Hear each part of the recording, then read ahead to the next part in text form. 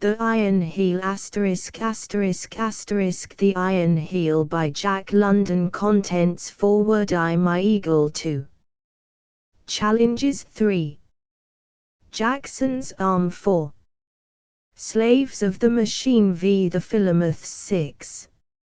Adumbrations 7. The Bishop's Vision 8. The Machine Breakers 9. The Mathematics of a Dream X. The Vortex 11. The Great Adventure 12. The Bishop 13. The General Strike 14. The Beginning of the End 15. Last Days 16. The End 17. The Scarlet Livery 18. In the Shadow of Sonoma 19. Transformation XX. A Lost Oligarch XXI. The Roaring Abysmal Beast XXII. The Chicago Commune 23. The People of the Abyss XIV. Nightmare XXV. The Terrorists. At first, this earth, a stage so gloomed with woe you almost sicken at the shifting of the scenes. And yet be patient.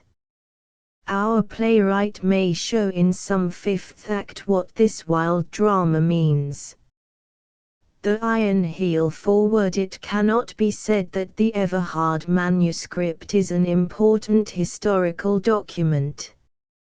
To the historian it bristles with errors, not errors of fact, but errors of interpretation.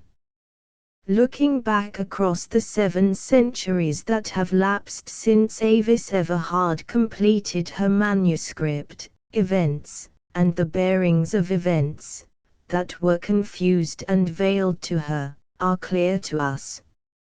She lacked perspective. She was too close to the events she writes about. Nay, she was merged in the events she has described. Nevertheless, as a personal document, the Everhard manuscript is of inestimable value. But here again enter error of perspective, and vitiation due to the bias of love. Yet we smile, indeed, and forgive Avis Everhard for the heroic lines upon which she modelled her husband. We know today that he was not so colossal, and that he loomed among the events of his times less largely than the manuscript would lead us to believe. We know that Ernest Everhard was an exceptionally strong man, but not so exceptional as his wife thought him to be. He was, after all, but one of a large number of heroes who, throughout the world, devoted their lives to the revolution, though it must be conceded that he did unusual work, especially in his elaboration and interpretation of working-class philosophy. Proletarian science and proletarian philosophy were his phrases for it, and therein he shows the provincialism of his mind, a defect, however, that was due to the times and that none in that day could escape. But to return to the manuscript. Especially valuable is it in communicating to us the feel of those terrible times.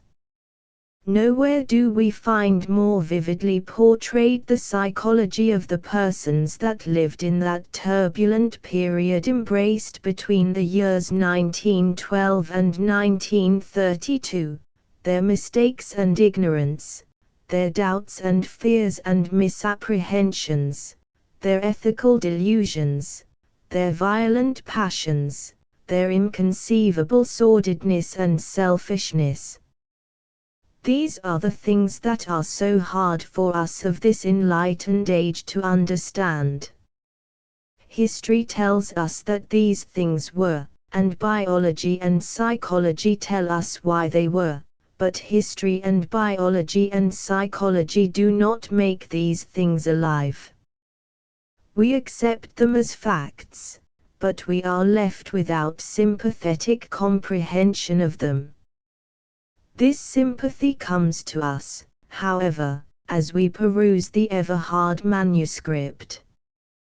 We enter into the minds of the actors in that long-ago world drama, and for the time being their mental processes are our mental processes. Not alone do we understand Avis Everhard's love for her hero husband, but we feel, as he felt, in those first days, the vague and terrible loom of the oligarchy. The Iron Heel, well named, we feel descending upon and crushing mankind. And in passing we note that historic phrase, the Iron Heel, originated in Ernest Everhard's mind. This, we may say, is the one moot question that this newfound document clears up. Previous to this, the earliest known use of the phrase occurred in the pamphlet, Ye Slaves, written by George Milford and published in December 1912.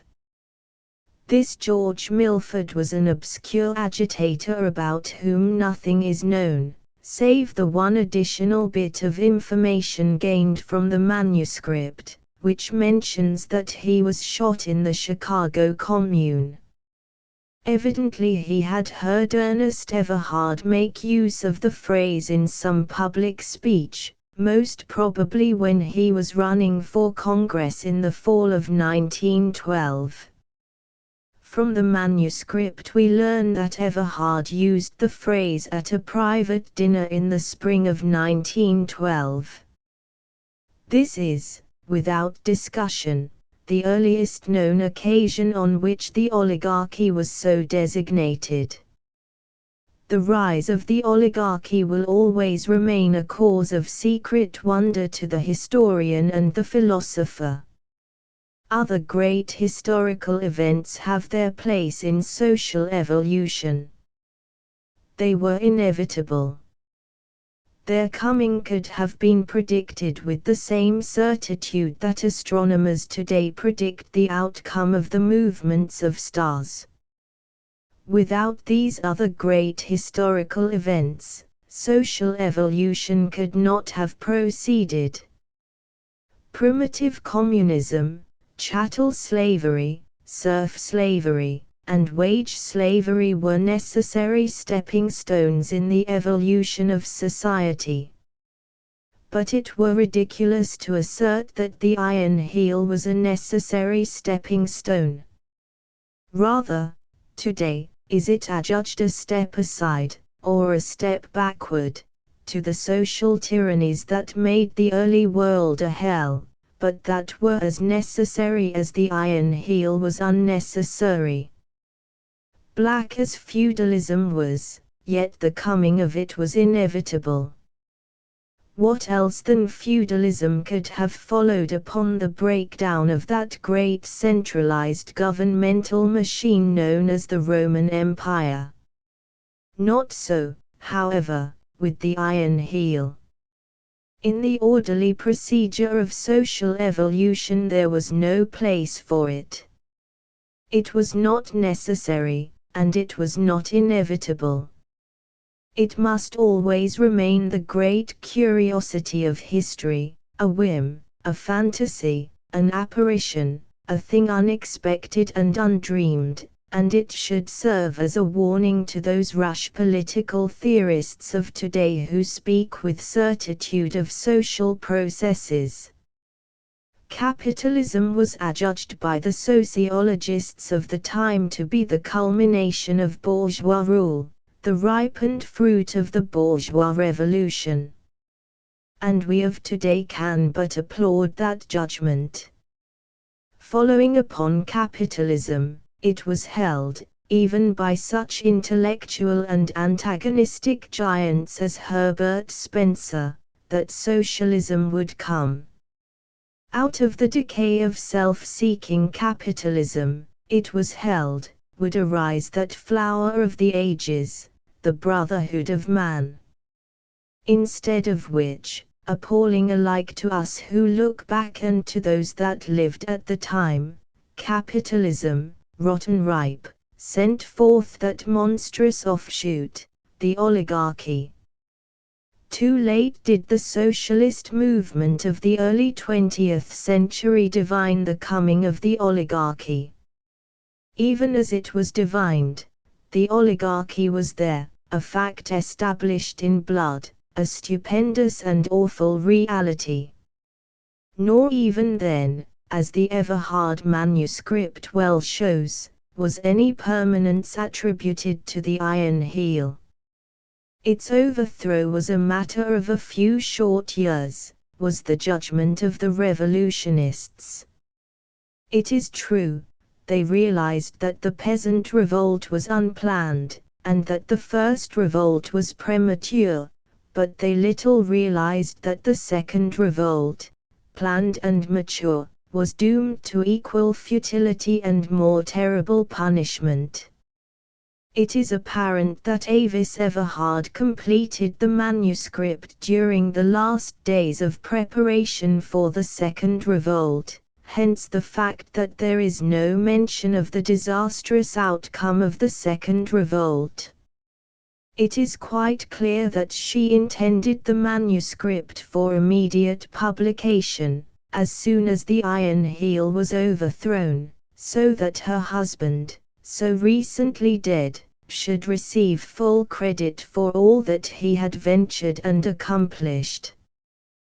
Then came the frightful crushing of the second revolt, and it is probable that in the moment of danger, ere she fled or was captured by the mercenaries, she hid the manuscript in the hollow oak at Wake Robin Lodge. Of Avis Everhard there is no further record. Undoubtedly she was executed by the mercenaries, and, as is well known, no record of such executions was kept by the Iron Heel. But little did she realize, even then, as she hid the manuscript and prepared to flee, how terrible had been the breakdown of the second revolt. Little did she realize that the tortuous and distorted evolution of the next 3 centuries would compel a third revolt and a fourth revolt, and many revolts, all drowned in seas of blood, ere the world movement of labor should come into its own. And little did she dream that for 7 long centuries the tribute of her love to Ernest Everhard would repose undisturbed in the heart of the ancient oak of Wake Robin Lodge. Anthony Meredith Ardis, the 27th of November, 419 BOM. The Iron Heel Chapter I My eagle. The soft summer wind stirs the redwoods, and wild water ripples sweet cadences over its mossy stones. There are butterflies in the sunshine, and from everywhere arises the drowsy hum of bees. It is so quiet and peaceful, and I sit here, and ponder, and am restless. It is the quiet that makes me restless. It seems unreal. All the world is quiet, but it is the quiet before the storm. I strain my ears, and all my senses, for some betrayal of that impending storm. Oh, that it may not be premature! That it may not be premature. 1.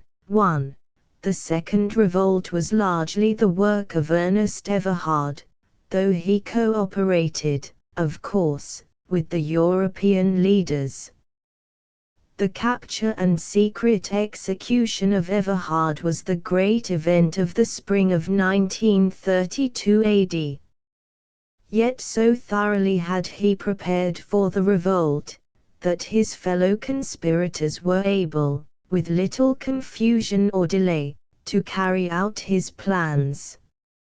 It was after Everhard's execution that his wife went to Wake Robin Lodge, a small bungalow in the Sonoma Hills of California. Small wonder that I am restless. I think, and I cannot cease from thinking. I have been in the thick of life so long that I am oppressed by the peace and quiet, and I cannot forbear from dwelling upon that mad maelstrom of death and destruction so soon to burst forth. In my ears are the cries of the stricken, and I can see, as I have seen in the past, too, all the marring and mangling of the sweet, beautiful flesh, and the souls torn with violence from proud bodies and hurled to God.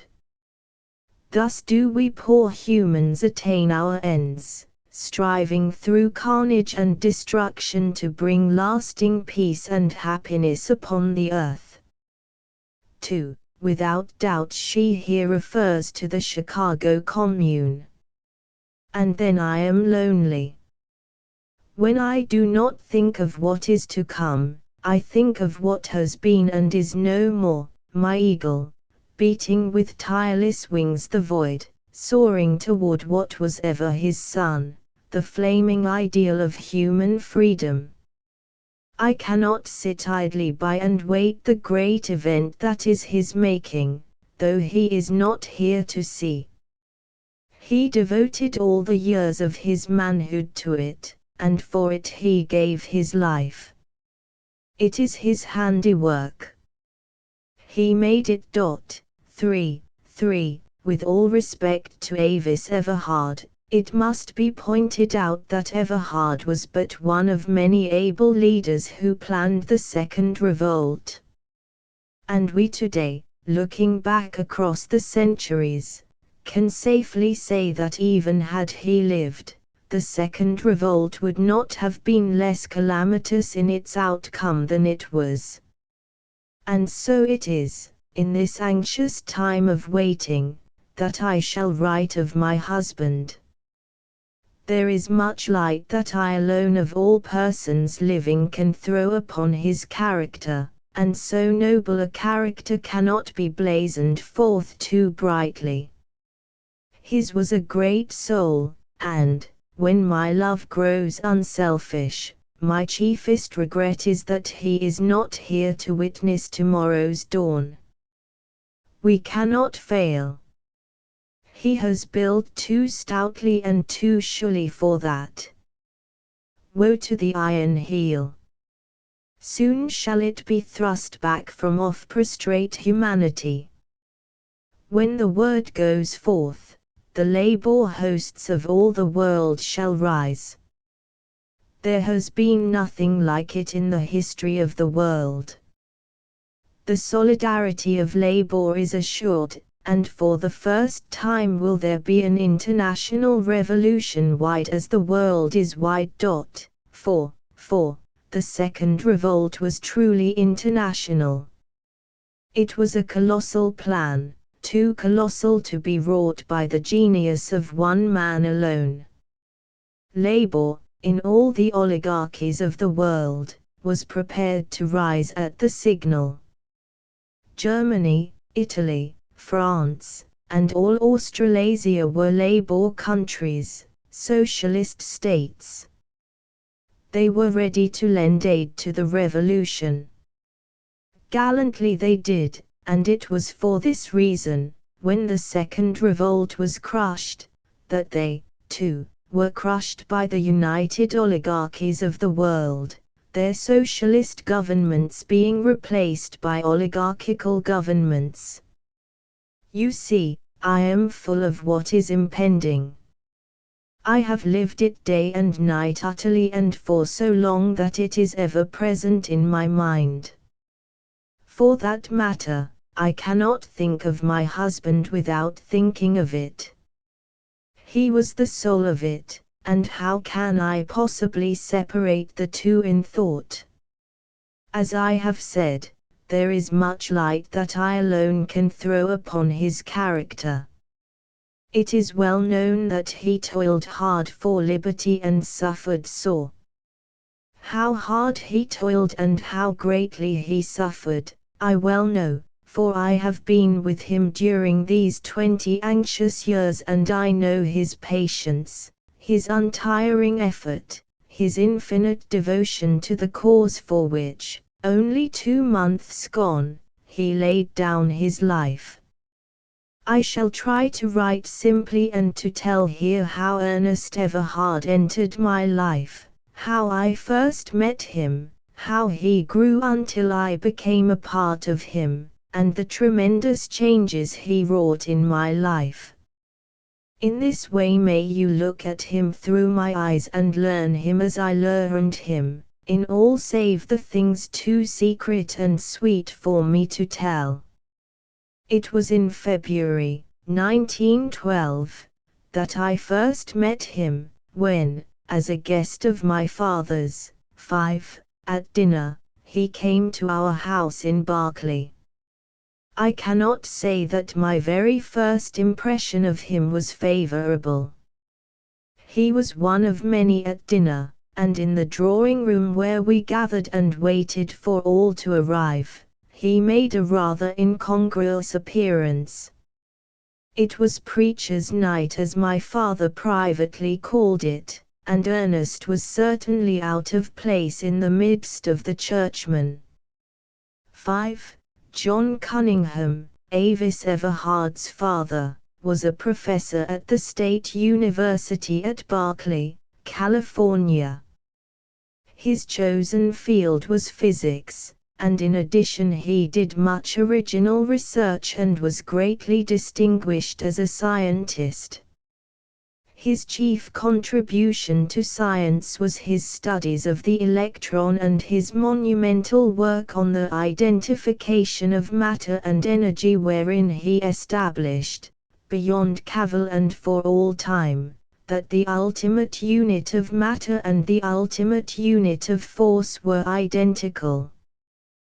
This idea had been earlier advanced, but not demonstrated, by Sir Oliver Lodge and other students in the new field of radioactivity.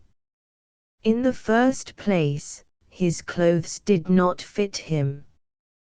He wore a ready-made suit of dark cloth that was ill-adjusted to his body. In fact, no ready-made suit of clothes ever could fit his body. And on this night, as always, the cloth bulged with his muscles, while the coat between the shoulders, what of the heavy shoulder development, was a maze of wrinkles. His neck was the neck of a prize fighter, thick and strong. So this was the social philosopher and ex-horseshoer my father had discovered, was my thought. And he certainly looked it with those bulging muscles and that bull throat. Immediately I classified him, a sort of prodigy, I thought, a blind Tom, of the working class. In that day it was the custom of men to compete for purses of money. They fought with their hands. When one was beaten into insensibility or killed, the survivor took the money. This obscure reference applies to a blind Negro musician who took the world by storm in the latter half of the 19th century of the Christian era. And then, when he shook hands with me, his handshake was firm and strong. But he looked at me boldly with his black eyes, too boldly, I thought. You see, I was a creature of environment, and at that time had strong class instincts. Such boldness on the part of a man of my own class would have been almost unforgivable. I know that I could not avoid dropping my eyes, and I was quite relieved when I passed him on and turned to greet Bishop Morehouse, a favorite of mine, a sweet and serious man of middle age, Christ-like in appearance and goodness, and a scholar as well. But this boldness that I took to be presumption was a vital clue to the nature of Ernest Everhard. He was simple, direct, afraid of nothing, and he refused to waste time on conventional mannerisms. "You pleased me," he explained long afterward, "and why should I not fill my eyes with that which pleases me?" I have said that he was afraid of nothing. He was a natural aristocrat, and this in spite of the fact that he was in the camp of the non-aristocrats. He was a superman, a blonde beast such as Nietzsche, 8, has described, and in addition he was aflame with democracy. 8. Friedrich Nietzsche, the mad philosopher of the 19th century of the Christian era, who caught wild glimpses of truth, but who, before he was done, reasoned himself around the great circle of human thought and off into madness. In the interest of meeting the other guests, and what of my unfavorable impression, I forgot all about the working-class philosopher, though once or twice at table I noticed him, especially the twinkle in his eye as he listened to the talk first of one minister and then of another. He has humor, I thought, and I almost forgave him his clothes. But the time went by, and the dinner went by, and he never opened his mouth to speak, while the ministers talked interminably about the working class and its relation to the church, and what the church had done and was doing for it. I noticed that my father was annoyed because Ernest did not talk. Once father took advantage of a lull and asked him to say something, but Ernest shrugged his shoulders and with an "I have nothing to say" went on eating salted almonds. But father was not to be denied. After a while he said, "We have with us a member of the working class. I am sure that he can present things from a new point of view that will be interesting and refreshing. I refer to Mr. Everhard." The others betrayed a well-mannered interest, and urged Ernest for a statement of his views. Their attitude toward him was so broadly tolerant and kindly that it was really patronizing.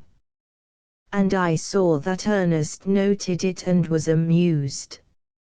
He looked slowly about him, and I saw the glint of laughter in his eyes. "I am not versed in the courtesies of ecclesiastical controversy," he began, and then hesitated with modesty and indecision. "Go on," they urged, and Dr. Hammerfield said, "We do not mind the truth that is in any man. If it is sincere," he amended. "Then you separate sincerity from truth." Ernest laughed quickly. Dr. Hammerfield gasped, and managed to answer, "The best of us may be mistaken, young man, the best of us." Ernest's manner changed on the instant. He became another man. "All right, then," he answered, "and let me begin by saying that you are all mistaken. You know nothing, and worse than nothing, about the working class.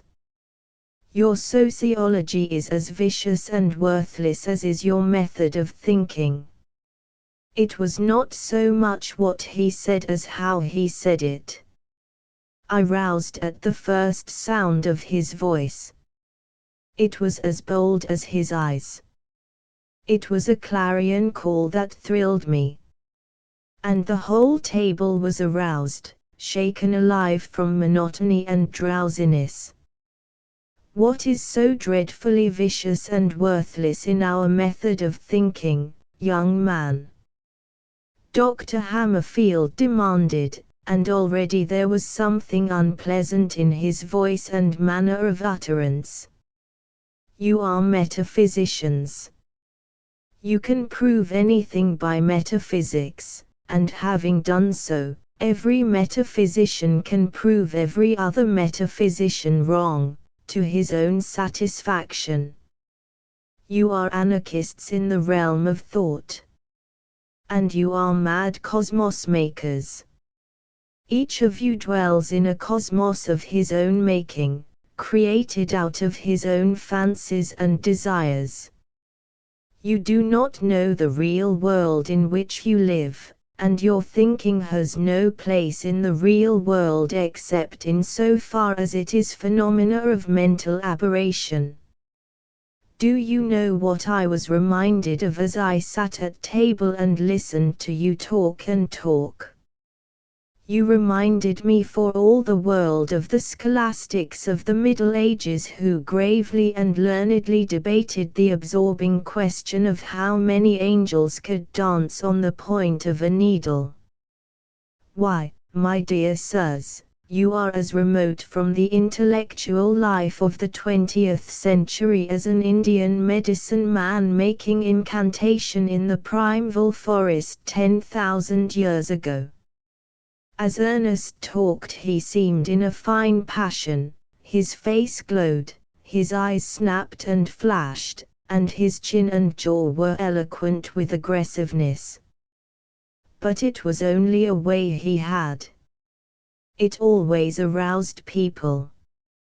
His smashing, sledgehammer manner of attack invariably made them forget themselves. And they were forgetting themselves now. Bishop Morehouse was leaning forward and listening intently. Exasperation and anger were flushing the face of Dr. Hammerfield.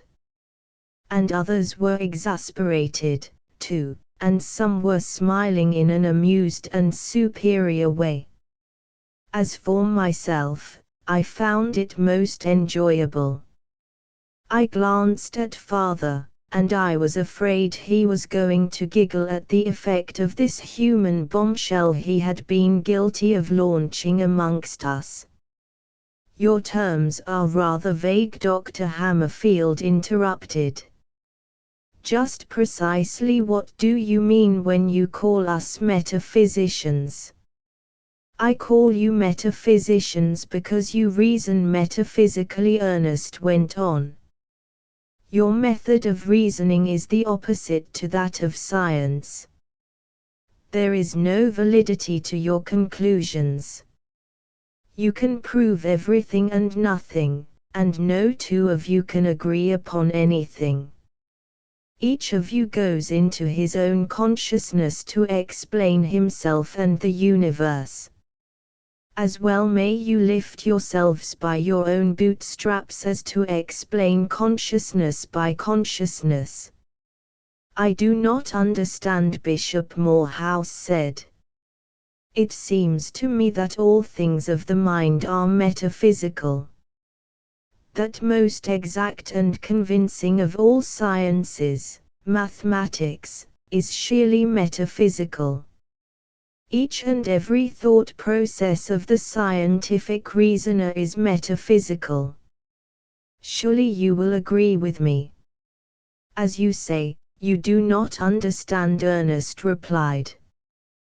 The metaphysician reasons deductively out of his own subjectivity. The scientist reasons inductively from the facts of experience. The metaphysician reasons from theory to facts, the scientist reasons from facts to theory. The metaphysician explains the universe by himself, the scientist explains himself by the universe. Thank God we are not scientists, Dr. Hammerfield murmured complacently. What are you then?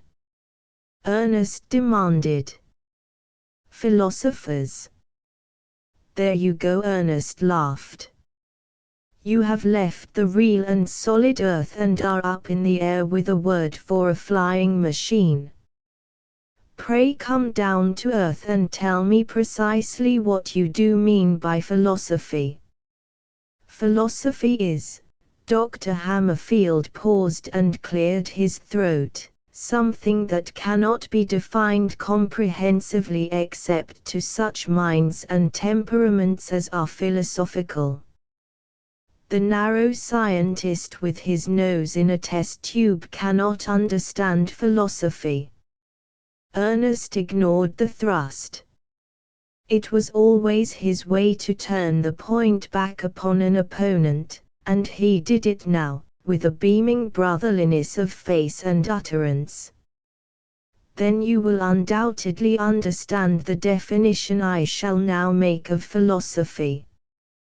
But before I make it, I shall challenge you to point out error in it or to remain a silent metaphysician.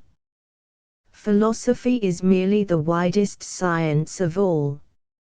Its reasoning method is the same as that of any particular science and of all particular sciences.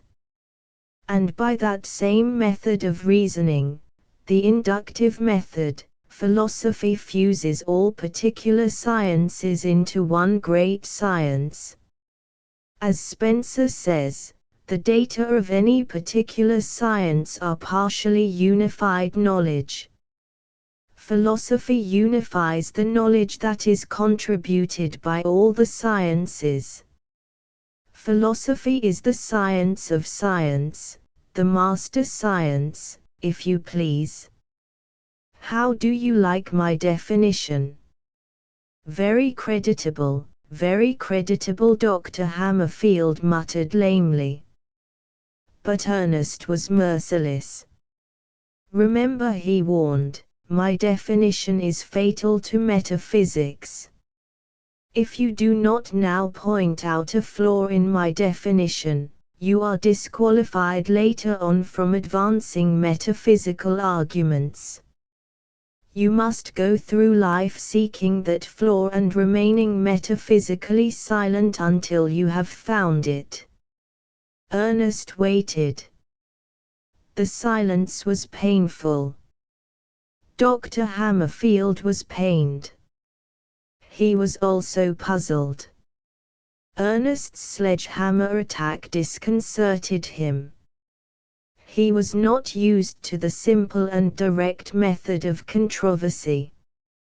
He looked appealingly around the table, but no one answered for him. I caught father grinning into his napkin. There is another way of disqualifying the metaphysicians, Ernest said, when he had rendered Dr. Hammerfield's discomfiture complete. Judge them by their works. What have they done for mankind beyond the spinning of airy fancies and the mistaking of their own shadows for gods? They have added to the gaiety of mankind, I grant, but what tangible good have they wrought for mankind?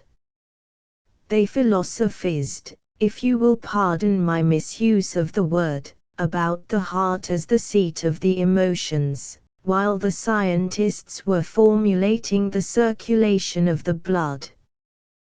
They declaimed about famine and pestilence as being scourges of God, while the scientists were building granaries and draining cities. They builded gods in their own shapes and out of their own desires, while the scientists were building roads and bridges. They were describing the earth as the center of the universe, while the scientists were discovering America and probing space for the stars and the laws of the stars. In short, the metaphysicians have done nothing, absolutely nothing, for mankind. Step by step, before the advance of science, they have been driven back. As fast as the ascertained facts of science have overthrown their subjective explanations of things, they have made new subjective explanations of things, including explanations of the latest ascertained facts. And this, I doubt not, they will go on doing to the end of time. Gentlemen, a metaphysician is a medicine man.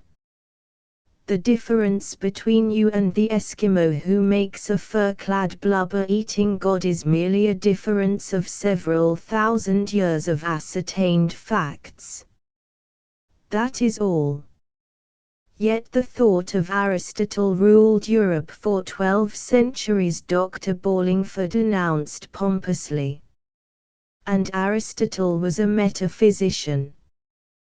Dr. Ballingford glanced around the table and was rewarded by nods and smiles of approval. Your illustration is most unfortunate, Ernest replied. You refer to a very dark period in human history. In fact, we call that period the Dark Ages. A period wherein science was raped by the metaphysicians, wherein physics became a search for the philosopher's stone, wherein chemistry became alchemy, and astronomy became astrology. Sorry, the domination of Aristotle's thought. Dr. Ballingford looked pained, then he brightened up and said, Granted this horrible picture you have drawn, yet you must confess that metaphysics was inherently potent in so far as it drew humanity out of this dark period and on into the illumination of the succeeding centuries.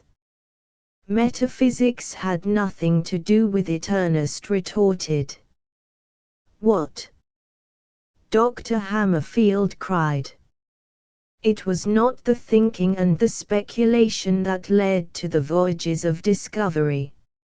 Ah, my dear Sir, Ernest smiled, I thought you were disqualified. You have not yet picked out the flaw in my definition of philosophy. You are now on an unsubstantial basis. But it is the way of the metaphysicians, and I forgive you. No, I repeat, metaphysics had nothing to do with it.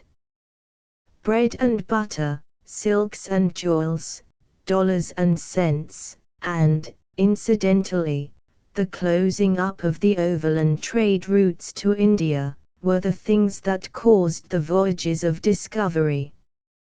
With the fall of Constantinople, in 1453, the Turks blocked the way of the caravans to India.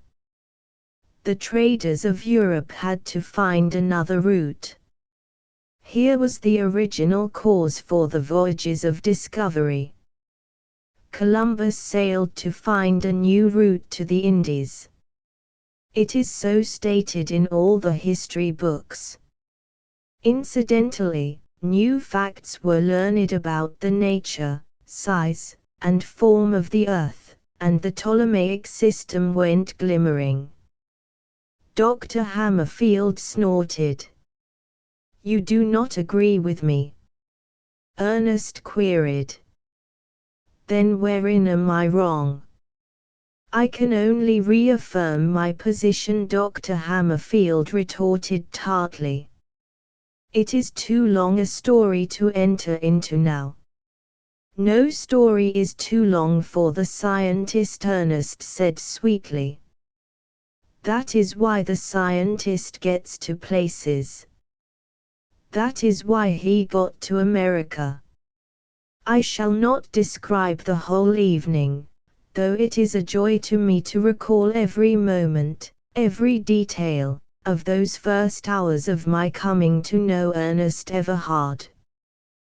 Battle royal raged, and the ministers grew red-faced and excited, especially at the moments when Ernest called them romantic philosophers, shadow projectors, and similar things. And always he checked them back to facts. The fact, man, the irrefragable fact, he would proclaim triumphantly, when he had brought one of them a cropper. He bristled with facts. He tripped them up with facts, ambuscaded them with facts, bombarded them with broadsides of facts. You seem to worship at the shrine of fact, Dr. Hammerfield taunted him. There is no God but fact, and Mr. Everhard is its prophet, Dr. Ballingford paraphrased. Ernest smilingly acquiesced. I'm like the man from Texas, he said. And, on being solicited, he explained. You see, the man from Missouri always says, "You've got to show me." But the man from Texas says, "You've got to put it in my hand." From which it is apparent that he is no metaphysician. Another time, when Ernest had just said that the metaphysical philosophers could never stand the test of truth, Dr. Hammerfield suddenly demanded, "What is the test of truth, young man? Will you kindly explain what has so long puzzled wiser heads than yours?" Certainly, Ernest answered. His cocksureness irritated them. The wise heads have puzzled so sorely over truth because they went up into the air after it. Had they remained on the solid earth, they would have found it easily enough, they would have found that they themselves were precisely testing truth with every practical act and thought of their lives. The test, Dr. Hammerfield repeated impatiently. Never mind the preamble. Give us that which we have sought so long, the test of truth. Give it us, and we will be as gods. There was an impolite and sneering skepticism in his words and manner that secretly pleased most of them at the table, though it seemed to bother Bishop Morehouse. Dr. Jordan, 9, has stated it very clearly, Ernest said. His test of truth is, will it work? Will you trust your life to it? 9. A noted educator of the late 19th and early 20th centuries of the Christian era. He was president of the Stanford University, a private benefaction of the times. Pish! Dr. Hammerfield sneered. You have not taken Bishop Berkeley, 10, into account. He has never been answered. 10. An idealistic monist who long puzzled the philosophers of that time with his denial of the existence of matter, but whose clever argument was finally demolished when the new empiric facts of science were philosophically generalized. The noblest metaphysician of them all, Ernest laughed. But your example is unfortunate. As Berkeley himself attested, his metaphysics didn't work. Dr. Hammerfield was angry, righteously angry. It was as though he had caught Ernest in a theft or a lie. Young man, he trumpeted, that statement is on a par with all you have uttered tonight. It is a base and unwarranted assumption. I am quite crushed, Ernest murmured meekly. Only I don't know what hit me. You'll have to put it in my hand, Doctor. I will, Dr. Hammerfield spluttered. How do you know? You do not know that Bishop Berkeley attested that his metaphysics did not work. You have no proof. Young man, they have always worked. I take it as proof that Berkeley's metaphysics did not work, because, Ernest paused calmly for a moment. Because Berkeley made an invariable practice of going through doors instead of walls. Because he trusted his life to solid bread and butter and roast beef. Because he shaved himself with a razor that worked when it removed the hair from his face. But those are actual things. Dr. Hammerfield cried. Metaphysics is of the mind. And they work in the mind. Ernest queried softly. The other nodded. And even a multitude of angels can dance on the point of a needle, in the mind, Ernest went on reflectively. And a blubber-eating, fur-clad god can exist and work, in the mind, and there are no proofs to the contrary, in the mind. I suppose, Doctor, you live in the mind. My mind to me a kingdom is, was the answer. That's another way of saying that you live up in the air. But you come back to earth at mealtime, I am sure, or when an earthquake happens along. Or, tell me, Doctor, do you have no apprehension in an earthquake that that incorporeal body of yours will be hit by an immaterial brick? Instantly, and quite unconsciously, Dr. Hammerfield's hand shot up to his head, where a scar disappeared under the hair. It happened that Ernest had blundered on an apposite illustration. Dr. Hammerfield had been nearly killed in the great earthquake, 11, by a falling chimney. Everybody broke out into roars of laughter. 11. The great earthquake of 1906 AD that destroyed San Francisco. Well? Ernest asked, when the merriment had subsided. Proofs to the contrary. And in the silence he asked again, well? Then he added, still well, but not so well, that argument of yours. But Dr. Hammerfield was temporarily crushed, and the battle raged on in new directions. On point after point, Ernest challenged the ministers. When they affirmed that they knew the working class, he told them fundamental truths about the working class that they did not know, and challenged them for disproofs.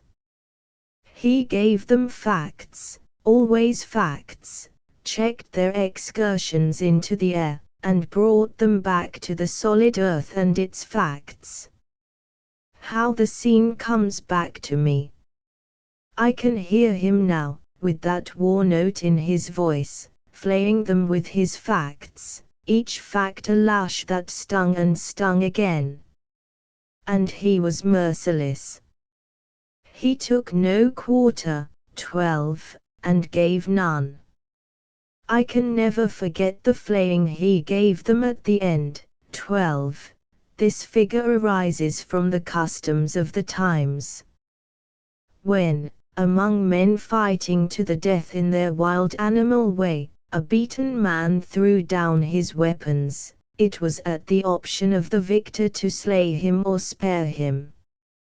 You have repeatedly confessed tonight, by direct avowal or ignorant statement, that you do not know the working class. But you are not to be blamed for this. How can you know anything about the working class? You do not live in the same locality with the working class. You herd with the capitalist class in another locality. And why not? It is the capitalist class that pays you, that feeds you, that puts the very clothes on your backs that you are wearing tonight. And in return you preach to your employers the brands of metaphysics that are especially acceptable to them, and the especially acceptable brands are acceptable because they do not menace the established order of society. Here there was a stir of dissent around the table. Oh, I am not challenging your sincerity, Ernest continued. You are sincere. You preach what you believe. There lies your strength and your value, to the capitalist class. But should you change your belief to something that menaces the established order, your preaching would be unacceptable to your employers, and you would be discharged. Every little while someone or another of you is so discharged. 13. Am I not right? 13. During this period there were many ministers cast out of the church for preaching unacceptable doctrine. Especially were they cast out when their preaching became tainted with socialism. This time there was no dissent. They sat dumbly acquiescent, with the exception of Dr. Hammerfield, who said, "It is when their thinking is wrong that they are asked to resign." Which is another way of saying when their thinking is unacceptable. Ernest answered, and then went on. "So I say to you, go ahead and preach and earn your pay, but for goodness sake leave the working class alone. You belong in the enemy's camp. You have nothing in common with the working class. Your hands are soft with the work others have performed for you. Your stomachs are round with the plenitude of eating." Here Dr. Ballingford winced, and every eye glanced at his prodigious girth. It was said he had not seen his own feet in years. "And your minds are filled with doctrines that are buttresses of the established order. You are as much mercenaries, sincere mercenaries, I grant, as were the men of the Swiss Guard. 14. Be true to your salt and your hire, guard, with your preaching, the interests of your employers, but do not come down to the working class and serve as false leaders. You cannot honestly be in the two camps at once. The working class has done without you. Believe me, the working class will continue to do without you. And, furthermore, the working class can do better without you than with you." 14. The hired foreign palace guards of Louis XVI, a king of France that was beheaded by his people. Chapter 2. Challenges. After the guests had gone, father threw himself into a chair and gave vent to roars of gargantuan laughter. Not since the death of my mother had I known him to laugh so heartily. I'll wager Dr. Hammerfield was never up against anything like it in his life. He laughed. The courtesies of ecclesiastical controversy. Did you notice how he began like a lamb, Everhard, I mean, and how quickly he became a roaring lion? He has a splendidly disciplined mind.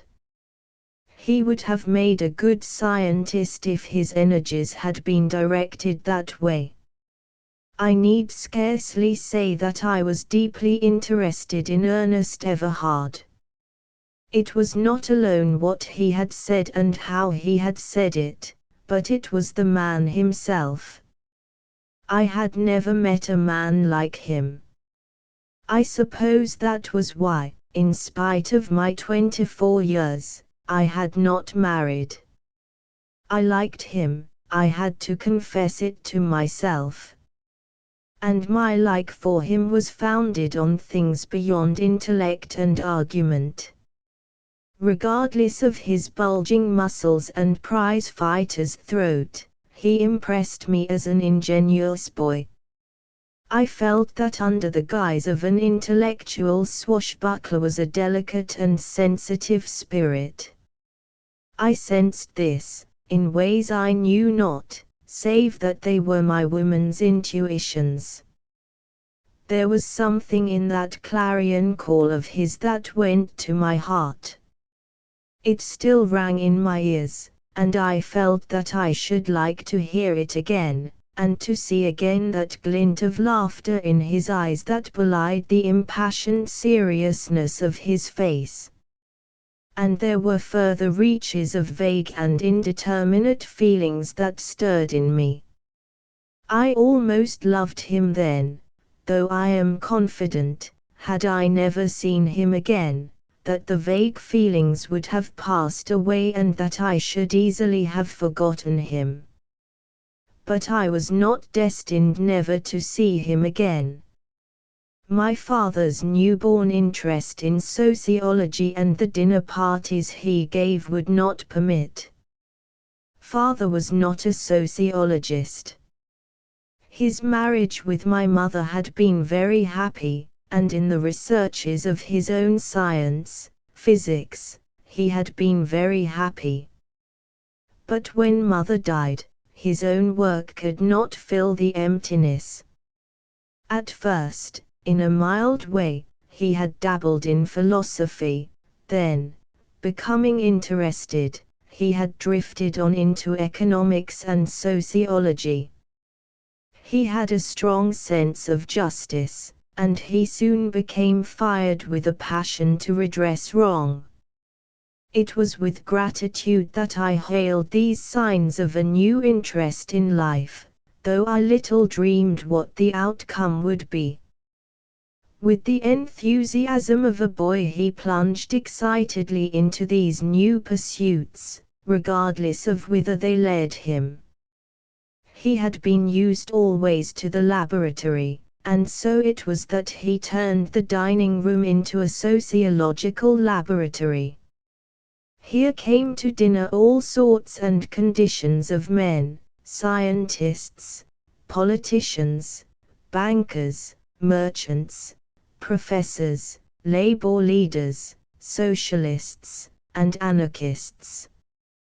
He stirred them to discussion, and analyzed their thoughts of life and society. He had met Ernest shortly prior to the preacher's night.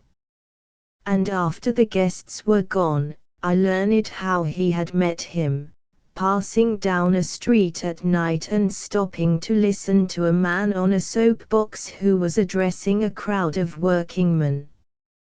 The man on the box was Ernest. Not that he was a mere soapbox orator. He stood high in the councils of the Socialist Party, was one of the leaders, and was the acknowledged leader in the philosophy of socialism.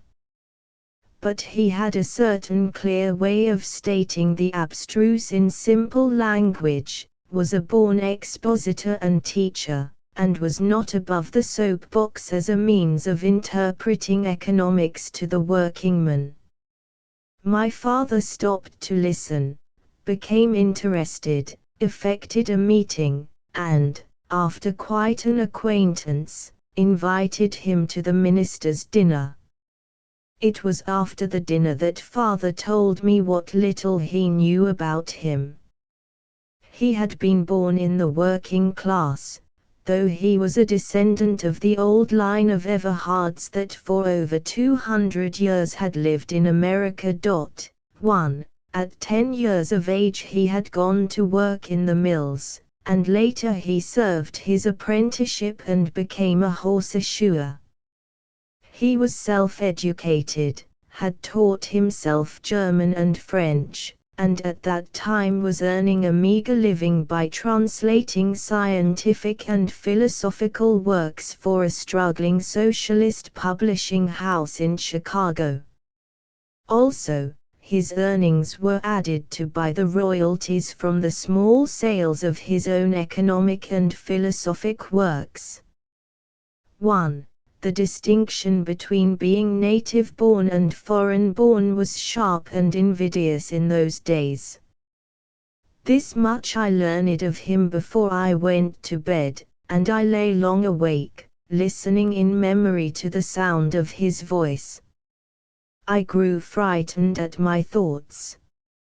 He was so unlike the men of my own class, so alien and so strong. His masterfulness delighted me and terrified me, for my fancies wantonly roved until I found myself considering him as a lover, as a husband. I had always heard that the strength of men was an irresistible attraction to women, but he was too strong. No, no, I cried out. It is impossible, absurd. And on the morrow I awoke to find in myself a longing to see him again. I wanted to see him mastering men in discussion, the war note in his voice, to see him, in all his certitude and strength, shattering their complacency, shaking them out of their ruts of thinking. What if he did swashbuckle? To use his own phrase, it worked, it produced effects. And, besides, his swashbuckling was a fine thing to see. It stirred one like the onset of battle. Several days passed during which I read Ernest's books, borrowed from my father. His written word was as his spoken word, clear and convincing. It was its absolute simplicity that convinced even while one continued to doubt. He had the gift of lucidity. He was the perfect expositor. Yet, in spite of his style, there was much that I did not like. He laid too great stress on what he called the class struggle, the antagonism between labor and capital, the conflict of interest. Father reported with glee Dr. Hammerfield's judgment of Ernest, which was to the effect that he was an insolent young puppy, made bumptious by a little and very inadequate learning. Also, Dr. Hammerfield declined to meet Ernest again. But Bishop Morehouse turned out to have become interested in Ernest, and was anxious for another meeting. A strong young man, he said, and very much alive, very much alive. But he is too sure, too sure. Ernest came one afternoon with father. The bishop had already arrived, and we were having tea on the veranda. Ernest's continued presence in Berkeley, by the way, was accounted for by the fact that he was taking special courses in biology at the university, and also that he was hard at work on a new book entitled Philosophy and Revolution. 2. This book continued to be secretly printed throughout the 3 centuries of the Iron Heel. There are several copies of various editions in the National Library of Ardis. The veranda seemed suddenly to have become small when Ernest arrived. Not that he was so very large, he stood only 5 feet 9 inches, but that he seemed to radiate an atmosphere of largeness. As he stopped to meet me, he betrayed a certain slight awkwardness that was strangely at variance with his bold-looking eyes and his firm, sure hand that clasped for a moment in greeting. And in that moment his eyes were just as steady and sure. There seemed a question in them this time, and as before he looked at me over long. "I have been reading your working-class philosophy," I said, and his eyes lighted in a pleased way. "Of course," he answered, "you took into consideration the audience to which it was addressed."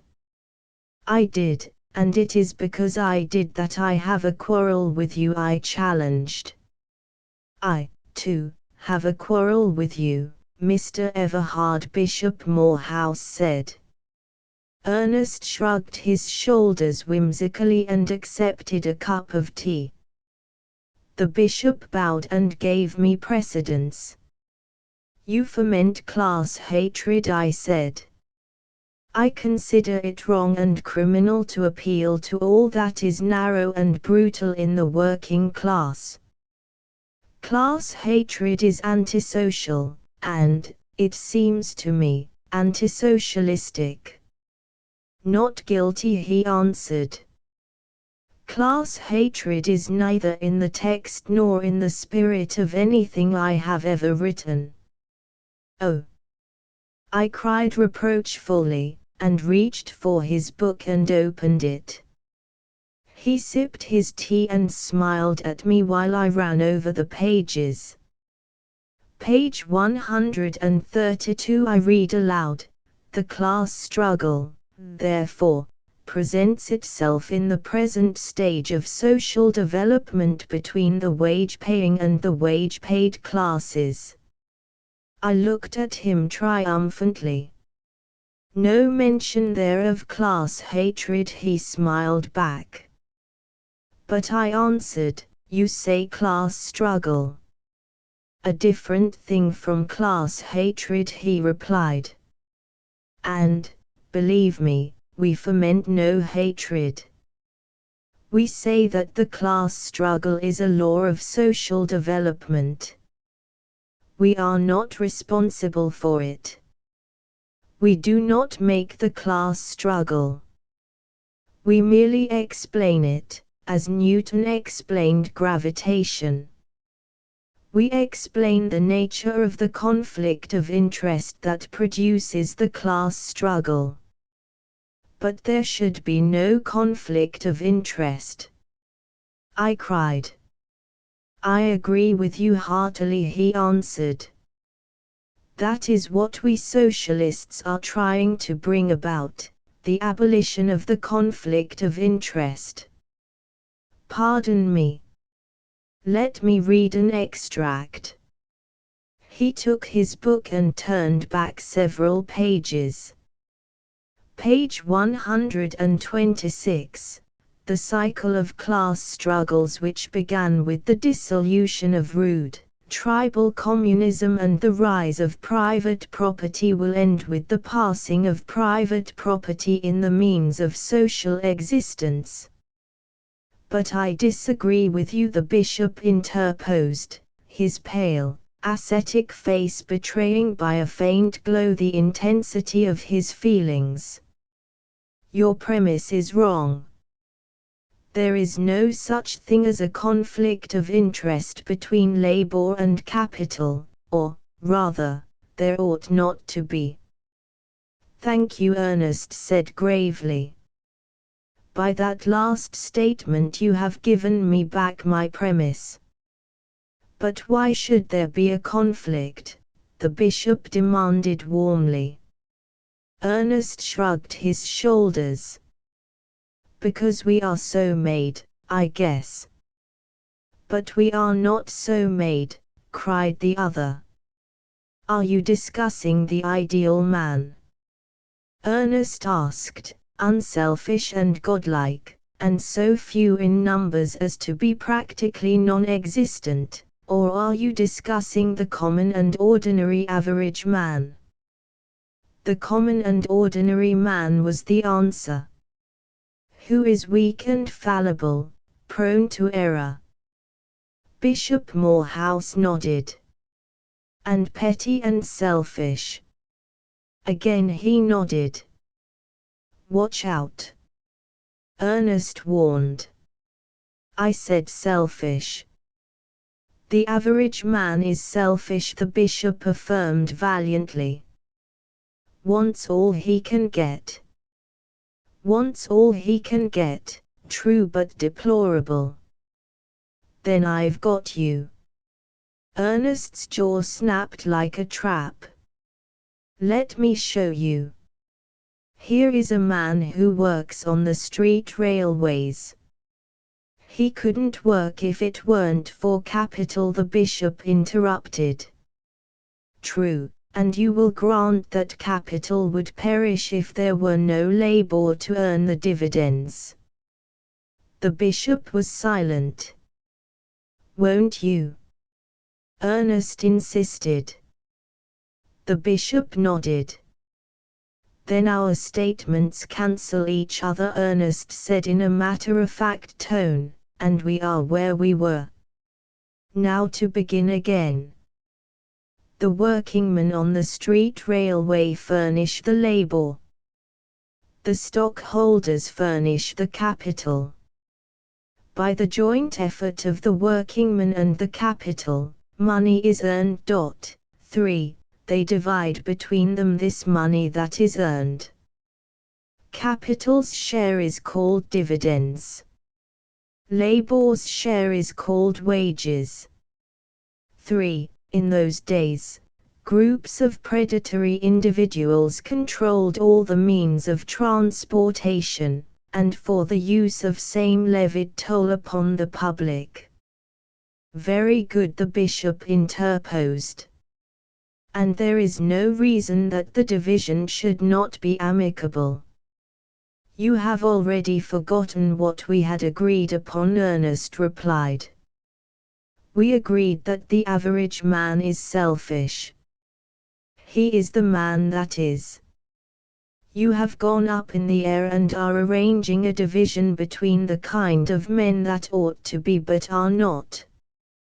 But to return to the earth, the workingman, being selfish, wants all he can get in the division. The capitalist, being selfish, wants all he can get in the division. When there is only so much of the same thing, and when two men want all they can get of the same thing, there is a conflict of interest between labor and capital. And it is an irreconcilable conflict. As long as workingmen and capitalists exist, they will continue to quarrel over the division. If you were in San Francisco this afternoon, you'd have to walk.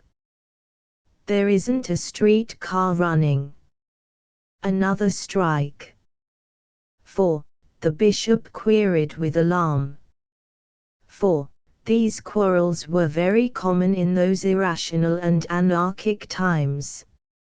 Sometimes the laborers refused to work. Sometimes the capitalists refused to let the laborers work. In the violence and turbulence of such disagreements, much property was destroyed and many lives lost. All this is inconceivable to us, as inconceivable as another custom of that time, namely, the habit the men of the lower classes had of breaking the furniture when they quarreled with their wives.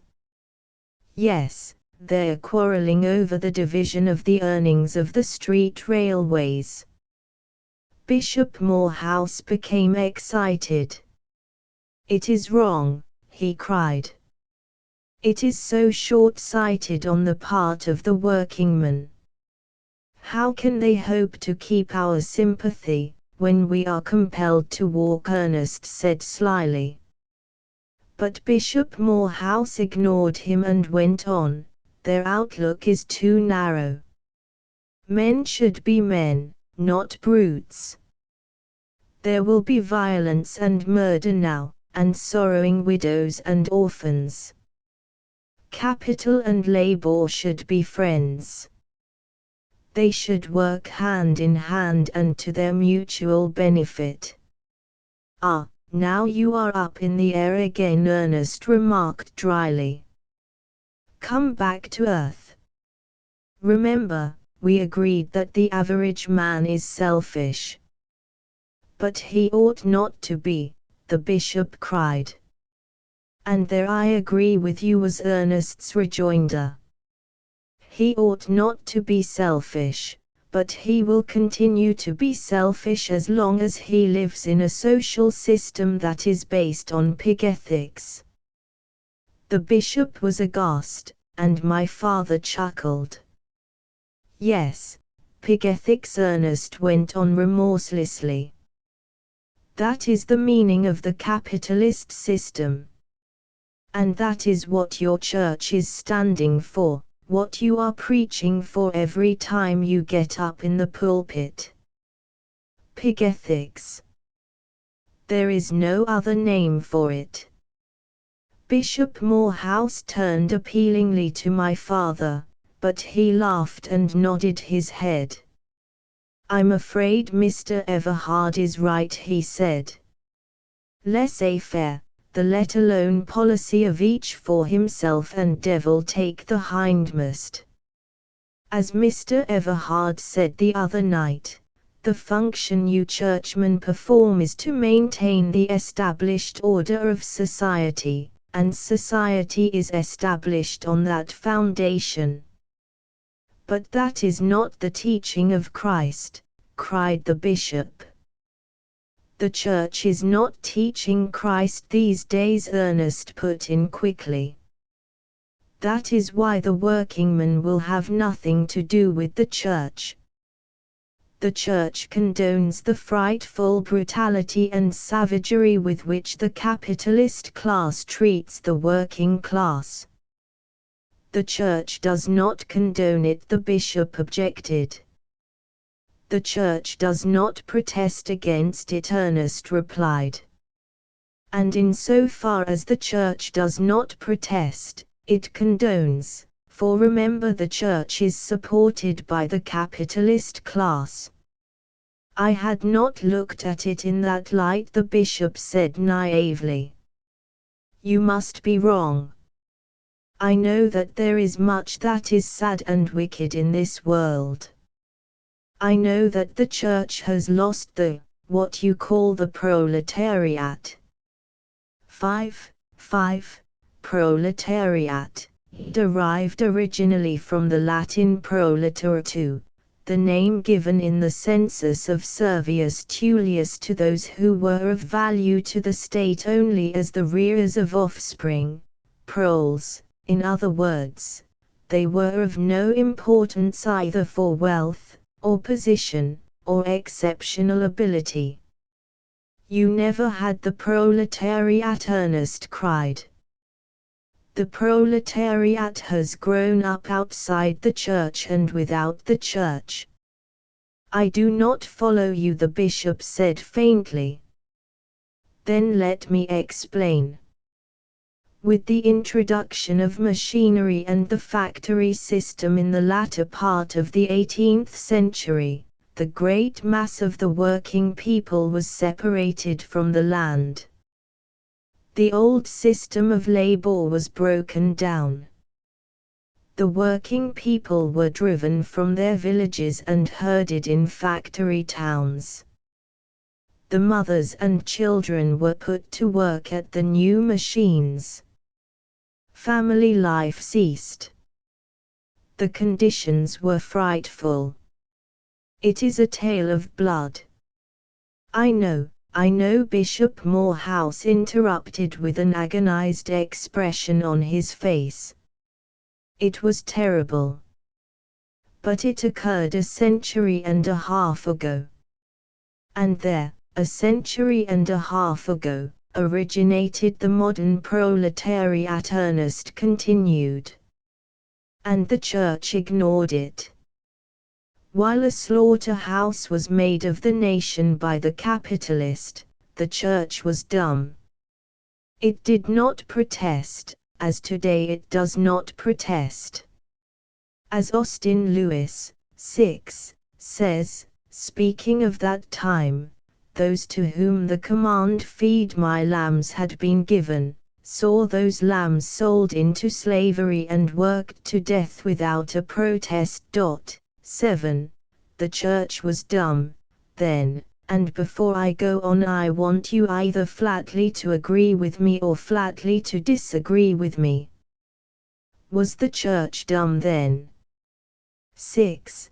Candidate for governor of California on the socialist ticket in the fall election of 1906, Christian era. An Englishman by birth, a writer of many books on political economy and philosophy, and one of the socialist leaders of the times. 7. There is no more horrible page in history than the treatment of the child and women slaves in the English factories in the latter half of the 18th century of the Christian era.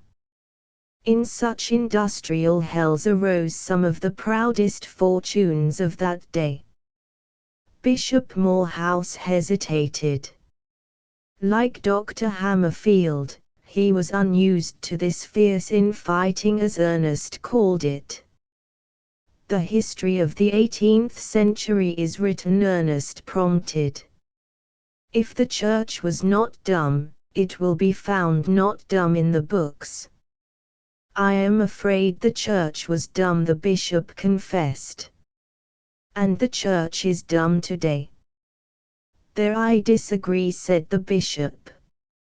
Ernest paused, looked at him searchingly, and accepted the challenge. All right, he said. Let us see. In Chicago there are women who toil all the week for 90 cents. Has the church protested? This is news to me, was the answer. 90 cents per week. It is horrible. Has the church protested?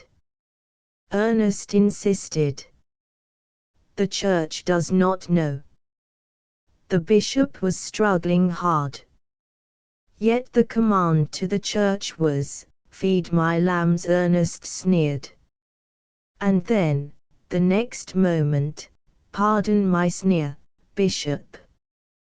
But can you wonder that we lose patience with you? When have you protested to your capitalistic congregations at the working of children in the southern cotton mills, 8 children, 6 and 7 years of age, working every night at 12-hour shifts? They never see the blessed sunshine. They die like flies. The dividends are paid out of their blood. And out of the dividends magnificent churches are builded in New England, wherein your kind preaches pleasant platitudes to the sleek, full-bellied recipients of those dividends. 8. Everhard might have drawn a better illustration from the Southern Church's outspoken defense of chattel slavery prior to what is known as the War of the Rebellion. Several such illustrations, culled from the documents of the times, are here appended. In 1835 AD, the General Assembly of the Presbyterian Church resolved that slavery is recognized in both the Old and the New Testaments, and is not condemned by the authority of God. The Charleston Baptist Association issued the following, in an address, in 1835 AD, "The right of masters to dispose of the time of their slaves has been distinctly recognized by the Creator of all things, who is surely at liberty to vest the right of property over any object whomsoever he pleases." The Reverend E. D. Simon, Doctor of Divinity and Professor in the Randolph-Macon Methodist College of Virginia, wrote, "Extracts from Holy Writ unequivocally assert the right of property in slaves, together with the usual incidents to that right. The right to buy and sell is clearly stated.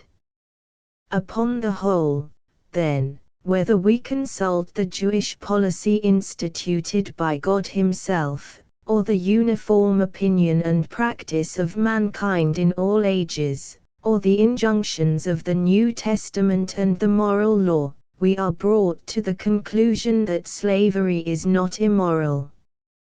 Having established the point that the first African slaves were legally brought into bondage, the right to detain their children in bondage follows as an indispensable consequence. Thus we see that the slavery that exists in America was founded in right. It is not at all remarkable that this same note should have been struck by the Church a generation or so later in relation to the defense of capitalistic property. In the Great Museum at Asgard there is a book entitled Essays in Application written by Henry Van Dyke. The book was published in 1905 of the Christian era. From what we can make out, Van Dyke must have been a churchman. The book is a good example of what Everhard would have called bourgeois thinking. Note the similarity between the utterance of the Charleston Baptist Association quoted above, and the following utterance of Van Dyck 70 years later. The Bible teaches that God owns the world. He distributes to every man according to his own good pleasure, conformably to general laws. I did not know, the bishop murmured faintly. His face was pale, and he seemed suffering from nausea. Then you have not protested. The bishop shook his head. Then the church is dumb today, as it was in the 18th century. The bishop was silent, and for once Ernest forbore to press the point. And do not forget, whenever a churchman does protest, that he is discharged. I hardly think that is fair, was the objection. Will you protest? Ernest demanded. Show me evils, such as you mention, in our own community, and I will protest. I'll show you, Ernest said quietly. I am at your disposal. I will take you on a journey through hell. And I shall protest. The bishop straightened himself in his chair, and over his gentle face spread the harshness of the warrior. The church shall not be dumb. You will be discharged, was the warning. I shall prove the contrary, was the retort. I shall prove, if what you say is so, that the church has erred through ignorance. And, furthermore, I hold that whatever is horrible in industrial society is due to the ignorance of the capitalist class. It will mend all that is wrong as soon as it receives the message. And this message it shall be the duty of the church to deliver. Ernest laughed. He laughed brutally, and I was driven to the bishop's defense. Remember, I said, you see but one side of the shield. There is much good in us, though you give us credit for no good at all. Bishop Morehouse is right. The industrial wrong, terrible as you say it is due to ignorance. The divisions of society have become too widely separated. The wild Indian is not so brutal and savage as the capitalist class, he answered, and in that moment I hated him. You do not know us, I answered. We are not brutal and savage. Prove it, he challenged. How can I prove it to you? I was growing angry. He shook his head. I do not ask you to prove it to me. I ask you to prove it to yourself. I know, I said. You know nothing, was his rude reply. There, children, father said soothingly. I don't care, I began indignantly, but Ernest interrupted. I understand you have money, or your father has, which is the same thing, money invested in the Sierra Mills. What has that to do with it? I cried. Nothing much, he began slowly, except that the gown you wear is stained with blood. The food you eat is a bloody stew. The blood of little children and of strong men is dripping from your very roof beams. I can close my eyes, now, and hear it drip, drop, drip, drop, all about me. And suiting the action to the words, he closed his eyes and leaned back in his chair. I burst into tears of mortification and hurt vanity.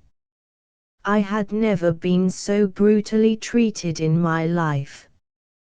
Both the bishop and my father were embarrassed and perturbed.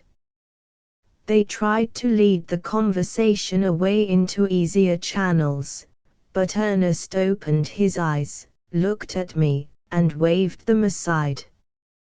His mouth was stern, and his eyes too, and in the latter there was no glint of laughter. What he was about to say, what terrible castigation he was going to give me, I never knew, for at that moment a man, passing along the sidewalk, stopped and glanced in at us. He was a large man, poorly dressed, and on his back was a great load of rattan and bamboo stands, chairs, and screens. He looked at the house as if debating whether or not he should come in and try to sell some of his wares. "That man's name is Jackson," Ernest said. "With that strong body of his he should be at work, and not peddling." "9, I answered curtly. 9. In that day there were many thousands of these poor merchants called peddlers. They carried their whole stock in trade from door to door. It was a most wasteful expenditure of energy. Distribution was as confused and irrational as the whole general system of society.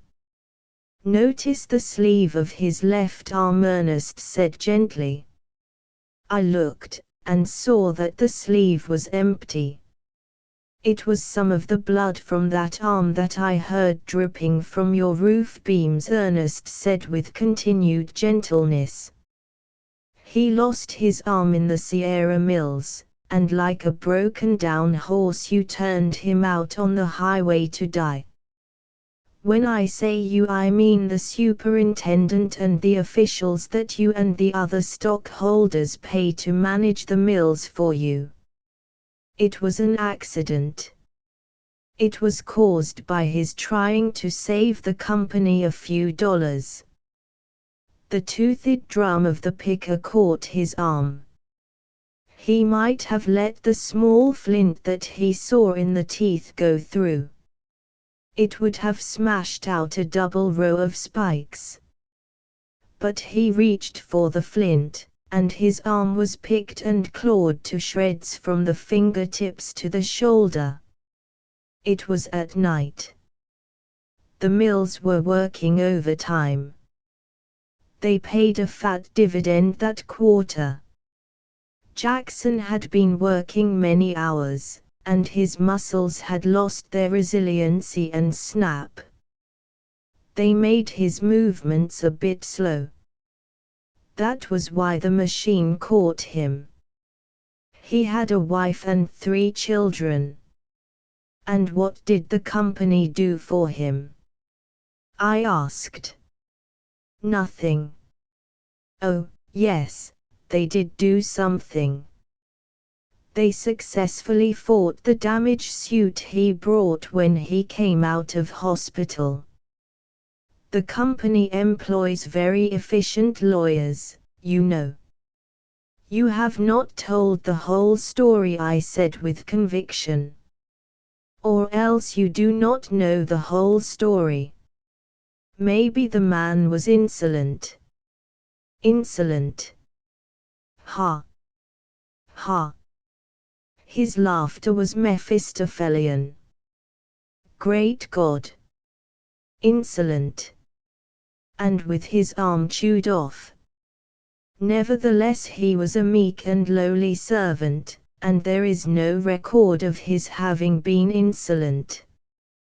But the courts, I urged. The case would not have been decided against him had there been no more to the affair than you have mentioned. Colonel Ingram is leading counsel for the company. He is a shrewd lawyer. Ernest looked at me intently for a moment, then went on. I'll tell you what you do, Miss Cunningham. You investigate Jackson's case. I had already determined to, I said coldly. All right, he beamed good-naturedly, and I'll tell you where to find him. But I tremble for you when I think of all you are to prove by Jackson's arm. And so it came about that both the bishop and I accepted Ernest's challenges. They went away together, leaving me smarting with a sense of injustice that had been done me and my class. The man was a beast. I hated him, then, and consoled myself with the thought that his behavior was what was to be expected from a man of the working class. Chapter 3. Jackson's arm. Little did I dream the fateful part Jackson's arm was to play in my life. Jackson himself did not impress me when I hunted him out. I found him in a crazy, ramshackle, house down near the bay on the edge of the marsh. Pools of stagnant water stood around the house, their surfaces covered with a green and putrid-looking scum, while the stench that arose from them was intolerable. An adjective descriptive of ruined and dilapidated houses in which great numbers of the working people found shelter in those days. They invariably paid rent, and, considering the value of such houses, enormous rent, to the landlords. I found Jackson the meek and lowly man he had been described. He was making some sort of rattan work, and he toiled on stolidly while I talked with him.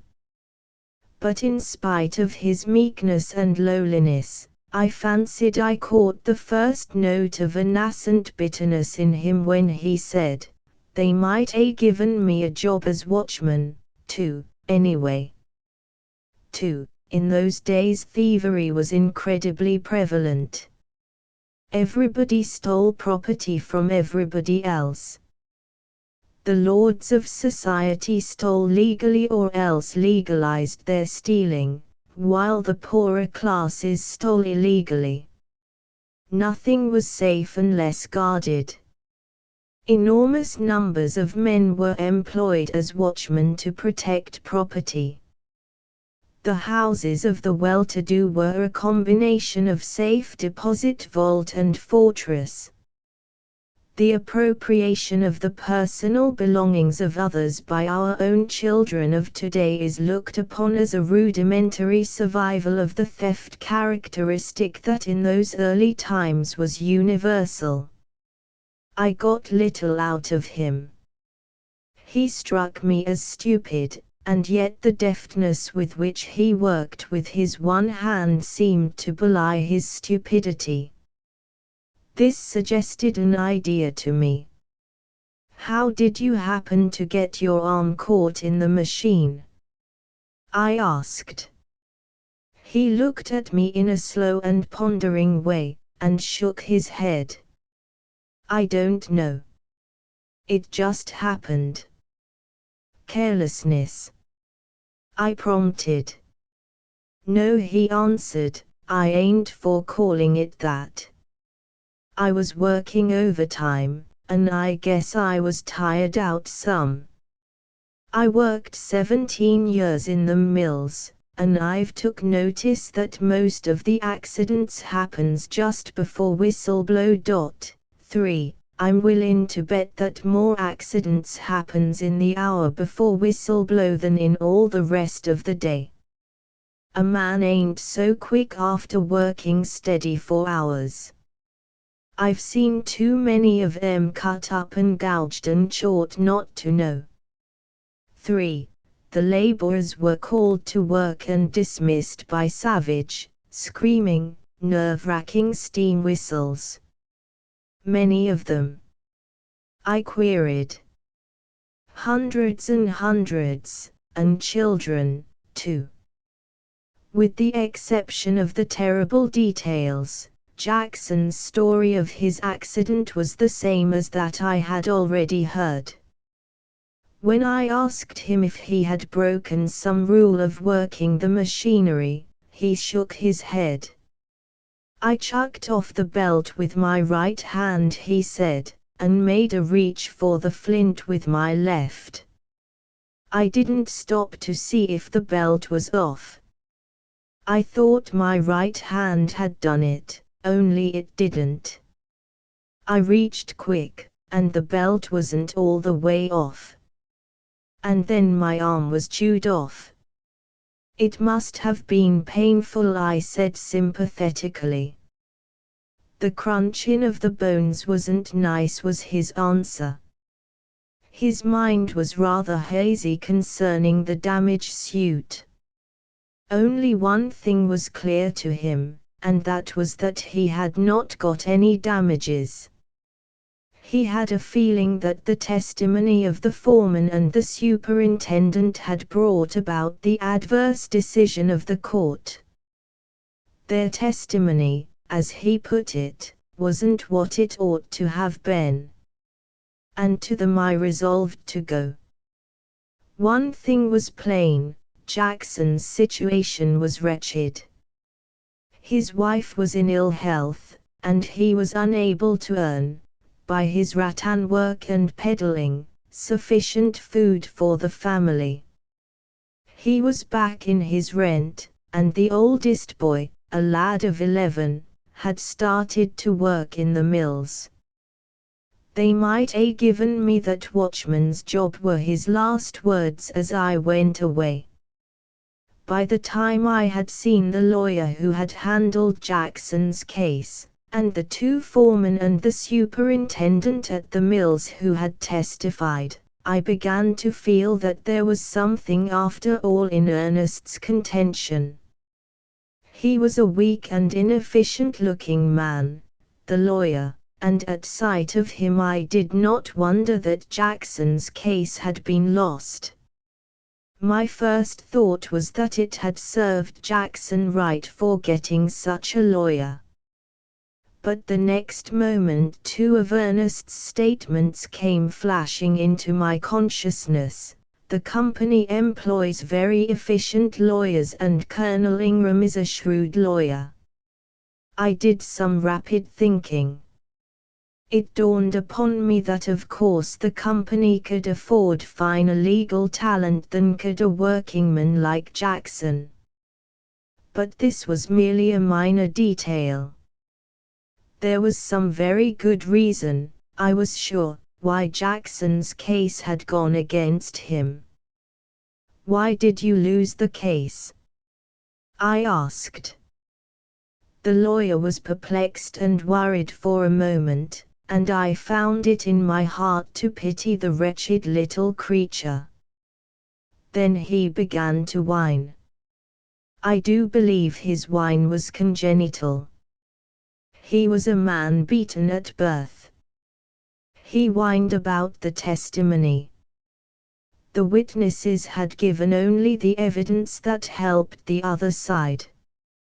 Not one word could he get out of them that would have helped Jackson. They knew which side their bread was buttered on. Jackson was a fool. He had been browbeaten and confused by Colonel Ingram. Colonel Ingram was brilliant at cross-examination. He had made Jackson answer damaging questions.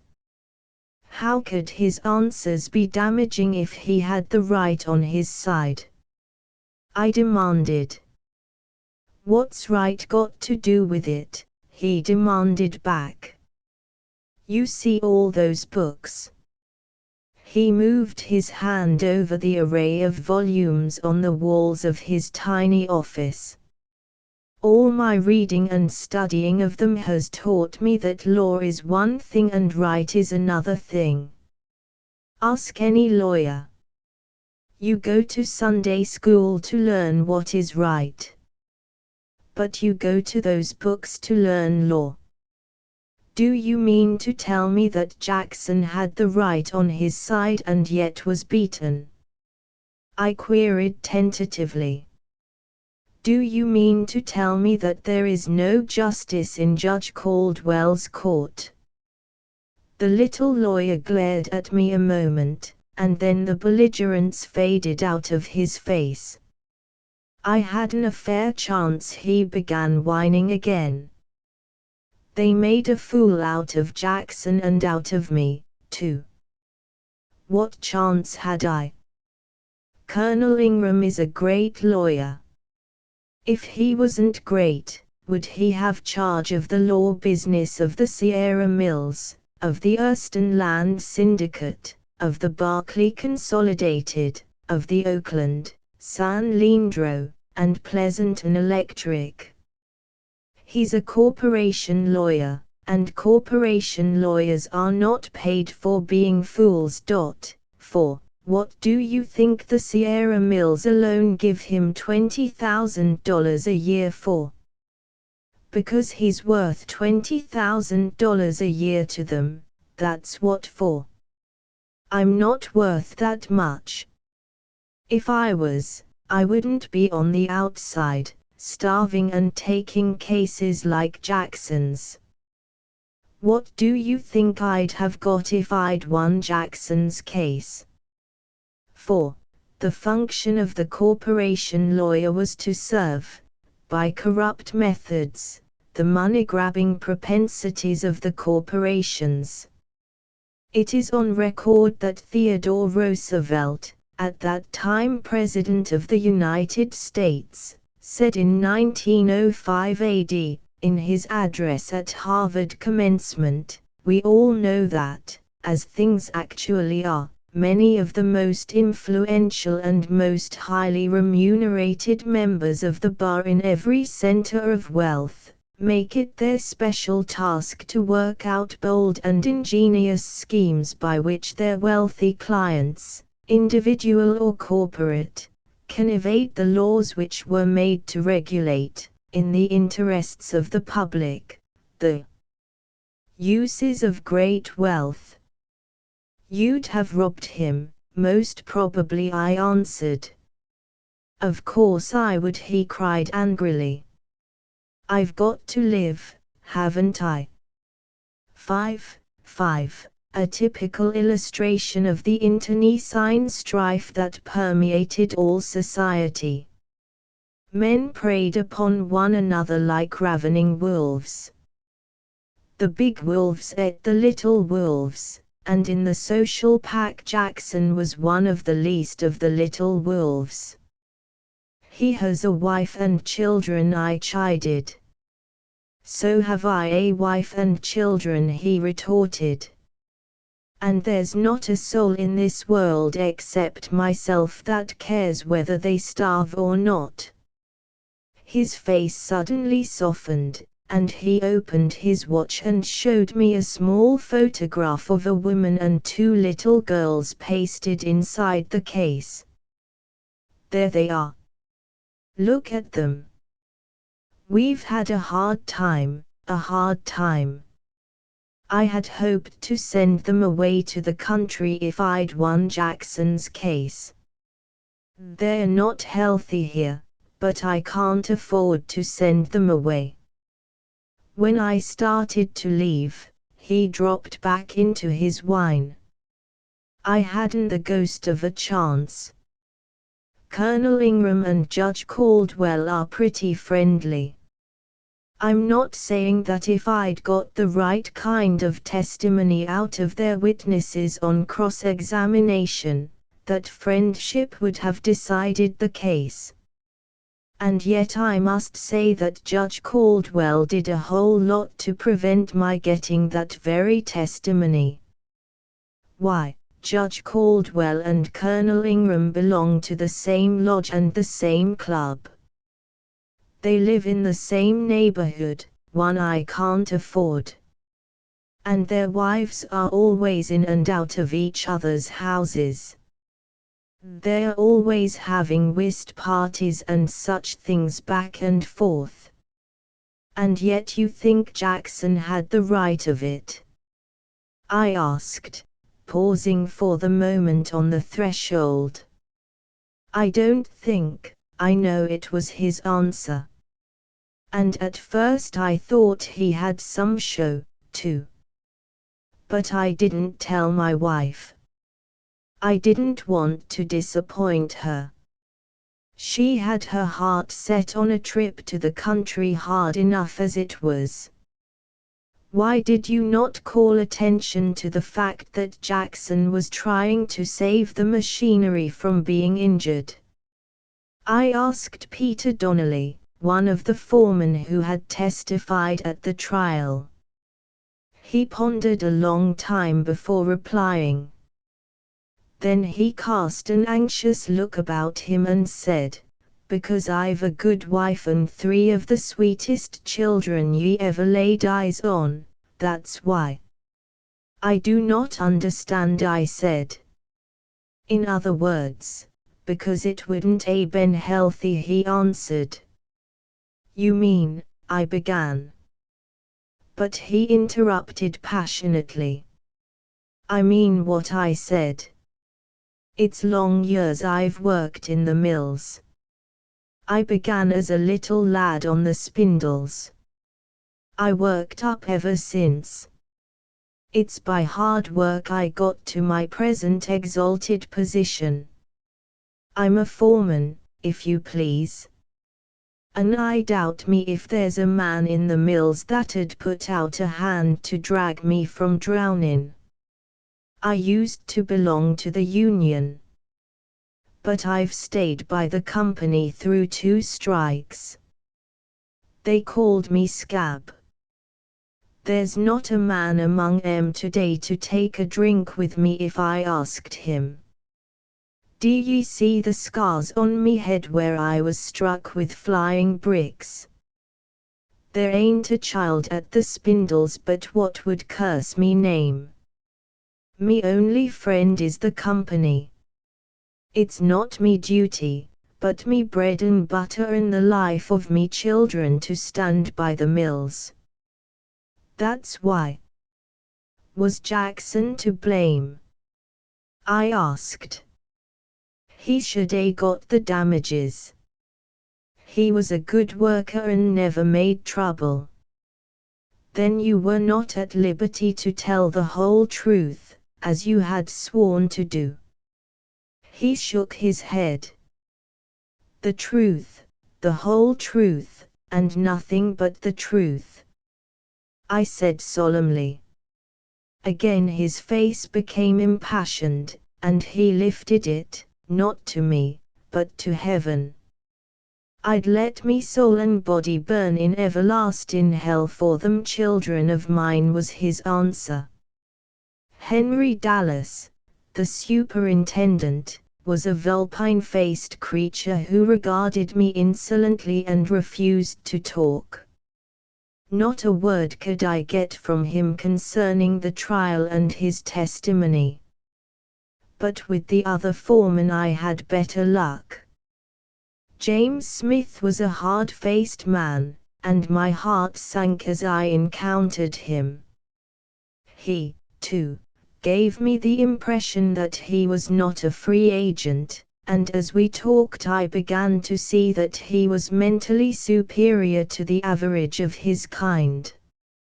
He agreed with Peter Donnelly that Jackson should have got damages, and he went farther and called the action heartless and cold-blooded that had turned the worker adrift after he had been made helpless by the accident.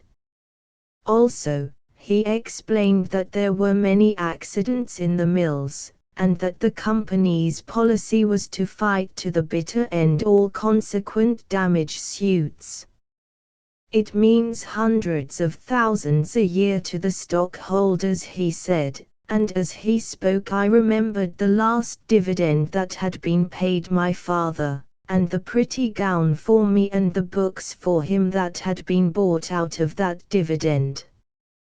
I remembered Ernest's charge that my gown was stained with blood, and my flesh began to crawl underneath my garments.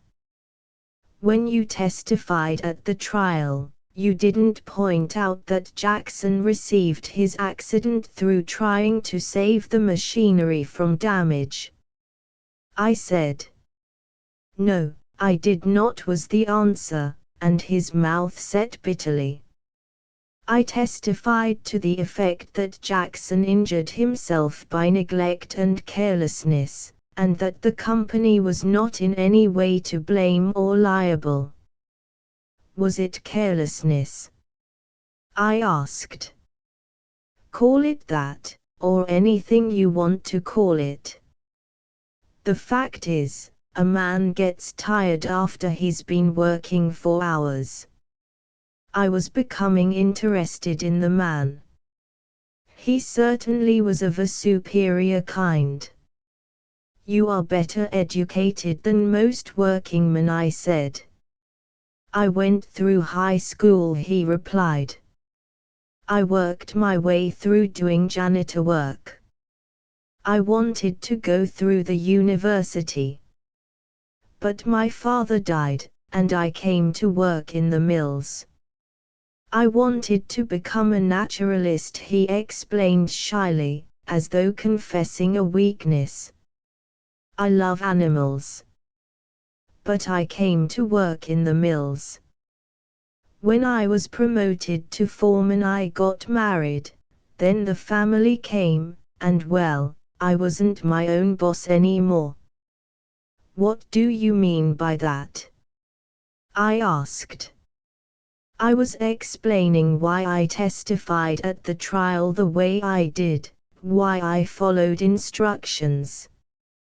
Whose instructions? Colonel Ingram. He outlined the evidence I was to give.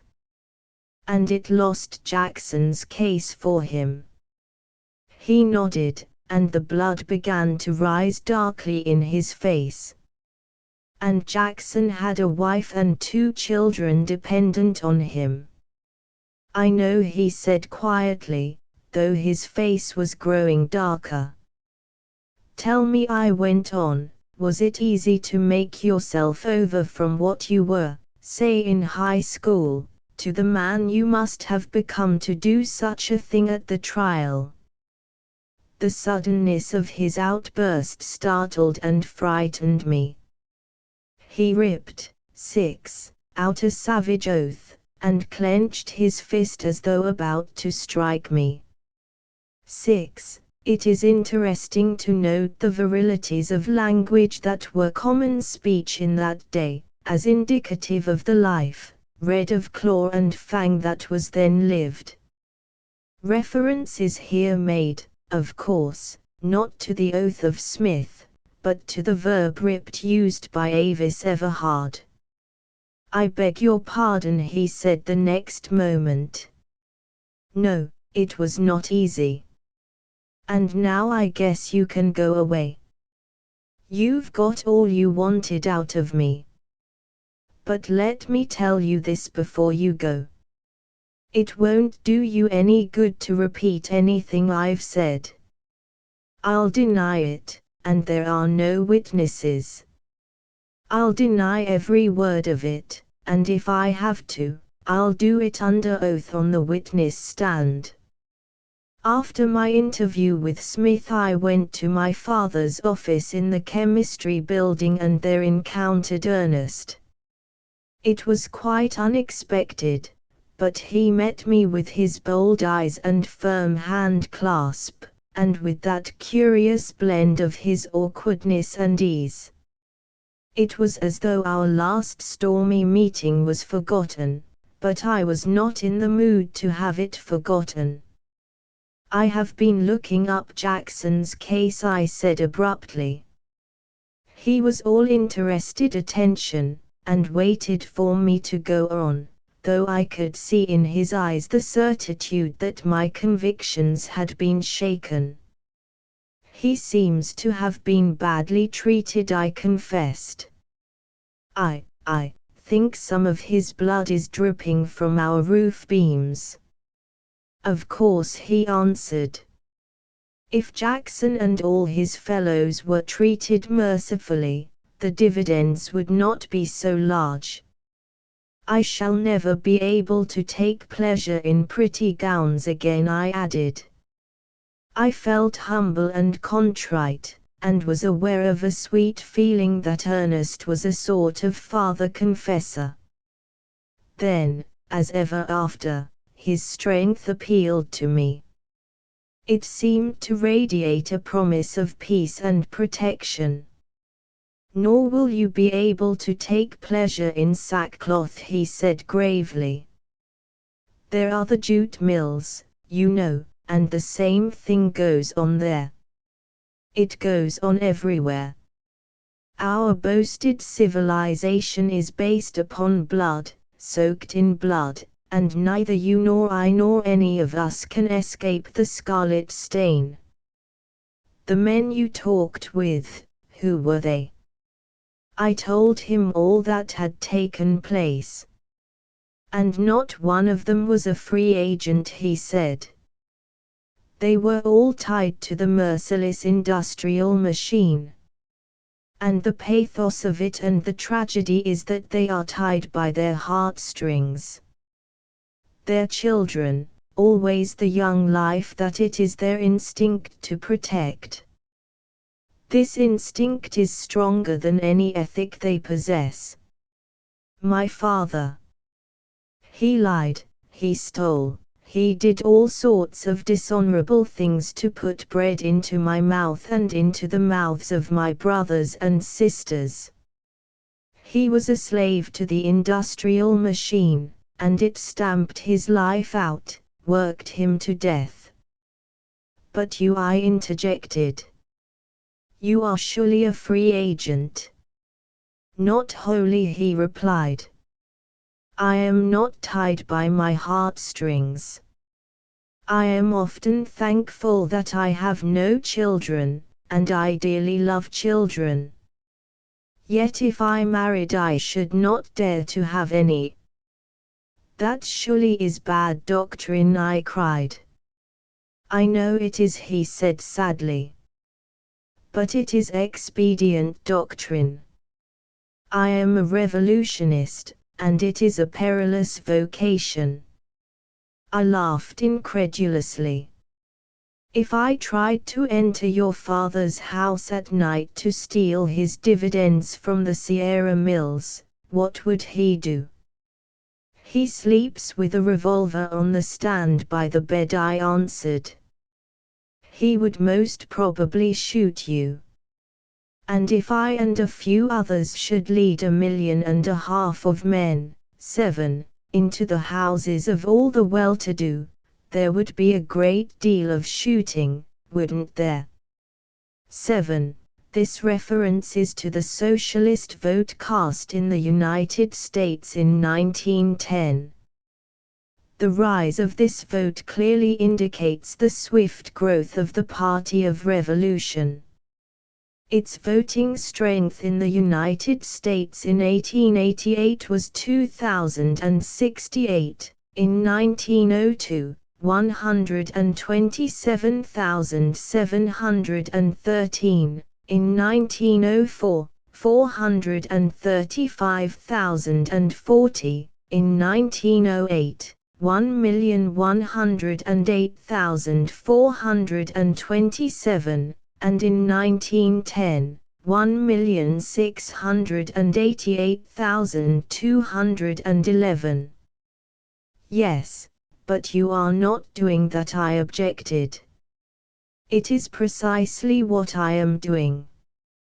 And we intend to take, not the mere wealth in the houses, but all the sources of that wealth, all the mines, and railroads, and factories, and banks, and stores. That is the revolution. It is truly perilous. There will be more shooting, I am afraid, than even I dream of. But as I was saying, no one today is a free agent. We are all caught up in the wheels and cogs of the industrial machine. You found that you were, and that the men you talked with were. Talk with more of them. Go and see Colonel Ingram. Look up the reporters that kept Jackson's case out of the papers, and the editors that run the papers. You will find them all slaves of the machine. A little later in our conversation I asked him a simple little question about the liability of workingmen to accidents, and received a statistical lecture in return. It is all in the books, he said. The figures have been gathered, and it has been proved conclusively that accidents rarely occur in the first hours of the morning work, but that they increase rapidly in the succeeding hours as the workers grow tired and slower in both their muscular and mental processes. Why, do you know that your father has 3 times as many chances for safety of life and limb than has a working man? He has. The insurance, 8 companies know. They will charge him $4.20 a year on a $1,000 accident policy, and for the same policy they will charge a laborer $15. 8. In the terrible wolf struggle of those centuries, no man was permanently safe, no matter how much wealth he amassed. Out of fear for the welfare of their families, men devised the scheme of insurance.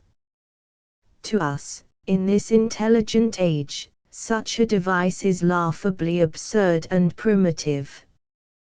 But in that age insurance was a very serious matter. The amusing part of it is that the funds of the insurance companies were frequently plundered and wasted by the very officials who were entrusted with the management of them. And you? I asked, and in the moment of asking I was aware of a solicitude that was something more than slight. Oh, as a revolutionist, I have about 8 chances to the workingman's 1 of being injured or killed, he answered carelessly. The insurance companies charge the highly trained chemists that handle explosives 8 times what they charge the workingman. I don't think they'd insure me at all. Why did you ask?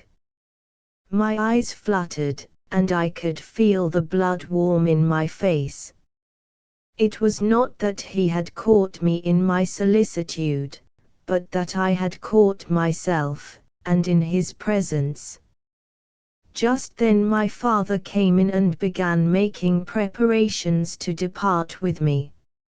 Ernest returned some books he had borrowed, and went away first. But just as he was going, he turned and said, "Oh, by the way, while you are ruining your own peace of mind and I am ruining the bishop's, you'd better look up Mrs. Wixon and Mrs. Purtone Waithe. Their husbands, you know, are the 2 principal stockholders in the mills. Like all the rest of humanity, those 2 women are tied to the machine, but they are so tied that they sit on top of it." Chapter 4. Slaves of the machine. The more I thought of Jackson's arm, the more shaken I was.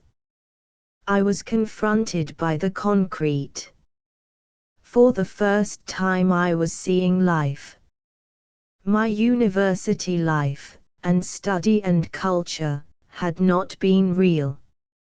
I had learned nothing but theories of life and society that looked all very well on the printed page, but now I had seen life itself. Jackson's arm was a fact of life. The fact, man, the irrefragable fact, of Ernest's was ringing in my consciousness. It seemed monstrous, impossible, that our whole society was based upon blood. And yet there was Jackson. I could not get away from him. Constantly my thoughts swung back to him as the compass to the pole. He had been monstrously treated. His blood had not been paid for in order that a larger dividend might be paid. And I knew a score of happy complacent families that had received those dividends and by that much had profited by Jackson's blood. If one man could be so monstrously treated and society move on its way unheeding, might not many men be so monstrously treated? I remembered Ernest's women of Chicago who toiled for 90 cents a week, and the child slaves of the southern cotton mills he had described. And I could see their wan white hands, from which the blood had been pressed, at work upon the cloth out of which had been made my gown. And then I thought of the Sierra Mills and the dividends that had been paid, and I saw the blood of Jackson upon my gown as well. Jackson I could not escape. Always my meditations led me back to him. Down in the depths of me I had a feeling that I stood on the edge of a precipice. It was as though I were about to see a new and awful revelation of life. And not I alone. My whole world was turning over. There was my father. I could see the effect Ernest was beginning to have on him. And then there was the bishop. When I had last seen him he had looked a sick man. He was at high nervous tension, and in his eyes there was unspeakable horror.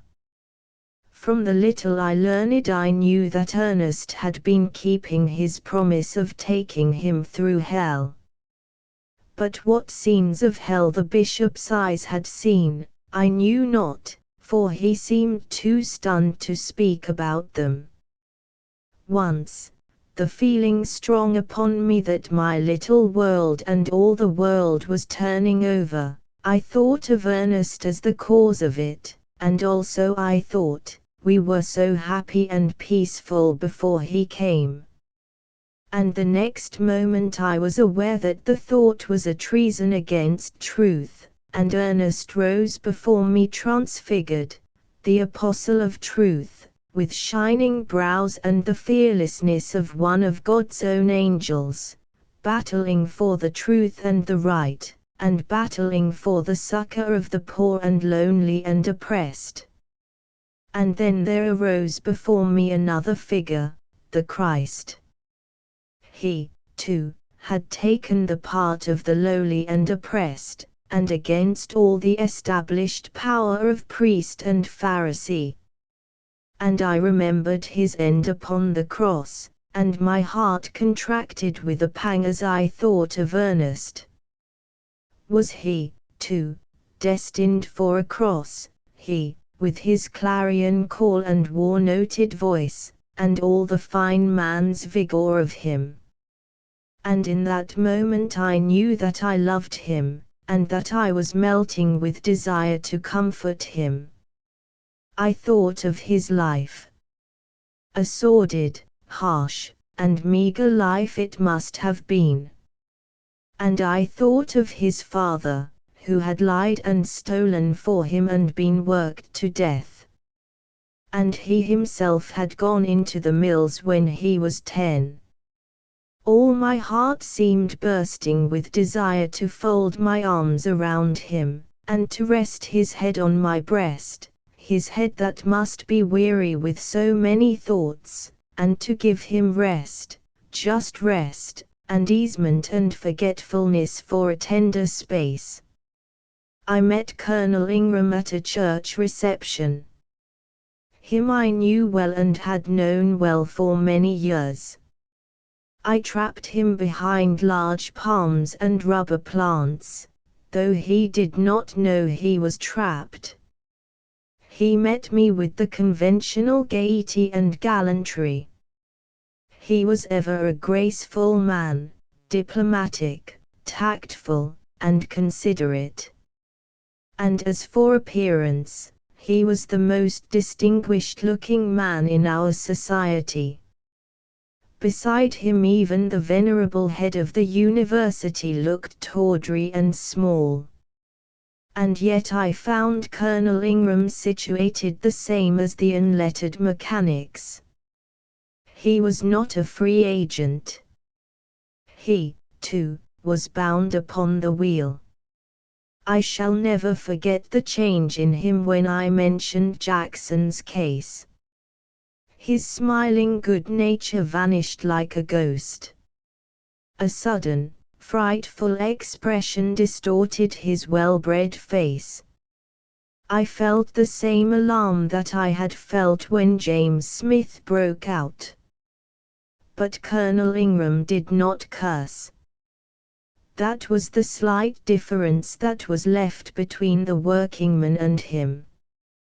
He was famed as a wit, but he had no wit now. And, unconsciously, this way and that he glanced for avenues of escape.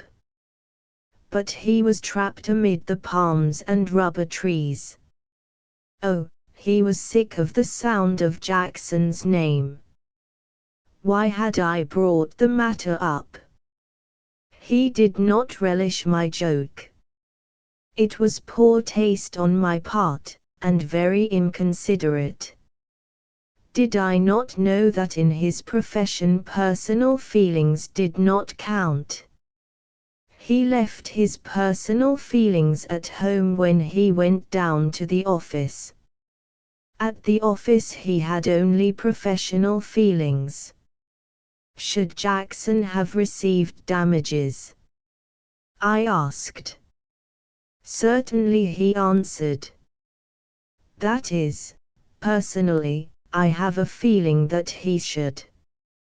But that has nothing to do with the legal aspects of the case. He was getting his scattered wits slightly in hand. Tell me, has right anything to do with the law? I asked. You have used the wrong initial consonant, he smiled in answer. Might? I queried, and he nodded his head. And yet we are supposed to get justice by means of the law. That is the paradox of it, he countered. We do get justice. You are speaking professionally now, are you not? I asked. Colonel Ingram blushed, actually blushed, and again he looked anxiously about him for a way of escape. But I blocked his path and did not offer to move. Tell me, I said, when one surrenders his personal feelings to his professional feelings, may not the action be defined as a sort of spiritual mayhem? I did not get an answer. Colonel Ingram had ingloriously bolted, overturning a palm in his flight.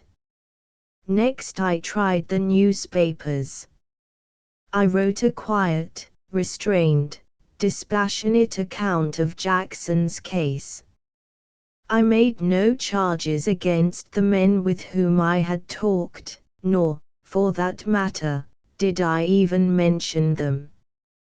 I gave the actual facts of the case, the long years Jackson had worked in the mills, his effort to save the machinery from damage and the consequent accident, and his own present wretched and starving condition.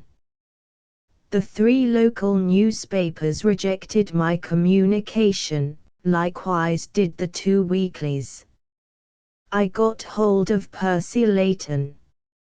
He was a graduate of the university, had gone in for journalism, and was then serving his apprenticeship as reporter on the most influential of the 3 newspapers. He smiled when I asked him the reason the newspapers suppressed all mention of Jackson or his case. Editorial policy, he said. We have nothing to do with that. It's up to the editors. But why is it policy? I asked. We're all solid with the corporations, he answered. If you paid advertising rates, you couldn't get any such matter into the papers. A man who tried to smuggle it in would lose his job. You couldn't get it in if you paid 10 times the regular advertising rates. How about your own policy? I questioned. It would seem your function is to twist truth at the command of your employers, who, in turn, obey the behests of the corporations. I haven't anything to do with that. He looked uncomfortable for the moment, then brightened as he saw his way out. I, myself, do not write untruthful things. I keep square all right with my own conscience. Of course, there's lots that's repugnant in the course of the day's work. But then, you see, that's all part of the day's work, he wound up boyishly. Yet you expect to sit at an editor's desk someday and conduct a policy. I'll be case-hardened by that time, was his reply. Since you are not yet case-hardened, tell me what you think right now about the general editorial policy. I don't think, he answered quickly. One can't kick over the ropes if he's going to succeed in journalism. I've learned that much, at any rate. And he nodded his young head sagely. But the right? I persisted. You don't understand the game. Of course it's all right, because it comes out all right, don't you see? Delightfully vague, I murmured, but my heart was aching for the youth of him, and I felt that I must either scream or burst into tears.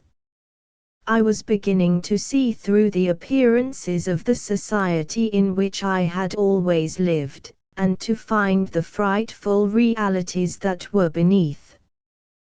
There seemed a tacit conspiracy against Jackson, and I was aware of a thrill of sympathy for the whining lawyer who had ingloriously fought his case. But this tacit conspiracy grew large. Not alone was it aimed against Jackson. It was aimed against every workingman who was maimed in the mills.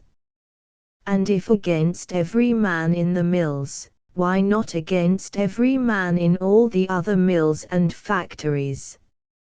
In fact, was it not true of all the industries?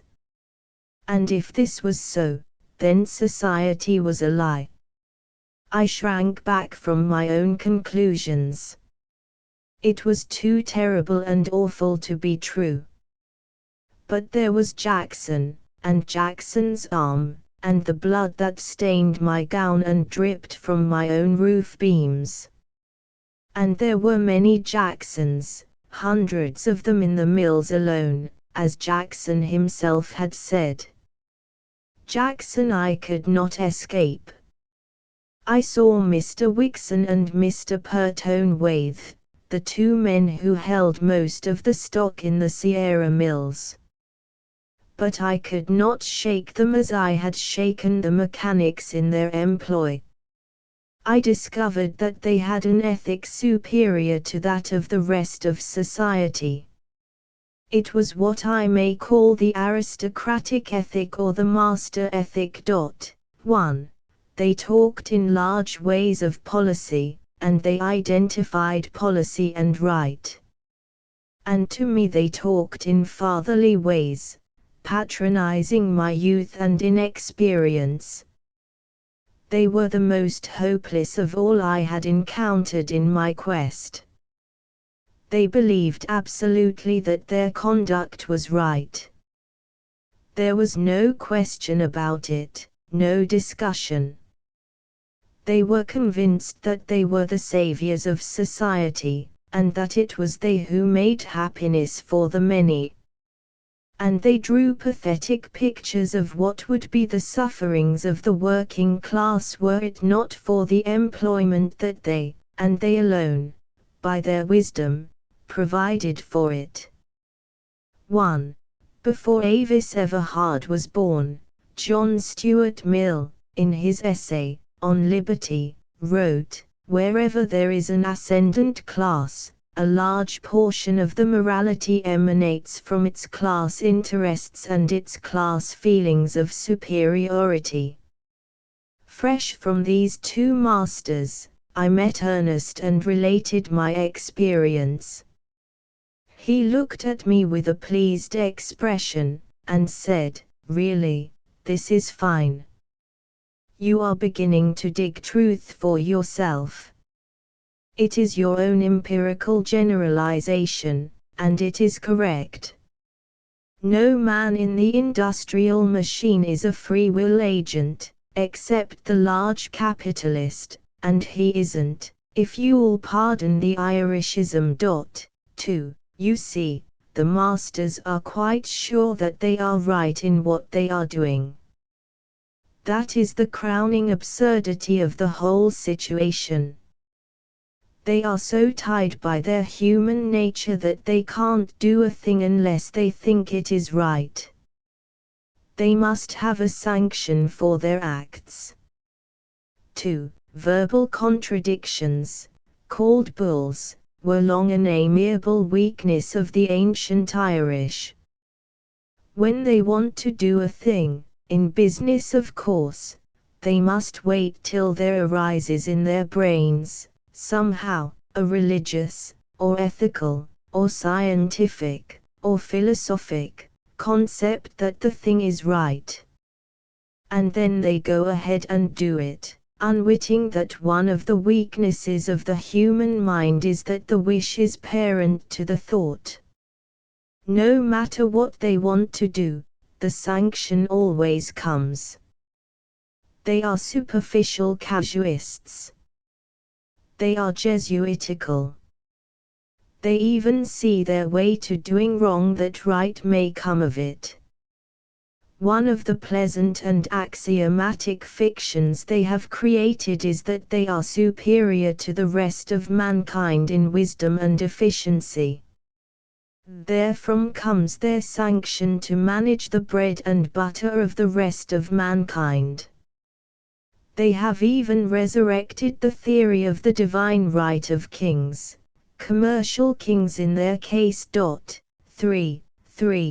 The newspapers, in 1902 of that era, credited the president of the Anthracite Coal Trust, George F. Barra, with the enunciation of the following principle: the rights and interests of the laboring man will be protected by the Christian men to whom God in his infinite wisdom has given the property interests of the country.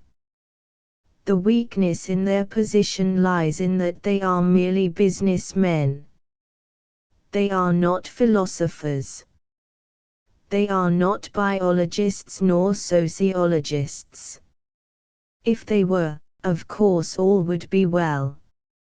A businessman who was also a biologist and a sociologist would know, approximately, the right thing to do for humanity. But, outside the realm of business, these men are stupid. They know only business. They do not know mankind nor society, and yet they set themselves up as arbiters of the fates of the hungry millions and all the other millions thrown in. History, some day, will have an excruciating laugh at their expense. I was not surprised when I had my talk out with Mrs. Wixon and Mrs. Pertone Waithe. They were society women. 4. Their homes were palaces. They had many homes scattered over the country, in the mountains, on lakes, and by the sea. They were tended by armies of servants, and their social activities were bewildering. They patronized the university and the churches, and the pastors especially bowed at their knees in meek subservience. 5. They were powers, these two women. What of the money that was theirs? The power of subsidization of thought was theirs to a remarkable degree, as I was soon to learn under Ernest's tuition. 4. Society is here used in a restricted sense, a common usage of the times to denote the gilded drones that did no labor, but only glutted themselves at the honeyvats of the workers. Neither the businessmen nor the laborers had time or opportunity for society. Society was the creation of the idle rich who toiled not and who in this way played. 5. Bring on your tainted money was the expressed sentiment of the church during this period. They aped their husbands, and talked in the same large ways about policy, and the duties and responsibilities of the rich. They were swayed by the same ethic that dominated their husbands, the ethic of their class, and they uttered glib phrases that their own ears did not understand. Also, they grew irritated when I told them of the deplorable condition of Jackson's family, and when I wondered that they had made no voluntary provision for the man. I was told that they thanked no one for instructing them in their social duties. When I asked them flatly to assist Jackson, they as flatly refused. The astounding thing about it was that they refused in almost identically the same language, and this in face of the fact that I interviewed them separately and that one did not know that I had seen or was going to see the other. Their common reply was that they were glad of the opportunity to make it perfectly plain that no premium would ever be put on carelessness by them, nor would they, by paying for accident, tempt the poor to hurt themselves in the machinery.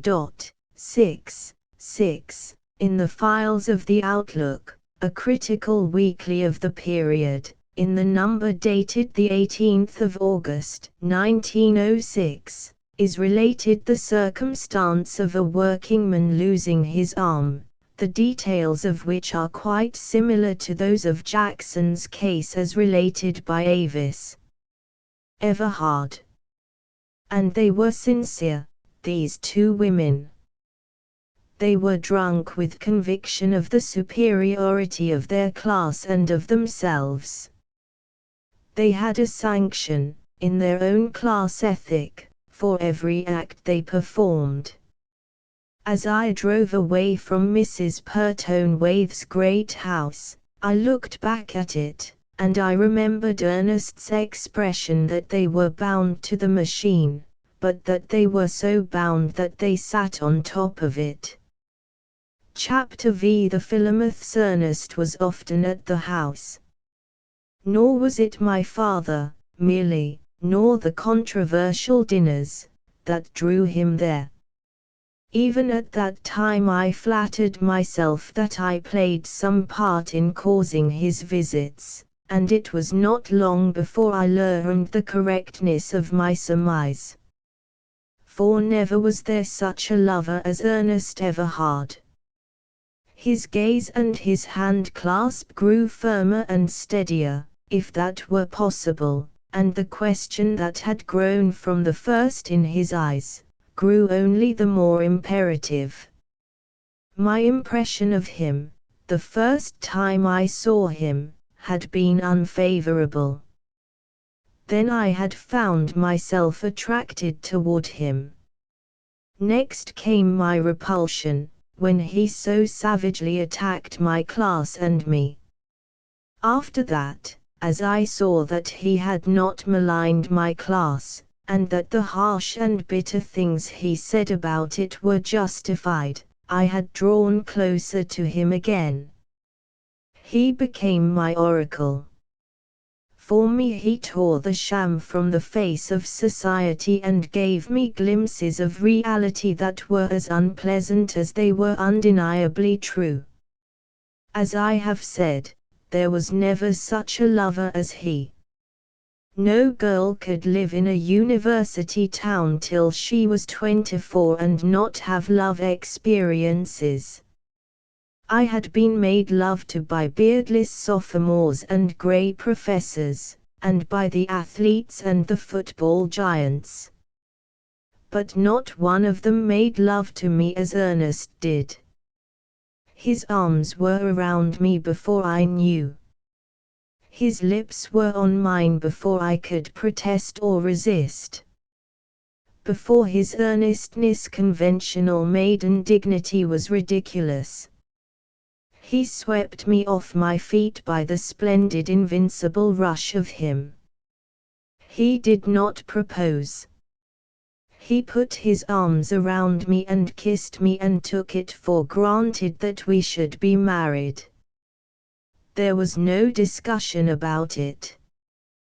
The only discussion, and that arose afterward, was when we should be married. It was unprecedented. It was unreal. Yet, in accordance with Ernest's test of truth, it worked. I trusted my life to it. And fortunate was the trust. Yet during those first days of our love, fear of the future came often to me when I thought of the violence and impetuosity of his love-making. Yet such fears were groundless. No woman was ever blessed with a gentler, tenderer husband. This gentleness and violence on his part was a curious blend similar to the one in his carriage of awkwardness and ease. That slight awkwardness. He never got over it, and it was delicious. His behavior in our drawing room reminded me of a careful bull in a china shop. 1. In those days it was still the custom to fill the living rooms with bric-a-brac. They had not discovered simplicity of living. Such rooms were museums, entailing endless labor to keep clean. The dust demon was the lord of the household. There were a myriad devices for catching dust, and only a few devices for getting rid of it. It was at this time that vanished my last doubt of the completeness of my love for him, a subconscious doubt, at most. It was at the Philomath Club, a wonderful night of battle, wherein Ernest bearded the masters in their lair. Now the Philomath Club was the most select on the Pacific coast. It was the creation of Miss Brentwood, an enormously wealthy old maid, and it was her husband, and family, and toy. Its members were the wealthiest in the community, and the strongest-minded of the wealthy, with, of course, a sprinkling of scholars to give it intellectual tone. The Philomath had no clubhouse. It was not that kind of a club. Once a month its members gathered at some one of their private houses to listen to a lecture. The lecturers were usually, though not always, hired. If a chemist in New York made a new discovery in, say, radium, all his expenses across the continent were paid, and as well he received a princely fee for his time. The same with a returning explorer from the polar regions, or the latest literary or artistic success. No visitors were allowed, while it was the Philomath's policy to permit none of its discussions to get into the papers. Thus great statesmen, and there had been such occasions, were able fully to speak their minds. I spread before me a wrinkled letter, written to me by Ernest 20 years ago, and from it I copy the following. Your father is a member of the Philomath, so you are able to come. Therefore come next Tuesday night. I promise you that you will have the time of your life. In your recent encounters, you failed to shake the masters. If you come, I'll shake them for you. I'll make them snarl like wolves. You merely questioned their morality. When their morality is questioned, they grow only the more complacent and superior. But I shall menace their moneybags. That will shake them to the roots of their primitive natures. If you can come, you will see the caveman, in evening dress, snarling and snapping over a bone. I promise you a great caterwauling and an illuminating insight into the nature of the beast. They've invited me in order to tear me to pieces. This is the idea of Miss Brentwood. She clumsily hinted as much when she invited me. She's given them that kind of fun before. They delight in getting trustful-souled gentle reformers before them. Miss Brentwood thinks I am as mild as a kitten and as good-natured and stolid as the family cow. I'll not deny that I helped to give her that impression. She was very tentative at first, until she divined my harmlessness. I am to receive a handsome fee, $250, as befits the man who, though a radical, once ran for governor. Also, I am to wear evening dress. This is compulsory. I never was so apparelled in my life. I suppose I'll have to hire one somewhere. But I'd do more than that to get a chance at the Philomaths. Of all places, the club gathered that night at the Purtone Waithe house. Extra chairs had been brought into the great drawing room, and in all there must have been 200 Philomaths that sat down to hear Ernest. They were truly lords of society. I amused myself with running over in my mind the sum of the fortunes represented, and it ran well into the hundreds of millions. And the possessors were not of the idle rich. They were men of affairs who took most active parts in industrial and political life. We were all seated when Miss Brentwood brought Ernest in. They moved at once to the head of the room, from where he was to speak. He was in evening dress, and, what of his broad shoulders and kingly head, he looked magnificent. And then there was that faint and unmistakable touch of awkwardness in his movements. I almost think I could have loved him for that alone. And as I looked at him I was aware of a great joy. I felt again the pulse of his palm on mine, the touch of his lips, and such pride was mine that I felt I must rise up and cry out to the assembled company, "He is mine. He has held me in his arms, and I, mere I, have filled that mind of his to the exclusion of all his multitudinous and kingly thoughts." At the head of the room, Miss Brentwood introduced him to Colonel Van Gilbert, and I knew that the latter was to preside. Colonel Van Gilbert was a great corporation lawyer. In addition, he was immensely wealthy. The smallest fee he would deign to notice was $100,000. He was a master of law. The law was a puppet with which he played. He molded it like clay, twisted and distorted it like a Chinese puzzle into any design he chose. In appearance and rhetoric he was old-fashioned, but in imagination and knowledge and resource he was as young as the latest statute. His first prominence had come when he broke the Shardwell will. His fee for this one act was $500,000. From then on he had risen like a rocket. He was often called the greatest lawyer in the country, corporation lawyer, of course, and no classification of the three greatest lawyers in the United States could have excluded him. 2. This breaking of wills was a peculiar feature of the period. With the accumulation of vast fortunes, the problem of disposing of these fortunes after death was a vexing one to the accumulators. Will-making and will-breaking became complementary trades, like armor-making and gun-making.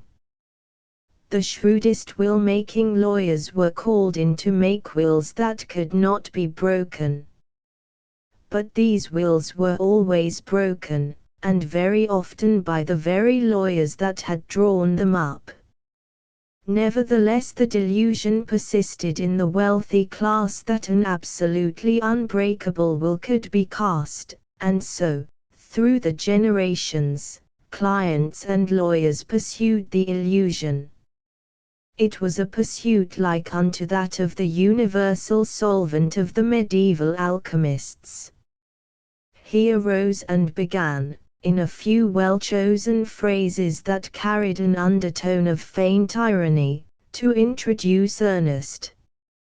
Colonel Van Gilbert was subtly facetious in his introduction of the social reformer and member of the working class, and the audience smiled. It made me angry, and I glanced at Ernest. The sight of him made me doubly angry. He did not seem to resent the delicate slurs. Worse than that, he did not seem to be aware of them. There he sat, gentle, and stolid, and somnolent.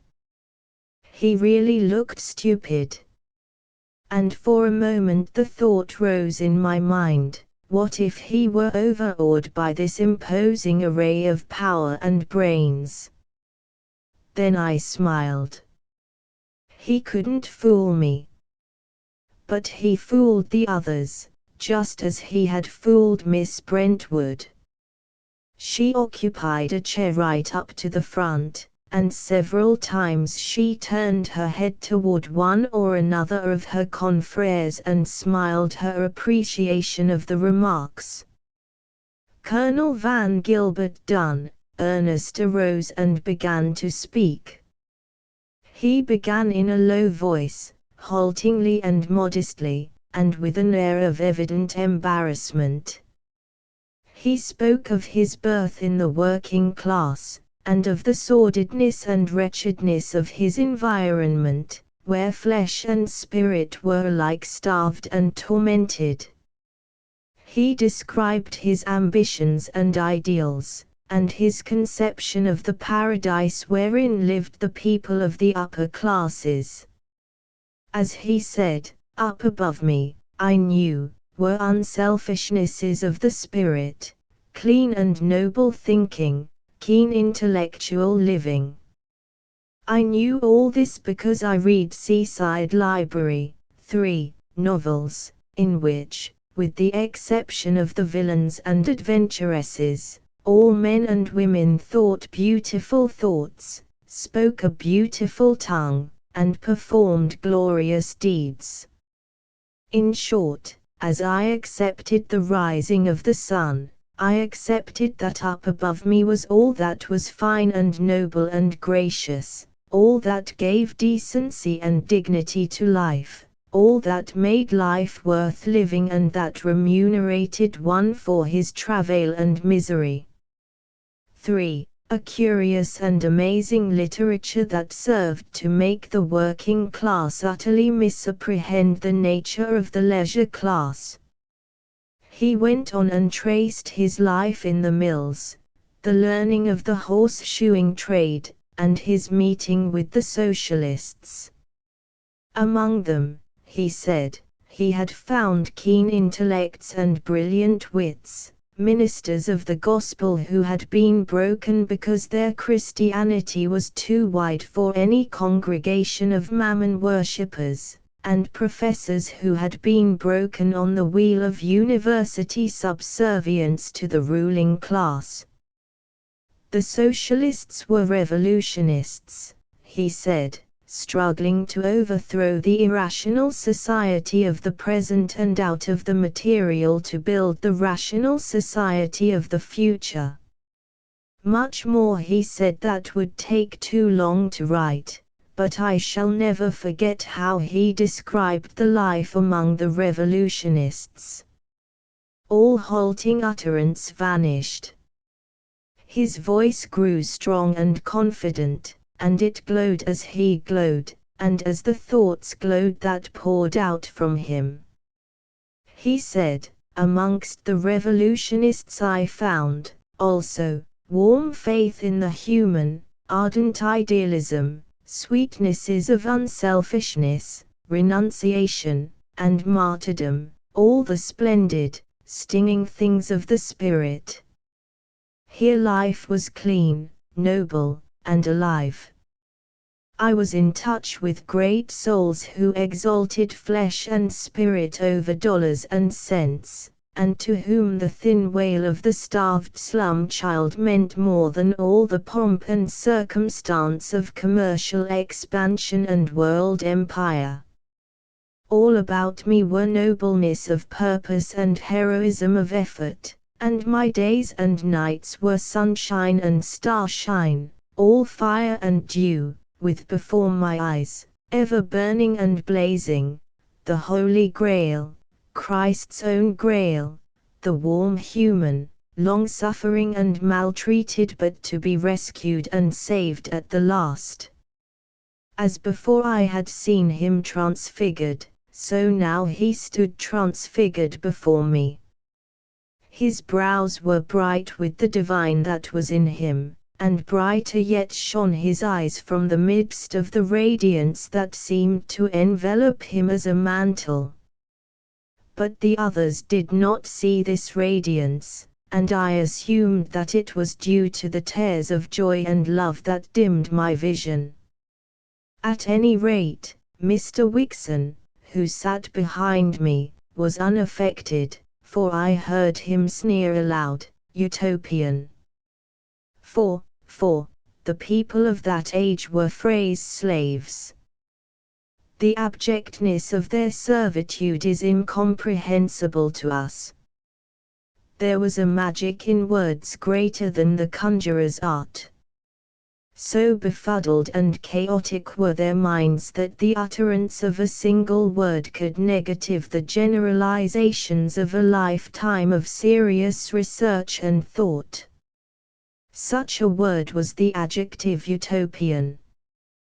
The mere utterance of it could damn any scheme, no matter how sanely conceived, of economic amelioration or regeneration. Vast populations grew frenzied over such phrases as an honest dollar and a full dinner pail. The coinage of such phrases was considered strokes of genius. Ernest went on to his rise in society, till at last he came in touch with members of the upper classes, and rubbed shoulders with the men who sat in the high places. Then came his disillusionment, and this disillusionment he described in terms that did not flatter his audience. He was surprised at the commonness of the clay. Life proved not to be fine and gracious. He was appalled by the selfishness he encountered, and what had surprised him even more than that was the absence of intellectual life.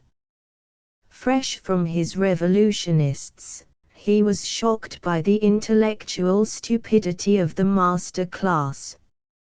And then, in spite of their magnificent churches and well-paid preachers, he had found the masters, men and women, grossly material. It was true that they prattled sweet little ideals and dear little moralities, but in spite of their prattle the dominant key of the life they lived was materialistic. And they were without real morality, for instance, that which Christ had preached but which was no longer preached. I met men, he said, who invoked the name of the Prince of Peace in their diatribes against war, and who put rifles in the hands of Pinkertons, 5, with which to shoot down strikers in their own factories. I met men incoherent with indignation at the brutality of prize fighting, and who, at the same time, were parties to the adulteration of food that killed each year more babes than even red-handed Herod had killed. 5. Originally, they were private detectives, but they quickly became hired fighting men of the capitalists, and ultimately developed into the mercenaries of the oligarchy.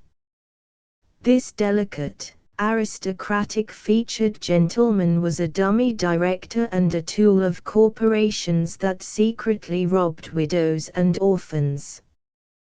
This gentleman, who collected fine editions and was a patron of literature, paid blackmail to a heavy-jowled, black-browed boss of a municipal machine.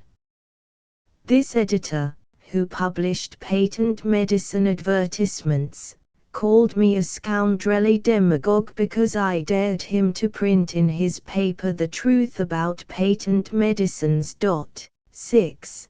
This man, talking soberly and earnestly about the beauties of idealism and the goodness of God, had just betrayed his comrades in a business deal.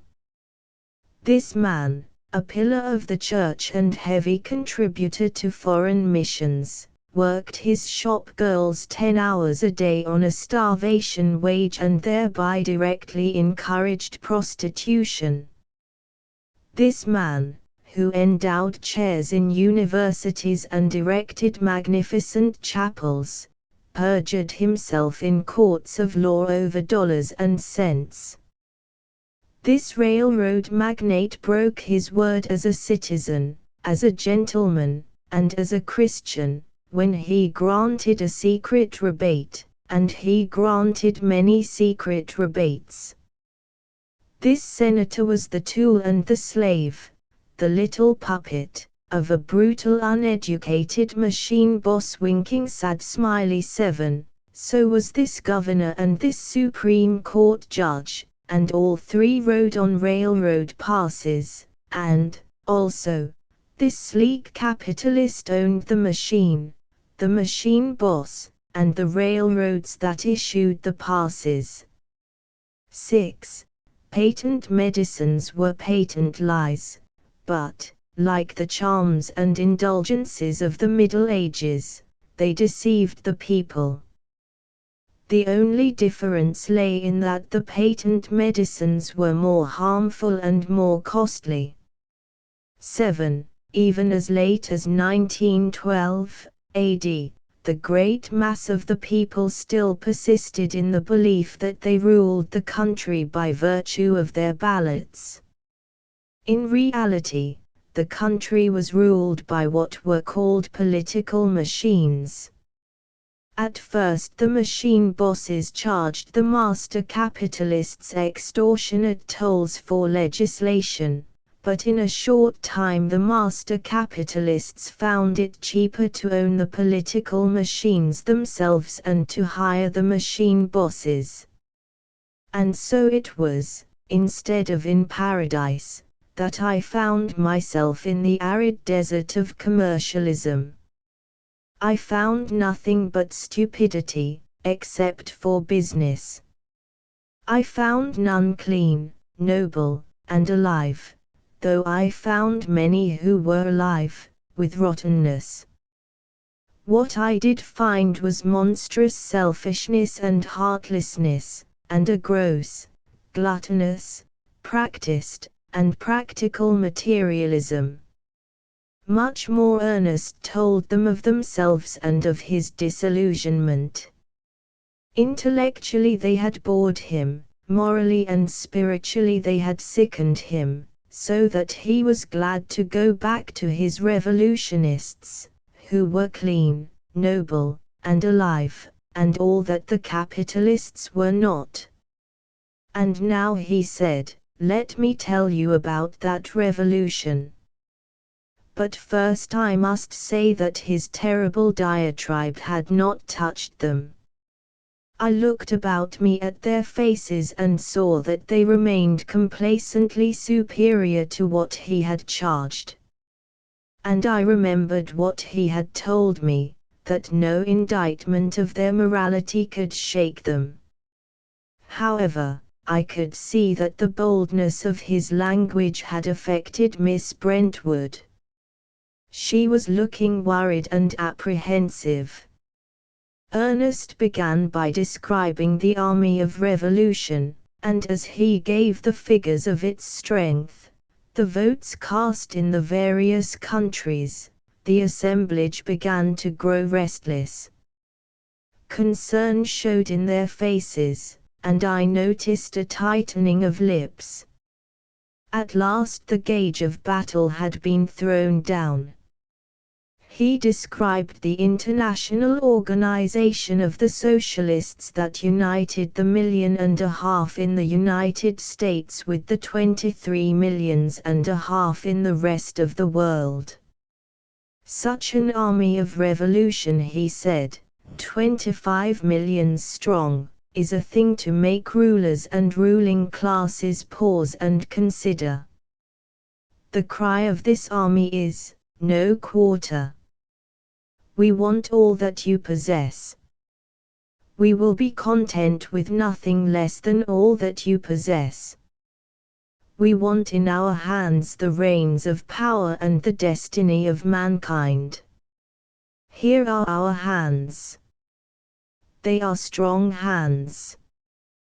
We are going to take your governments, your palaces, and all your purpledees away from you. And in that day you shall work for your bread even as the peasant in the field or the starved and runty clerk in your metropolises. Here are our hands. They are strong hands. And as he spoke he extended from his splendid shoulders his two great arms, and the horseshoer's hands were clutching the air like eagle's talons. He was the spirit of regnant labor as he stood there, his hands outreaching to rend and crush his audience. I was aware of a faintly perceptible shrinking on the part of the listeners before this figure of revolution, concrete, potential, and menacing. That is, the women shrank, and fear was in their faces. Not so with the men. They were of the active rich, and not the idle, and they were fighters. A low, throaty rumble arose, lingered on the air a moment, and ceased. It was the forerunner of the snarl, and I was to hear it many times that night, the token of the brute in man, the earnest of his primitive passions. And they were unconscious that they had made this sound. It was the growl of the pack, mouthed by the pack, and mouthed in all unconsciousness. And in that moment, as I saw the harshness form in their faces and saw the fight light flashing in their eyes, I realized that not easily would they let their lordship of the world be wrested from them. Ernest proceeded with his attack. He accounted for the existence of the 1.5 million of revolutionists in the United States by charging the capitalist class with having mismanaged society. He sketched the economic condition of the caveman and of the savage peoples of today, pointing out that they possessed neither tools nor machines, and possessed only a natural efficiency of one in producing power. Then he traced the development of machinery and social organization so that today the producing power of civilized man was 1,000 times greater than that of the savage.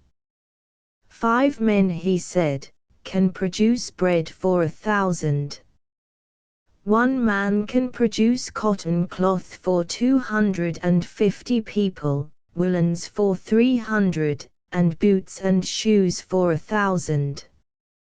One would conclude from this that under a capable management of society modern civilized man would be a great deal better off than the caveman. But is he? Let us see. In the United States today there are 15,000,008 people living in poverty, and by poverty is meant that condition in life in which, through lack of food and adequate shelter, the mere standard of working efficiency cannot be maintained. In the United States today, in spite of all your so-called labor legislation, there are 3 millions of child laborers. 9. In 12 years their numbers have been doubled. And in passing I will ask you managers of society why you did not make public the census figures of 1910. And I will answer for you, that you were afraid. The figures of misery would have precipitated the revolution that even now is gathering. 8. Robert Hunter, in 1906, in a book entitled Poverty, pointed out that at that time there were 10 millions in the United States living in poverty. 9. In the United States Census of 1900, the last census the figures of which were made public, the number of child laborers was placed at 1,752,187. But to return to my indictment. If modern man's producing power is 1,000 times greater than that of the caveman, why then, in the United States today, are there 15 million people who are not properly sheltered and properly fed? Why then, in the United States today, are there 3 million child laborers? It is a true indictment. The capitalist class has mismanaged. In face of the facts that modern man lives more wretchedly than the caveman, and that his producing power is 1,000 times greater than that of the caveman, no other conclusion is possible than that the capitalist class has mismanaged, that you have mismanaged, my masters, that you have criminally and selfishly mismanaged. And on this count you cannot answer me here tonight, face to face, any more than can your whole class answer the 1.5 million of revolutionists in the United States. You cannot answer. I challenge you to answer. And furthermore, I dare to say to you now that when I have finished you will not answer.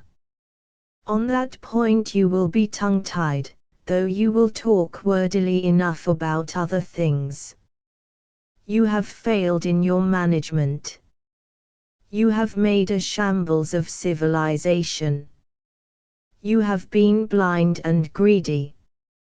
You have risen up, as you today rise up, shamelessly, in our legislative halls, and declared that profits were impossible without the toil of children and babes. Don't take my word for it. It is all in the records against you. You have lulled your conscience to sleep with prattle of sweet ideals and dear moralities. You are fat with power and possession, drunken with success, and you have no more hope against us than have the drones, clustered about the honey vats, when the worker bees spring upon them to end their rotund existence. You have failed in your management of society, and your management is to be taken away from you. 1.5 million of the men of the working class say that they are going to get the rest of the working class to join with them and take the management away from you. This is the revolution, my masters. Stop it if you can. For an appreciable lapse of time Ernest's voice continued to ring through the great room. Then arose the throaty rumble I had heard before, and a dozen men were on their feet clamoring for recognition from Colonel Van Gilbert. I noticed Miss Brentwood's shoulders moving convulsively, and for the moment I was angry, for I thought that she was laughing at Ernest. And then I discovered that it was not laughter, but hysteria. She was appalled by what she had done in bringing this firebrand before her blessed Philomath Club. Colonel Van Gilbert did not notice the dozen men, with passion-wrought faces, who strove to get permission from him to speak. His own face was passion-wrought. He sprang to his feet, waving his arms, and for a moment could utter only incoherent sounds. Then speech poured from him.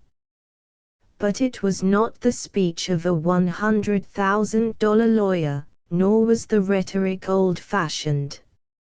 "Fallacy upon fallacy," he cried. "Never in all my life have I heard so many fallacies uttered in one short hour. And besides, young man, I must tell you that you have said nothing new. I learned all that at college before you were born. Jean-Jacques Rousseau enunciated your socialistic theory nearly 2 centuries ago. A return to the soil, forsooth. Reversion. Our biology teaches the absurdity of it. It has been truly said that a little learning is a dangerous thing, and you have exemplified it tonight with your madcap theories. Fallacy upon fallacy. I was never so nauseated in my life with overplus of fallacy. That for your immature generalizations and childish reasonings." He snapped his fingers contemptuously and proceeded to sit down. There were lip exclamations of approval on the part of the women, and hoarser notes of confirmation came from the men. As for the dozen men who were clamoring for the floor, half of them began speaking at once. The confusion and babel was indescribable. Never had Mrs. Pertonwaith's spacious walls beheld such a spectacle. These, then, were the cool captains of industry and lords of society, these snarling, growling savages in evening clothes. Truly Ernest had shaken them when he stretched out his hands for their moneybags, his hands that had appeared in their eyes as the hands of the 1,500,000 revolutionists. But Ernest never lost his head in a situation. Before Colonel Van Gilbert had succeeded in sitting down, Ernest was on his feet and had sprung forward. One at a time, he roared at them. The sound arose from his great lungs and dominated the human tempest. By sheer compulsion of personality he commanded silence. One at a time he repeated softly, "Let me answer Colonel Van Gilbert. After that the rest of you can come at me, but one at a time, remember. No mass plays here. This is not a football field. As for you," he went on, turning toward Colonel Van Gilbert, "you have replied to nothing I have said. You have merely made a few excited and dogmatic assertions about my mental caliber. That may serve you in your business, but you can't talk to me like that. I am not a workingman, cap in hand, asking you to increase my wages or to protect me from the machine at which I work. You cannot be dogmatic with truth when you deal with me. Save that for dealing with your wage slaves. They will not dare reply to you because you hold their bread and butter, their lives, in your hands. As for this return to nature that you say you learned at college before I was born, permit me to point out that on the face of it you cannot have learned anything since. Socialism has no more to do with the state of nature than has differential calculus with a Bible class. I have called your class stupid when outside the realm of business. You, sir, have brilliantly exemplified my statement. This terrible castigation of her $100,000 lawyer was too much for Miss Brentwood's nerves. Her hysteria became violent, and she was helped, weeping and laughing, out of the room. It was just as well, for there was worse to follow. Don't take my word for it, Ernest continued, when the interruption had been led away. Your own authorities with one unanimous voice will prove you stupid. Your own hired purveyors of knowledge will tell you that you are wrong. Go to your meekest little assistant instructor of sociology and ask him what is the difference between Rousseau's theory of the return to nature and the theory of socialism. Ask your greatest orthodox bourgeois political economists and sociologists. Question through the pages of every textbook written on the subject and stored on the shelves of your subsidized libraries, and from one and all the answer will be that there is nothing congruous between the return to nature and socialism. On the other hand, the unanimous affirmative answer will be that the return to nature and socialism are diametrically opposed to each other. As I say, don't take my word for it. The record of your stupidity is there in the books, your own books that you never read. And so far as your stupidity is concerned, you are but the exemplar of your class. You know law and business, Colonel Van Gilbert. You know how to serve corporations and increase dividends by twisting the law. Very good. Stick to it. You are quite a figure. You are a very good lawyer, but you are a poor historian, you know nothing of sociology, and your biology is contemporaneous with Pliny. Here Colonel Van Gilbert writhed in his chair. There was perfect quiet in the room. Everybody sat fascinated, paralyzed, I may say. Such fearful treatment of the great Colonel Van Gilbert was unheard of, undreamed of, impossible to believe, the great Colonel Van Gilbert before whom judges trembled when he arose in court. But Ernest never gave quarter to an enemy. This is, of course, no reflection on you, Ernest said. Every man to his trade. Only you stick to your trade, and I'll stick to mine. You have specialized. When it comes to a knowledge of the law, of how best to evade the law or make new law for the benefit of thieving corporations, I am down in the dirt at your feet. But when it comes to sociology, my trade, you are down in the dirt at my feet. Remember that. Remember, also, that your law is the stuff of a day, and that you are not versatile in the stuff of more than a day. Therefore your dogmatic assertions and rash generalizations on things historical and sociological are not worth the breath you waste on them.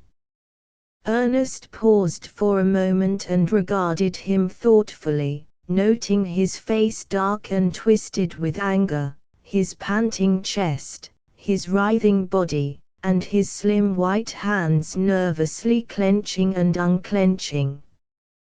But it seems you have breath to use, and I'll give you a chance to use it. I indicted your class. Show me that my indictment is wrong. I pointed out to you the wretchedness of modern man, 3 million child slaves in the United States, without whose labor profits would not be possible, and 15 million underfed, ill-clothed, and worse-housed people. I pointed out that modern man's producing power through social organization and the use of machinery was 1,000 times greater than that of the caveman. And I stated that from these two facts no other conclusion was possible than that the capitalist class had mismanaged. This was my indictment, and I specifically and at length challenged you to answer it. Nay, I did more. I prophesied that you would not answer. It remains for your breath to smash my prophecy. You called my speech fallacy. Show the fallacy, Colonel Van Gilbert. Answer the indictment that I and my 1,500,000 comrades have brought against your class and you. Colonel Van Gilbert quite forgot that he was presiding, and that in courtesy he should permit the other clamorous to speak. He was on his feet, flinging his arms, his rhetoric, and his control to the winds, alternately abusing Ernest for his youth and demagoguery, and savagely attacking the working class, elaborating its inefficiency and worthlessness. For a lawyer, you are the hardest man to keep to a point I ever saw. Ernest began his answer to the tirade. My youth has nothing to do with what I have enunciated. Nor has the worthlessness of the working class. I charged the capitalist class with having mismanaged society. You have not answered. You have made no attempt to answer. Why? Is it because you have no answer? You are the champion of this whole audience. Everyone here, except me, is hanging on your lips for that answer. They are hanging on your lips for that answer because they have no answer themselves. As for me, as I said before, I know that you not only cannot answer, but that you will not attempt an answer. This is intolerable. Colonel Van Gilbert cried out. This is insult. That you should not answer is intolerable, Ernest replied gravely. No man can be intellectually insulted. Insult, in its very nature, is emotional. Recover yourself. Give me an intellectual answer to my intellectual charge that the capitalist class has mismanaged society. Colonel Van Gilbert remained silent, a sullen, superior expression on his face, such as will appear on the face of a man who will not bandy words with a ruffian. Do not be downcast, Ernest said. Take consolation in the fact that no member of your class has ever yet answered that charge. He turned to the other men who were anxious to speak. And now it's your chance. Fire away, and do not forget that I here challenge you to give the answer that Colonel Van Gilbert has failed to give. It would be impossible for me to write all that was said in the discussion. I never realized before how many words could be spoken in 3 short hours. At any rate, it was glorious. The more his opponents grew excited, the more Ernest deliberately excited them. He had an encyclopedic command of the field of knowledge, and by a word or a phrase, by delicate rapier thrusts, he punctured them. He named the points of their illogic. This was a false syllogism. That conclusion had no connection with the premise, while that next premise was an impostor because it had cunningly hidden in it the conclusion that was being attempted to be proved. This was an error, that was an assumption, and the next was an assertion contrary to ascertained truth as printed in all the textbooks. And so it went. Sometimes he exchanged the rapier for the club and went smashing amongst their thoughts right and left. And always he demanded facts and refused to discuss theories. And his facts made for them a Waterloo. When they attacked the working class, he always retorted, "The pot calling the kettle black. That is no answer to the charge that your own face is dirty." And to one and all he said, "Why have you not answered the charge that your class has mismanaged? You have talked about other things and things concerning other things, but you have not answered. Is it because you have no answer?" It was at the end of the discussion that Mr. Wixon spoke. He was the only one that was cool, and Ernest treated him with a respect he had not accorded the others. "No answer is necessary," Mr. Wixon said with slow deliberation. "I have followed the whole discussion with amazement and disgust. I am disgusted with you gentlemen, members of my class. You have behaved like foolish little schoolboys, what with intruding ethics and the thunder of the common politician into such a discussion. You have been outgeneraled and outclassed. You have been very wordy, and all you have done is buzz. You have buzzed like gnats about a bear. Gentlemen, there stands the bear," he pointed at Ernest, "and your buzzing has only tickled his ears. Believe me, the situation is serious. That bear reached out his paws tonight to crush us. He has said there are 1.5 million of revolutionists in the United States. That is a fact. He has said that it is their intention to take away from us our governments, our palaces, and all our properties. That, also, is a fact. A change, a great change, is coming in society, but, haply, it may not be the change the bear anticipates. The bear has said that he will crush us. What if we crush the bear?" The throat rumble arose in the great room, and man nodded to man with endorsement and certitude. Their faces were set hard. They were fighters, that was certain.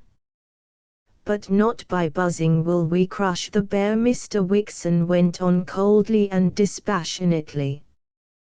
"We will hunt the bear. We will not reply to the bear in words. Our reply shall be couched in terms of lead. We are in power. Nobody will deny it. By virtue of that power we shall remain in power." He turned suddenly upon Ernest. The moment was dramatic. This, then, is our answer. We have no words to waste on you. When you reach out your vaunted strong hands for our palaces and purple D's, we will show you what strength is. In roar of shell and shrapnel and in whine of machine guns will our answer be couched. 10. We will grind you revolutionists down under our heel, and we shall walk upon your faces. The world is ours, we are its lords, and ours it shall remain. As for the host of labor, it has been in the dirt since history began, and I read history aright. And in the dirt it shall remain so long as I and mine and those that come after us have the power. There is the word. It is the king of words, power. Not God, not mammon, but power. Pour it over your tongue till it tingles with it. Power. 10. To show the tenor of thought, the following definition is quoted from the Cynic's Word Book, 1906 AD, written by one Ambrose Bierce, an avowed and confirmed misanthrope of the period, grape shot, in an argument which the future is preparing in answer to the demands of American socialism. I am answered, Ernest said quietly. It is the only answer that could be given. Power. It is what we of the working class preach. We know, and well we know by bitter experience, that no appeal for the right, for justice, for humanity, can ever touch you. Your hearts are hard as your heels with which you tread upon the faces of the poor. So we have preached power. By the power of our ballots on election day will we take your government away from you. What if you do get a majority, a sweeping majority, on election day? Mr. Wixon broke into demand. Suppose we refuse to turn the government over to you after you have captured it at the ballot box? That, also, have we considered, Ernest replied. And we shall give you an answer in terms of lead. Power you have proclaimed the king of words. Very good. Power it shall be. And in the day that we sweep to victory at the ballot box, and you refuse to turn over to us the government we have constitutionally and peacefully captured, and you demand what we are going to do about it, in that day, I say, we shall answer you, and in roar of shell and shrapnel and in whine of machine guns shall our answer be couched. You cannot escape us. It is true that you have read history aright. It is true that labor has from the beginning of history been in the dirt. And it is equally true that so long as you and yours and those that come after you have power, that labor shall remain in the dirt. I agree with you. I agree with all that you have said. Power will be the arbiter, as it always has been the arbiter. It is a struggle of classes. Just as your class dragged down the old feudal nobility, so shall it be dragged down by my class, the working class. If you will read your biology and your sociology as clearly as you do your history, you will see that this end I have described is inevitable.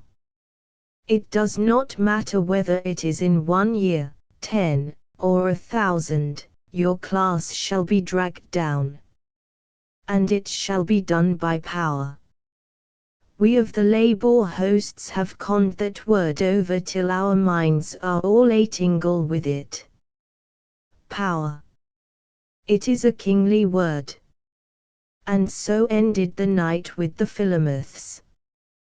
Chapter 6.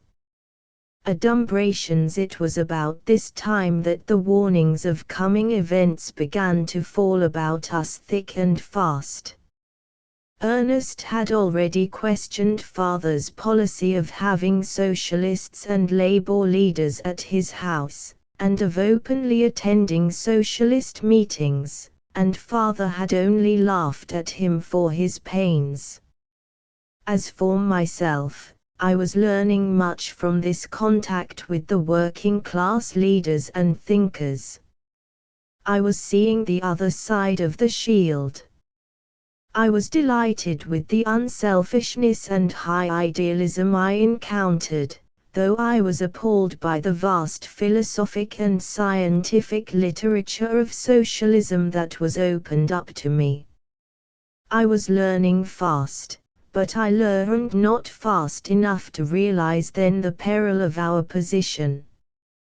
There were warnings, but I did not heed them. For instance, Mrs. Pertonwaithe and Mrs. Wixon exercised tremendous social power in the university town, and from them emanated the sentiment that I was a too forward and self-assertive young woman with a mischievous penchant for officiousness and interference in other persons' affairs. This I thought no more than natural, considering the part I had played in investigating the case of Jackson's arm. But the effect of such a sentiment, enunciated by two such powerful social arbiters, I underestimated. True, I noticed a certain aloofness on the part of my general friends, but this I ascribed to the disapproval that was prevalent in my circles of my intended marriage with Ernest. It was not till some time afterward that Ernest pointed out to me clearly that this general attitude of my class was something more than spontaneous, that behind it were the hidden springs of an organized conduct. "You have given shelter to an enemy of your class," he said. "And not alone shelter, for you have given your love, yourself. This is treason to your class. Think not that you will escape being penalized." But it was before this that Father returned one afternoon. Ernest was with me, and we could see that Father was angry, philosophically angry. He was rarely really angry, but a certain measure of controlled anger he allowed himself. He called it a tonic. And we could see that he was tonic angry when he entered the room. "What do you think?" he demanded. "I had luncheon with Wilcox." Wilcox was the superannuated president of the university, whose withered mind was stored with generalizations that were young in 1870, and which he had since failed to revise. "I was invited," Father announced. "I was sent for." He paused, and we waited. "Oh, it was done very nicely, I'll allow, but I was reprimanded."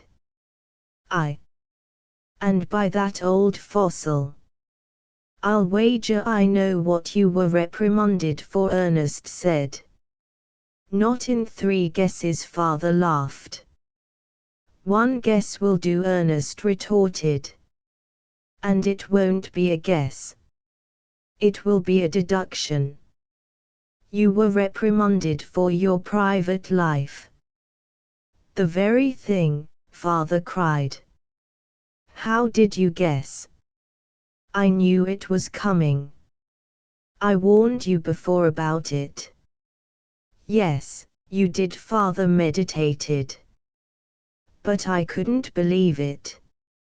At any rate, it is only so much more clinching evidence for my book." "It is nothing to what will come," Ernest went on, "if you persist in your policy of having these socialists and radicals of all sorts at your house, myself included.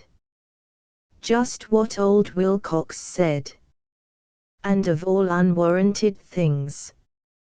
He said it was in poor taste, utterly profitless, anyway, and not in harmony with university traditions and policy.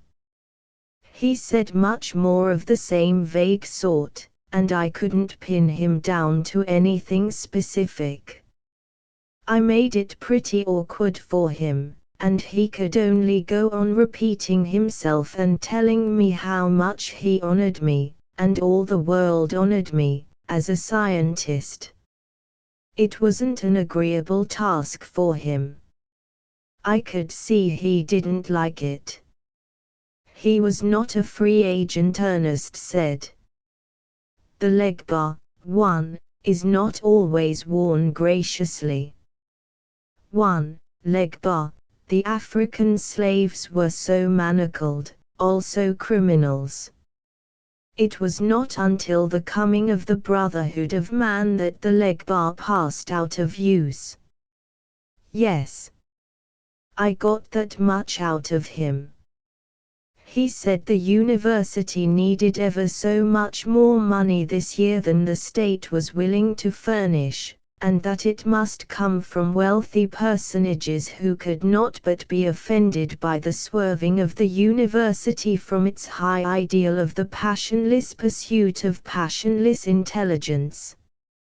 When I tried to pin him down to what my home life had to do with swerving the university from its high ideal, he offered me a 2-year vacation, on full pay, in Europe, for recreation and research.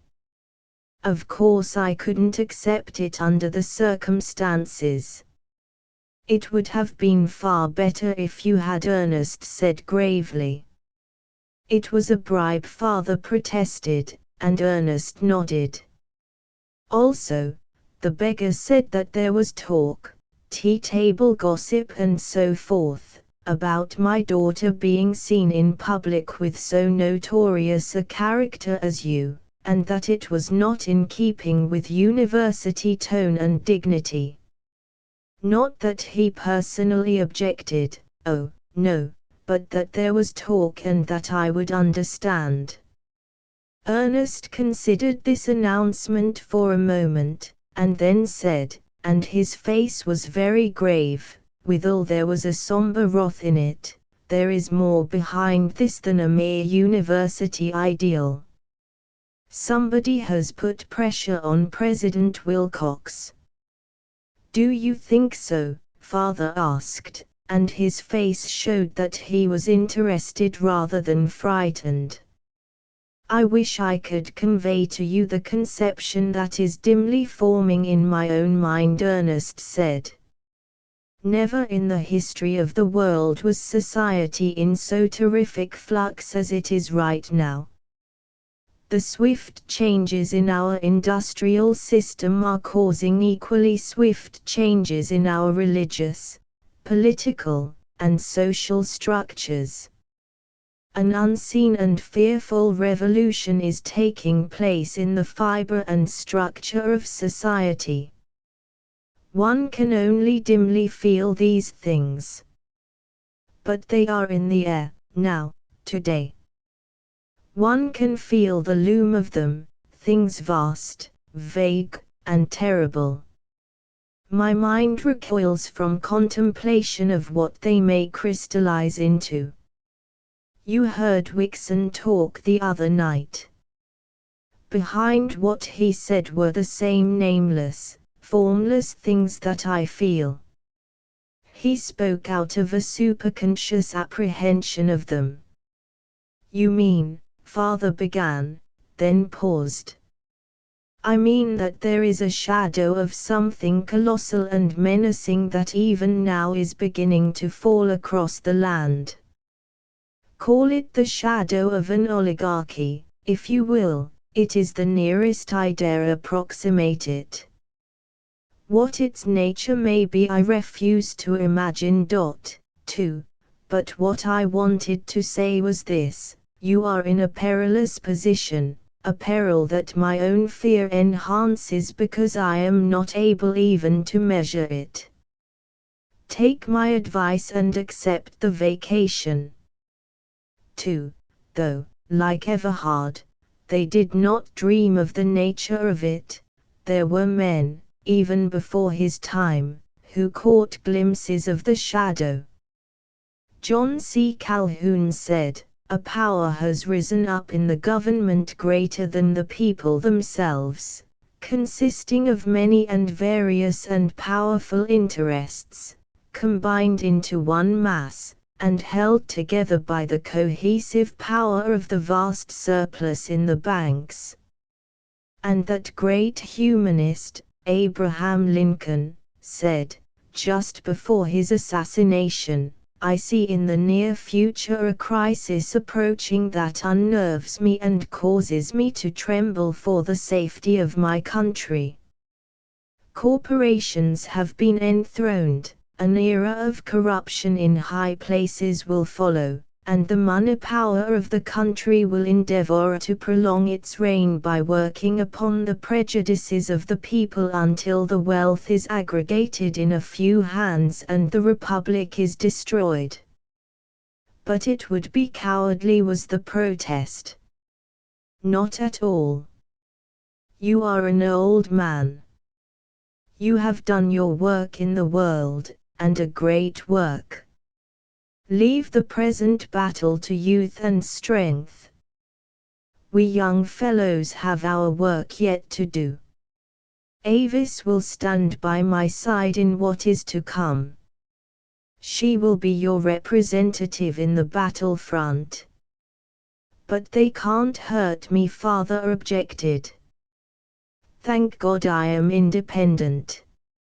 Oh, I assure you, I know the frightful persecution they can wage on a professor who is economically dependent on his university.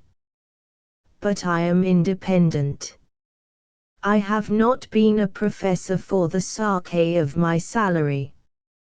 I can get along very comfortably on my own income, and the salary is all they can take away from me. But you do not realize, Ernest answered. If all that I fear be so, your private income, your principal itself, can be taken from you just as easily as your salary. Father was silent for a few minutes. He was thinking deeply, and I could see the lines of decision forming in his face. At last he spoke. I shall not take the vacation. He paused again. I shall go on with my book. 3. You may be wrong, but whether you are wrong or right, I shall stand by my guns. 3. This book, Economics and Education, was published in that year. 3 copies of it are extant, 2 at Ardis, and 1 at Asgard. It dealt, in elaborate detail, with one factor in the persistence of the established, namely, the capitalistic bias of the universities and common schools. It was a logical and crushing indictment of the whole system of education that developed in the minds of the students only such ideas as were favorable to the capitalistic regime, to the exclusion of all ideas that were inimical and subversive. The book created a furor, and was promptly suppressed by the oligarchy.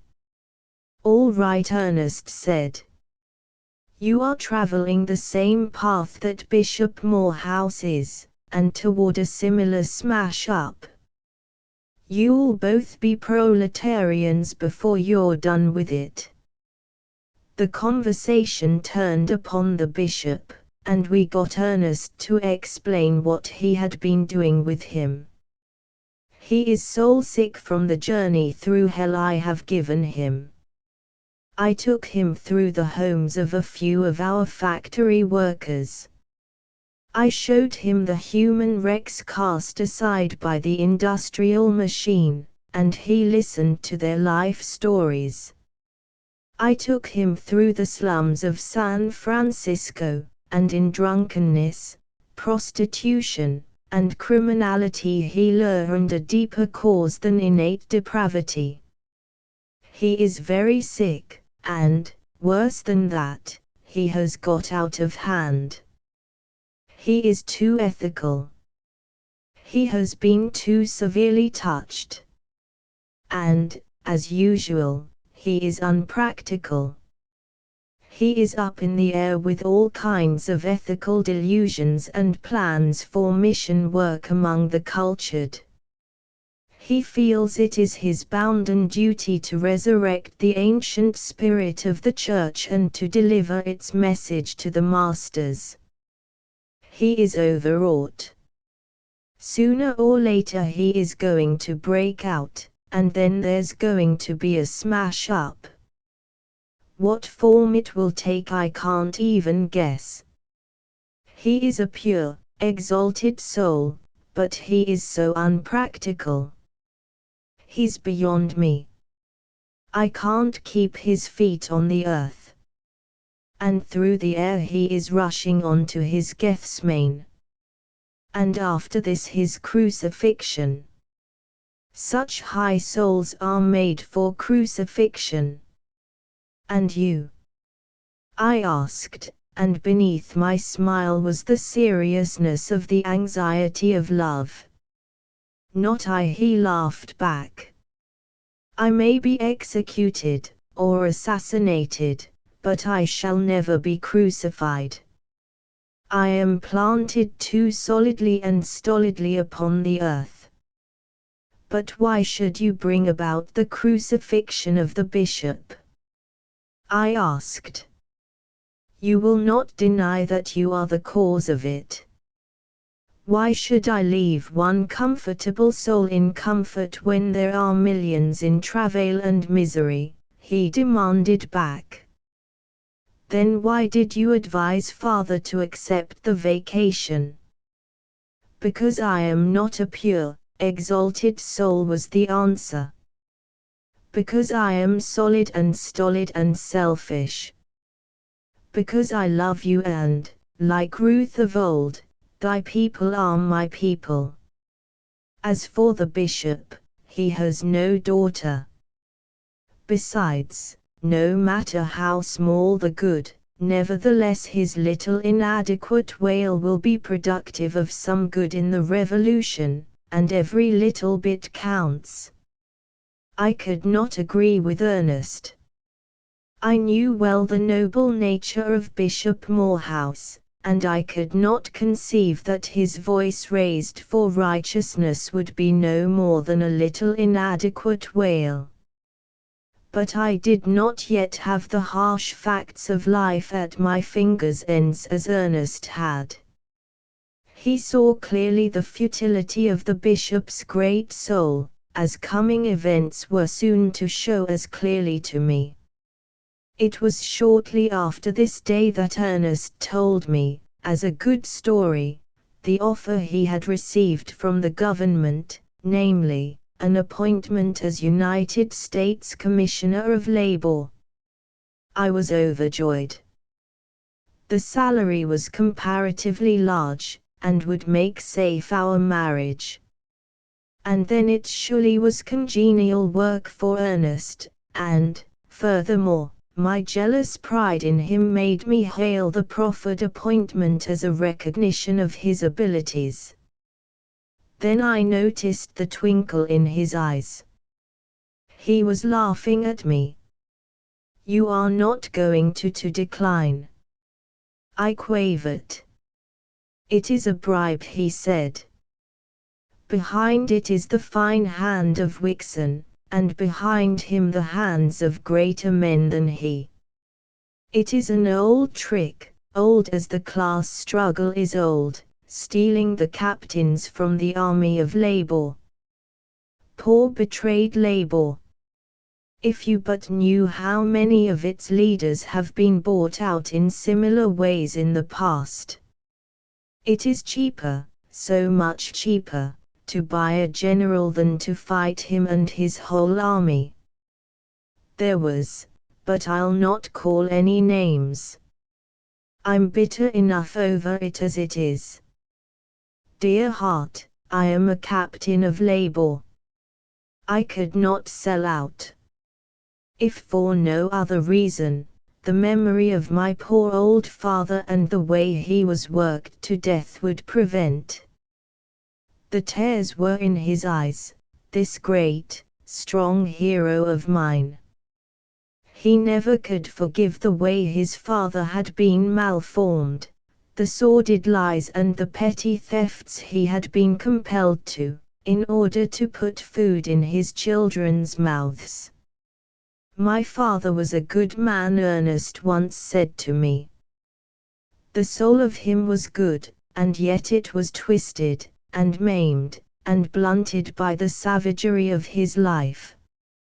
He was made into a broken-down beast by his masters, the archbeasts. He should be alive today, like your father. He had a strong constitution. But he was caught in the machine and worked to death, for profit. Think of it. For profit, his life-blood transmuted into a wine-supper, or a jolt-jugar, or some similar sense orgy of the parasitic and idle rich, his masters, the archbeasts.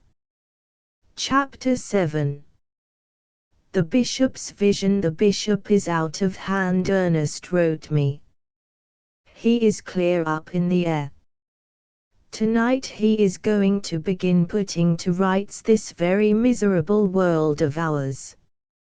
He is going to deliver his message. He has told me so, and I cannot dissuade him. Tonight he is chairman of the I.P.H. 1. And he will embody his message in his introductory remarks. 1. There is no clue to the name of the organization for which these initials stand. May I bring you to hear him? Of course, he is foredoomed to futility. It will break your heart, it will break his, but for you it will be an excellent object lesson.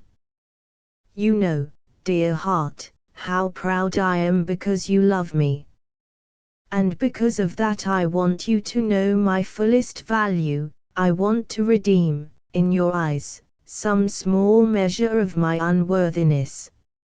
And so it is that my pride desires that you shall know my thinking is correct and right. My views are harsh. The futility of so noble a soul as the bishop will show you the compulsion for such harshness. So come tonight. Sad though this night's happening will be, I feel that it will but draw you more closely to me. The IPH held its convention that night in San Francisco. 2. This convention had been called to consider public immorality and the remedy for it. Bishop Morehouse presided. He was very nervous as he sat on the platform, and I could see the high tension he was under. By his side were Bishop Dickinson, H. Jones, the head of the ethical department in the University of California, Mrs. W. Hurd, the great charity organizer, Philip Ward, the equally great philanthropist, and several lesser luminaries in the field of morality and charity.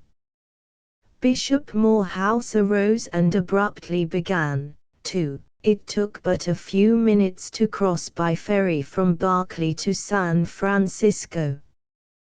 These, and the other Bay cities, practically composed one community. I was in my brougham, driving through the streets. It was night time. Now and then I looked through the carriage windows, and suddenly my eyes seemed to be opened, and I saw things as they really are.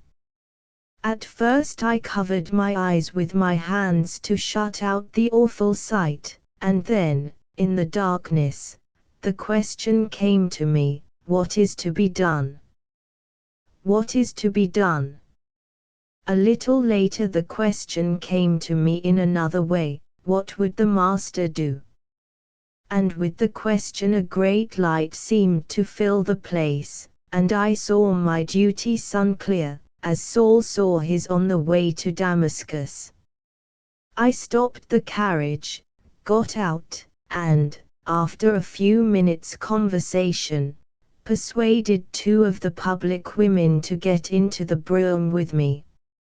If Jesus was right, then these 2 unfortunates were my sisters, and the only hope of their purification was in my affection and tenderness. I live in one of the loveliest localities of San Francisco. The house in which I live cost $100,000, and its furnishings, books, and works of art cost as much more. The house is a mansion. No, it is a palace, wherein there are many servants. I never knew what palaces were good for. I had thought they were to live in. But now I know. I took the 2 women of the street to my palace, and they are going to stay with me. I hope to fill every room in my palace with such sisters as they. The audience had been growing more and more restless and unsettled, and the faces of those that sat on the platform had been betraying greater and greater dismay and consternation. And at this point Bishop Dickinson arose, and with an expression of disgust on his face, fled from the platform and the hall. But Bishop Morehouse, oblivious to all, his eyes filled with his vision, continued, "Oh, sisters and brothers, in this act of mine I find the solution of all my difficulties.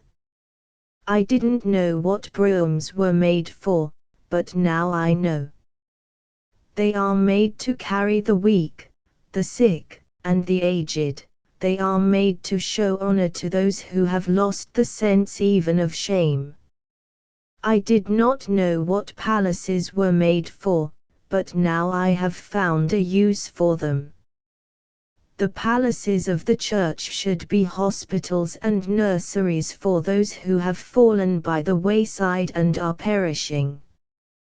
He made a long pause, plainly overcome by the thought that was in him, and nervous how best to express it.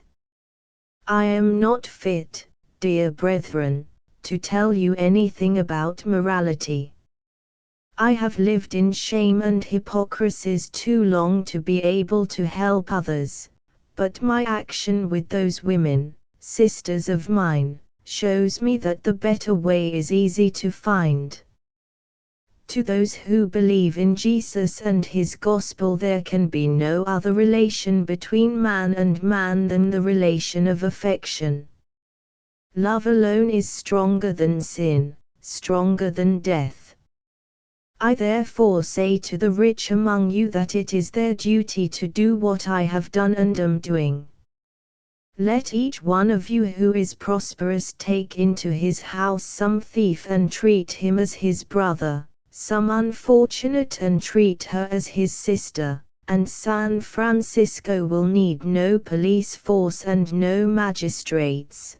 The prisons will be turned into hospitals, and the criminal will disappear with his crime. We must give ourselves and not our money alone.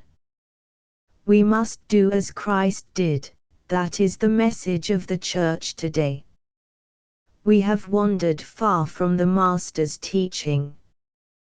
We are consumed in our own flesh pots. We have put mammon in the place of Christ. I have here a poem that tells the whole story. I should like to read it to you. It was written by an erring soul who yet saw clearly. 3. It must not be mistaken for an attack upon the Catholic Church. It is an attack upon all churches, upon the pomp and splendor of all churches that have wandered from the Master's path and hedged themselves in from his lambs. Here it is. The silver trumpets rang across the dome, the people knelt upon the ground with awe, and borne upon the necks of men I saw, like some great god, the Holy Lord of Rome. Priest-like, he wore a robe more white than foam, and, king-like, swathed himself in royal red. 3 crowns of gold rose high upon his head. In splendor and in light the Pope passed home. My heart stole back across wide wastes of years to one who wandered by a lonely sea, and sought in vain for any place of rest. Foxes have holes, and every bird its nest. Only I, must wander wearily, and bruise my feet, and drink wine salt with tears. 3. Oscar Wilde, one of the lords of language of the 19th century of the Christian era. The audience was agitated, but unresponsive. Yet Bishop Morehouse was not aware of it. He held steadily on his way. And so I say to the rich among you, and to all the rich, that bitterly you oppress the Master's lambs. You have hardened your hearts. You have closed your ears to the voices that are crying in the land, the voices of pain and sorrow that you will not hear but that some day will be heard. And so I say, but at this point H. Jones and Philip Ward, who had already risen from their chairs, led the bishop off the platform, while the audience sat breathless and shocked. Ernest laughed harshly and savagely when he had gained the street. His laughter jarred upon me. My heart seemed ready to burst with suppressed tears. He has delivered his message, Ernest cried. The manhood and the deep-hidden, tender nature of their bishop burst out, and his Christian audience, that loved him, concluded that he was crazy. Did you see them leading him so solicitously from the platform? There must have been laughter in hell at the spectacle. Nevertheless, it will make a great impression, what the bishop did and said tonight, I said. Think so? Ernest queried mockingly. It will make a sensation, I asserted. Didn't you see the reporters scribbling like mad while he was speaking? Not a line of which will appear in tomorrow's papers. I can't believe it, I cried. Just wait and see, was the answer. Not a line, not a thought that he uttered. The daily press. The daily suppressage. But the reporters, I objected. I saw them. Not a word that he uttered will see print. You have forgotten the editors. They draw their salaries for the policy they maintain. Their policy is to print nothing that is a vital menace to the established. The bishop's utterance was a violent assault upon the established morality. It was heresy. They led him from the platform to prevent him from uttering more heresy. The newspapers will purge his heresy in the oblivion of silence. The press of the United States. It is a parasitic growth that battens on the capitalist class. Its function is to serve the established by molding public opinion, and right well it serves it. Let me prophesy. Tomorrow's papers will merely mention that the bishop is in poor health, that he has been working too hard, and that he broke down last night. The next mention, some days hence, will be to the effect that he is suffering from nervous prostration and has been given a vacation by his grateful flock.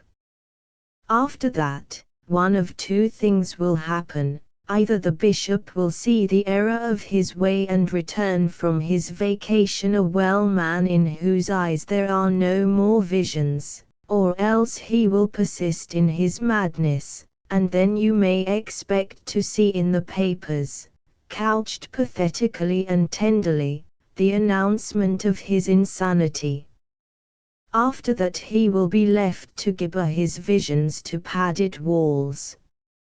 Now there you go too far, I cried out.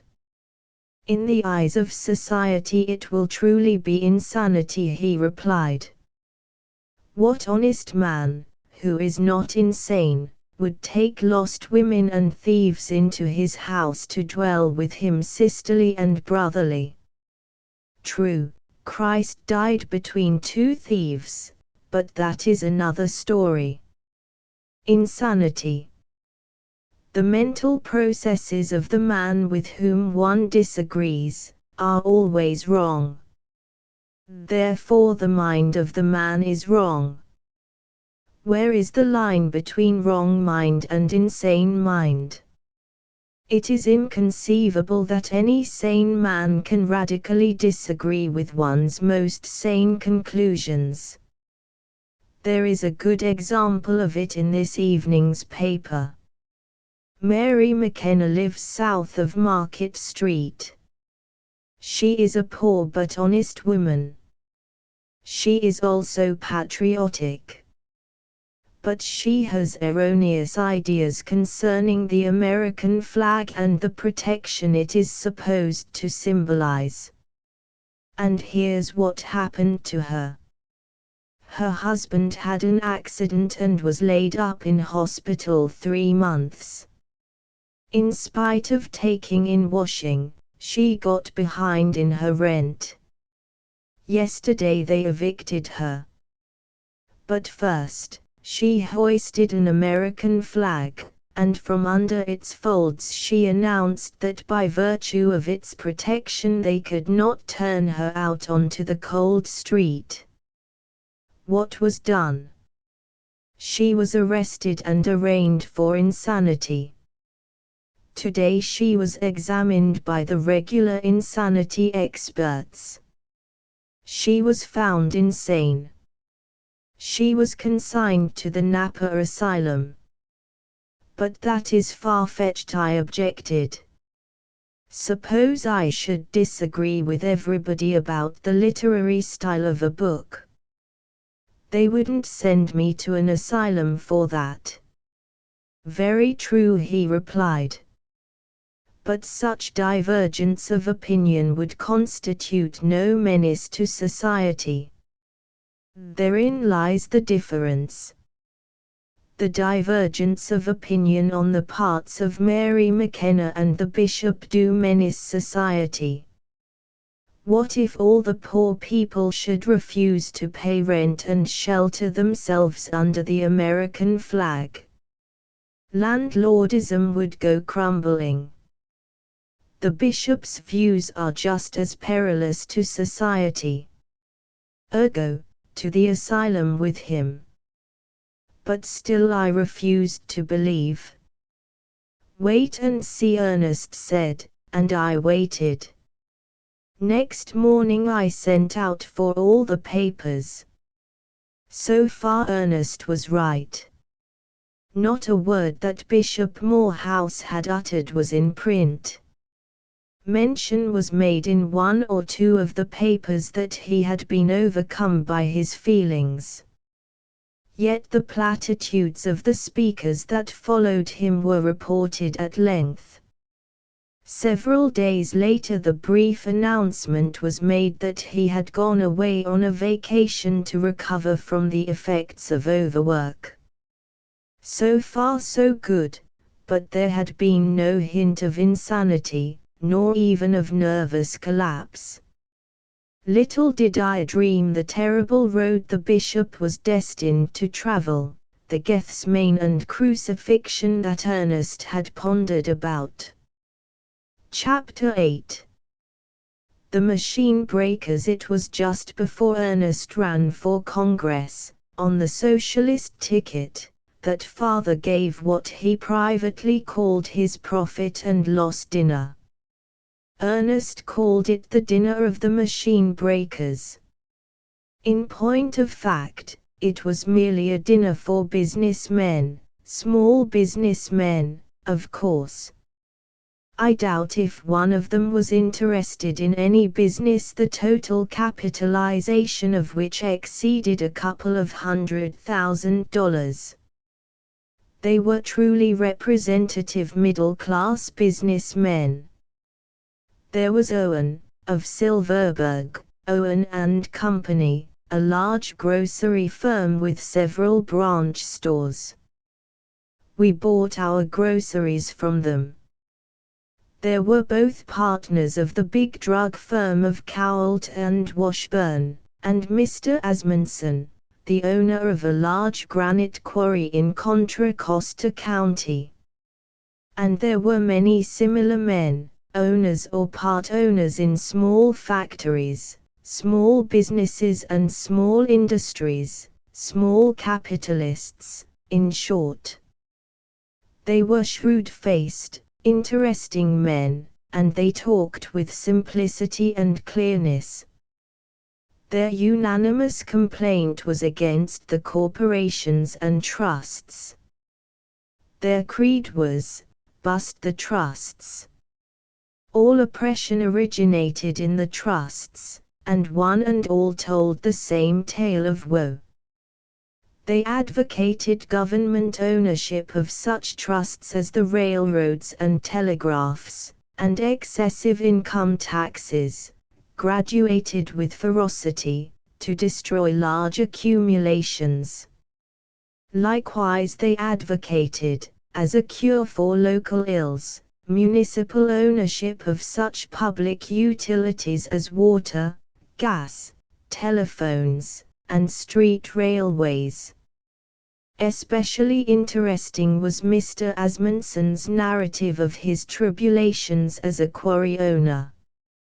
He confessed that he never made any profits out of his quarry, and this, in spite of the enormous volume of business that had been caused by the destruction of San Francisco by the big earthquake. For 6 years the rebuilding of San Francisco had been going on, and his business had quadrupled and octupled, and yet he was no better off. "The railroad knows my business just a little bit better than I do," he said. "It knows my operating expenses to a cent, and it knows the terms of my contracts. How it knows these things I can only guess. It must have spies in my employ, and it must have access to the parties to all my contracts. For look you, when I place a big contract, the terms of which favor me a goodly profit, the freight rate from my quarry to market is promptly raised. No explanation is made. The railroad gets my profit. Under such circumstances I have never succeeded in getting the railroad to reconsider its raise. On the other hand, when there have been accidents, increased expenses of operating, or contracts with less profitable terms, I have always succeeded in getting the railroad to lower its rate. What is the result?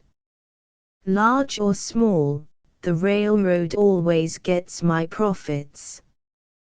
What remains to you over and above?" Ernest interrupted to ask, "would roughly be the equivalent of your salary as a manager did the railroad own the quarry." "The very thing," Mr. Asmundsen replied. "Only a short time ago I had my books gone through for the past 10 years. I discovered that for those 10 years my gain was just equivalent to a manager's salary. The railroad might just as well have owned my quarry and hired me to run it. But with this difference, Ernest laughed. The railroad would have had to assume all the risk which you so obligingly assumed for it. Very true, Mr. Asmundsen answered sadly. Having let them have their say, Ernest began asking questions right and left. He began with Mr. Owen. You started a branch store here in Berkeley about 6 months ago. Yes, Mr. Owen answered. And since then I've noticed that 3 little corner groceries have gone out of business. Was your branch store the cause of it? Mr. Owen affirmed with a complacent smile. They had no chance against us. Why not? We had greater capital. With a large business there is always less waste and greater efficiency. And your branch store absorbed the profits of the 3 small ones. I see. But tell me, what became of the owners of the 3 stores? One is driving a delivery wagon for us. I don't know what happened to the other 2. Ernest turned abruptly on Mr. Cowalt. You sell a great deal at cut rates. 1. What have become of the owners of the small drug stores that you forced to the wall? 1. A lowering of selling price to cost, and even to less than cost. Thus, a large company could sell at a loss for a longer period than a small company, and so drive the small company out of business. A common device of competition. One of them, Mr. Haas further, has charge now of our prescription department, was the answer. And you absorbed the profits they had been making. Surely. That is what we are in business for. And you? Ernest said suddenly to Mr. Asmundsen. You are disgusted because the railroad has absorbed your profits. Mr. Asmundsen nodded. What you want is to make profits yourself. Again Mr. Asmundsen nodded. Out of others. There was no answer. Out of others. Ernest insisted. That is the way profits are made, Mr. Asmundsen replied curtly. Then the business game is to make profits out of others, and to prevent others from making profits out of you. That's it, isn't it? Ernest had to repeat his question before Mr. Asmundsen gave an answer, and then he said, yes, that's it. Except that we do not object to the others making profits so long as they are not extortionate. By extortionate you mean large, yet you do not object to making large profits yourself. Surely not. And Mr. Asmundsen amiably confessed to the weakness. There was one other man who was quizzed by Ernest at this juncture, a Mr. Calvin, who had once been a great dairy owner. Some time ago you were fighting the milk trust, Ernest said to him, and now you are in Grange politics. 2. How did it happen? 2. Many efforts were made during this period to organize the perishing farmer class into a political party, the aim of which was to destroy the trusts and corporations by drastic legislation. All such attempts ended in failure. Oh, I haven't quit the fight, Mr. Calvin answered, and he looked belligerent enough. I'm fighting the trust on the only field where it is possible to fight, the political field. Let me show you. A few years ago we dairymen had everything our own way. But you competed among yourselves. Ernest interrupted. Yes, that was what kept the profits down. We did try to organize, but independent dairymen always broke through us. Then came the Milk Trust. Financed by surplus capital from Standard Oil. 3. Ernest said. 3. The first successful great trust, almost a generation in advance of the rest. Yes, Mr. Calvin acknowledged. But we did not know it at the time. Its agents approached us with a club. Come in and be fat was their proposition, or stay out and starve. Most of us came in. Those that didn't, starved. Oh, it paid us at first. Milk was raised a cent a quart. 1/4 of this cent came to us. 3/4 of it went to the trust. Then milk was raised another cent, only we didn't get any of that cent. Our complaints were useless. The trust was in control. We discovered that we were pawns. Finally, the additional 1/4 of a cent was denied us. Then the trust began to squeeze us out. What could we do? We were squeezed out. There were no dairymen, only a milk trust.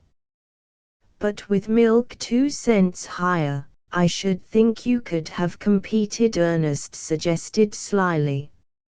So we thought. We tried it. Mr. Calvin paused a moment. It broke us. The trust could put milk upon the market more cheaply than we. It could sell still at a slight profit when we were selling at actual loss. I dropped $50,000 in that venture. Most of us went bankrupt. 4. The dairymen were wiped out of existence. 4. Bankruptcy, a peculiar institution that enabled an individual, who had failed in competitive industry, to forego paying his debts. The effect was to ameliorate the two savage conditions of the fang and claw social struggle. So the trust took your profits away from you, Ernest said, and you've gone into politics in order to legislate the trust out of existence and get the profits back. Mr. Calvin's face lighted up. That is precisely what I say in my speeches to the farmers. That's our whole idea in a nutshell. And yet the trust produces milk more cheaply than could the independent dairyman. Ernest queried. Why shouldn't it, with the splendid organization and new machinery its large capital makes possible? There is no discussion, Ernest answered. It certainly should, and, furthermore, it does. Mr. Calvin here launched out into a political speech in exposition of his views. He was warmly followed by a number of the others, and the cry of all was to destroy the trusts. Poor simple folk, Ernest said to me in an undertone. They see clearly as far as they see, but they see only to the ends of their noses. A little later he got the floor again, and in his characteristic way controlled it for the rest of the evening. I have listened carefully to all of you, he began, and I see plainly that you play the business game in the orthodox fashion. Life sums itself up to you in profits. You have a firm and abiding belief that you were created for the sole purpose of making profits. Only there is a hitch. In the midst of your own profit-making along comes the trust and takes your profits away from you. This is a dilemma that interferes somehow with the aim of creation, and the only way out, as it seems to you, is to destroy that which takes from you your profits. I have listened carefully, and there is only one name that will epitomize you. I shall call you that name. You are machine breakers. Do you know what a machine breaker is? Let me tell you. In the 18th century, in England, men and women wove cloth on hand looms in their own cottages. It was a slow, clumsy, and costly way of weaving cloth, this cottage system of manufacture. Along came the steam engine and labor-saving machinery. 1,000 looms assembled in a large factory, and driven by a central engine wove cloth vastly more cheaply than could the cottage weavers on their hand looms. Here in the factory was combination, and before it competition faded away. The men and women who had worked the hand looms for themselves now went into the factories and worked the machine looms, not for themselves, but for the capitalist owners. Furthermore, little children went to work on the machine looms, at lower wages, and displaced the men. This made hard times for the men. Their standard of living fell. They starved. And they said it was all the fault of the machines. Therefore, they proceeded to break the machines. They did not succeed, and they were very stupid. Yet you have not learned their lesson.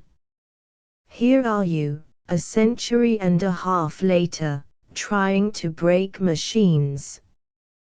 By your own confession, the trust machines do the work more efficiently and more cheaply than you can. That is why you cannot compete with them. And yet you would break those machines. You are even more stupid than the stupid workmen of England. And while you maunder about restoring competition, the trusts go on destroying you. One and all you tell the same story, the passing away of competition and the coming on of combination. You, Mr. Owen, destroyed competition here in Berkeley when your branch store drove the 3 small groceries out of business. Your combination was more effective. Yet you feel the pressure of other combinations on you, the trust combinations, and you cry out. It is because you are not a trust. If you were a grocery trust for the whole United States, you would be singing another song. And the song would be, "Blessed are the trusts."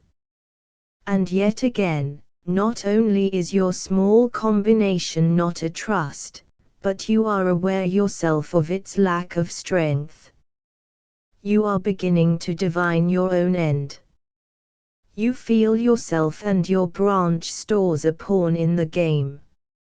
You see the powerful interests rising and growing more powerful day by day. You feel their mailed hands descending upon your profits and taking a pinch here and a pinch there.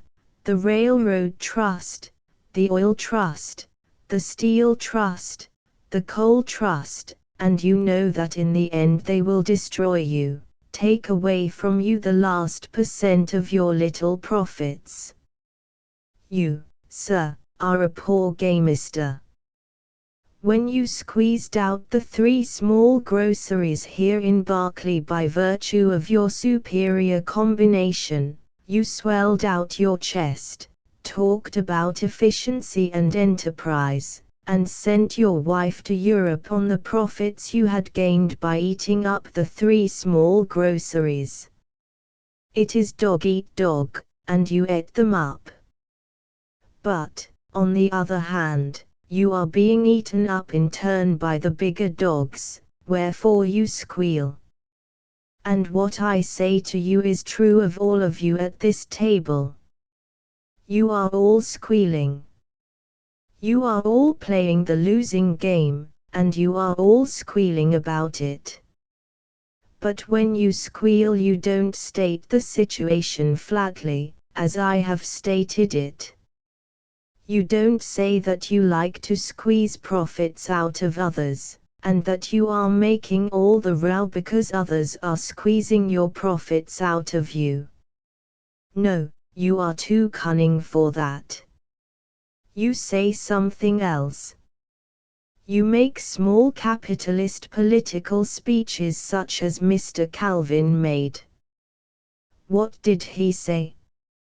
Here are a few of his phrases I caught. Our original principles are all right. What this country requires is a return to fundamental American methods, free opportunity for all, the spirit of liberty in which this nation was born. Let us return to the principles of our forefathers. When he says free opportunity for all, he means free opportunity to squeeze profits, which freedom of opportunity is now denied him by the great trusts. And the absurd thing about it is that you have repeated these phrases so often that you believe them. You want opportunity to plunder your fellow men in your own small way, but you hypnotize yourselves into thinking you want freedom. You are piggish and acquisitive, but the magic of your phrases leads you to believe that you are patriotic. Your desire for profits, which is sheer selfishness, you metamorphose into altruistic solicitude for suffering humanity. Come on now, right here amongst ourselves, and be honest for once. Look the matter in the face and state it in direct terms. There were flushed and angry faces at the table, and withal a measure of awe. They were a little frightened at this smooth-faced young fellow, and the swing and smash of his words, and his dreadful tray of calling a spade a spade. Mr. Calvin promptly replied. And why not? He demanded. Why can we not return to the ways of our fathers when this republic was founded? You have spoken much truth, Mr. Everhard, unpalatable though it has been. But here amongst ourselves let us speak out. Let us throw off all disguise and accept the truth as Mr. Everhard has flatly stated it. It is true that we smaller capitalists are after profits, and that the trusts are taking our profits away from us. It is true that we want to destroy the trusts in order that our profits may remain to us. And why can we not do it? Why not? I say, why not? Now we come to the gist of the matter, Ernest said with a pleased expression. I'll try to tell you why not, though the telling will be rather hard. You see, you fellows have studied business, in a small way, but you have not studied social evolution at all. You are in the midst of a transition stage now in economic evolution, but you do not understand it, and that's what causes all the confusion. Why cannot you return? Because you can't.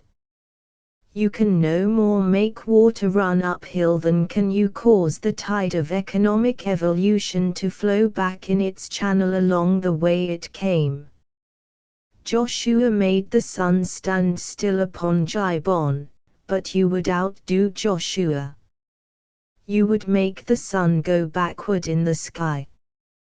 You would have time retrace its steps from noon to morning. In the face of labor-saving machinery, of organized production, of the increased efficiency of combination, you would set the economic sun back a whole generation or so to the time when there were no great capitalists, no great machinery, no railroads, a time when a host of little capitalists warred with each other in economic anarchy, and when production was primitive, wasteful, unorganized, and costly. Believe me, Joshua's task was easier, and he had Jehovah to help him. But God has forsaken you small capitalists. The sun of the small capitalists is setting. It will never rise again. Nor is it in your power even to make it stand still. You are perishing, and you are doomed to perish utterly from the face of society. This is the fiat of evolution. It is the word of God. Combination is stronger than competition. Primitive man was a puny creature hiding in the crevices of the rocks. He combined and made war upon his carnivorous enemies. They were competitive beasts. Primitive man was a combinative beast, and because of it he rose to primacy over all the animals. And man has been achieving greater and greater combinations ever since. It is combination versus competition, a 1,000 centuries long struggle, in which competition has always been worsted. Whoso enlists on the side of competition perishes. But the trusts themselves arose out of competition. Mr. Calvin interrupted. Very true, Ernest answered. And the trusts themselves destroyed competition. That, by your own word, is why you are no longer in the dairy business. The first laughter of the evening went around the table, and even Mr. Calvin joined in the laugh against himself. And now, while we are on the trusts, Ernest went on, let us settle a few things. I shall make certain statements, and if you disagree with them, speak up. Silence will mean agreement. Is it not true that a machine loom will weave more cloth and weave more cheaply than a hand loom? He paused, but nobody spoke up. Is it not then highly irrational to break the machine loom and go back to the clumsy and more costly hand loom method of weaving? Heads nodded in acquiescence. Is it not true that that known as a trust produces more efficiently and cheaply than can 1,000 competing small concerns? Still no one objected. Then is it not irrational to destroy that cheap and efficient combination? No one answered for a long time. Then Mr. Cowell spoke. What are we to do, then? He demanded. To destroy the trusts is the only way we can see to escape their domination. Ernest was all fire and aliveness on the instant. I'll show you another way, he cried. Let us not destroy those wonderful machines that produce efficiently and cheaply. Let us control them. Let us profit by their efficiency and cheapness. Let us run them for ourselves. Let us oust the present owners of the wonderful machines, and let us own the wonderful machines ourselves. That, gentlemen, is socialism, a greater combination than the trusts, a greater economic and social combination than any that has as yet appeared on the planet. It is in line with evolution. We meet combination with greater combination. It is the winning side. Come on over with us socialists and play on the winning side. Here arose dissent. There was a shaking of heads, and mutterings arose. All right, then, you prefer to be anachronisms, Ernest laughed. You prefer to play atavistic roles. You are doomed to perish as all atavisms perish. Have you ever asked what will happen to you when greater combinations than even the present trusts arise? Have you ever considered where you will stand when the great trusts themselves combine into the combination of combinations, into the social, economic, and political trust? He turned abruptly and irrelevantly upon Mr. Calvin. Tell me, Ernest said, if this is not true. You are compelled to form a new political party because the old parties are in the hands of the trusts. The chief obstacle to your Grange propaganda is the trusts. Behind every obstacle you encounter, every blow that smites you, every defeat that you receive, is the hand of the trusts. Is this not so? Tell me. Mr. Calvin sat in uncomfortable silence. Go ahead, Ernest encouraged. It is true, Mr. Calvin confessed. We captured the state legislature of Oregon and put through splendid protective legislation, and it was vetoed by the governor, who was a creature of the trusts.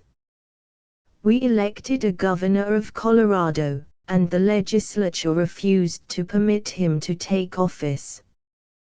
Twice we have passed a national income tax, and each time the Supreme Court smashed it as unconstitutional. The courts are in the hands of the trusts. We, the people, do not pay our judges sufficiently.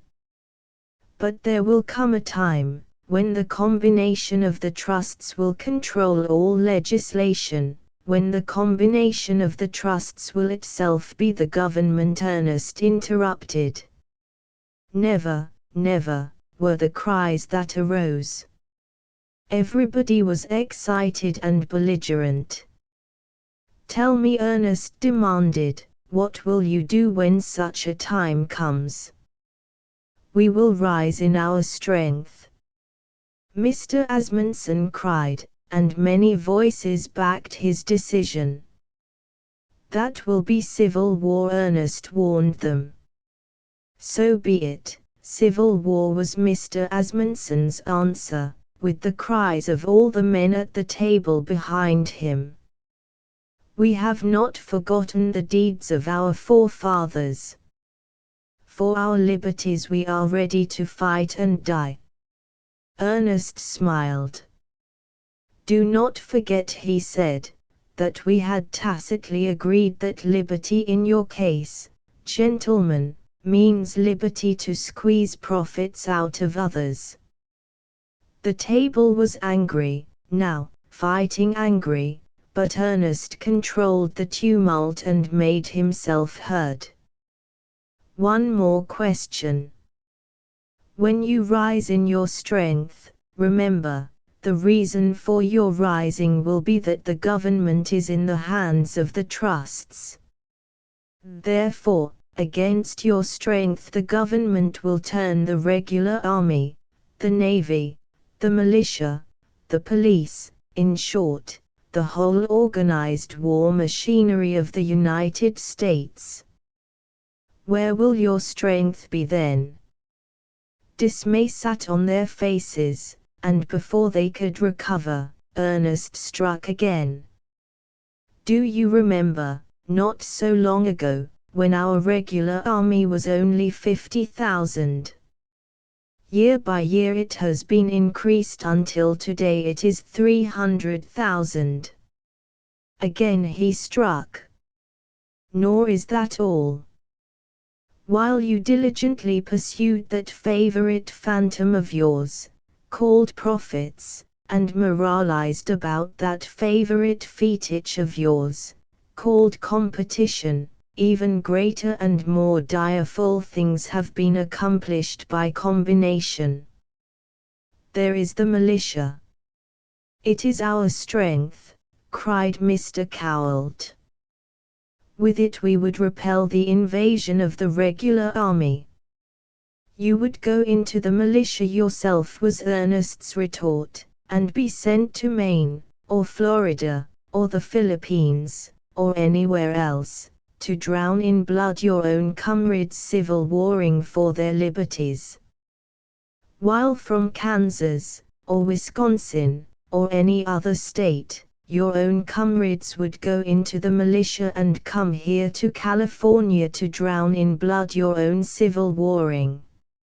Now they were really shocked, and they sat wordless, until Mr. Owen murmured, "We would not go into the militia. That would settle it. We would not be so foolish." Ernest laughed outright. "You do not understand the combination that has been effected. You could not help yourself.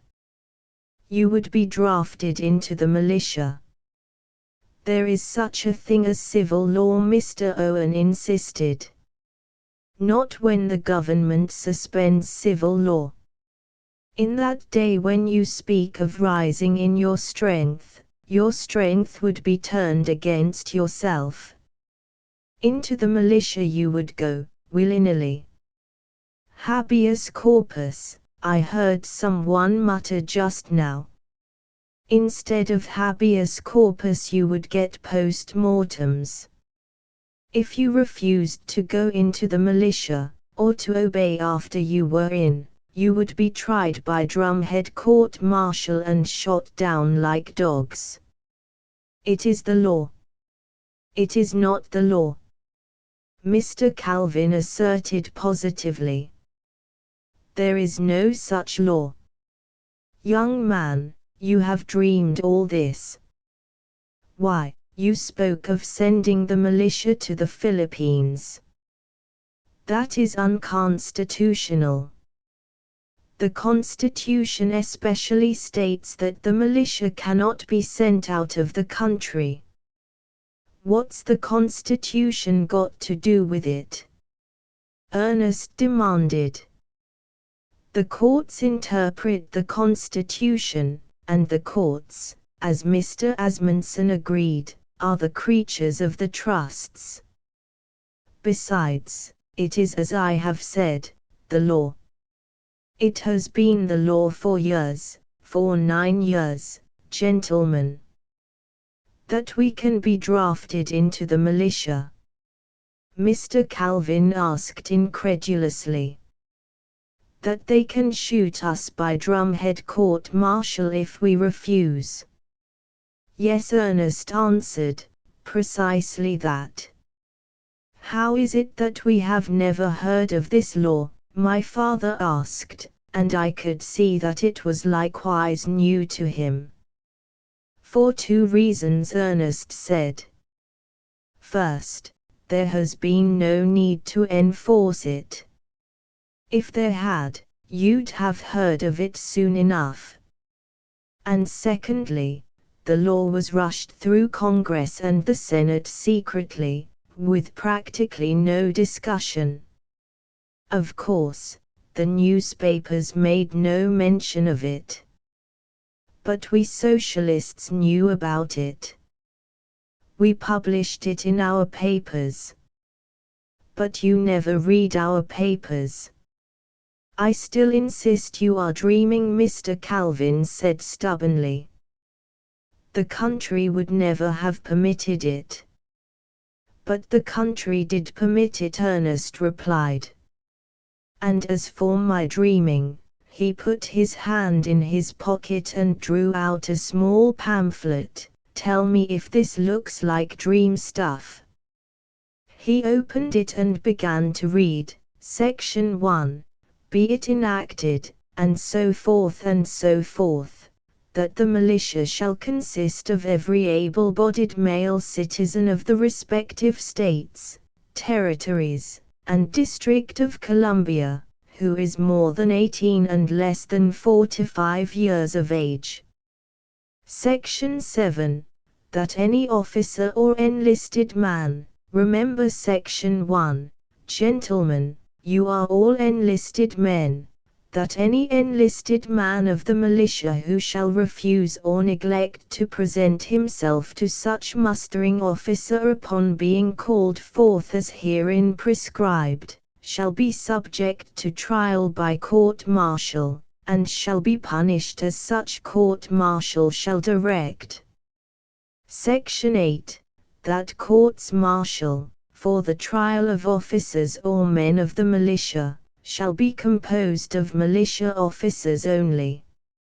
Section 9, that the militia, when called into the actual service of the United States, shall be subject to the same rules and articles of war as the regular troops of the United States. There you are, gentlemen, American citizens, and fellow militiamen. 9 years ago we socialists thought that law was aimed against labor. But it would seem that it was aimed against you, too. Congressman Wiley, in the brief discussion that was permitted, said that the bill provided for a reserve force to take the mob by the throat, "You're the mob, gentlemen," and protect at all hazards life, liberty, and property. And in the time to come, when you rise in your strength, remember that you will be rising against the property of the trusts, and the liberty of the trusts, according to the law, to squeeze you. Your teeth are pulled, gentlemen. Your claws are trimmed. In the day you rise in your strength, toothless and clawless, you will be as harmless as any army of clams. I don't believe it. Cowled cried. There is no such law. It is a canard got up by you socialists. This bill was introduced in the House of Representatives on the 30th of July, 1902 was the reply. It was introduced by Representative Dick of Ohio. It was rushed through. It was passed unanimously by the Senate on the 14th of January, 1903. And just 7 days afterward was approved by the President of the United States. 5. Everhard was right in the essential particulars, though his date of the introduction of the bill is in error. The bill was introduced on the 30th of June, and not on the 30th of July. The congressional record is here in Ardis, and a reference to it shows mention of the bill on the following dates: the 30th of June, the 9th of December, 2015, 16, and 17, 1902, and January the 7th and 14th, 1903.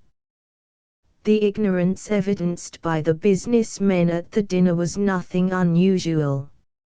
Very few people knew of the existence of this law.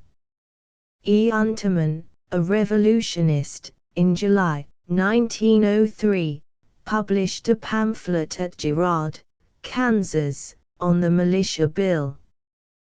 This pamphlet had a small circulation among workingmen, but already had the segregation of classes proceeded so far, that the members of the middle class never heard of the pamphlet at all, and so remained in ignorance of the law. Chapter 9. The mathematics of a dream. In the midst of the consternation his revelation had produced, Ernest began again to speak. You have said, a dozen of you tonight, that socialism is impossible. You have asserted the impossible, now let me demonstrate the inevitable. Not only is it inevitable that you small capitalists shall pass away, but it is inevitable that the large capitalists, and the trusts also, shall pass away. Remember, the tide of evolution never flows backward. It flows on, and it flows from competition to combination, and from little combination to large combination, and from large combination to colossal combination, and it flows on to socialism, which is the most colossal combination of all. You tell me that I dream. Very good.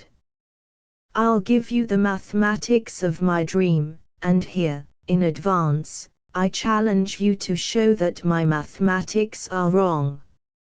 I shall develop the inevitability of the breakdown of the capitalist system, and I shall demonstrate mathematically why it must break down. Here goes, and bear with me if at first I seem irrelevant.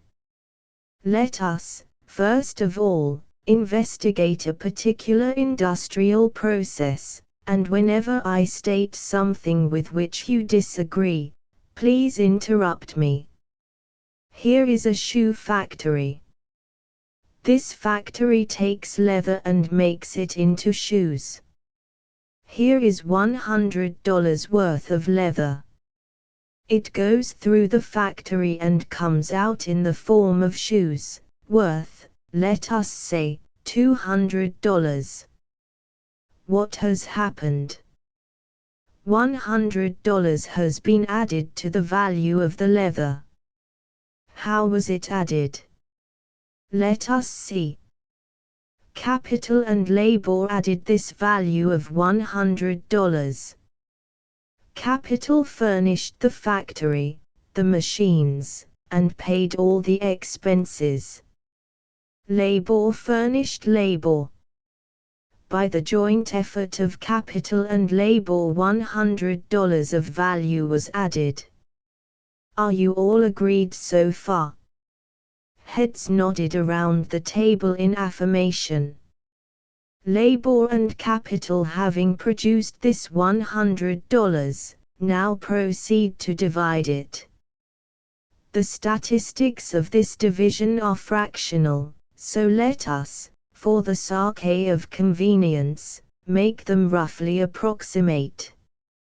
Capital takes $50 as its share, and labor gets in wages $50 as its share. We will not enter into the squabbling over the division.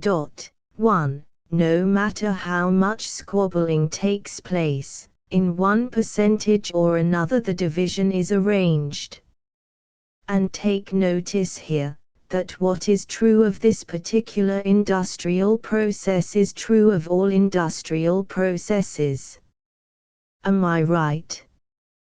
1. Everhard here clearly develops the cause of all the labor troubles of that time.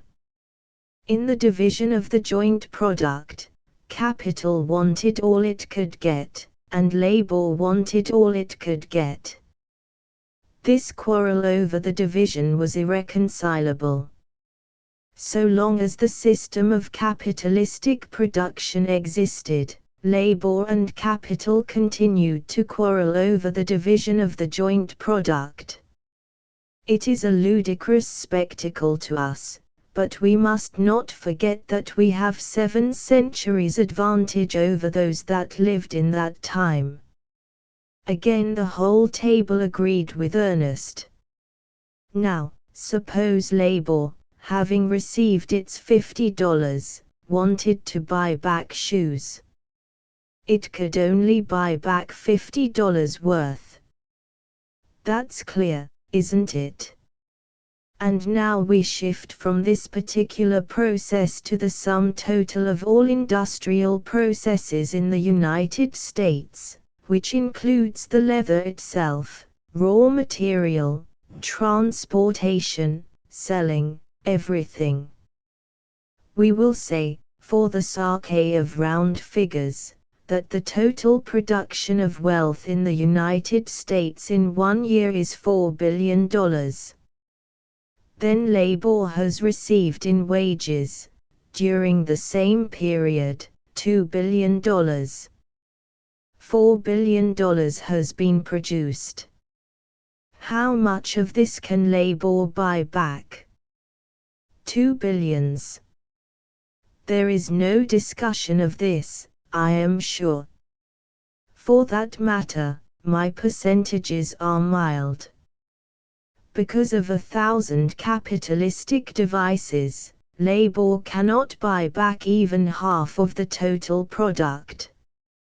But to return, we will say labor buys back 2 billions. Then it stands to reason that labor can consume only 2 billions. There are still 2 billions to be accounted for, which labor cannot buy back and consume. Labor does not consume its 2 billions, even Mr. Cowald spoke up. If it did, it would not have any deposits in the savings banks. Labor's deposits in the savings banks are only a sort of reserve fund that is consumed as fast as it accumulates. These deposits are saved for old age, for sickness and accident, and for funeral expenses. The savings bank deposit is simply a piece of the loaf put back on the shelf to be eaten next day. No. Labor consumes all of the total product that its wages will buy back. 2 billions are left to capital. After it has paid its expenses, does it consume the remainder? Does capital consume all of its 2 billions? Ernest stopped and put the question point blank to a number of the men. They shook their heads. I don't know, one of them frankly said. Of course you do, Ernest went on. Stop and think a moment. If capital consumed its share, the sum total of capital could not increase. It would remain constant. If you will look at the economic history of the United States, you will see that the sum total of capital has continually increased. Therefore, capital does not consume its share. Do you remember when England owned so much of our railroad bonds? As the years went by, we bought back those bonds. What does that mean? That part of capital's unconsumed share bought back the bonds. What is the meaning of the fact that today the capitalists of the United States own hundreds and hundreds of millions of dollars of Mexican bonds, Russian bonds, Italian bonds, Grecian bonds? The meaning is that those hundreds and hundreds of millions were part of capital's share which capital did not consume. Furthermore, from the very beginning of the capitalist system, capital has never consumed all of its share. And now we come to the point. $4 billion of wealth is produced in 1 year in the United States. Labor buys back and consumes 2 billions. Capital does not consume the remaining 2 billions. There is a large balance left over unconsumed. What is done with this balance? What can be done with it? Labor cannot consume any of it, for labor has already spent all its wages. Capital will not consume this balance, because, already, according to its nature, it has consumed all it can. And still remains the balance. What can be done with it? What is done with it? It is sold abroad, Mr. Cowalt volunteered. The very thing, Ernest agreed. Because of this balance arises our need for a foreign market. This is sold abroad. It has to be sold abroad. There is no other way of getting rid of it. And that unconsumed surplus, sold abroad, becomes what we call our favorable balance of trade. Are we all agreed so far? Surely it is a waste of time to elaborate these ABCs of commerce, Mr. Calvin said tartly. We all understand them. And it is by these ABCs I have so carefully elaborated that I shall confound you, Ernest retorted. There's the beauty of it. And I'm going to confound you with them right now. Here goes. The United States is a capitalist country that has developed its resources. According to its capitalist system of industry, it has an unconsumed surplus that must be got rid of, and that must be got rid of abroad. 2. What is true of the United States is true of every other capitalist country with developed resources. Every one of such countries has an unconsumed surplus. Don't forget that they have already traded with one another, and that these surpluses yet remain. Labor in all these countries has spent its wages, and cannot buy any of the surpluses. Capital in all these countries has already consumed all it is able according to its nature. And still remain the surpluses. They cannot dispose of these surpluses to one another. How are they going to get rid of them? 2. Theodore Roosevelt, President of the United States a few years prior to this time, made the following public declaration: a more liberal and extensive reciprocity in the purchase and sale of commodities is necessary, so that the overproduction of the United States can be satisfactorily disposed of to foreign countries. Of course, this overproduction he mentions was the profits of the capitalist system over and beyond the consuming power of the capitalists. It was at this time that Senator Mark Hanna said, "The production of wealth in the United States is 1/3 larger annually than its consumption." Also a fellow senator, Chauncey Depew, said, "The American people produce annually 2 billions more wealth than they consume. Sell them to countries with undeveloped resources," Mr. Cowalt suggested. The very thing.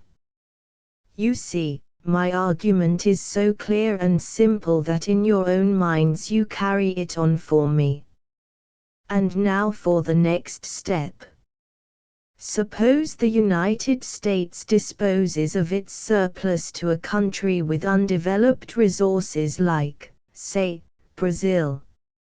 Remember, this surplus is over and above trade, which articles of trade have been consumed. What, then, does the United States get in return from Brazil? Gold, said Mr. Cowalt. But there is only so much gold, and not much of it, in the world, Ernest objected. Gold in the form of securities and bonds and so forth, Mr. Cowalt amended. Now you've struck it, Ernest said. From Brazil the United States, in return for her surplus, gets bonds and securities. And what does that mean?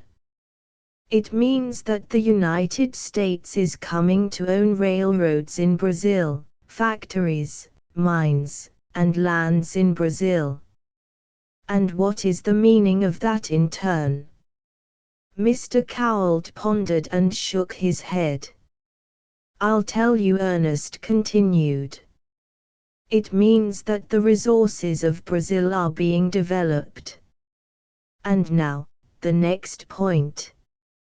When Brazil, under the capitalist system, has developed her resources, she will herself have an unconsumed surplus. Can she get rid of this surplus to the United States? No, because the United States has herself a surplus. Can the United States do what she previously did, get rid of her surplus to Brazil? No, for Brazil now has a surplus, too. What happens? The United States and Brazil must both seek out other countries with undeveloped resources, in order to unload the surpluses on them. But by the very process of unloading the surpluses, the resources of those countries are in turn developed. Soon they have surpluses, and are seeking other countries on which to unload. Now, gentlemen, follow me. The planet is only so large. There are only so many countries in the world.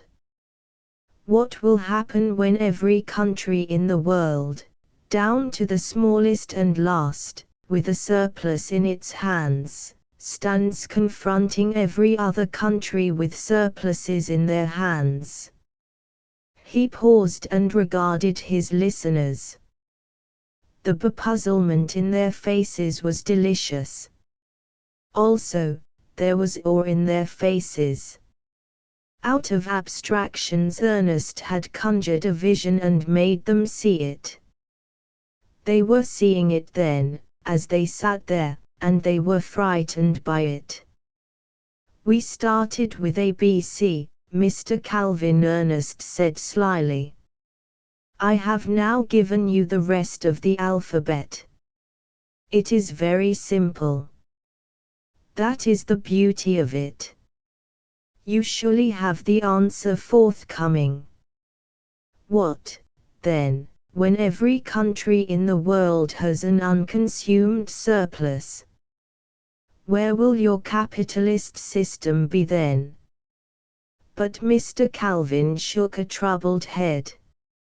He was obviously questing back through Ernest's reasoning in search of an error. Let me briefly go over the ground with you again, Ernest said. We began with a particular industrial process, the shoe factory. We found that the division of the joint product that took place there was similar to the division that took place in the sum total of all industrial processes. We found that labor could buy back with its wages only so much of the product, and that capital did not consume all of the remainder of the product. We found that when labor had consumed to the full extent of its wages, and when capital had consumed all it wanted, there was still left an unconsumed surplus. We agreed that this surplus could only be disposed of abroad. We agreed, also, that the effect of unloading this surplus on another country would be to develop the resources of that country, and that in a short time that country would have an unconsumed surplus.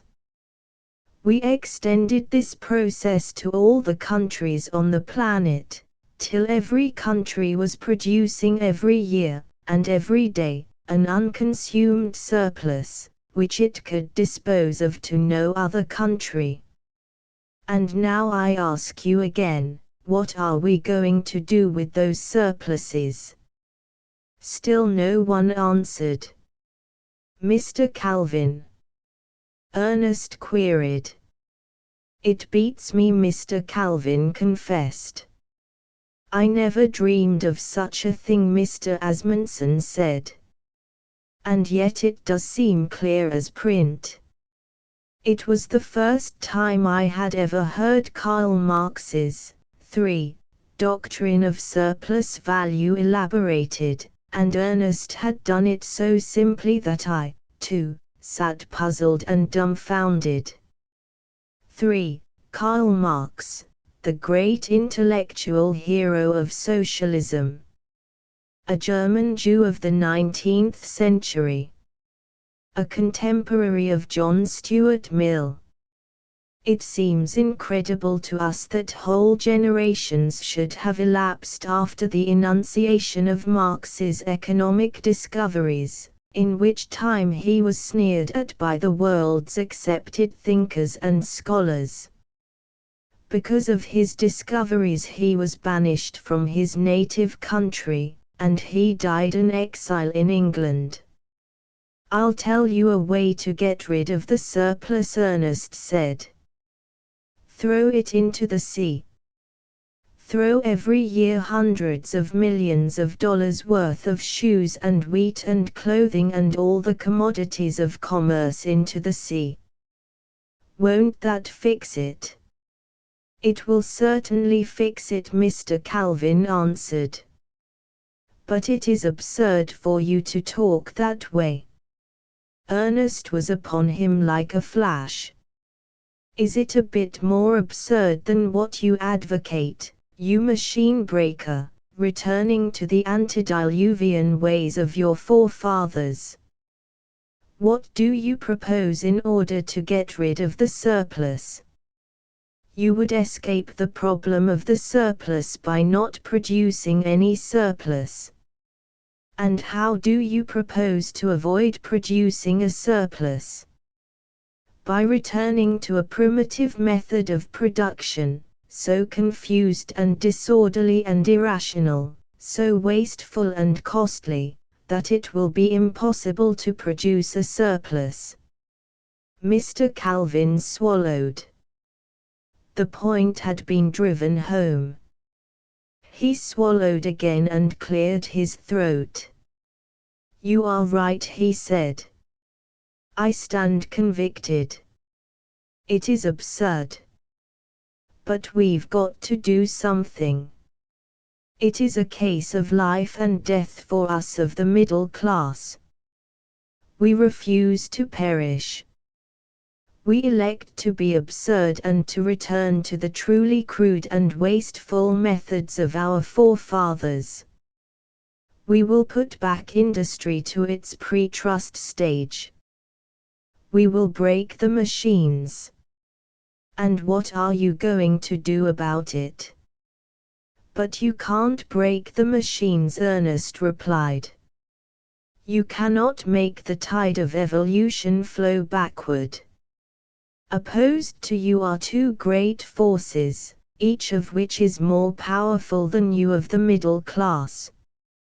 The large capitalists, the trusts, in short, will not let you turn back. They don't want the machines destroyed.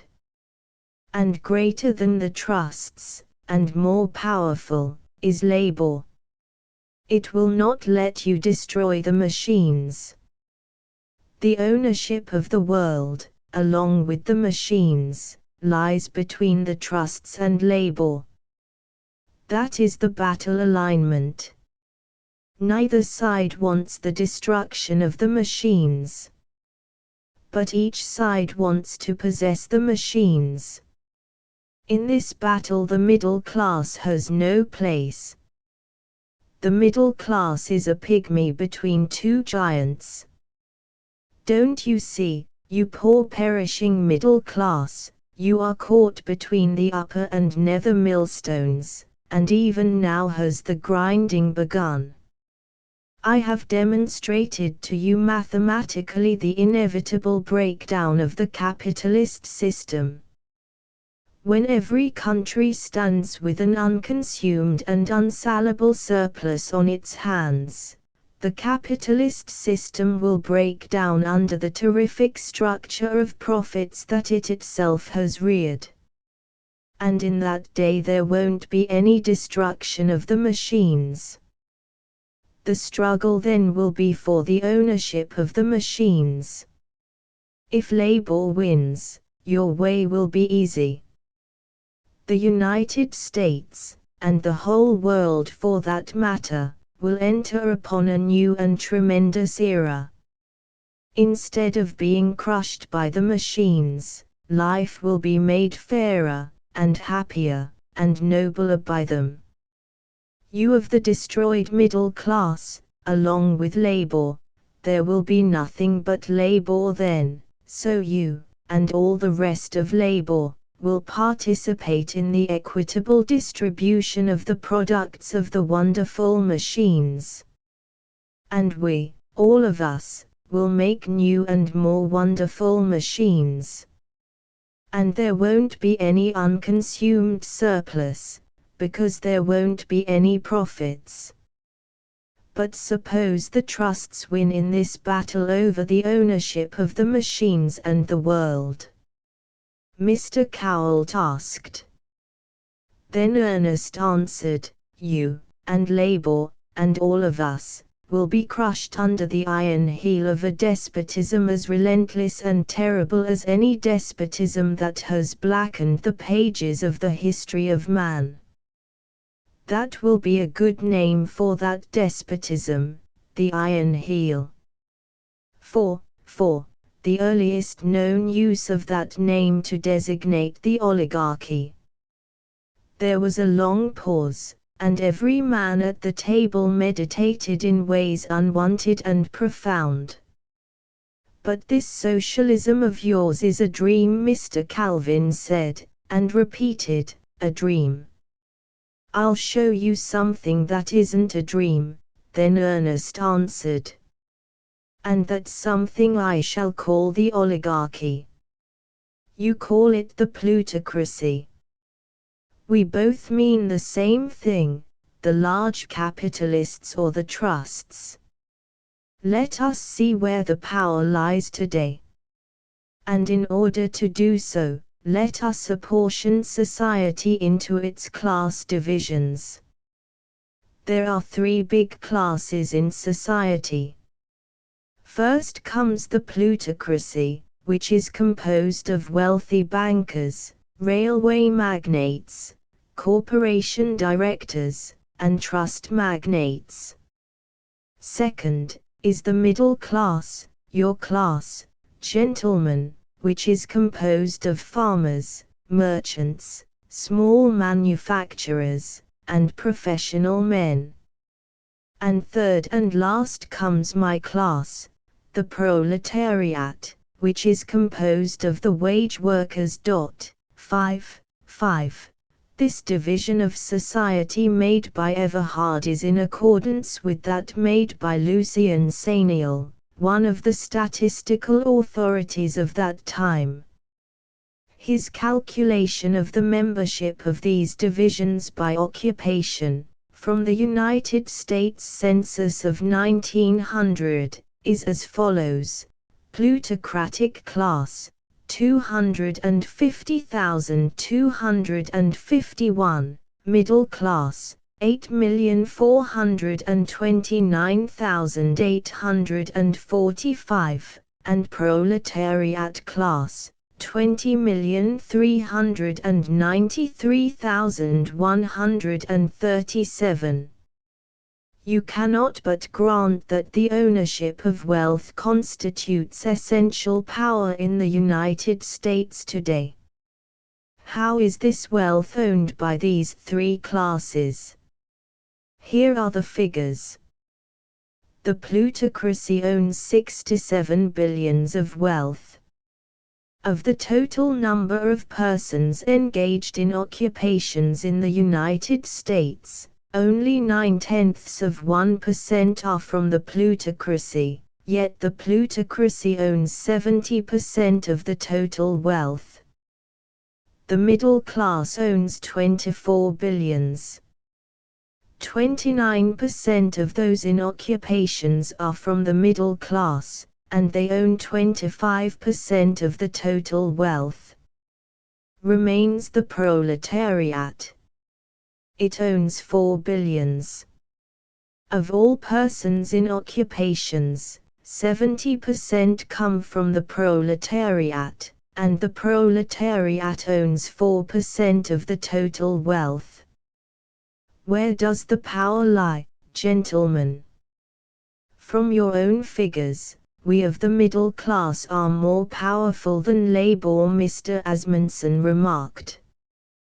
Calling us weak does not make you stronger in the face of the strength of the plutocracy, Ernest retorted. And furthermore, I'm not done with you. There is a greater strength than wealth, and it is greater because it cannot be taken away. Our strength, the strength of the proletariat, is in our muscles, in our hands to cast ballots, in our fingers to pull triggers. This strength we cannot be stripped of. It is the primitive strength, it is the strength that is to life germane, it is the strength that is stronger than wealth, and that wealth cannot take away. But your strength is detachable. It can be taken away from you. Even now the plutocracy is taking it away from you. In the end it will take it all away from you. And then you will cease to be the middle class. You will descend to us. You will become proletarians. And the beauty of it is that you will then add to our strength. We will hail you brothers, and we will fight shoulder to shoulder in the cause of humanity. You see, Labour has nothing concrete of which to be despoiled. Its share of the wealth of the country consists of clothes and household furniture, with here and there, in very rare cases, an unencumbered home. But you have the concrete wealth, 24 billions of it, and the plutocracy will take it away from you. Of course, there is the large likelihood that the proletariat will take it away first. Don't you see your position, gentlemen? The middle class is a wobbly little lamb between a lion and a tiger. If one doesn't get you, the other will. And if the plutocracy gets you first, why it's only a matter of time when the proletariat gets the plutocracy. Even your present wealth is not a true measure of your power. The strength of your wealth at this moment is only an empty shell. That is why you are crying out your feeble little battle cry, return to the ways of our fathers. You are aware of your impotency. You know that your strength is an empty shell. And I'll show you the emptiness of it. What power have the farmers? Over 50% are thralls by virtue of the fact that they are merely tenants or are mortgaged. And all of them are thralls by virtue of the fact that the trusts already own or control, which is the same thing only better, own and control all the means of marketing the crops, such as cold storage, railroads, elevators, and steamship lines. And, furthermore, the trusts control the markets.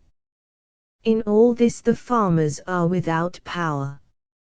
As regards their political and governmental power, I'll take that up later, along with the political and governmental power of the whole middle class. Day by day the trusts squeeze out the farmers as they squeezed out Mr. Calvin and the rest of the dairymen. And day by day are the merchants squeezed out in the same way. Do you remember how, in 6 months, the tobacco trust squeezed out over 400 cigar stores in New York City alone? Where are the old-time owners of the coal fields? You know today, without my telling you, that the railroad trust owns or controls the entire anthracite and bituminous coal fields? Doesn't the Standard Oil Trust, 6, own a score of the ocean lines?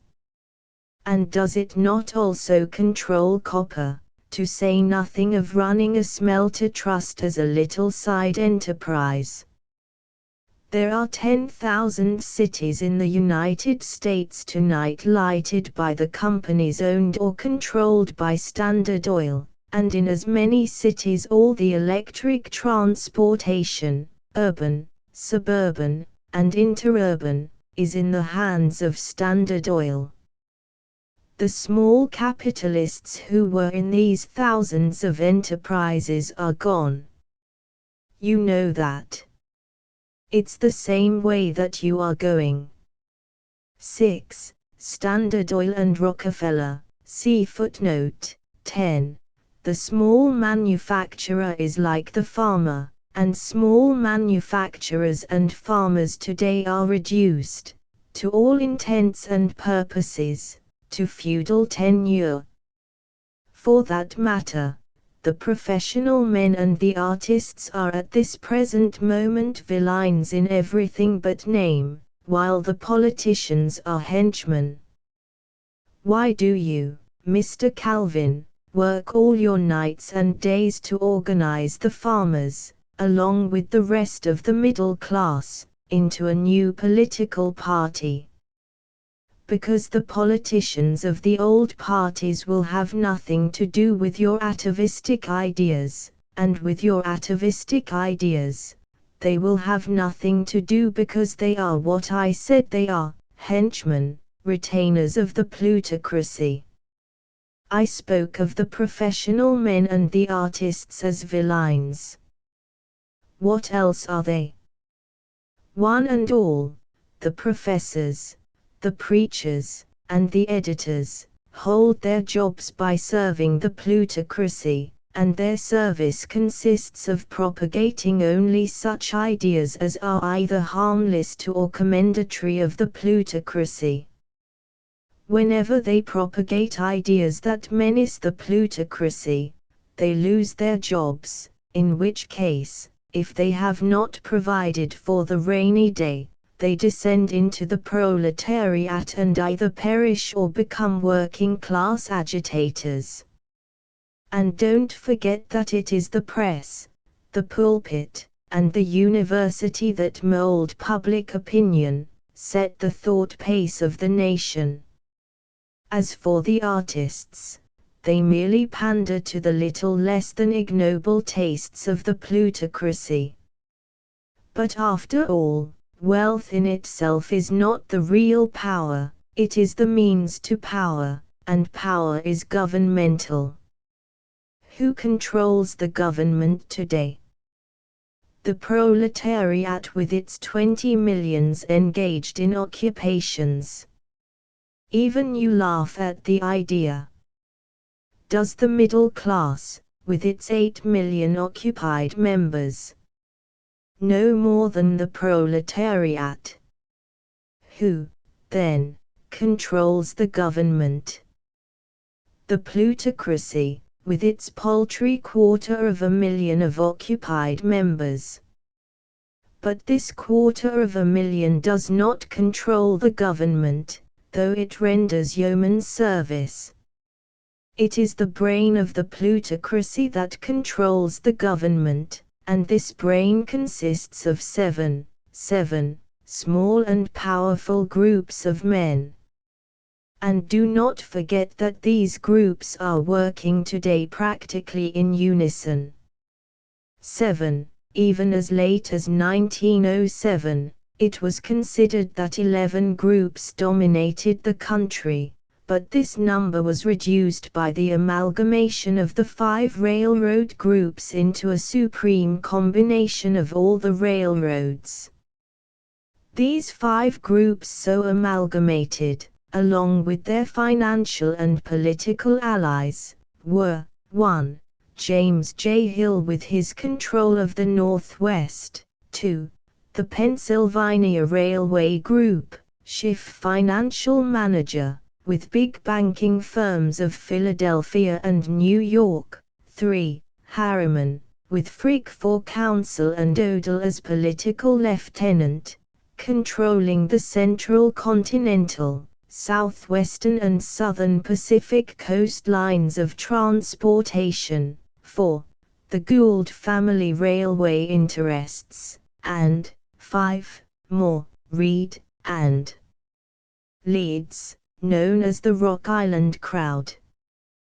These strong oligarchs arose out of the conflict of competition and traveled the inevitable road toward combination. Let me point out the power of but one of them, the railroad group. It employs 40,000 lawyers to defeat the people in the courts. It issues countless thousands of free passes to judges, bankers, editors, ministers, university men, members of state legislatures, and of Congress. It maintains luxurious lobbies, 8, at every state capital, and at the national capital, and in all the cities and towns of the land. It employs an immense army of pettifoggers and small politicians whose business is to attend primaries, pack conventions, get on juries, bribe judges, and in every way to work for its interests. 9. 8. Lobby, a peculiar institution for bribing, bulldozing, and corrupting the legislators who were supposed to represent the people's interests. 9. A decade before this speech of Everhard's, the New York Board of Trade issued a report from which the following is quoted: "The railroads control absolutely the legislatures of a majority of the states of the Union. They make and unmake United States senators, congressmen, and governors, and are practically dictators of the governmental policy of the United States.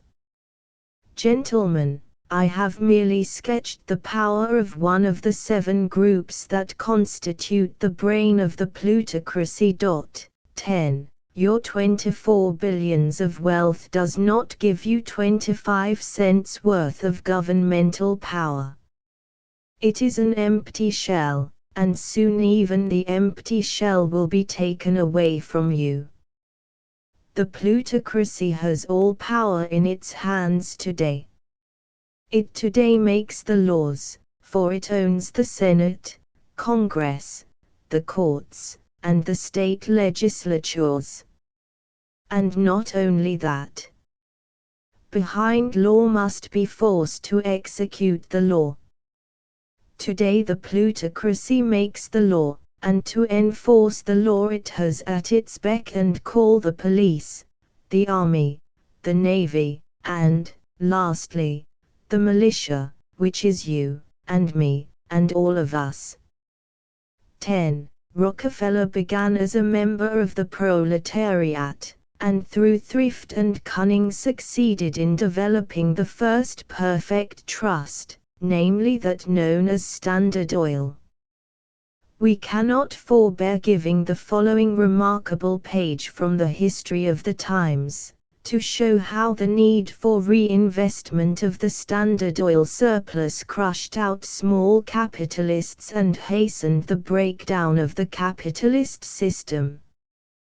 David Graham Phillips was a radical writer of the period, and the quotation, by him, is taken from a copy of the Saturday Evening Post, dated the 4th of October, 1902 AD. This is the only copy of this publication that has come down to us, and yet, from its appearance and content, we cannot but conclude that it was one of the popular periodicals with a large circulation. The quotation here follows. About 10 years ago Rockefeller's income was given as 30 millions by an excellent authority. He had reached the limit of profitable investment of profits in the oil industry. Here, then, were these enormous sums in cash pouring in, more than $2 million a month for John Davison Rockefeller alone. The problem of reinvestment became more serious. It became a nightmare. The oil income was swelling, and the number of sound investments limited, even more limited than it is now. It was through no special eagerness for more gains that the Rockefellers began to branch out from oil into other things. They were forced, swept on by this enrolling tide of wealth which their monopoly magnate irresistibly attracted. They developed a staff of investment seekers and investigators. It is said that the chief of this staff has a salary of $125,000 a year. The first conspicuous excursion and incursion of the Rockefellers was into the railway field. By 1895 they controlled 1/5 of the railway mileage of the country. What do they own or, through dominant ownership, control today? They are powerful in all the great railways of New York, North, East, and West, except one, where their share is only a few millions. They are in most of the great railways radiating from Chicago. They dominate in several of the systems that extend to the Pacific. It is their votes that make Mr. Morgan so potent, though, it may be added, they need his brains more than he needs their votes, at present, and the combination of the two constitutes in large measure the community of interest. But railways could not alone absorb rapidly enough those mighty floods of gold. Presently John D. Rockefeller's $2,500,000 a month had increased to 4, to 5, to 6 millions a month, to $75 million a year. Illuminating oil was becoming all profit. The reinvestments of income were adding their mite of many annual millions. The Rockefellers went into gas and electricity when those industries had developed to the safe investment stage. And now a large part of the American people must begin to enrich the Rockefellers as soon as the sun goes down, no matter what form of illuminant they use. They went into farm mortgages. It is said that when prosperity a few years ago enabled the farmers to rid themselves of their mortgages, John D. Rockefeller was moved almost to tears. 8 millions which he had thought taken care of for years to come at a good interest were suddenly dumped upon his doorstep, and there set up a squawking for a new home. This unexpected addition to his worriments in finding places for the progeny of his petroleum and their progeny's progeny was too much for the equanimity of a man without a digestion. The Rockefellers went into mines, iron and coal and copper and lead, into other industrial companies, into street railways, into national, state, and municipal bonds, into steamships and steamboats and telegraphy, into real estate, into skyscrapers and residences and hotels and business blocks, into life insurance, into banking. There was soon literally no field of industry where their millions were not at work. The Rockefeller Bank, the National City Bank, is by itself far and away the biggest bank in the United States. It is exceeded in the world only by the Bank of England and the Bank of France. The deposits average more than 100 millions a day, and it dominates the call loan market on Wall Street and the stock market. But it is not alone. It is the head of the Rockefeller chain of banks, which includes 14 banks and trust companies in New York City, and banks of great strength and influence in every large money center in the country. John D. Rockefeller owns Standard Oil stock worth between $400 and $500 million at the market quotations. He has $100 million in the Steel Trust, almost as much in a single Western railway system, half as much in a second, and so on and on and on until the mind wearies of the cataloging. His income last year was about $100,000,000. It is doubtful if the incomes of all the Rothschilds together make a greater sum. And it is going up by leaps and bounds. Little discussion took place after this, and the dinner soon broke up. All were quiet and subdued, and leave-taking was done with low voices. It seemed almost that they were scared by the vision of the times they had seen.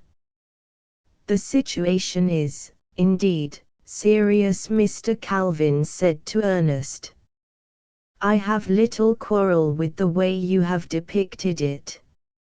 Only I disagree with you about the doom of the middle class.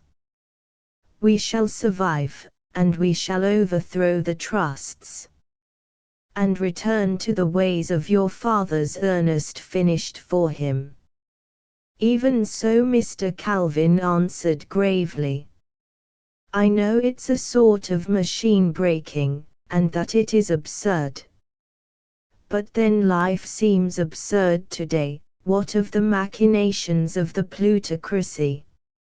And at any rate, our sort of machine breaking is at least practical and possible, which your dream is not. Your socialistic dream is, well, a dream. We cannot follow you. I only wish you fellows knew a little something about evolution and sociology," Ernest said wistfully, as they shook hands. "We would be saved so much trouble if you did." Chapter X. The vortex following like thunderclaps upon the businessmen's dinner, occurred event after event of terrifying moment, and little I, who had lived so placidly all my days in the quiet university town, found myself and my personal affairs drawn into the vortex of the great world affairs.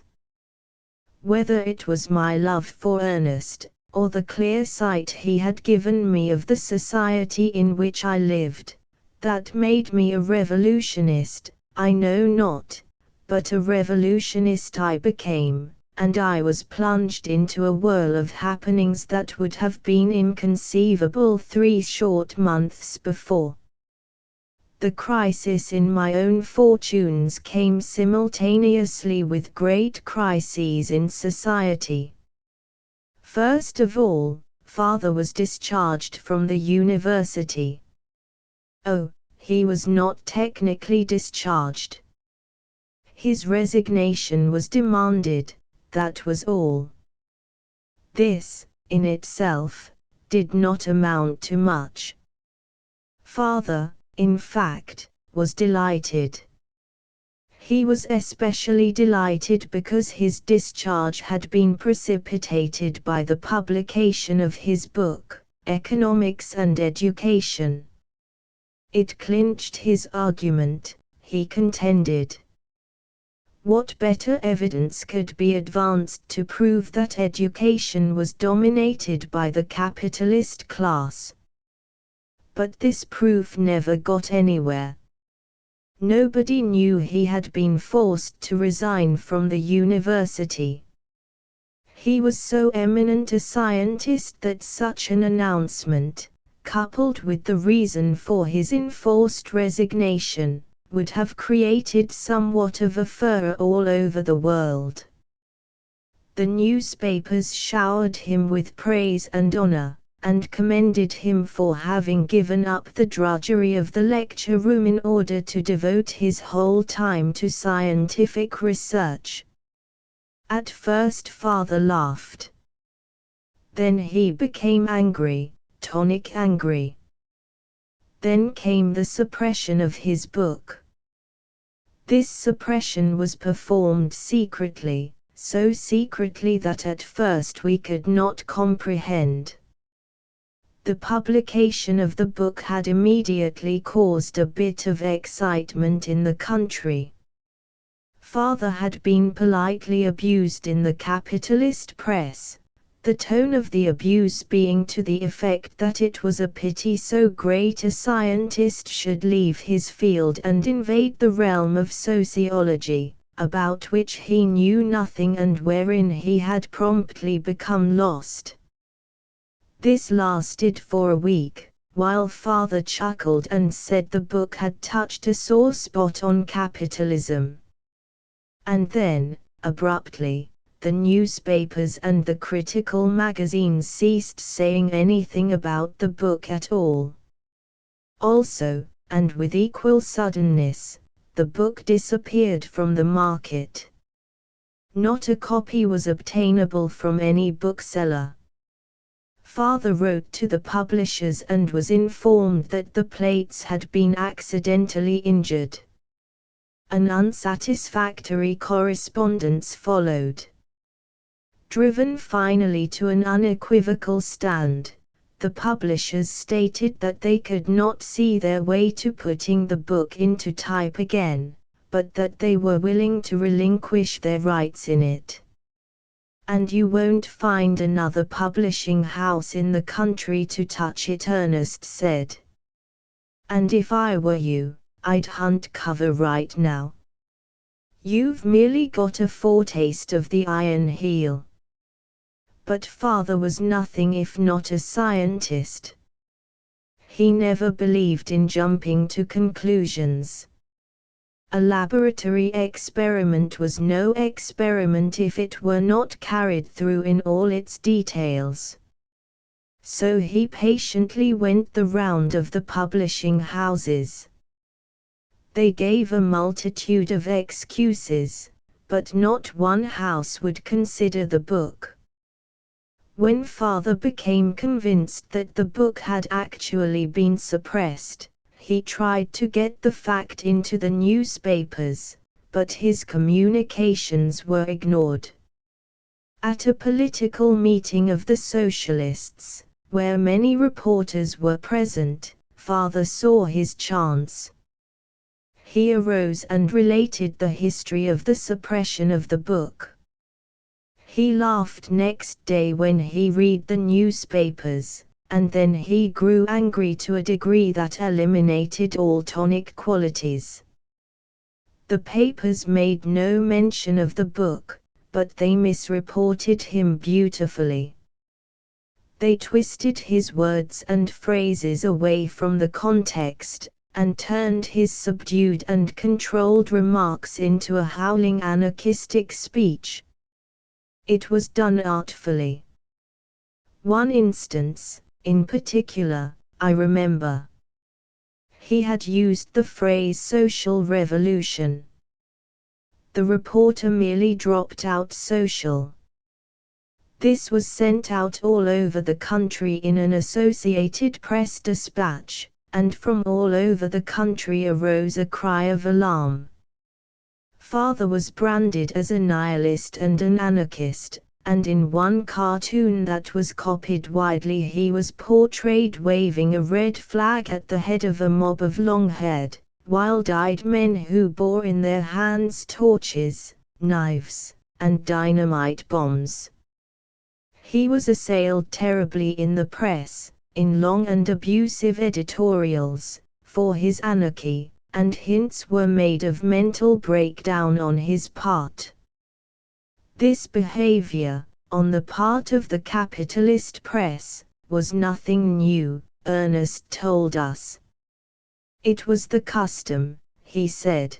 to send reporters to all the socialist meetings for the express purpose of misreporting and distorting what was said, in order to frighten the middle class away from any possible affiliation with the proletariat. And repeatedly Ernest warned father to cease fighting and to take to cover. The socialist press of the country took up the fight, however, and throughout the reading portion of the working class it was known that the book had been suppressed. But this knowledge stopped with the working class. Next, the appeal to reason. A big socialist publishing house arranged with father to bring out the book. Father was jubilant, but Ernest was alarmed. "I tell you we are on the verge of the unknown," he insisted. "Big things are happening secretly all around us. We can feel them. We do not know what they are, but they are there. The whole fabric of society is a-tremble with them. Don't ask me. I don't know myself. But out of this flux of society something is about to crystallize. It is crystallizing now. The suppression of the book is a precipitation. How many books have been suppressed? We haven't the least idea. We are in the dark. We have no way of learning. Watch out next for the suppression of the socialist press and socialist publishing houses. I'm afraid it's coming. We are going to be throttled." Ernest had his hand on the pulse of events even more closely than the rest of the socialists, and within 2 days the first blow was struck. The appeal to reason was a weekly, and its regular circulation amongst the proletariat was 750,000. Also, it very frequently got out special editions of from 2 to 5 millions. These great editions were paid for and distributed by the small army of voluntary workers who had marshaled around the appeal. The first blow was aimed at these special editions, and it was a crushing one. By an arbitrary ruling of the post office, these editions were decided to be not the regular circulation of the paper, and for that reason were denied admission to the mails. A week later the post office department ruled that the paper was seditious, and barred it entirely from the mails. This was a fearful blow to the socialist propaganda. The appeal was desperate. It devised a plan of reaching its subscribers through the express companies, but they declined to handle it. This was the end of the appeal. But not quite. It prepared to go on with its book publishing. 20,000 copies of Father's book were in the bindery, and the presses were turning off more.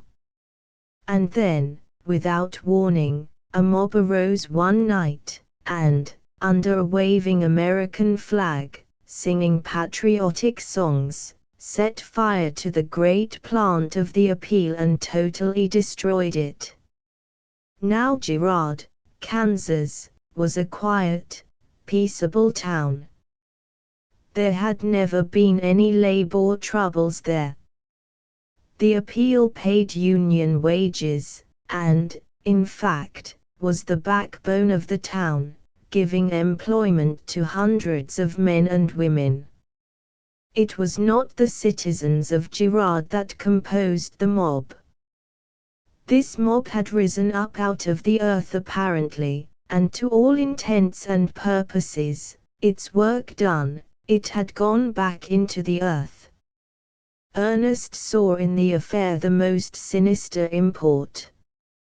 The Black Hundreds, 1, are being organized in the United States, he said. This is the beginning. There will be more of it. The Iron Heel is getting bold. 1.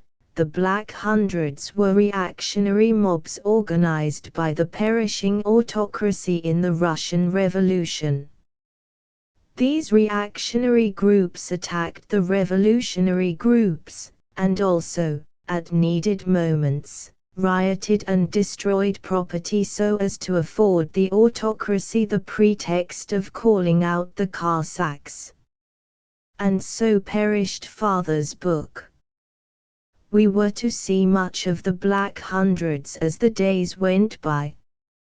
Week by week more of the socialist papers were barred from the mails, and in a number of instances the Black Hundreds destroyed the socialist presses. Of course, the newspapers of the land lived up to the reactionary policy of the ruling class, and the destroyed socialist press was misrepresented and vilified, while the Black Hundreds were represented as true patriots and saviors of society. So convincing was all this misrepresentation that even sincere ministers in the pulpit praised the Black Hundreds while regretting the necessity of violence. History was making fast. The fall elections were soon to occur, and Ernest was nominated by the Socialist Party to run for Congress. His chance for election was most favorable. The streetcar strike in San Francisco had been broken. And following upon it the Teamsters' strike had been broken. These two defeats had been very disastrous to organized labor. The whole Waterfront Federation, along with its allies in the structural trades, had backed up the Teamsters, and all had been smashed down ingloriously. It had been a bloody strike. The police had broken countless heads with their riot clubs, and the death list had been augmented by the turning loose of a machine gun on the strikers from the bonds of the Marston Special Delivery Company. In consequence, the men were sullen and vindictive. They wanted blood and revenge. Beaten on their chosen field, they were ripe to seek revenge by means of political action. They still maintained their labor organization, and this gave them strength in the political struggle that was on. Ernest's chance for election grew stronger and stronger. Day by day unions and more unions voted their support to the socialists, until even Ernest laughed when the undertaker's assistants and the chicken pickers fell into line. Labor became mulish. While it packed the socialist meetings with mad enthusiasm, it was impervious to the wiles of the old party politicians. The old party orators were usually greeted with empty halls, though occasionally they encountered full halls where they were so roughly handled that more than once it was necessary to call out the police reserves. History was making fast. The air was vibrant with things happening and impending. The country was on the verge of hard times, too, caused by a series of prosperous years wherein the difficulty of disposing abroad of the unconsumed surplus had become increasingly difficult. Industries were working short time, many great factories were standing idle against the time when the surplus should be gone, and wages were being cut right and left. 2. Under the capitalist regime these periods of hard times were as inevitable as they were absurd. Prosperity always brought calamity. This, of course, was due to the excess of unconsumed profits that was piled up. Also, the great machinist strike had been broken. 200,000 machinists, along with their 500,000 allies in the metal-working trades, had been defeated in as bloody a strike as had ever marred the United States. Pitched battles had been fought with the small armies of armed strike breakers, put in the field by the employers' associations, the Black Hundreds, appearing in scores of wide-scattered places, had destroyed property, and, in consequence, 100,000 regular soldiers of the United States had been called out to put a frightful end to the whole affair.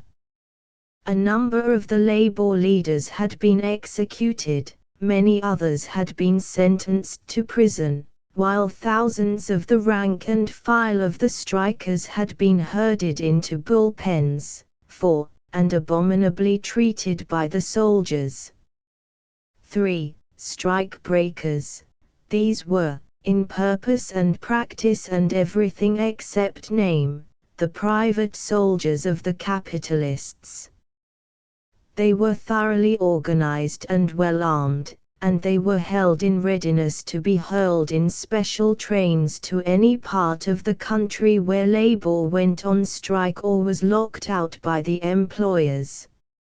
Only those curious times could have given rise to the amazing spectacle of one, Foley, a notorious commander of strike breakers, who, in 1906, swept across the United States in special trains from New York to San Francisco with an army of 2,500 men, fully armed and equipped, to break a strike of the San Francisco streetcar men. Such an act was in direct violation of the laws of the land. The fact that this act, and thousands of similar acts, went unpunished, goes to show how completely the judiciary was the creature of the plutocracy. 4. Bullpen. In a miners' strike in Idaho, in the latter part of the 19th century, it happened that many of the strikers were confined in a bullpen by the troops. The practice and the name continued in the 20th century. The years of prosperity were now to be paid for. All markets were glutted, all markets were falling, and amidst the general crumble of prices the price of labor crumbled fastest of all. The land was convulsed with industrial dissensions. Labor was striking here, there, and everywhere, and where it was not striking, it was being turned out by the capitalists. The papers were filled with tales of violence and blood. And through it all the Black Hundreds played their part. Riot, arson, and wanton destruction of property was their function, and well they performed it. The whole regular army was in the field, called there by the actions of the Black Hundreds. 5. All cities and towns were like armed camps, and laborers were shot down like dogs. Out of the vast army of the unemployed the strike breakers were recruited, and when the strike breakers were worsted by the labor unions, the troops always appeared and crushed the unions. Then there was the militia. As yet, it was not necessary to have recourse to the secret militia law. Only the regularly organized militia was out, and it was out everywhere. And in this time of terror, the regular army was increased an additional 100,000 by the government. 5. The name only, and not the idea, was imported from Russia. The Black Hundreds were a development out of the secret agents of the capitalists, and their use arose in the labor struggles of the 19th century. There is no discussion of this. No less an authority of the times than Carroll D. Wright, United States Commissioner of Labor, is responsible for the statement. From his book, entitled The Battles of Labor, is quoted the declaration that in some of the great historic strikes the employers themselves have instigated acts of violence, that manufacturers have deliberately provoked strikes in order to get rid of surplus stock, and that freight cars have been burned by employers' agents during railroad strikes in order to increase disorder. It was out of these secret agents of the employers that the Black Hundreds arose, and it was they, in turn, that later became that terrible weapon of the oligarchy, the agents provocateurs. Never had labor received such an all-around beating. The great captains of industry, the oligarchs, had for the first time thrown their full weight into the breach the struggling employers' associations had made. These associations were practically middle-class affairs, and now, compelled by hard times and crashing markets, and aided by the great captains of industry, they gave organized labor an awful and decisive defeat. It was an all-powerful alliance, but it was an alliance of the lion and the lamb, as the middle class was soon to learn. Labor was bloody and sullen, but crushed. Yet its defeat did not put an end to the hard times. The banks, themselves constituting one of the most important forces of the oligarchy, continued to call in credits.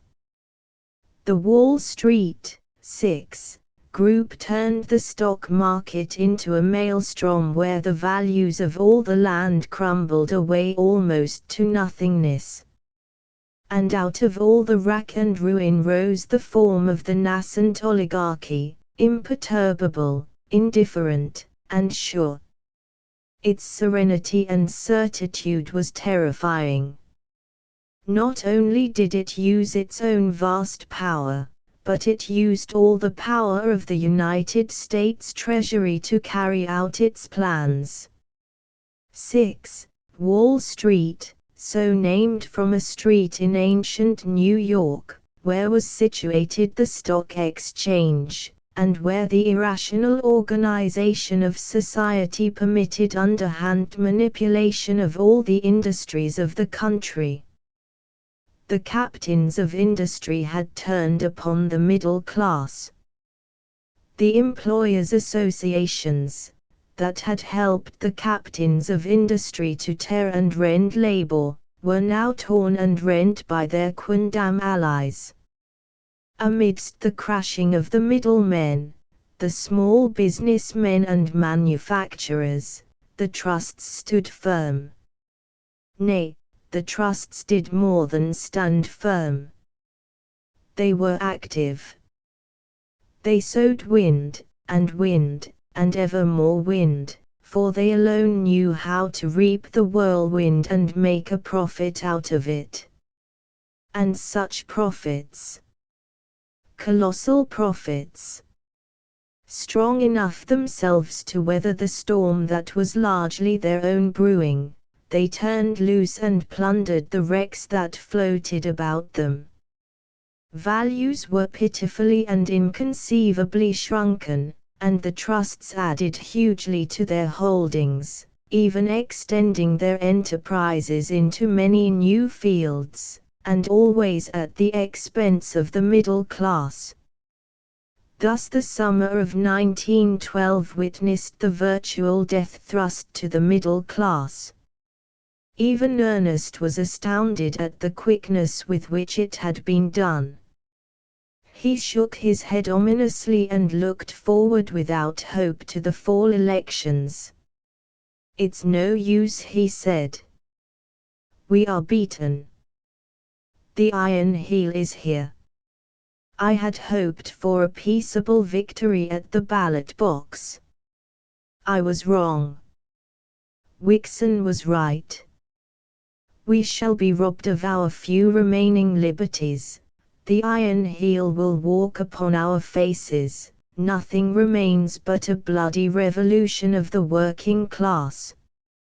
Of course we will win, but I shudder to think of it. And from then on Ernest pinned his faith in revolution. In this he was in advance of his party. His fellow socialists could not agree with him. They still insisted that victory could be gained through the elections. It was not that they were stunned. They were too cool-headed and courageous for that. They were merely incredulous, that was all. Ernest could not get them seriously to fear the coming of the oligarchy. They were stirred by him, but they were too sure of their own strength. There was no room in their theoretical social evolution for an oligarchy, therefore the oligarchy could not be. "We'll send you to Congress and it will be all right," they told him at one of our secret meetings. "And when they take me out of Congress," Ernest replied coldly, "and put me against a wall, and blow my brains out, what then?" "Then we'll rise in our might," a dozen voices answered at once. "Then you'll welter in your gore," was his retort. "I've heard that song sung by the middle class, and where is it now in its might?" Chapter 11. The Great Adventure. Mr. Wixon did not send for father. They met by chance on the ferryboat to San Francisco, so that the warning he gave father was not premeditated. Had they not met accidentally, there would not have been any warning. Not that the outcome would have been different, however. Father came of stout old Mayflower, stock, and the blood was imperative in him. One of the first ships that carried colonies to America, after the discovery of the New World. Descendants of these original colonists were for a while inordinately proud of their genealogy, but in time the blood became so widely diffused that it ran in the veins practically of all Americans. Ernest was right, he told me, as soon as he had returned home. Ernest is a very remarkable young man, and I'd rather see you his wife than the wife of Rockefeller himself or the King of England. What's the matter? I asked in alarm. The oligarchy is about to tread upon our faces, yours and mine. Wixon as much as told me so. He was very kind, for an oligarch. He offered to reinstate me in the university. What do you think of that?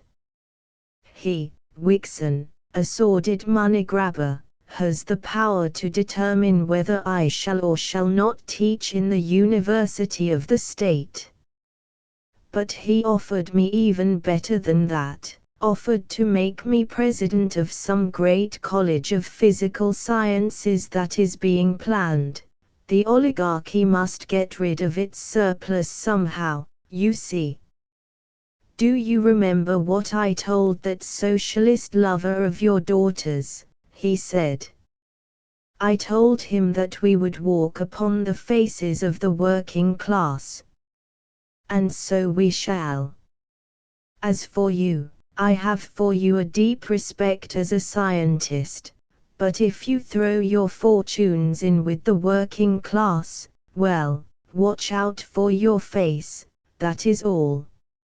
And then he turned and left me. It means we'll have to marry earlier than you planned, was Ernest's comment when we told him. I could not follow his reasoning, but I was soon to learn it. It was at this time that the quarterly dividend of the Sierra Mills was paid, or, rather, should have been paid, for father did not receive his.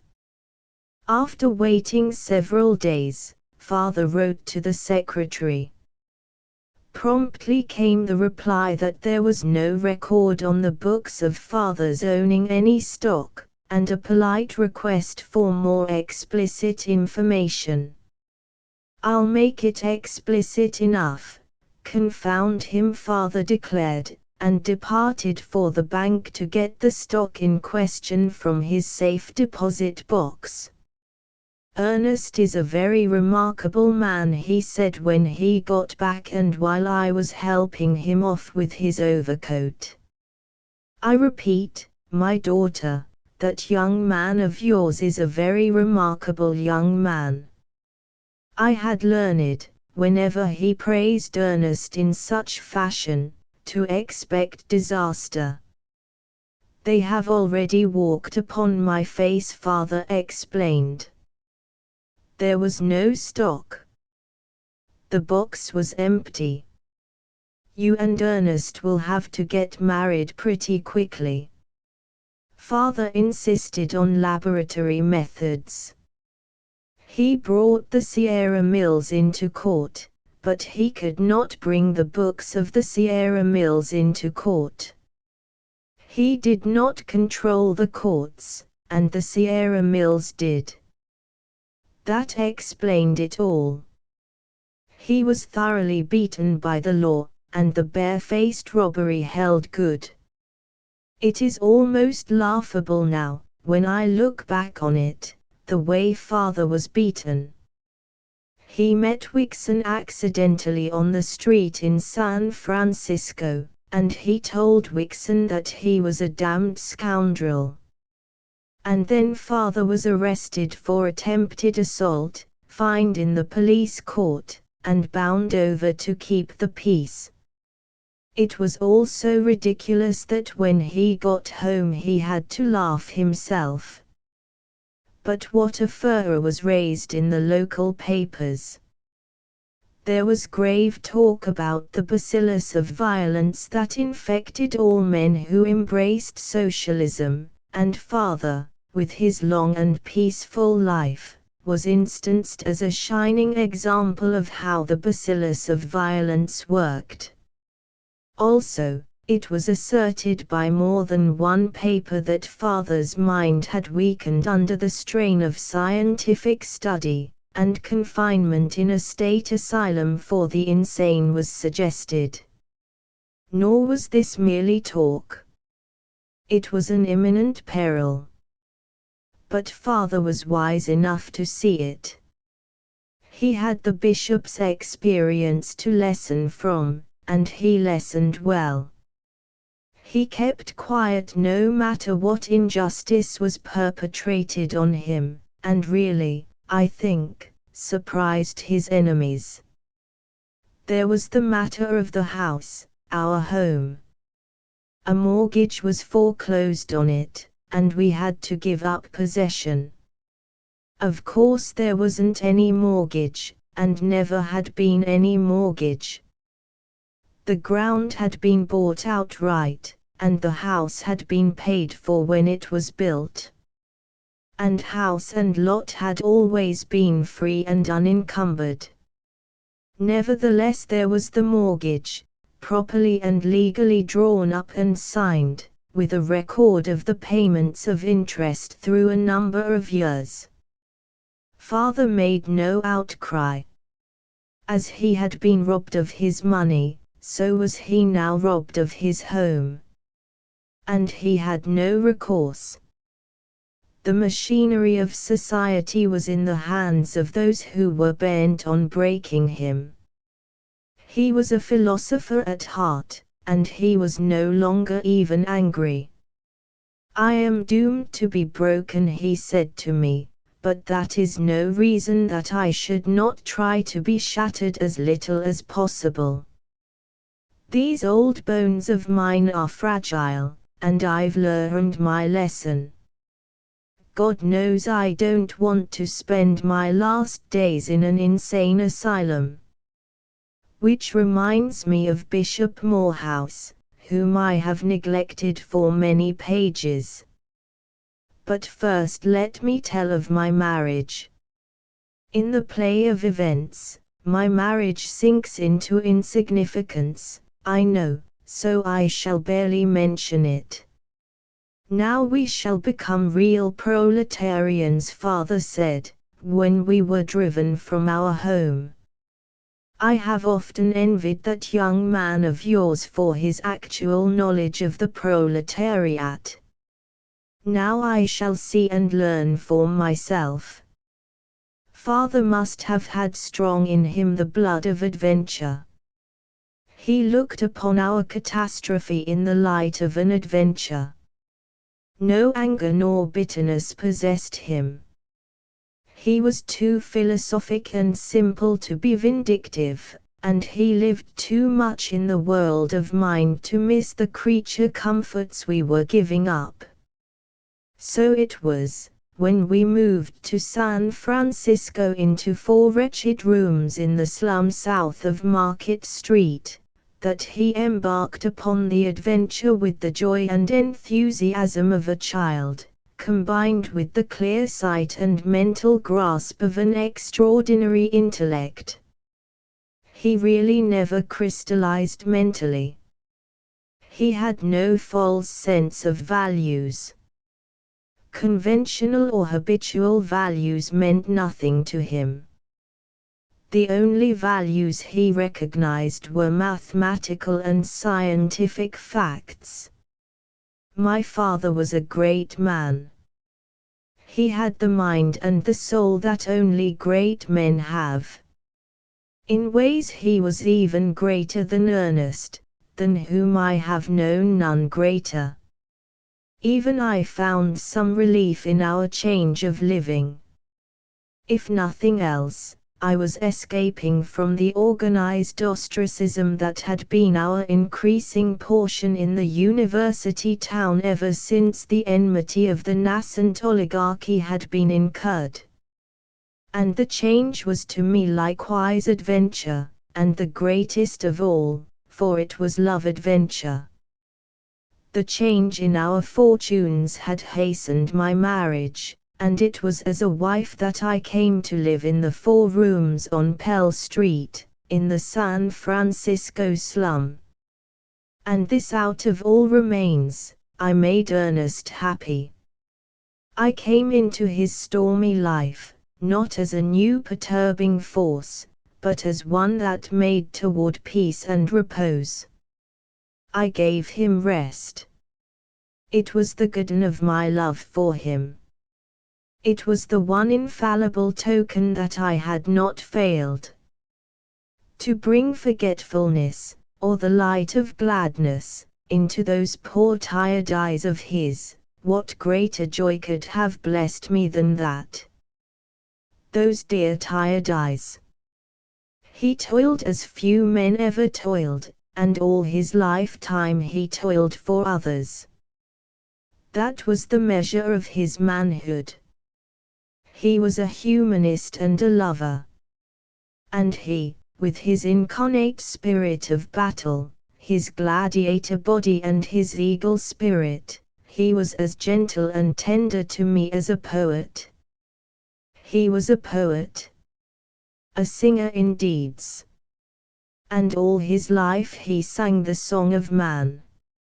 And he did it out of sheer love of man. And for man he gave his life and was crucified.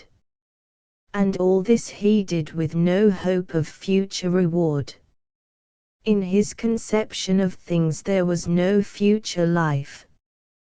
He, who fairly burnt with immortality, denied himself immortality, such was the paradox of him. He, so warm in spirit, was dominated by that cold and forbidding philosophy, materialistic monism. I used to refute him by telling him that I measured his immortality by the wings of his soul, and that I should have to live endless eons in order to achieve the full measurement. Whereat he would laugh, and his arms would leap out to me, and he would call me his sweet metaphysician, and the tiredness would pass out of his eyes, and into them would flood the happy love light that was in itself a new and sufficient advertisement of his immortality. Also, he used to call me his dualist, and he would explain how Kant, by means of pure reason, had abolished reason, in order to worship God. And he drew the parallel and included me guilty of a similar act. And when I pleaded guilty, but defended the act as highly rational, he but pressed me closer and laughed as only one of God's own lovers could laugh. I was wont to deny that heredity and environment could explain his own originality and genius, any more than could the cold groping finger of science catch and analyze and classify that elusive essence that lurked in the constitution of life itself. I held that space was an apparition of God, and that soul was a projection of the character of God, and when he called me his sweet metaphysician, I called him my immortal materialist. And so we loved and were happy, and I forgave him his materialism because of his tremendous work in the world, performed without thought of soul gain thereby, and because of his so exceeding modesty of spirit that prevented him from having pride and regal consciousness of himself and his soul. But he had pride. How could he have been an eagle and not have pride? His contention was that it was finer for a finite mortal speck of life to feel godlike, than for a god to feel godlike, and so it was that he exalted what he deemed his mortality. He was fond of quoting a fragment from a certain poem. He had never seen the whole poem, and he had tried vainly to learn its authorship. I here give the fragment, not alone because he loved it, but because it epitomized the paradox that he was in the spirit of him, and his conception of his spirit. For how can a man, with thrilling, and burning, and exaltation, recite the following and still be mere mortal earth, a bit of fugitive force, an evanescent form? Here it is. Joy upon joy and gain upon gain are the destined rights of my birth, and I shout the praise of my endless days to the echoing edge of the earth. Though I suffer all deaths that a man can die to the uttermost end of time, I have deep drained this, my cup of bliss, in every age and clime, the froth of pride, the tang of power, the sweet of womanhood. I drain the lees upon my knees, for oh, the draught is good. I drink to life, I drink to death, and smack my lips with song, for when I die, another I shall pass the cup along. The man you drove from Eden's grove was I, my lord, was I, and I shall be there when the earth and the air are rent from sea to sky, for it is my world, my gorgeous world. The world of my dearest woes, from the first faint cry of the newborn to the rack of the woman's throes. Packed with the pulse of an unborn race, torn with a world's desire, the surging flood of my wild young blood would quench the judgment fire. I am man, man, man, from the tingling flesh to the dust of my earthly goal. From the nestling gloom of the pregnant womb to the sheen of my naked soul. Bone of my bone and flesh of my flesh, the whole world leaps to my will, and the unslaked thirst of an Eden cursed shall harrow the earth for its fill. Almighty God, when I drain life's glass of all its rainbow gleams, the hapless plight of eternal night shall be none too long for my dreams. The man you drove from Eden's grove was I, my Lord, was I, and I shall be there when the earth and the air are rent from sea to sky, for it is my world, my gorgeous world, the world of my dear delight, from the brightest gleam of the Arctic stream to the dusk of my own love night. Ernest always overworked. His wonderful constitution kept him up, but even that constitution could not keep the tired look out of his eyes. His dear, tired eyes. He never slept more than 4½ hours a night, yet he never found time to do all the work he wanted to do. He never ceased from his activities as a propagandist, and was always scheduled long in advance for lectures to workingmen's organizations. Then there was the campaign. He did a man's full work in that alone. With the suppression of the socialist publishing houses, his meager royalties ceased, and he was hard put to make a living, for he had to make a living in addition to all his other labor. He did a great deal of translating for the magazines on scientific and philosophic subjects, and, coming home late at night, worn out from the strain of the campaign, he would plunge into his translating and toil on well into the morning hours. And in addition to everything, there was his studying. To the day of his death he kept up his studies, and he studied prodigiously. And yet he found time in which to love me and make me happy. But this was accomplished only through my merging my life completely into his. I learned shorthand and typewriting, and became his secretary. He insisted that I succeeded in cutting his work in half, and so it was that I schooled myself to understand his work. Our interests became mutual, and we worked together and played together. And then there were our sweet stolen moments in the midst of our work, just a word, or caress, or flash of love light, and our moments were sweeter for being stolen. For we lived on the heights, where the air was keen and sparkling, where the toil was for humanity, and where sordidness and selfishness never entered.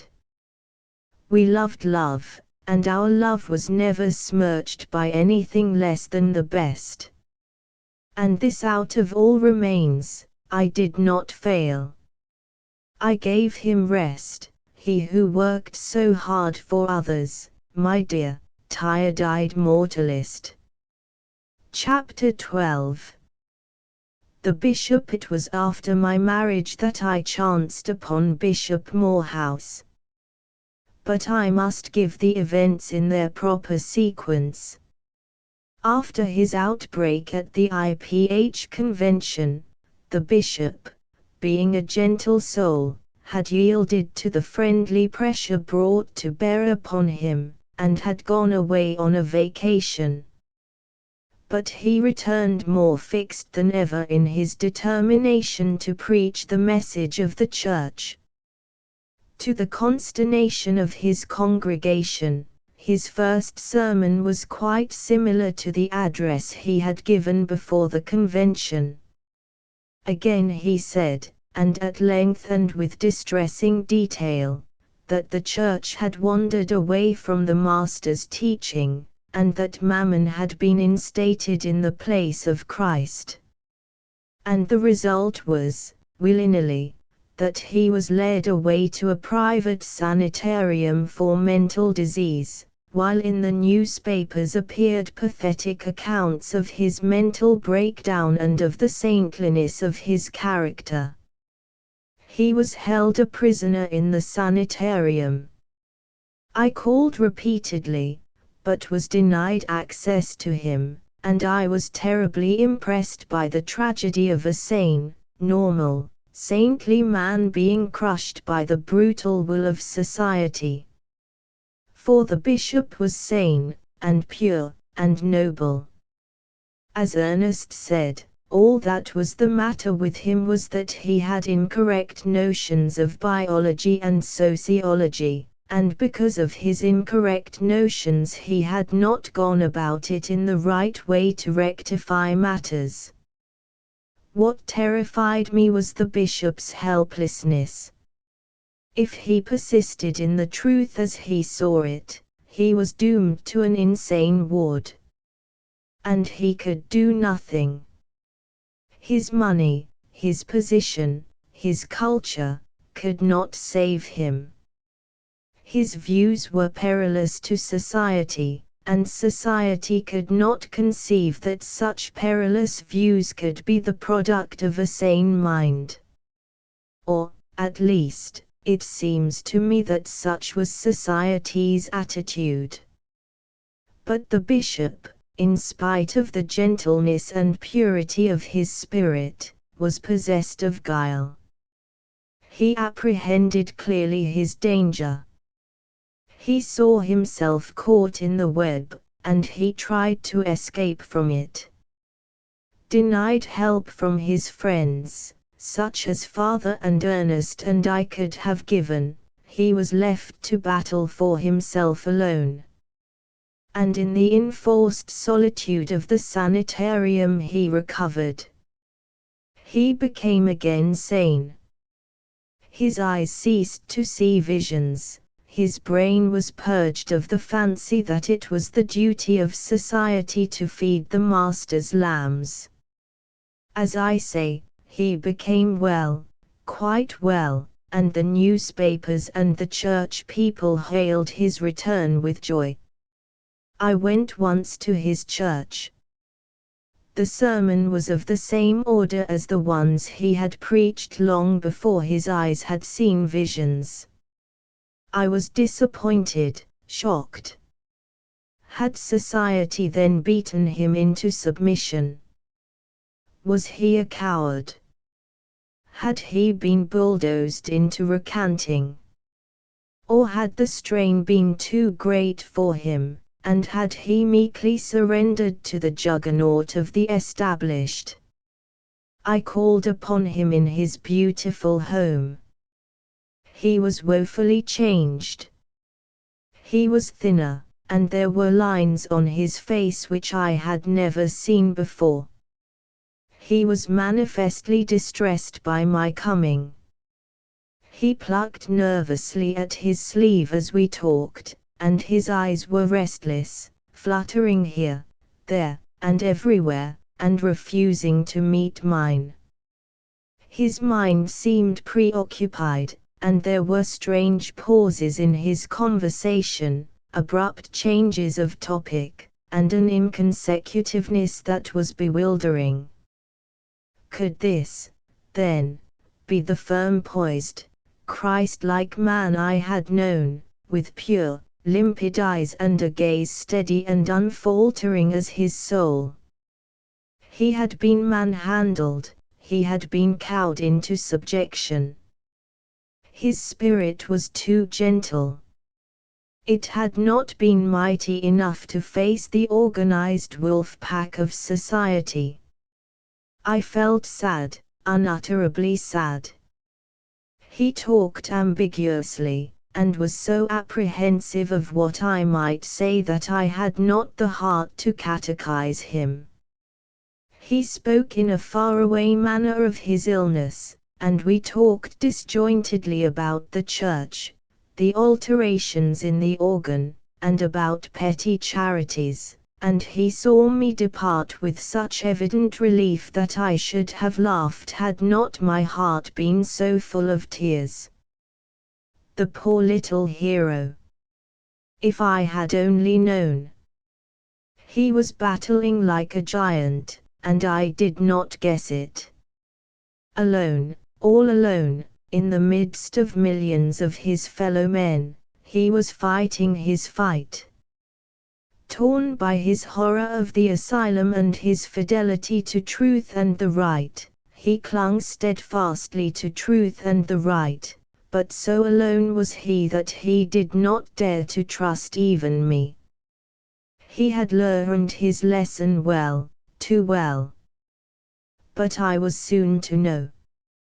One day the bishop disappeared.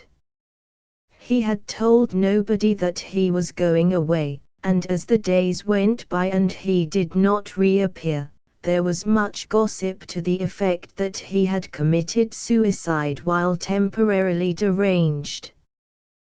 But this idea was dispelled when it was learned that he had sold all his possessions, his city mansion, his country house at Menlo Park, his paintings and collections, and even his cherished library.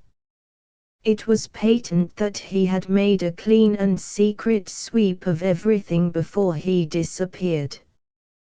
This happened during the time when calamity had overtaken us in our own affairs, and it was not till we were well settled in our new home that we had opportunity really to wonder and speculate about the bishop's doings. And then, everything was suddenly made clear. Early one evening, while it was yet twilight, I had run across the street and into the butcher shop to get some chops for Ernest's supper. We called the last meal of the day supper in our new environment. Just at the moment I came out of the butcher shop, a man emerged from the corner grocery that stood alongside. A queer sense of familiarity made me look again. But the man had turned and was walking rapidly away. There was something about the slope of the shoulders and the fringe of silver hair between coat collar and slouch hat that aroused vague memories. Instead of crossing the street, I hurried after the man. I quickened my pace, trying not to think the thoughts that formed unbidden in my brain. No, it was impossible. It could not be, not in those faded overalls, too long in the legs and frayed at the bottoms. I paused, laughed at myself, and almost abandoned the chase. But the haunting familiarity of those shoulders and that silver hair. Again I hurried on. As I passed him, I shot a keen look at his face, then I whirled around abruptly and confronted the bishop. He halted with equal abruptness, and gasped. A large paper bag in his right hand fell to the sidewalk. It burst, and about his feet and mine bounced and rolled a flood of potatoes. He looked at me with surprise and alarm, then he seemed to wilt away, the shoulders drooped with dejection, and he uttered a deep sigh. I held out my hand. He shook it, but his hand felt clammy. He cleared his throat in embarrassment, and I could see the sweat starting out on his forehead. It was evident that he was badly frightened. "The potatoes," he murmured faintly. "They are precious." Between us we picked them up and replaced them in the broken bag, which he now held carefully in the hollow of his arm. I tried to tell him my gladness at meeting him and that he must come right home with me. "Father will be rejoiced to see you," I said. "We live only a stone's throw away." "I can't," he said, "I must be going. Goodbye." He looked apprehensively about him, as though dreading discovery, and made an attempt to walk on. "Tell me where you live, and I shall call later," he said, when he saw that I walked beside him and that it was my intention to stick to him now that he was found. "No," I answered firmly. You must come now. He looked at the potatoes spilling on his arm, and at the small parcels on his other arm. Really, it is impossible, he said. Forgive me for my rudeness. If you only knew. He looked as if he were going to break down, but the next moment he had himself in control. Besides, this food, he went on. It is a sad case. It is terrible. She is an old woman. I must take it to her at once. She is suffering from want of it. I must go at once. You understand? Then I will return. I promise you. Let me go with you, I volunteered. Is it far? He sighed again, and surrendered. Only 2 blocks, he said. Let us hasten. Under the bishop's guidance I learned something of my own neighborhood. I had not dreamed such wretchedness and misery existed in it. Of course, this was because I did not concern myself with charity. I had become convinced that Ernest was right when he sneered at charity as a poulticing of an ulcer. Remove the ulcer, was his remedy, give to the worker his product, pension as soldiers those who grow honorably old in their toil, and there will be no need for charity. Convinced of this, I toiled with him at the revolution, and did not exhaust my energy in alleviating the social ills that continuously arose from the injustice of the system. I followed the bishop into a small room, 10 by 12, in a rear tenement. And there we found a little old German woman, 64 years old, the bishop said. She was surprised at seeing me, but she nodded a pleasant greeting and went on sewing on the pair of men's trousers in her lap. Beside her, on the floor, was a pile of trousers. The bishop discovered there was neither coal nor kindling, and went out to buy some. I took up a pair of trousers and examined her work. 6 cents, lady, she said, nodding her head gently while she went on stitching. She stitched slowly, but never did she cease from stitching. She seemed mastered by the verb to stitch. For all that work? I asked. Is that what they pay? How long does it take you? Yes, she answered, that is what they pay. 6 cents for finishing. 2 hours sewing on each pair. But the boss doesn't know that, she added quickly, betraying a fear of getting him into trouble. I'm slow. I've got the rheumatism in my hands. Girls work much faster. They finish in half that time. The boss is kind. He lets me take the work home, now that I am old and the noise of the machine bothers my head. If it wasn't for his kindness, I'd starve. Yes, those who work in the shop get 8 cents. But what can you do? There is not enough work for the young. The old have no chance. Often 1 pair is all I can get. Sometimes, like today, I am given 8 pair to finish before night. I asked her the hours she worked, and she said it depended on the season.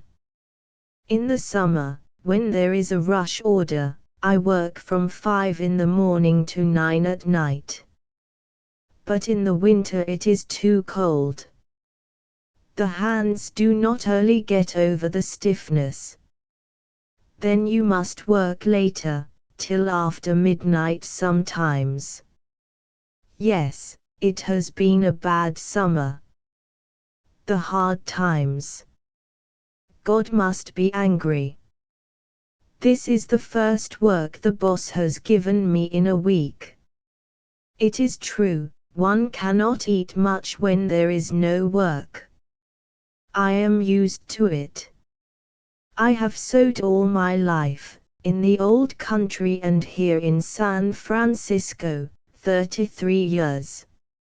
If you are sure of the rent, it is all right. The houseman is very kind, but he must have his rent. It is fair. He only charges $3 for this room.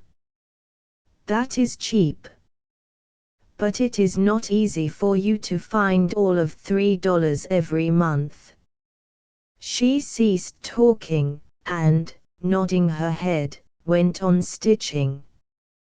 You have to be very careful as to how you spend your earnings, I suggested. She nodded emphatically. After the rent it's not so bad. Of course you can't buy meat. And there is no milk for the coffee. But always there is one meal a day, and often two. She said this last proudly. There was a smack of success in her words. But as she stitched on in silence, I noticed the sadness in her pleasant eyes and the droop of her mouth. The look in her eyes became far away. She rubbed the dimness hastily out of them, it interfered with her stitching. No, it is not the hunger that makes the heart ache, she explained. You get used to being hungry. It is for my child that I cry. It was the machine that killed her. It is true she worked hard, but I cannot understand. She was strong. And she was young, only 40, and she worked only 30 years. She began young, it is true, but my man died. The boiler exploded down at the works. And what were we to do? She was 10, but she was very strong. But the machine killed her. Yes, it did. It killed her, and she was the fastest worker in the shop. I have thought about it often, and I know. That is why I cannot work in the shop. The machine bothers my head. Always I hear it saying, I did it, I did it. And it says that all day long. And then I think of my daughter, and I cannot work. The moistness was in her old eyes again, and she had to wipe it away before she could go on stitching. I heard the bishop stumbling up the stairs, and I opened the door. What a spectacle he was! On his back he carried half a sack of coal, with kindling on top. Some of the coal dust had coated his face, and the sweat from his exertions was running in streaks. He dropped his burden in the corner by the stove and wiped his face on a coarse bandana handkerchief. I could scarcely accept the verdict of my senses. The bishop, black as a coal heaver, in a workingman's cheap cotton shirt, one button was missing from the throat, and in overalls. That was the most incongruous of all, the overalls, frayed at the bottoms, dragged down at the heels, and held up by a narrow leather belt around the hips such as laborers wear. Though the bishop was warm, the poor swollen hands of the old woman were already cramping with the cold, and before we left her, the bishop had built the fire, while I had peeled the potatoes and put them on to boil. I was to learn, as time went by, that there were many cases similar to hers, and many worse, hidden away in the monstrous depths of the tenements in my neighborhood. We got back to find Ernest alarmed by my absence. After the first surprise of greeting was over, the bishop leaned back in his chair, stretched out his overall-covered legs, and actually sighed a comfortable sigh. We were the first of his old friends he had met since his disappearance, he told us, and during the intervening weeks he must have suffered greatly from loneliness. He told us much, though he told us more of the joy he had experienced in doing the Master's bidding. For truly now, he said, I am feeding his lambs. And I have learned a great lesson. The soul cannot be ministered to till the stomach is appeased. His lambs must be fed bread and butter and potatoes and meat. After that, and only after that, are their spirits ready for more refined nourishment. He ate heartily of the supper I cooked. Never had he had such an appetite at our table in the old days. We spoke of it, and he said that he had never been so healthy in his life. I walk always now, he said, and a blush was on his cheek at the thought of the time when he rode in his carriage, as though it were a sin not lightly to be laid. My health is better for it, he added hastily. And I am very happy, indeed, most happy. At last I am a consecrated spirit. And yet there was in his face a permanent pain, the pain of the world that he was now taking to himself. He was seeing life in the raw, and it was a different life from what he had known within the printed books of his library. And you are responsible for all this, young man, he said directly to Ernest. Ernest was embarrassed and awkward. I warned you, he faltered. No, you misunderstand, the bishop answered. I speak not in reproach, but in gratitude. I have you to thank for showing me my path. You led me from theories about life to life itself. You pulled aside the veils from the social shams. You were light in my darkness, but now I, too, see the light.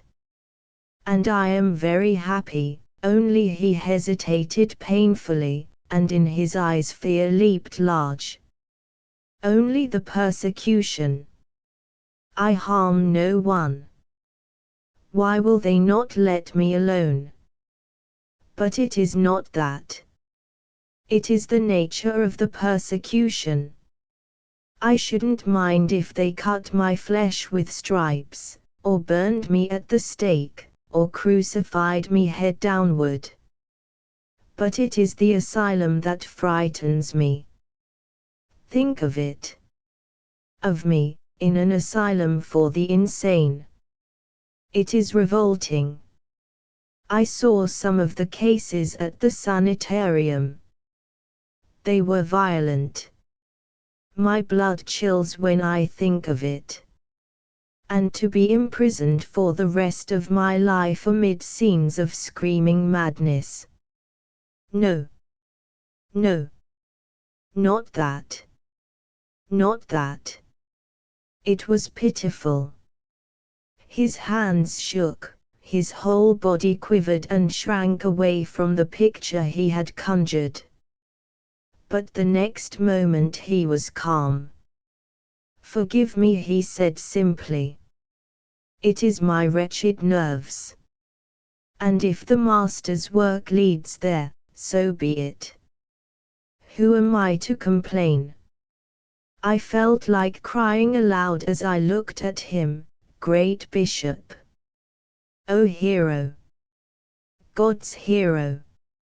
As the evening wore on, we learned more of his doings. I sold my house, my houses, rather he said, all my other possessions.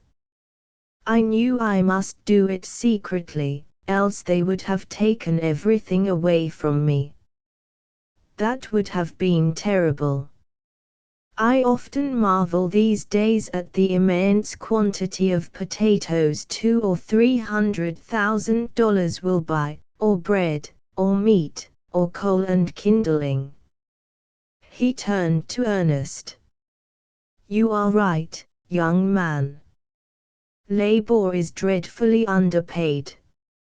I never did a bit of work in my life, except to appeal aesthetically to Pharisees. I thought I was preaching the message, and yet I was worth $500,000.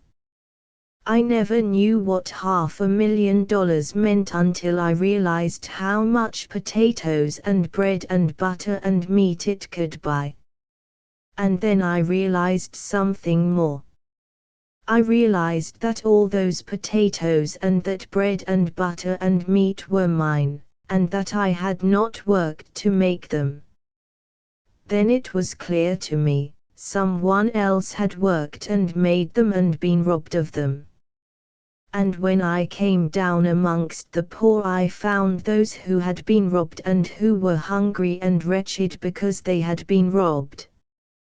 We drew him back to his narrative. The money. I have it deposited in many different banks under different names.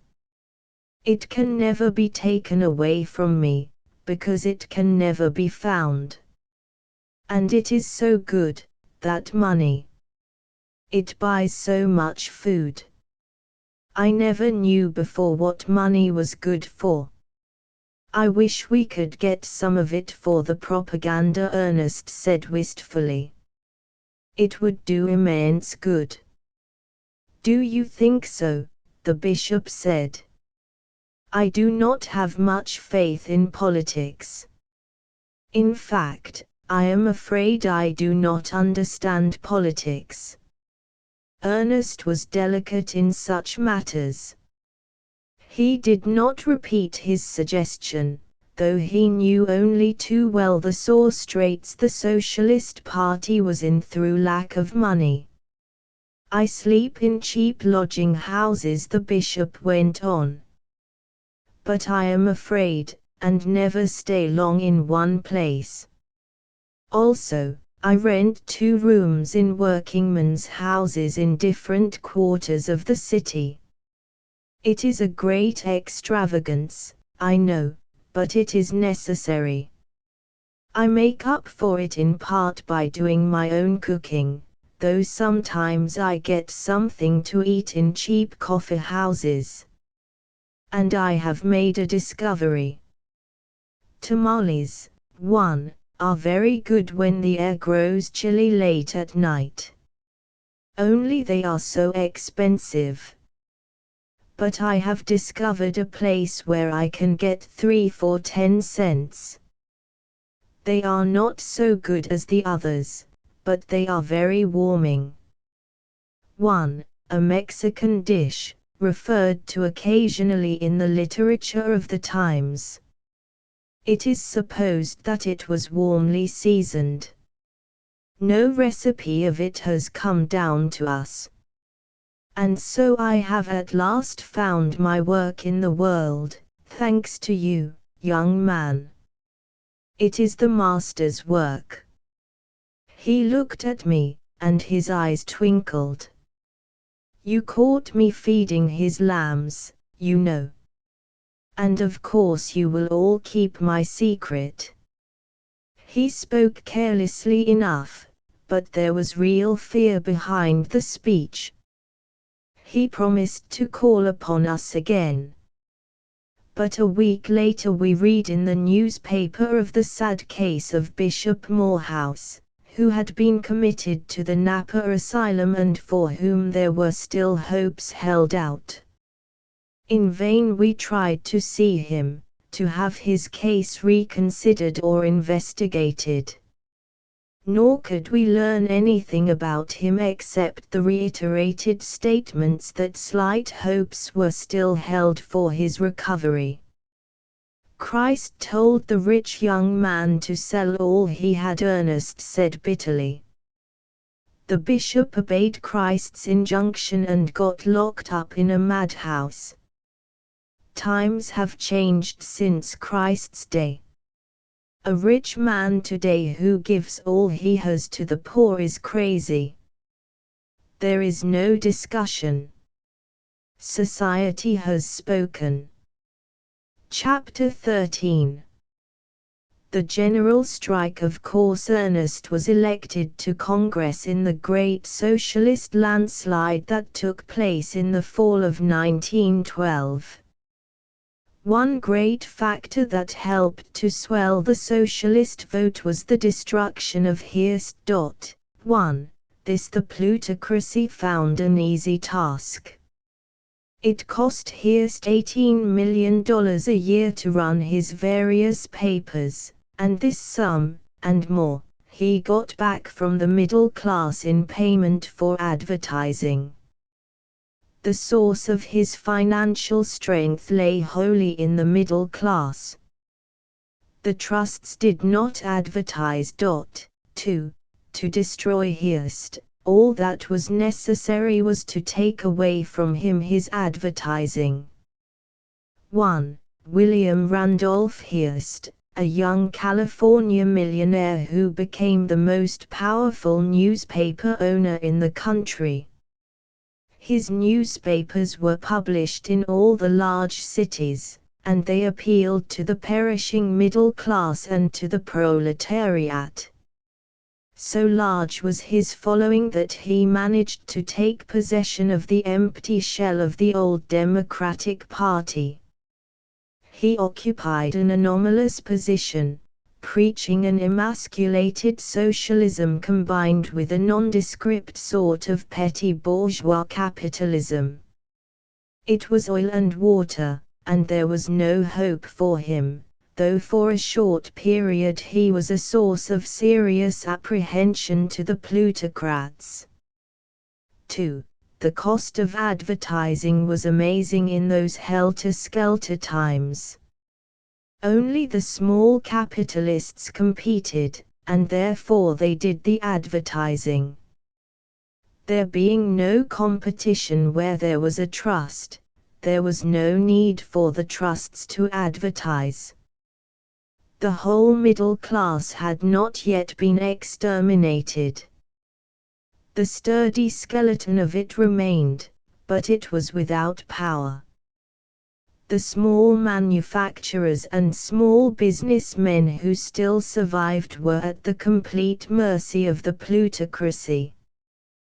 They had no economic nor political souls of their own. When the fiat of the plutocracy went forth, they withdrew their advertisements from the Hearst papers. Hearst made a gallant fight. He brought his papers out at a loss of $1.5 million each month. He continued to publish the advertisements for which he no longer received pay. Again the fiat of the plutocracy went forth, and the small businessmen and manufacturers swamped him with a flood of notices that he must discontinue running their old advertisements. Hearst persisted. Injunctions were served on him. Still he persisted.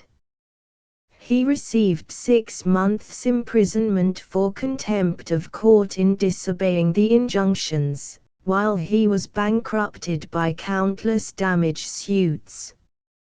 He had no chance. The plutocracy had passed sentence on him. The courts were in the hands of the plutocracy to carry the sentence out. And with Hearst crashed also to destruction the Democratic Party that he had so recently captured. With the destruction of Hearst and the Democratic Party, there were only 2 paths for his following to take. One was into the Socialist Party, the other was into the Republican Party. Then it was that we socialists reaped the fruit of Hirst's pseudo-socialistic preaching, for the great majority of his followers came over to us. The expropriation of the farmers that took place at this time would also have swelled our vote had it not been for the brief and futile rise of the Grange Party. Ernest and the socialist leaders fought fiercely to capture the farmers, but the destruction of the socialist press and publishing houses constituted too great a handicap, while the mouth-to-mouth propaganda had not yet been perfected. So it was that politicians like Mr. Calvin, who were themselves farmers long since expropriated, captured the farmers and threw their political strength away in a vain campaign. The poor farmers Ernest once laughed savagely, the trusts have them both coming and going. And that was really the situation. The 7 great trusts, working together, had pooled their enormous surpluses and made a farm trust. The railroads, controlling rates, and the bankers and stock exchange gamesters, controlling prices, had long since bled the farmers into indebtedness. The bankers, and all the trusts for that matter, had likewise long since loaned colossal amounts of money to the farmers. The farmers were in the net. All that remained to be done was the drawing in of the net. This the Farm Trust proceeded to do. The hard times of 1912 had already caused a frightful slump in the farm markets. Prices were now deliberately pressed down to bankruptcy, while the railroads, with extortionate rates, broke the back of the farmer camel. Thus the farmers were compelled to borrow more and more, while they were prevented from paying back old loans. Then ensued the great foreclosing of mortgages and enforced collection of notes. The farmers simply surrendered the land to the Farm Trust. There was nothing else for them to do. And having surrendered the land, the farmers next went to work for the Farm Trust, becoming managers, superintendents, foremen, and common laborers. They worked for wages. They became villeins, in short, serfs bound to the soil by a living wage. They could not leave their masters, for their masters composed the plutocracy. They could not go to the cities, for there, also, the plutocracy was in control. They had but one alternative: to leave the soil and become vagrants, in brief, to starve. And even there they were frustrated, for stringent vagrancy laws were passed and rigidly enforced. Of course, here and there, farmers, and even whole communities of farmers, escaped expropriation by virtue of exceptional conditions. But they were merely strays and did not count, and they were gathered in any way during the following year. 3. The destruction of the Roman yeomanry proceeded far less rapidly than the destruction of the American farmers and small capitalists. There was momentum in the 20th century, while there was practically none in ancient Rome. Numbers of the farmers, impelled by an insane lust for the soil, and willing to show what beasts they could become, tried to escape expropriation by withdrawing from any and all market dealing. They sold nothing. They bought nothing. Among themselves a primitive barter began to spring up. Their privation and hardships were terrible, but they persisted. It became quite a movement, in fact. The manner in which they were beaten was unique and logical and simple. The plutocracy, by virtue of its possession of the government, raised their taxes. It was the weak joint in their armor. Neither buying nor selling, they had no money, and in the end their land was sold to pay the taxes. Thus it was that in the fall of 1912 the socialist leaders, with the exception of Ernest, decided that the end of capitalism had come. What of the hard times and the consequent vast army of the unemployed? What of the destruction of the farmers and the middle class? And what of the decisive defeat administered all along the line to the labor unions? The socialists were really justified in believing that the end of capitalism had come and in themselves throwing down the gauntlet to the plutocracy. Alas, how we underestimated the strength of the enemy. Everywhere the socialists proclaimed their coming victory at the ballot box, while, in unmistakable terms, they stated the situation. The plutocracy accepted the challenge. It was the plutocracy, weighing and balancing, that defeated us by dividing our strength. It was the plutocracy, through its secret agents, that raised the cry that socialism was sacrilegious and atheistic. It was the plutocracy that whipped the churches, and especially the Catholic Church, into line, and robbed us of a portion of the labor vote. And it was the plutocracy, through its secret agents of course, that encouraged the Grange Party and even spread it to the cities into the ranks of the dying middle class. Nevertheless the socialist landslide occurred. But, instead of a sweeping victory with chief executive officers and majorities in all legislative bodies, we found ourselves in the minority.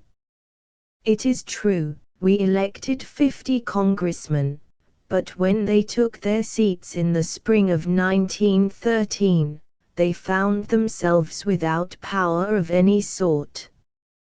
Yet they were more fortunate than the Grangers, who captured a dozen state governments, and who, in the spring, were not permitted to take possession of the captured offices. The incumbents refused to retire, and the courts were in the hands of the oligarchy. But this is too far in advance of events. I have yet to tell of the stirring times of the winter of 1912.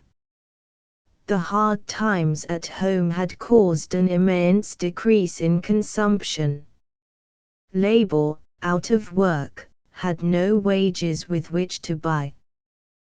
The result was that the plutocracy found a greater surplus than ever on its hands. This surplus it was compelled to dispose of abroad, and, what of its colossal plans, it needed money. Because of its strenuous efforts to dispose of the surplus in the world market, the plutocracy clashed with Germany. Economic clashes were usually succeeded by wars, and this particular clash was no exception. The great German warlord prepared, and so did the United States prepare. The war cloud hovered dark and ominous. The stage was set for a world catastrophe, for in all the world were hard times, labor troubles, perishing middle classes, armies of unemployed, clashes of economic interests in the world market, and mutterings and rumblings of the socialist revolution. For a long time these mutterings and rumblings had been heard. As far back as 1906 AD, Lord Avebury, an Englishman, uttered the following in the House of Lords: "The unrest in Europe, the spread of socialism, and the ominous rise of anarchism, are warnings to the governments and the ruling classes that the condition of the working classes in Europe is becoming intolerable, and that if a revolution is to be avoided, some steps must be taken to increase wages, reduce the hours of labor, and lower the prices of the necessaries of life." The Wall Street Journal, a stock gamesters publication, in commenting upon Lord Avebury's speech, said, "These words were spoken by an aristocrat and a member of the most conservative body in all Europe. That gives them all the more significance. They contain more valuable political economy than is to be found in most of the books. They sound a note of warning. Take heed, gentlemen of the War and Navy Departments." At the same time, Sidney Brooks, writing in America, in Harper's Weekly, said, "You will not hear the socialists mentioned in Washington. Why should you? The politicians are always the last people in this country to see what is going on under their noses. They will jeer at me when I prophesy, and prophesy with the utmost confidence, that at the next presidential election the socialists will poll over 1 million votes." The oligarchy wanted the war with Germany. And it wanted the war for a dozen reasons.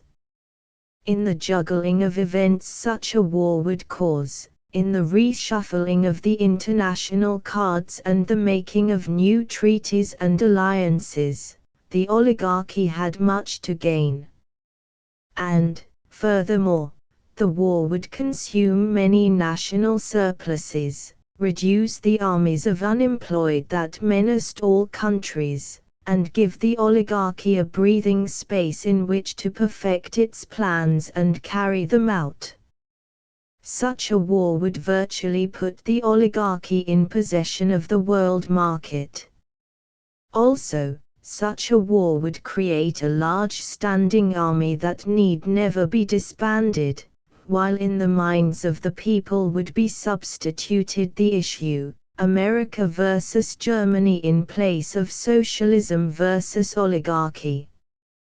And truly the war would have done all these things had it not been for the socialists. A secret meeting of the Western leaders was held in our 4 tiny rooms in Pell Street. Here was first considered the stand the socialists were to take. It was not the first time we had put our foot down upon war, 5, but it was the first time we had done so in the United States. After our secret meeting we got in touch with the national organization, and soon our code cables were passing back and forth across the Atlantic between us and the International Bureau. 5. It was at the very beginning of the 20th century AD, that the International Organization of the Socialists finally formulated their long-maturing policy on war. Epitomized their doctrine was, why should the workingmen of one country fight with the workingmen of another country for the benefit of their capitalist masters?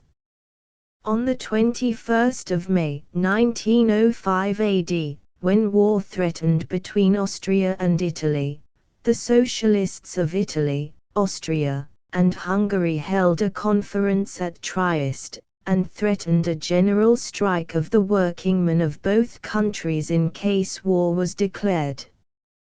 This was repeated the following year, when the Morocco affair threatened to involve France, Germany, and England. The German socialists were ready to act with us. There were over 5 million of them, many of them in the standing army, and, in addition, they were on friendly terms with the labor unions. In both countries the socialists came out in bold declaration against the war and threatened the general strike. And in the meantime they made preparation for the general strike. Furthermore, the revolutionary parties in all countries gave public utterance to the socialist principle of international peace that must be preserved at all hazards, even to the extent of revolt and revolution at home. The general strike was the one great victory we American socialists won. On the 4th of December the American minister was withdrawn from the German capital. That night a German fleet made a dash on Honolulu, sinking 3 American cruisers and a revenue cutter, and bombarding the city. Next day both Germany and the United States declared war, and within an hour the socialists called the general strike in both countries. For the first time the German warlord faced the men of his empire who made his empire go. Without them he could not run his empire. The novelty of the situation lay in that their revolt was passive. They did not fight. They did nothing. And by doing nothing they tied their warlord's hands. He would have asked for nothing better than an opportunity to loose his war dogs on his rebellious proletariat. But this was denied him. He could not lose his war dogs. Neither could he mobilize his army to go forth to war, nor could he punish his recalcitrant subjects. Not a wheel moved in his empire. Not a train ran, not a telegraphic message went over the wires, for the telegraphers and railroad men had ceased work along with the rest of the population. And as it was in Germany, so it was in the United States. At last organized labor had learned its lesson. Beaten decisively on its own chosen field, it had abandoned that field and come over to the political field of the socialists, for the general strike was a political strike. Besides, organized labor had been so badly beaten that it did not care. It joined in the general strike out of sheer desperation. The workers threw down their tools and left their tasks by the millions. Especially notable were the machinists. Their heads were bloody, their organization had apparently been destroyed, yet out they came, along with their allies in the metal-working trades. Even the common laborers and all unorganized labor ceased work. The strike had tied everything up so that nobody could work. Besides, the women proved to be the strongest promoters of the strike. They set their faces against the war. They did not want their men to go forth to die. Then, also, the idea of the general strike caught the mood of the people. It struck their sense of humor. The idea was infectious. The children struck in all the schools, and such teachers as came, went home again from deserted classrooms. The general strike took the form of a great national picnic. And the idea of the solidarity of labor, so evidenced, appealed to the imagination of all. And, finally, there was no danger to be incurred by the colossal frolic. When everybody was guilty, how was anybody to be punished? The United States was paralyzed. No one knew what was happening. There were no newspapers, no letters, no dispatches. Every community was as completely isolated as though 10,000 miles of primeval wilderness stretched between it and the rest of the world. For that matter, the world had ceased to exist. And for a week this state of affairs was maintained. In San Francisco we did not know what was happening even across the bay in Oakland or Berkeley. The effect on one's sensibilities was weird, depressing. It seemed as though some great cosmic thing lay dead. The pulse of the land had ceased to beat. Of a truth the nation had died. There were no wagons rumbling on the streets, no factory whistles, no hum of electricity in the air, no passing of street cars, no cries of newsboys, nothing but persons who at rare intervals went by like furtive ghosts, themselves oppressed and made unreal by the silence. And during that week of silence the oligarchy was taught its lesson. And well it learned the lesson. The general strike was a warning. It should never occur again. The oligarchy would see to that. At the end of the week, as had been prearranged, the telegraphers of Germany and the United States returned to their posts. Through them the socialist leaders of both countries presented their ultimatum to the rulers. The war should be called off, or the general strike would continue. It did not take long to come to an understanding. The war was declared off, and the populations of both countries returned to their tasks. It was this renewal of peace that brought about the alliance between Germany and the United States. In reality, this was an alliance between the emperor and the oligarchy, for the purpose of meeting their common foe, the revolutionary proletariat of both countries.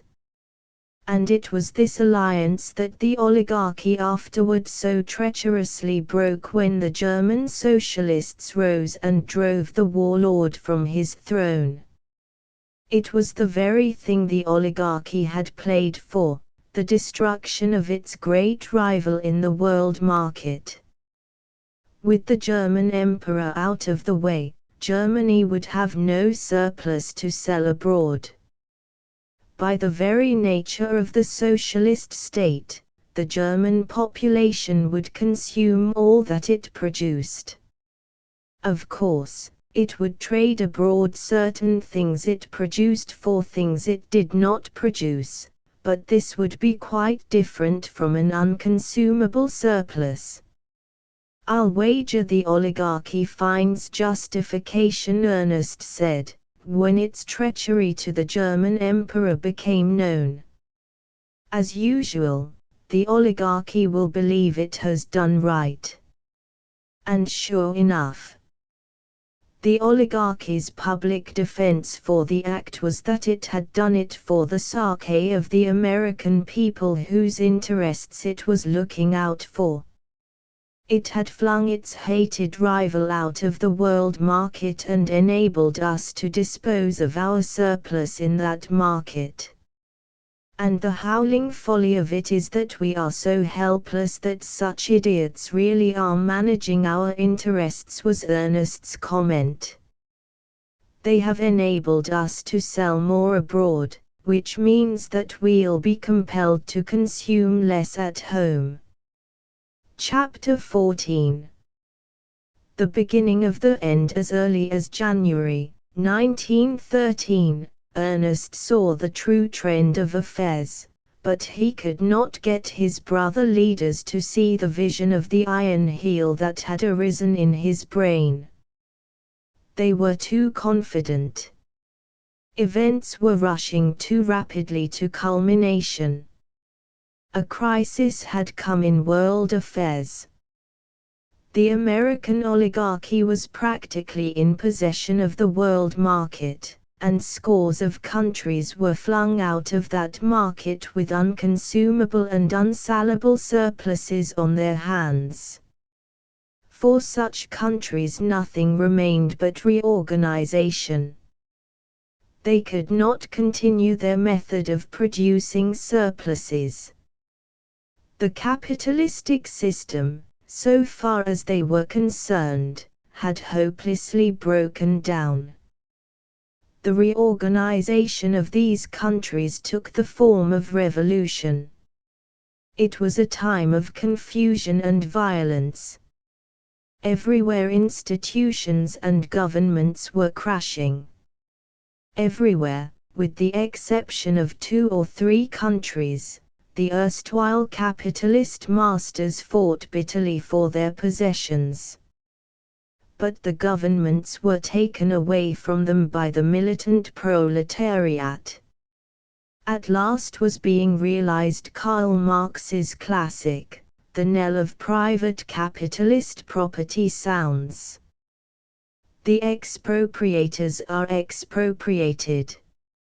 And as fast as capitalistic governments crashed, cooperative commonwealths arose in their place. Why does the United States lag behind? Get busy, you American revolutionists, what's the matter with America?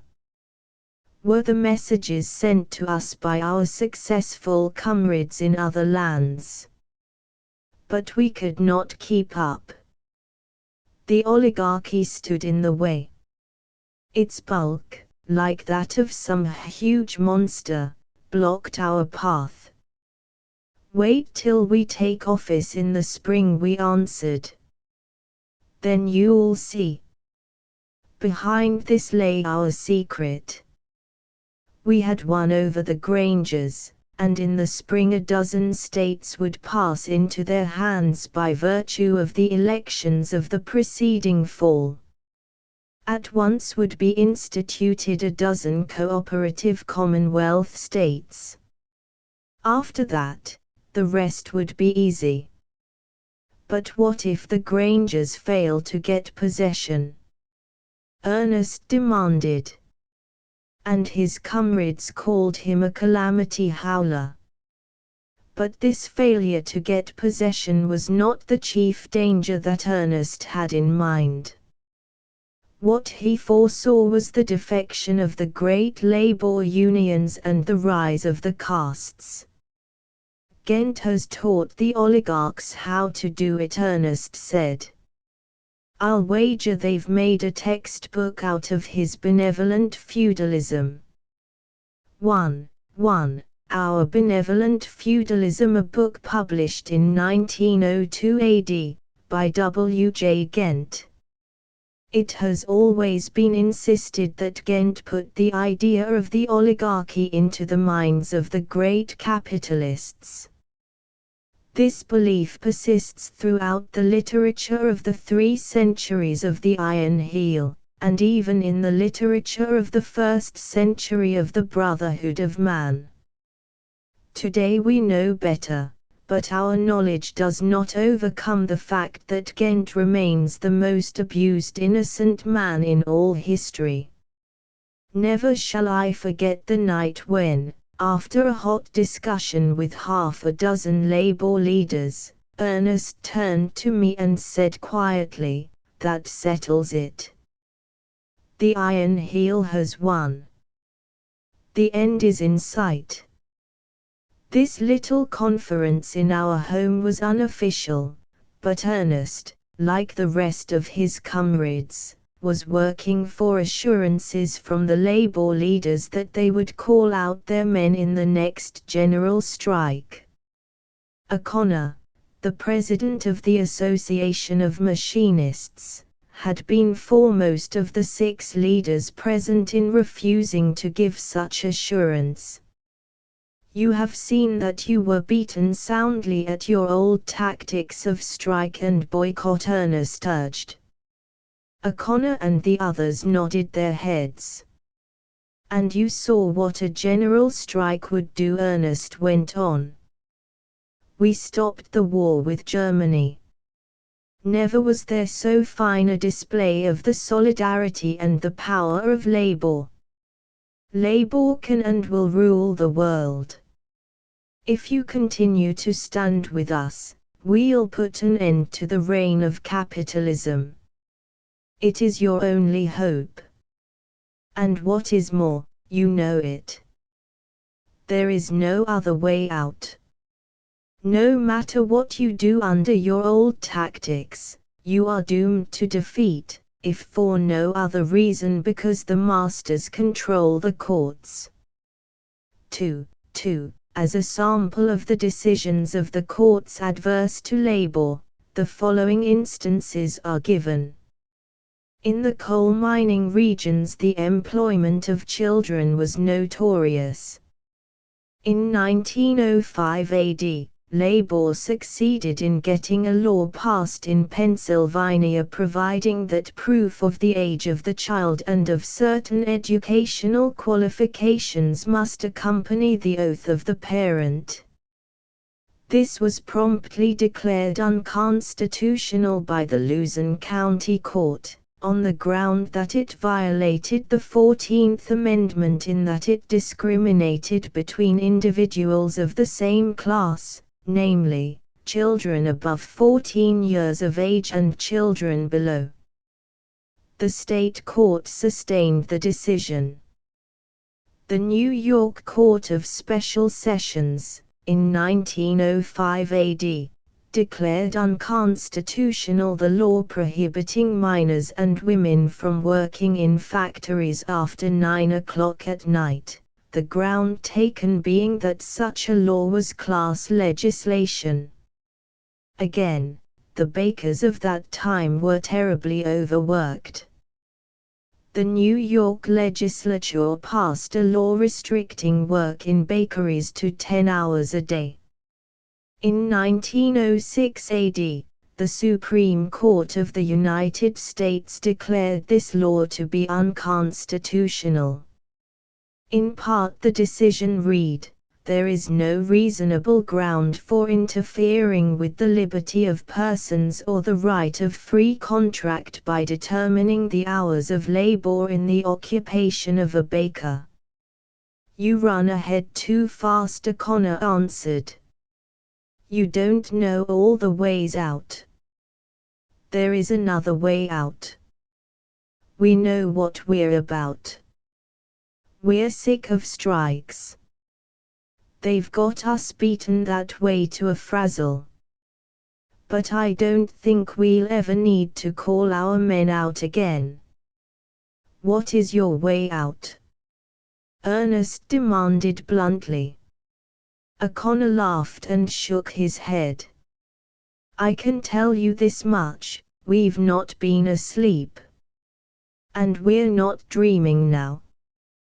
There's nothing to be afraid of, or ashamed of, I hope," Ernest challenged. "I guess we know our business best," was the retort. "It's a dark business, from the way you hide it," Ernest said with growing anger. "We've paid for our experience in sweat and blood, and we've earned all that's coming to us," was the reply. "Charity begins at home. If you're afraid to tell me your way out, I'll tell it to you." Ernest's blood was up. "You're going in for grab sharing. You've made terms with the enemy, that's what you've done. You've sold out the cause of labor, of all labor. You are leaving the battlefield like cowards." "I'm not saying anything," O'Connor answered sullenly. "Only I guess we know what's best for us a little bit better than you do. And you don't care a cent for what is best for the rest of labor. You kick it into the ditch." "I'm not saying anything," O'Connor replied, "except that I'm president of the Machinists Association, and it's my business to consider the interests of the men I represent, that's all." And then, when the labor leaders had left, Ernest, with the calmness of defeat, outlined to me the course of events to come.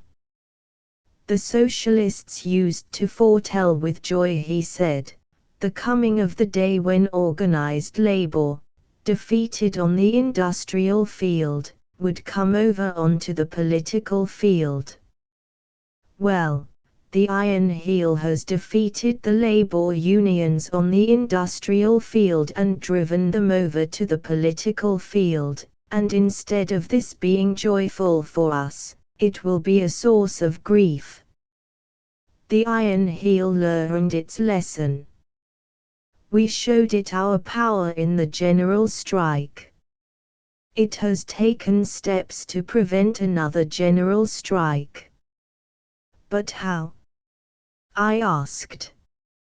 Simply by subsidizing the great unions. They won't join in the next general strike. Therefore it won't be a general strike. But the Iron Heel can't maintain so costly a program forever, I objected. Oh, it hasn't subsidized all of the unions. That's not necessary. Here is what is going to happen. Wages are going to be advanced and hours shortened in the railroad unions, the iron and steel workers unions, and the engineer and machinist unions.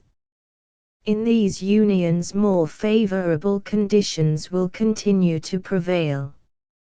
Membership in these unions will become like seats in paradise. Still, I don't see, I objected. What is to become of the other unions? There are far more unions outside of this combination than in it. The other unions will be ground out of existence, all of them. For, don't you see, the railway men, machinists and engineers, iron and steel workers, do all of the vitally essential work in our machine civilization. Assured of their faithfulness, the Iron Heel can snap its fingers at all the rest of labor. Iron, steel, coal, machinery, and transportation constitute the backbone of the whole industrial fabric. But coal? I queried. There are nearly 1 million coal miners. They are practically unskilled labor. They will not count. Their wages will go down and their hours will increase. They will be slaves like all the rest of us, and they will become about the most bestial of all of us. They will be compelled to work, just as the farmers are compelled to work now for the masters who robbed them of their land. And the same with all the other unions outside the combination. Watch them wobble and go to pieces, and their members become slaves driven to toil by empty stomachs and the law of the land. Do you know what will happen to Folly, 3, and his strike breakers? I'll tell you. Strike breaking as an occupation will cease. There won't be any more strikes. In place of strikes will be slave revolts. Farley and his gang will be promoted to slave driving. Oh, it won't be called that, it will be called enforcing the law of the land that compels the laborers to work. It simply prolongs the fight, this treachery of the big unions. Heaven only knows now where and when the revolution will triumph. 3. James Foley, a notorious strike-breaker of the period. A man more courageous than ethical, and of undeniable ability. He rose high under the rule of the Iron Heel and finally was translated into the oligarch class. He was assassinated in 1932 by Sarah Jenkins, whose husband, 30 years before, had been killed by Farley's strikebreakers. But with such a powerful combination as the oligarchy and the big unions, is there any reason to believe that the revolution will ever triumph? I queried. May not the combination endure forever? He shook his head. One of our generalizations is that every system founded upon class and caste contains within itself the germs of its own decay. When a system is founded upon class, how can caste be prevented? The Iron Heel will not be able to prevent it, and in the end caste will destroy the Iron Heel. The oligarchs have already developed caste among themselves, but wait until the favored unions develop caste. The Iron Heel will use all its power to prevent it, but it will fail. In the favored unions are the flower of the American workingman. They are strong, efficient men. They have become members of those unions through competition for place. Every fit workman in the United States will be possessed by the ambition to become a member of the favored unions. The oligarchy will encourage such ambition and the consequent competition. Thus will the strong men, who might else be revolutionists, be won away and their strength used to bolster the oligarchy. On the other hand, the labor castes, the members of the favored unions, will strive to make their organizations into close corporations. And they will succeed. Membership in the labor castes will become hereditary. Sons will succeed fathers, and there will be no inflow of new strength from that eternal reservoir of strength, the common people. This will mean deterioration of the labor castes, and in the end they will become weaker and weaker.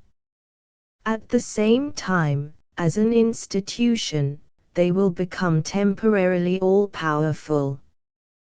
They will be like the guards of the palace in old Rome, and there will be palace revolutions whereby the labor castes will seize the reins of power.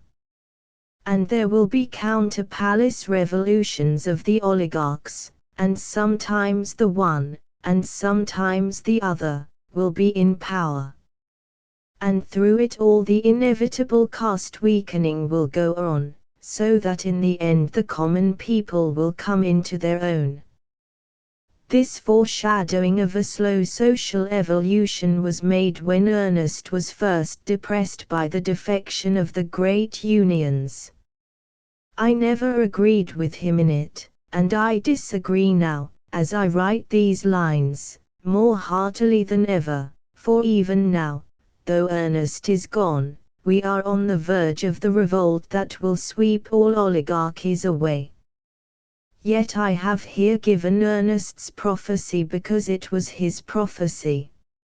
In spite of his belief in it, he worked like a giant against it, and he, more than any man, has made possible the revolt that even now waits the signal to burst forth. For Everhard's social foresight was remarkable. As clearly as in the light of past events, he saw the defection of the favored unions, the rise and the slow decay of the labor castes, and the struggle between the decaying oligarchs and labor castes for control of the great governmental machine. But if the oligarchy persists, I asked him that evening, what will become of the great surpluses that will fall to its share every year? The surpluses will have to be expended somehow, he answered, and trust the oligarchs to find a way. Magnificent roads will be built. There will be great achievements in science, and especially in art. When the oligarchs have completely mastered the people, they will have time to spare for other things. They will become worshippers of beauty. They will become art lovers. And under their direction and generously rewarded, will toil the artists. The result will be great art, for no longer, as up to yesterday, will the artists pander to the bourgeois taste of the middle class. It will be great art, I tell you, and wonder cities will arise that will make tawdry and cheap the cities of old time. And in these cities will the oligarchs dwell and worship beauty. 5. We cannot but marvel at Everhard's foresight. Before ever the thought of wonder cities like Ardis and Asgard entered the minds of the oligarchs, Everhard saw those cities and the inevitable necessity for their creation. Thus will the surplus be constantly expended while labor does the work. The building of these great works and cities will give a starvation ration to millions of common laborers, for the enormous bulk of the surplus will compel an equally enormous expenditure, and the oligarchs will build for 1,000 years, for 10,000 years. They will build as the Egyptians and the Babylonians never dreamed of building, and when the oligarchs have passed away, their great roads and their wonder cities will remain for the brotherhood of labor to tread upon and dwell within. 6. And since that day of prophecy, have passed away the 3 centuries of the Iron Heel and the 4 centuries of the brotherhood of man, and today we tread the roads and dwell in the cities that the oligarchs built. It is true, we are even now building still more wonderful wonder cities, but the wonder cities of the oligarchs endure, and I write these lines in Ardis, one of the most wonderful of them all. These things the oligarchs will do because they cannot help doing them. These great works will be the form their expenditure of the surplus will take, and in the same way that the ruling classes of Egypt of long ago expended the surplus they robbed from the people by the building of temples and pyramids. Under the oligarchs will flourish, not a priest class, but an artist class. And in place of the merchant class of bourgeoisie will be the labor castes. And beneath will be the abyss, wherein will fester and starve and rot, and ever renew itself, the common people, the great bulk of the population. And in the end, who knows in what day, the common people will rise up out of the abyss, the labor castes and the oligarchy will crumble away, and then, at last, after the travail of the centuries, will it be the day of the common man. I had thought to see that day, but now I know that I shall never see it. He paused and looked at me, and added, social evolution is exasperatingly slow, isn't it, sweetheart? My arms were about him, and his head was on my breast. Sing me to sleep, he murmured whimsically.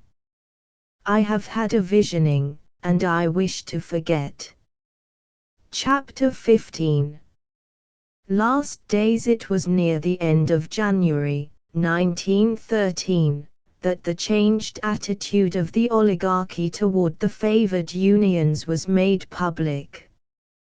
The newspapers published information of an unprecedented rise in wages and shortening of hours for the railroad employees, the iron and steel workers, and the engineers and machinists. But the whole truth was not told. The oligarchs did not dare permit the telling of the whole truth. In reality, the wages had been raised much higher, and the privileges were correspondingly greater. All this was secret, but secrets will out. Members of the favored unions told their wives, and the wives gossiped, and soon all the labor world knew what had happened. It was merely the logical development of what in the 19th century had been known as grab sharing. In the industrial warfare of that time, profit sharing had been tried. That is, the capitalists had striven to placate the workers by interesting them financially in their work. But profit sharing, as a system, was ridiculous and impossible. Profit sharing could be successful only in isolated cases in the midst of a system of industrial strife, for if all labor and all capital shared profits, the same conditions would obtain as did obtain when there was no profit sharing. So, out of the unpractical idea of profit sharing, arose the practical idea of grab sharing. Give us more pay and charge it to the public was the slogan of the strong unions. 1. And here and there this selfish policy worked successfully. In charging it to the public, it was charged to the great mass of unorganized labor and of weakly organized labor. These workers actually paid the increased wages of their stronger brothers who were members of unions that were labor monopolies. This idea, as I say, was merely carried to its logical conclusion, on a large scale, by the combination of the oligarchs and the favored unions. 1. All the railroad unions entered into this combination with the oligarchs, and it is of interest to note that the first definite application of the policy of profit grabbing was made by a railroad union in the 19th century AD, namely, the Brotherhood of Locomotive Engineers. P.M. Arthur was for 20 years Grand Chief of the Brotherhood. After the strike on the Pennsylvania Railroad in 1877, he broached a scheme to have the locomotive engineers make terms with the railroads and to go it alone so far as the rest of the labor unions were concerned. This scheme was eminently successful. It was as successful as it was selfish, and out of it was coined the word authorization to denote grab sharing on the part of labor unions.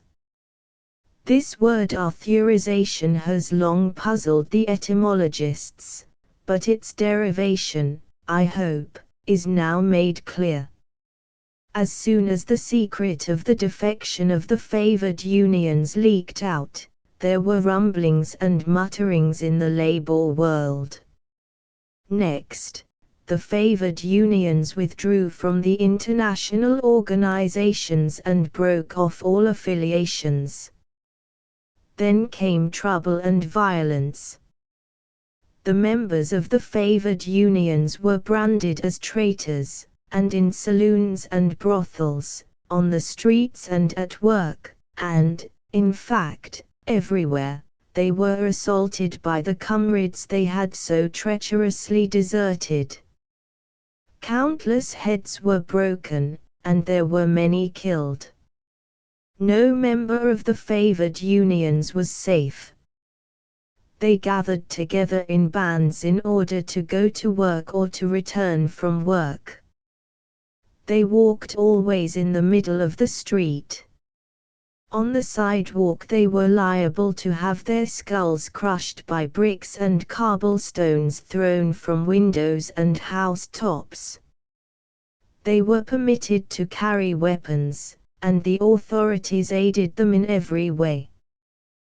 Their persecutors were sentenced to long terms in prison, where they were harshly treated, while no man, not a member of the favored unions, was permitted to carry weapons.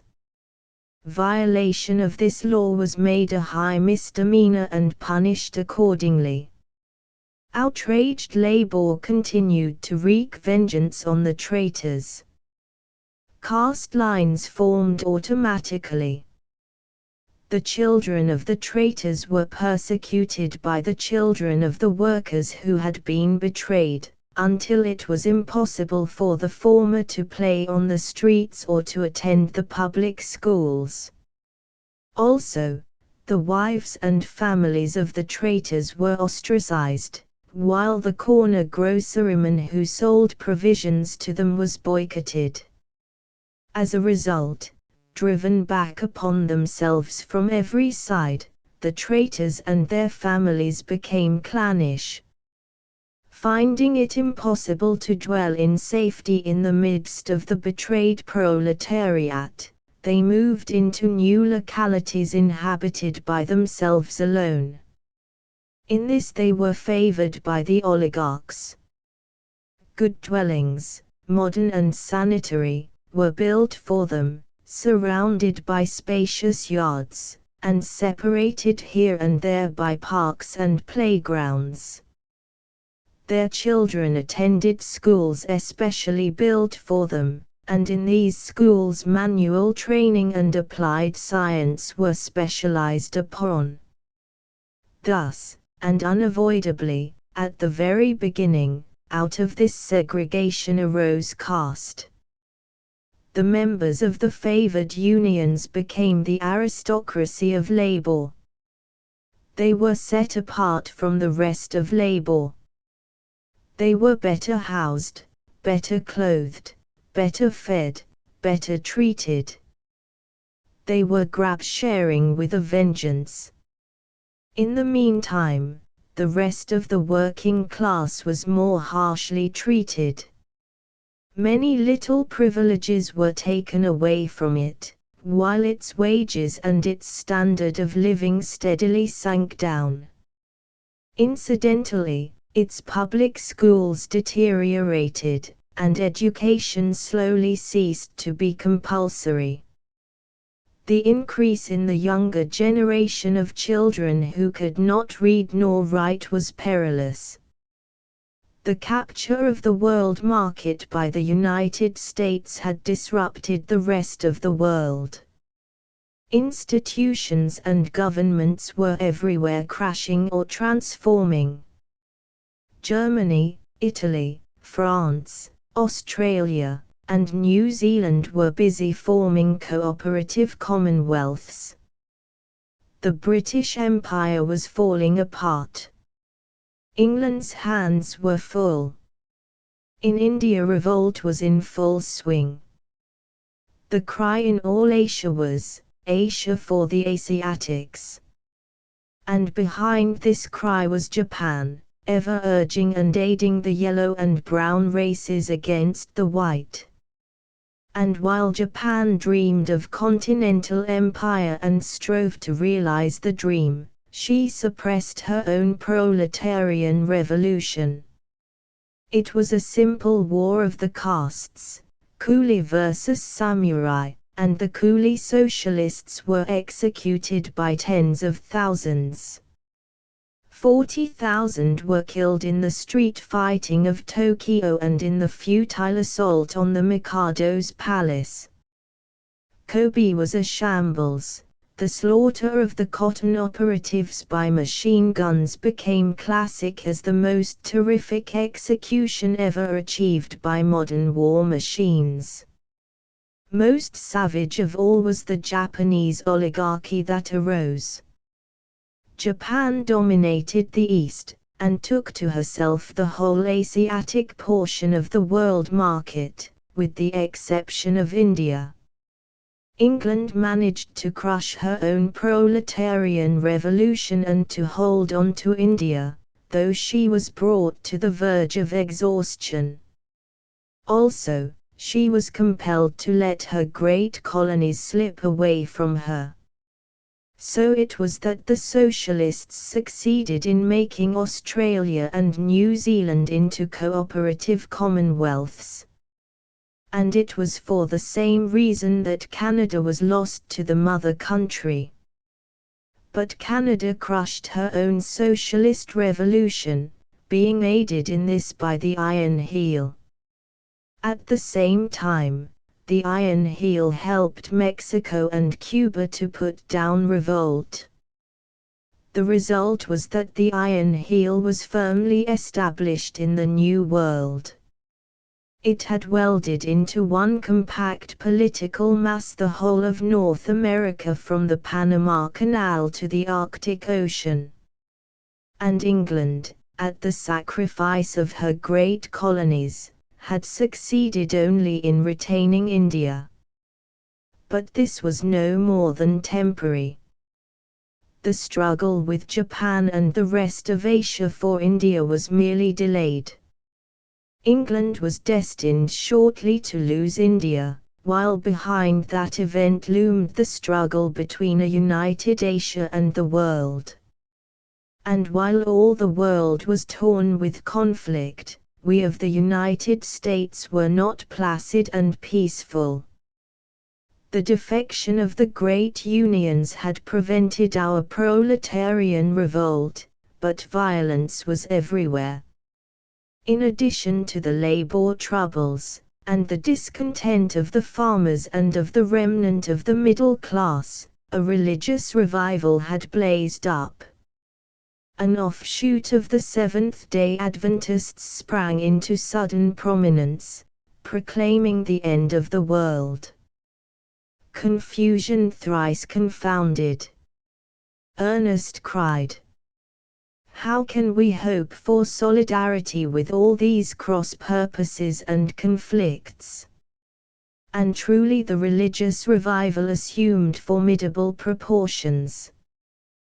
The people, what of their wretchedness, and of their disappointment in all things earthly, were ripe and eager for a heaven where industrial tyrants entered no more than camels passed through needle eyes.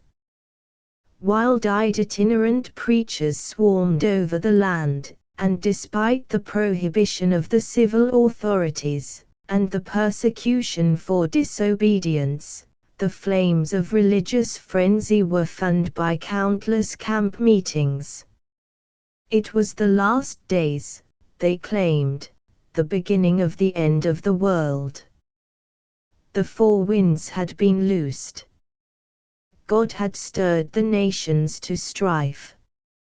It was a time of visions and miracles, while seers and prophetesses were legion. The people ceased work by hundreds of thousands and fled to the mountains, there to await the imminent coming of God and the rising of the 144,000 to heaven. But in the meantime God did not come, and they starved to death in great numbers. In their desperation they ravaged the farms for food, and the consequent tumult and anarchy in the country districts but increased the woes of the poor expropriated farmers. Also, the farms and warehouses were the property of the Iron Heel. Armies of troops were put into the field, and the fanatics were herded back at the bayonet point to their tasks in the cities. There they broke out in ever-recurring mobs and riots. Their leaders were executed for sedition or confined in madhouses. Those who were executed went to their deaths with all the gladness of martyrs. It was a time of madness. The unrest spread. In the swamps and deserts and waste places, from Florida to Alaska, the small groups of Indians that survived were dancing ghost dances and waiting the coming of a Messiah of their own. And through it all, with a serenity and certitude that was terrifying, continued to rise the form of that monster of the ages, the oligarchy.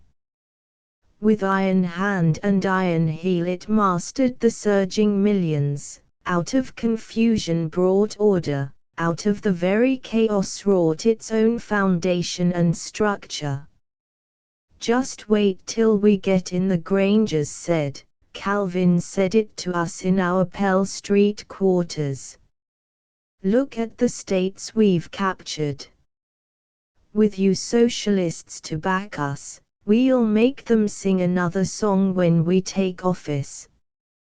The millions of the discontented and the impoverished are ours, the socialists said. The Grangers have come over to us, the farmers, the middle class, and the laborers. The capitalist system will fall to pieces. In another month we send 50 men to Congress. 2 years hence every office will be ours, from the president down to the local dog catcher. To all of which Ernest would shake his head and say, "How many rifles have you got? Do you know where you can get plenty of lead?" When it comes to powder, chemical mixtures are better than mechanical mixtures, you take my word. Chapter 16. The end. When it came time for Ernest and me to go to Washington, Father did not accompany us. He had become enamored of proletarian life. He looked upon our slum neighborhood as a great sociological laboratory, and he had embarked upon an apparently endless orgy of investigation. He chummed with the laborers, and was an intimate in scores of homes. Also, he worked at odd jobs, and the work was play as well as learned investigation, for he delighted in it and was always returning home with copious notes and bubbling over with new adventures. He was the perfect scientist. There was no need for his working at all, because Ernest managed to earn enough from his translating to take care of the 3 of us. But Father insisted on pursuing his favorite phantom, and a protean phantom it was, judging from the jobs he worked at. I shall never forget the evening he brought home his street peddler's outfit of shoelaces and suspenders, nor the time I went into the little corner grocery to make some purchase and had him wait on me.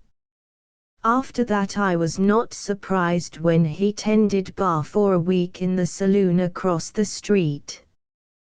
He worked as a night watchman, hawked potatoes on the street, pasted labels in a cannery warehouse, was utility man in a paper box factory, and water carrier for a street railway construction gang, and even joined the dishwashers' union just before it fell to pieces. I think the bishop's example, so far as wearing apparel was concerned, must have fascinated Father, for he wore the cheap cotton shirt of the laborer and the overalls with the narrow strap about the hips. Yet one habit remained to him from the old life: he always dressed for dinner, or supper, rather. I could be happy anywhere with Ernest, and Father's happiness in our changed circumstances rounded out my own happiness. When I was a boy, Father said, I was very curious. I wanted to know why things were and how they came to pass. That was why I became a physicist. The life in me today is just as curious as it was in my boyhood, and it's the being curious that makes life worth living. Sometimes he ventured north of Market Street into the shopping and theatre district, where he sold papers, ran errands, and opened cabs. There, one day, closing a cab, he encountered Mr. Wixon. In high glee, father described the incident to us that evening. Wixon looked at me sharply when I closed the door on him, and muttered, "Well, I'll be damned." Just like that he said it, "Well, I'll be damned." His face turned red and he was so confused that he forgot to tip me. But he must have recovered himself quickly, for the cab hadn't gone 50 feet before it turned around and came back. He leaned out of the door. "Look here, Professor," he said, "this is too much. What can I do for you?" "I closed the cab door for you," I answered. "According to common custom you might give me a dime." "Bother that," he snorted. "I mean something substantial." He was certainly serious, a twinge of ossified conscience or something, and so I considered with grave deliberation for a moment. His face was quite expectant when I began my answer, but you should have seen it when I finished. "You might give me back my home," I said, "and my stock in the Sierra Mills."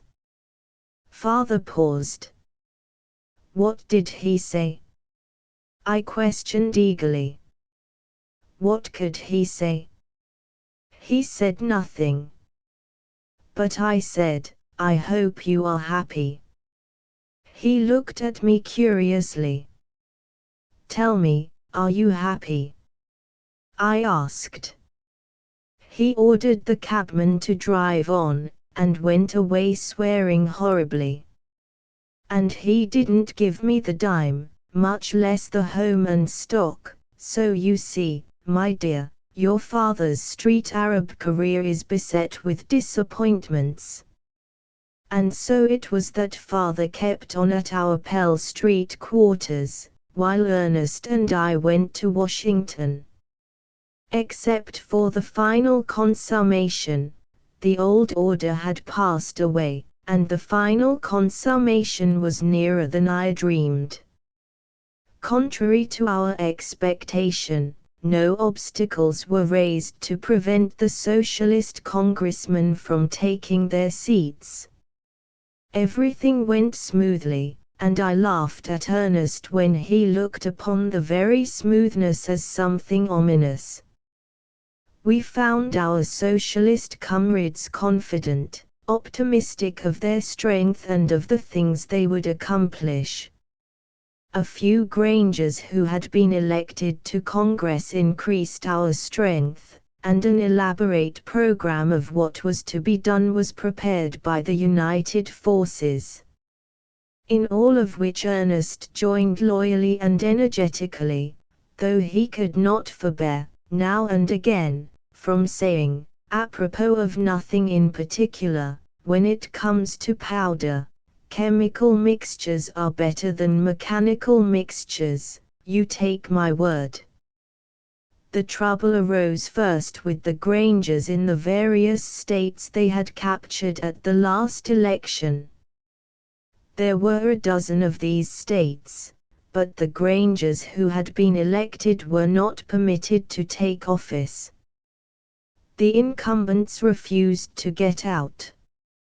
It was very simple. They merely charged illegality in the elections and wrapped up the whole situation in the interminable red tape of the law. The Grangers were powerless. The courts were in the hands of their enemies. This was the moment of danger. If the cheated Grangers became violent, all was lost. How we socialists worked to hold them back. There were days and nights when Ernest never closed his eyes in sleep. The big leaders of the Grangers saw the peril and were with us to a man. But it was all of no avail. The oligarchy wanted violence, and it set its agents provocateurs to work. Without discussion, it was the agents provocateurs who caused the peasant revolt. In a dozen states the revolt flared up. The expropriated farmers took forcible possession of the state governments. Of course this was unconstitutional, and of course the United States put its soldiers into the field. Everywhere the agents provocateurs urged the people on.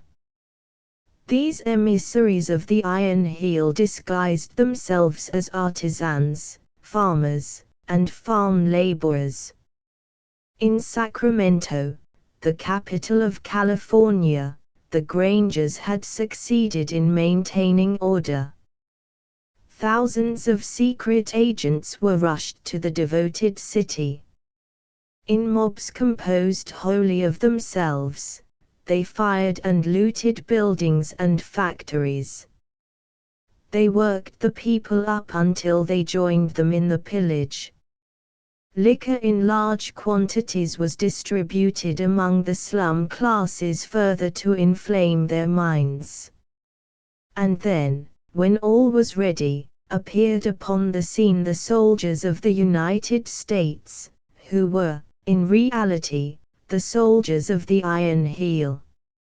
11,000 men, women, and children were shot down on the streets of Sacramento or murdered in their houses. The national government took possession of the state government, and all was over for California. And as with California, so elsewhere. Every Granger state was ravaged with violence and washed in blood. First, disorder was precipitated by the secret agents and the Black Hundreds, then the troops were called out. Rioting and mob rule reigned throughout the rural districts. Day and night the smoke of burning farms, warehouses, villages, and cities filled the sky. Dynamite appeared. Railroad bridges and tunnels were blown up and trains were wrecked. The poor farmers were shot and hanged in great numbers. Reprisals were bitter, and many plutocrats and army officers were murdered. Blood and vengeance were in men's hearts. The regular troops fought the farmers as savagely as had they been Indians. And the regular troops had cause. 2,800 of them had been annihilated in a tremendous series of dynamite explosions in Oregon, and in a similar manner, a number of train loads, at different times and places, had been destroyed. So it was that the regular troops fought for their lives as well as did the farmers. As for the militia law of 1903 was put into effect, and the workers of one state were compelled, under pain of death, to shoot down their comrade workers in other states. Of course, the militia law did not work smoothly at first. Many militia officers were murdered, and many militiamen were executed by drumhead court-martial. Ernest's prophecy was strikingly fulfilled in the cases of Mr. Cowalt and Mr. Asmundsen. Both were eligible for the militia, and both were drafted to serve in the punitive expedition that was dispatched from California against the farmers of Missouri. Mr. Cowalt and Mr. Asmundsen refused to serve. They were given short shrift. Drumhead court-martial was their portion, and military execution their end. They were shot with their backs to the firing squad. Many young men fled into the mountains to escape serving in the militia. There they became outlaws, and it was not until more peaceful times that they received their punishment. It was drastic. the government issued a proclamation for all law-abiding citizens to come in from the mountains for a period of 3 months. When the proclaimed date arrived, 500,000 soldiers were sent into the mountainous districts everywhere. There was no investigation, no trial. Wherever a man was encountered, he was shot down on the spot. The troops operated on the basis that no man not an outlaw remained in the mountains. Some bands, in strong positions, fought gallantly, but in the end every deserter from the militia met death. A more immediate lesson, however, was impressed on the minds of the people by the punishment meted out to the Kansas militia. The Great Kansas Mutiny occurred at the very beginning of military operations against the Grangers. 6,000 of the militia mutinied. They had been for several weeks very turbulent and sullen, and for that reason had been kept in camp. Their open mutiny, however, was without doubt precipitated by the agents provocateurs.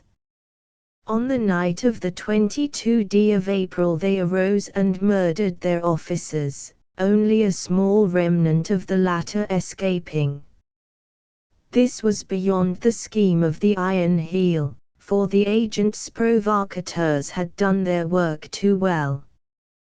But everything was grist to the Iron Heel. It had prepared for the outbreak, and the killing of so many officers gave it justification for what followed. As by magic, 40,000 soldiers of the regular army surrounded the malcontents. It was a trap. The wretched militiamen found that their machine guns had been tampered with, and that the cartridges from the captured magazines did not fit their rifles. They hoisted the white flag of surrender, but it was ignored. There were no survivors. The entire 6,000 were annihilated. Common shell and shrapnel were thrown in upon them from a distance, and, when, in their desperation, they charged the encircling lines, they were mowed down by the machine guns. I talked with an eyewitness, and he said that the nearest any militiaman approached the machine guns was 150 yards. The earth was carpeted with the slain, and a final charge of cavalry, with trampling of horses' hoofs, revolvers, and sabers, crushed the wounded into the ground. Simultaneously with the destruction of the Grangers came the revolt of the coal miners. It was the expiring effort of organized labor. 750,000 of miners went out on strike.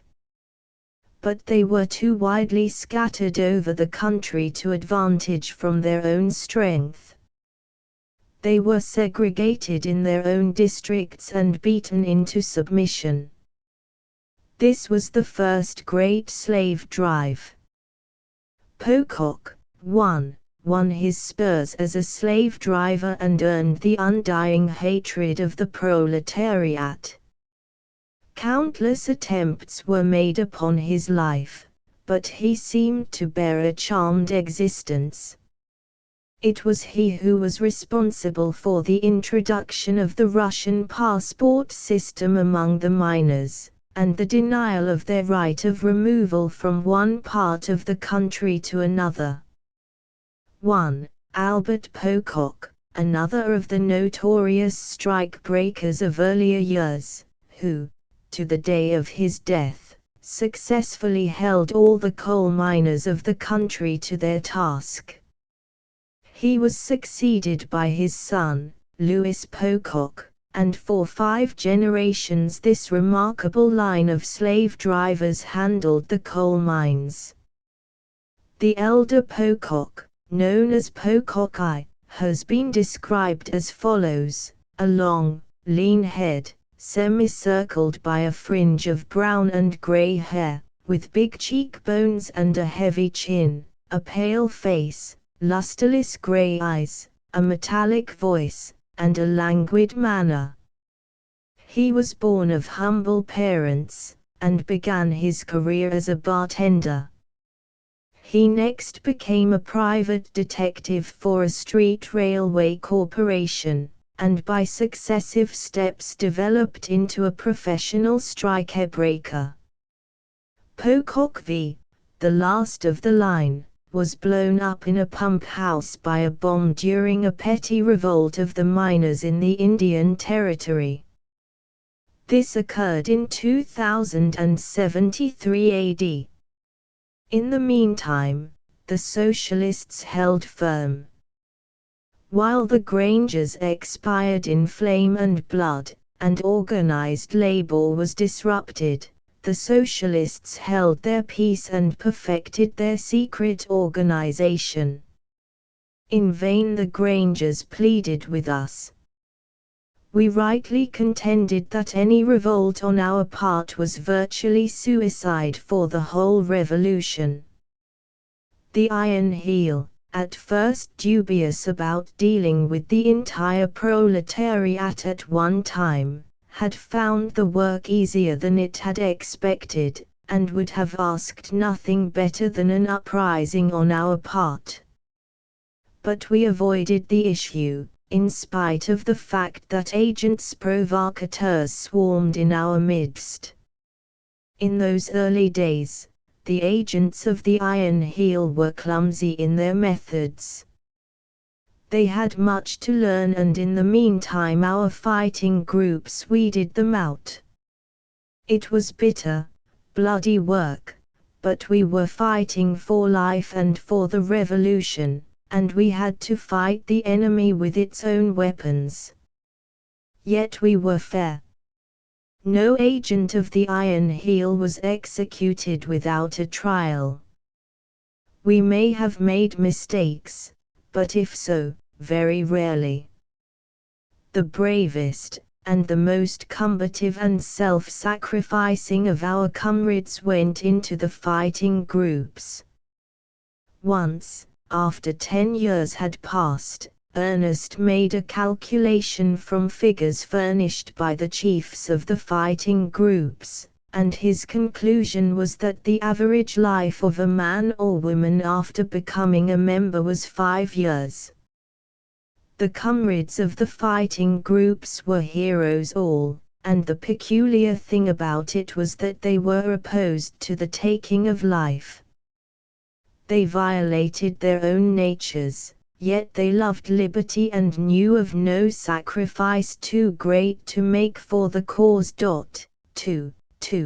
These fighting groups were modeled somewhat after the fighting organization of the Russian Revolution, and, despite the unceasing efforts of the Iron Heel, these groups persisted throughout the 3 centuries of its existence. Composed of men and women actuated by lofty purpose and unafraid to die, the fighting groups exercised tremendous influence and tempered the savage brutality of the rulers. Not alone was their work confined to unseen warfare with the secret agents of the oligarchy. The oligarchs themselves were compelled to listen to the decrees of the groups, and often, when they disobeyed, were punished by death, and likewise with the subordinates of the oligarchs, with the officers of the army and the leaders of the labor castes. Stern justice was meted out by these organized avengers, but most remarkable was their passionless and judicial procedure. There were no snap judgments. When a man was captured, he was given fair trial and opportunity for defense.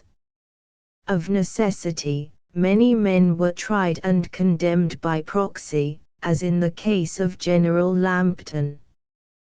This occurred in 2138 AD, possibly the most bloodthirsty and malignant of all the mercenaries that ever served the Iron Heel. He was informed by the fighting groups that they had tried him, found him guilty, and condemned him to death, and this, after 3 warnings for him to cease from his ferocious treatment of the proletariat. After his condemnation, he surrounded himself with a myriad protective devices. Years passed, and in vain the fighting groups strove to execute their decree. Comrade after comrade, men and women, failed in their attempts, and were cruelly executed by the oligarchy. It was the case of General Lambton that revived crucifixion as a legal method of execution. But in the end the condemned man found his executioner in the form of a slender girl of 17, Madeleine Provence, who, to accomplish her purpose, served 2 years in his palace as a seamstress to the household. She died in solitary confinement after horrible and prolonged torture, but today she stands in imperishable bronze in the pantheon of brotherhood in the wonder city of Sils. We, who by personal experience know nothing of bloodshed, must not judge harshly the heroes of the fighting groups. They gave up their lives for humanity. No sacrifice was too great for them to accomplish, while inexorable necessity compelled them to bloody expression in an age of blood. The fighting groups constituted the one thorn in the side of the Iron Heel that the Iron Heel could never remove. Everhard was the father of this curious army, and its accomplishments and successful persistence for 300 years bear witness to the wisdom with which he organized and the solid foundation he laid for the succeeding generations to build upon. In some respects, despite his great economic and sociological contributions, and his work as a general leader in the revolution, his organization of the fighting groups must be regarded as his greatest achievement. The task we set ourselves was threefold. First, the weeding out from our circles of the secret agents of the oligarchy. Second, the organizing of the fighting groups, and outside of them, of the general secret organization of the revolution. And third, the introduction of our own secret agents into every branch of the oligarchy, into the labor castes and especially among the telegraphers and secretaries and clerks, into the army, the agents provocateurs, and the slave drivers. It was slow work, and perilous, and often were our efforts rewarded with costly failures. The Iron Heel had triumphed in open warfare, but we held our own in the new warfare, strange and awful and subterranean, that we instituted. All was unseen, much was unguessed, the blind fought the blind, and yet through it all was order, purpose, control. We permeated the entire organization of the Iron Heel with our agents, while our own organization was permeated with the agents of the Iron Heel. It was warfare dark and devious, replete with intrigue and conspiracy, plot and counterplot. And behind all, ever menacing, was death, violent and terrible. Men and women disappeared, our nearest and dearest comrades. We saw them today. Tomorrow they were gone, we never saw them again, and we knew that they had died. There was no trust, no confidence anywhere. The man who plotted beside us, for all we knew, might be an agent of the Iron Heel. We mined the organization of the Iron Heel with our secret agents, and the Iron Heel countermined with its secret agents inside its own organization. And it was the same with our organization.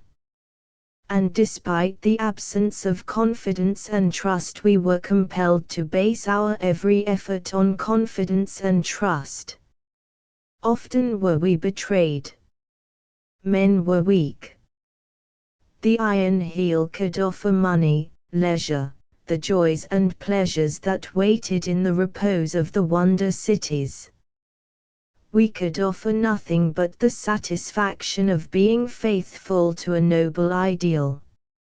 As for the rest, the wages of those who were loyal were unceasing peril, torture, and death.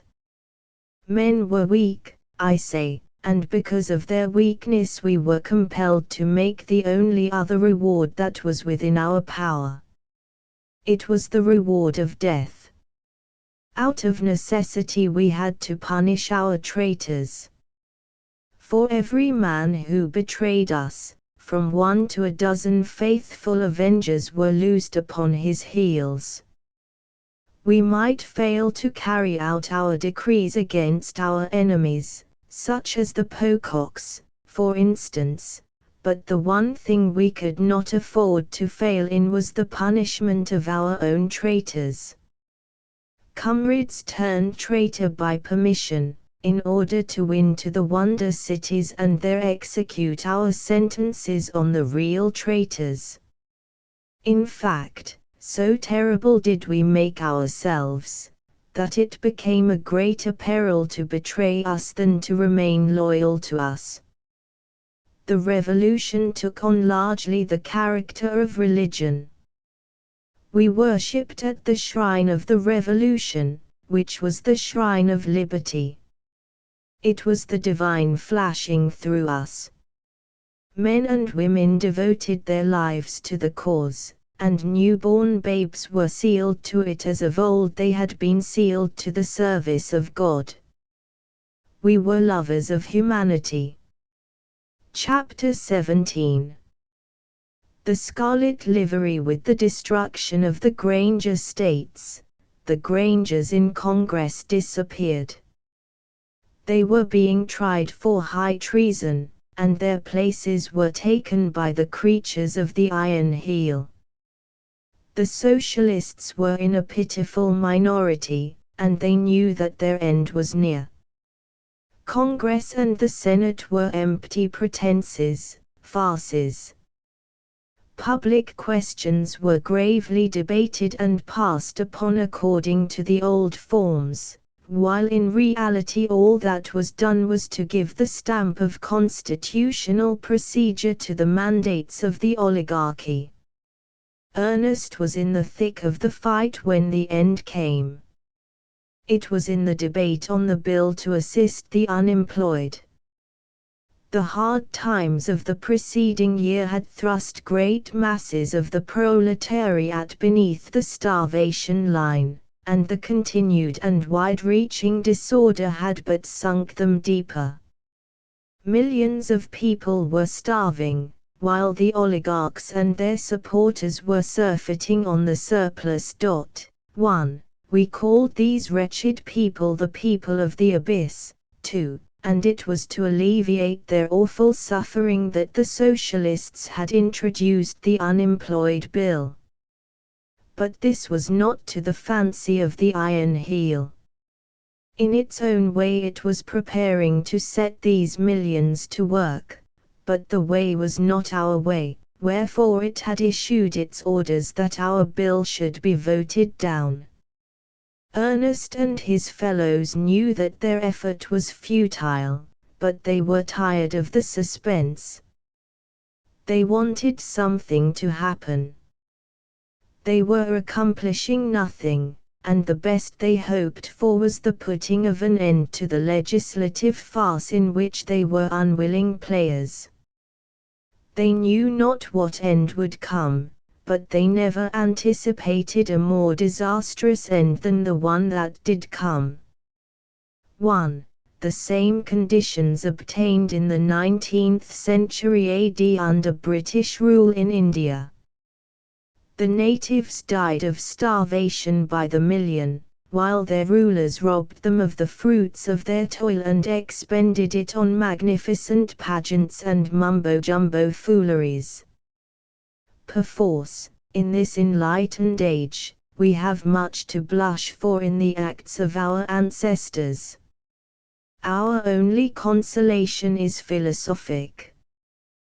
We must accept the capitalistic stage in social evolution as about on a par with the earlier monkey stage.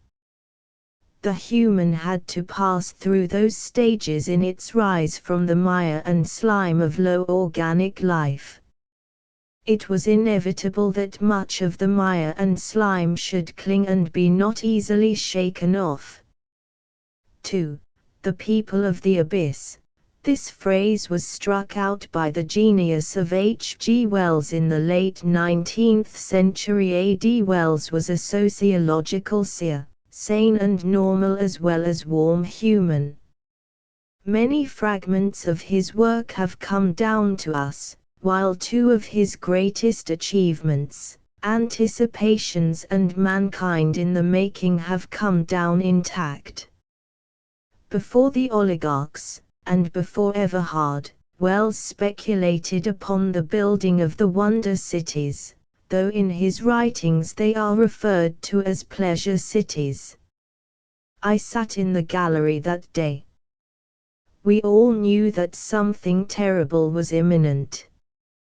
It was in the air, and its presence was made visible by the armed soldiers drawn up in lines in the corridors, and by the officers grouped in the entrances to the house itself. The oligarchy was about to strike. Ernest was speaking. He was describing the sufferings of the unemployed, as if with the wild idea of in some way touching their hearts and consciences, but the Republican and Democratic members sneered and jeered at him, and there was uproar and confusion. Ernest abruptly changed front. "I know nothing that I may say can influence you," he said. "You have no souls to be influenced.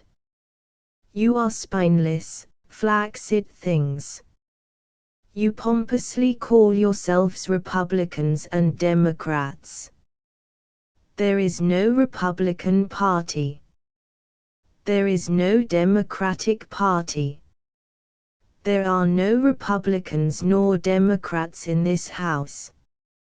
You are lickspitless and panderers, the creatures of the plutocracy. You talk verbosely in antiquated terminology of your love of liberty, and all the while you wear the scarlet livery of the Iron Heel."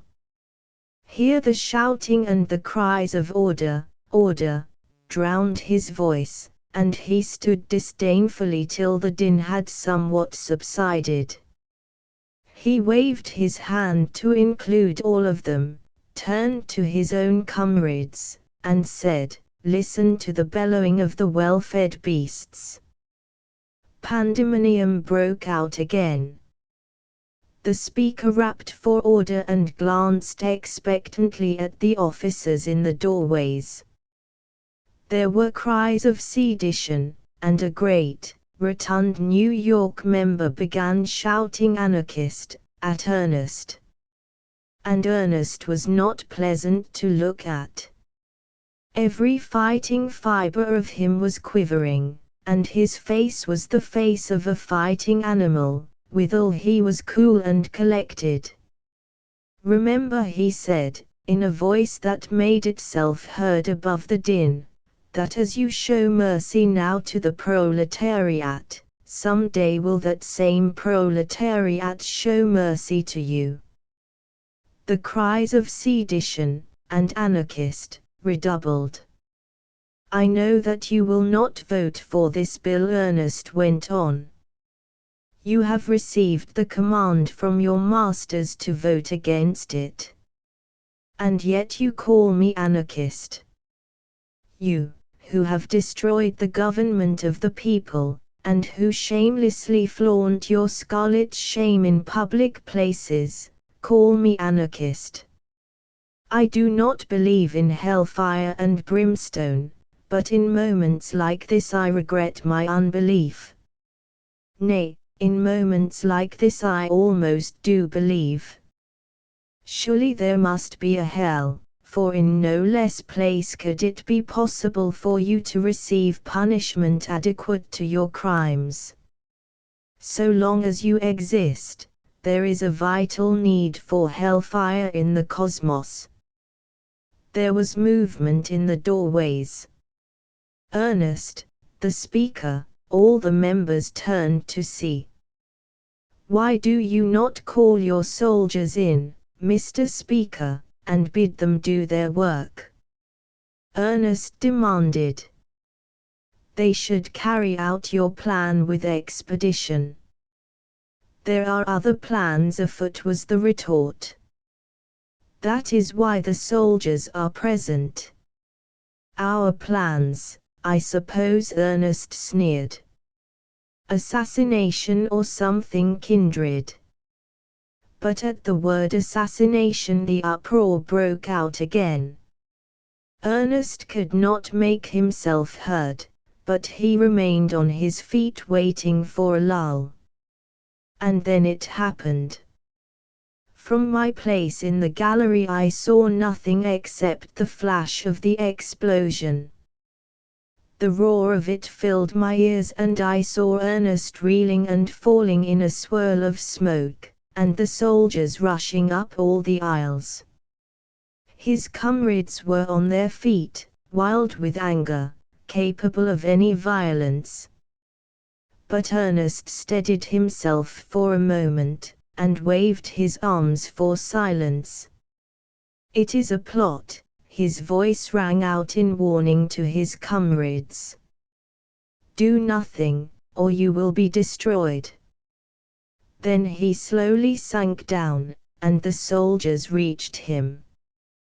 The next moment soldiers were clearing the galleries and I saw no more. Though he was my husband, I was not permitted to get to him. When I announced who I was promptly placed under arrest. And at the same time were arrested all socialist congressmen in Washington, including the unfortunate Simpson, who lay ill with typhoid fever in his hotel. The trial was prompt and brief.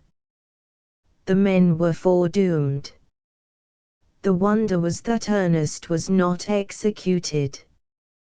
This was a blunder on the part of the oligarchy, and a costly one. But the oligarchy was too confident in those days. It was drunk with success, and little did it dream that that small handful of heroes had within them the power to rock it to its foundations. Tomorrow, when the great revolt breaks out and all the world resounds with the tramp of the millions, the oligarchy will realize, and too late, how mightily that band of heroes has grown. 3.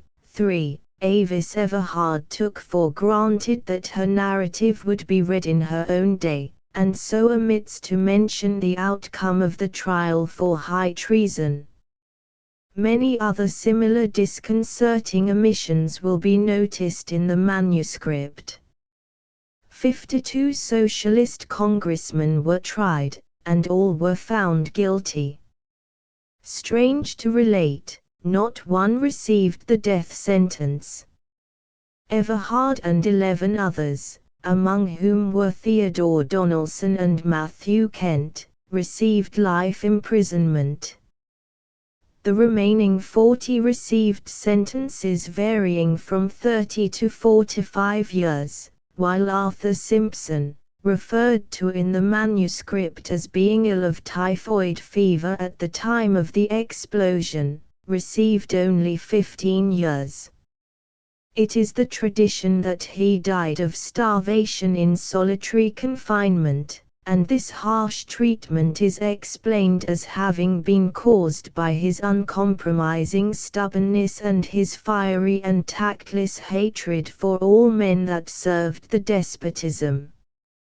He died in cabanas in Cuba, where 3 of his comrades were also confined. The 52 socialist congressmen were confined in military fortresses scattered all over the United States. Thus, Dubois and Woods were held in Puerto Rico, while Everhard and Merriweather were placed in Alcatraz, an island in San Francisco Bay that had already seen long service as a military prison. As a revolutionist myself, as one on the inside who knew the hopes and fears and secret plans of the revolutionists, I am fitted to answer, as very few are, the charge that they were guilty of exploding the bomb in Congress. And I can say flatly, without qualification or doubt of any sort, that the socialists, in Congress and out, had no hand in the affair. Who threw the bomb we do not know, but the one thing we are absolutely sure of is that we did not throw it. On the other hand, there is evidence to show that the Iron Heel was responsible for the act. Of course, we cannot prove this. Our conclusion is merely presumptive. But here are such facts as we do know. It had been reported to the Speaker of the House, by Secret Service agents of the government, that the socialist congressmen were about to resort to terroristic tactics, and that they had decided upon the day when their tactics would go into effect. This day was the very day of the explosion. Wherefore the Capitol had been packed with troops in anticipation. Since we knew nothing about the bomb, and since a bomb actually was exploded, and since the authorities had prepared in advance for the explosion, it is only fair to conclude that the Iron Heel did know. Furthermore, we charge that the Iron Heel was guilty of the outrage, and that the Iron Heel planned and perpetrated the outrage for the purpose of foisting the guilt on our shoulders and so bringing about our destruction. From the Speaker the warning leaked out to all the creatures in the House that wore the scarlet livery. They knew, while Ernest was speaking, that some violent act was to be committed. And to do them justice, they honestly believed that the act was to be committed by the socialists. At the trial, and still with honest belief, several testified to having seen Ernest prepare to throw the bomb, and that it exploded prematurely. Of course they saw nothing of the sort. In the fevered imagination of fear they thought they saw, that was all. As Ernest said at the trial, does it stand to reason, if I were going to throw a bomb, that I should elect to throw a feeble little squib like the one that was thrown? There wasn't enough powder in it. It made a lot of smoke, but hurt no one except me. It exploded right at my feet, and yet it did not kill me. Believe me, when I get to throwing bombs, I'll do damage. There'll be more than smoke in my petards. In return it was argued by the prosecution that the weakness of the bomb was a blunder on the part of the socialists, just as its premature explosion, caused by Ernest's losing his nerve and dropping it, was a blunder. And to clinch the argument, there were the several congressmen who testified to having seen Ernest fumble and drop the bomb. As for ourselves, not one of us knew how the bomb was thrown. Ernest told me that the fraction of an instant before it exploded he both heard and saw it strike at his feet. He testified to this at the trial, but no one believed him. Besides, the whole thing, in popular slang, was cooked up. The Iron Heel had made up its mind to destroy us, and there was no withstanding it. There is a saying that truth will out. I have come to doubt that saying. 19 years have elapsed, and despite our untiring efforts, we have failed to find the man who really did throw the bomb. Undoubtedly he was some emissary of the Iron Heel, but he has escaped detection. We have never got the slightest clue to his identity. And now, at this late date, nothing remains but for the affair to take its place among the mysteries of history. For Avis Everhard would have had to live for many generations ere she could have seen the clearing up of this particular mystery. A little less than 100 years ago, and a little more than 600 years after her death, the confession of Pavese was discovered in the secret archives of the Vatican. It is perhaps well to tell a little something about this obscure document, which, in the main, is of interest to the historian only.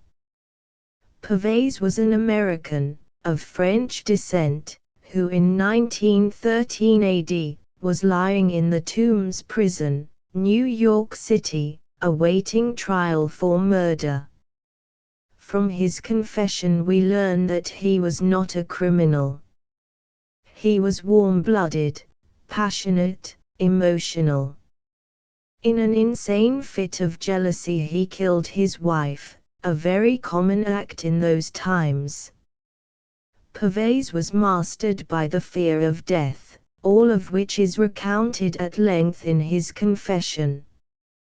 To escape death he would have done anything, and the police agents prepared him by assuring him that he could not possibly escape conviction of murder in the first degree when his trial came off.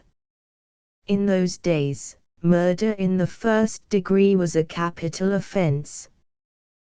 The guilty man or woman was placed in a specially constructed death chair, and, under the supervision of competent physicians, was destroyed by a current of electricity. This was called electrocution, and it was very popular during that period. Anesthesia, as a mode of compulsory death, was not introduced until later. This man, good at heart but with a ferocious animalism close at the surface of his being, lying in jail and expectant of nothing less than death, was prevailed upon by the agents of the Iron Heel to throw the bomb in the House of Representatives.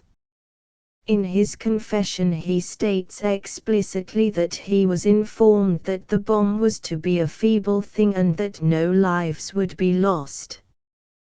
This is directly in line with the fact that the bomb was lightly charged, and that its explosion at Everhard's feet was not deadly. Pavese was smuggled into one of the galleries ostensibly closed for repairs. He was to select the moment for the throwing of the bomb, and he naively confesses that in his interest in Everhard's tirade and the general commotion raised thereby, he nearly forgot his mission.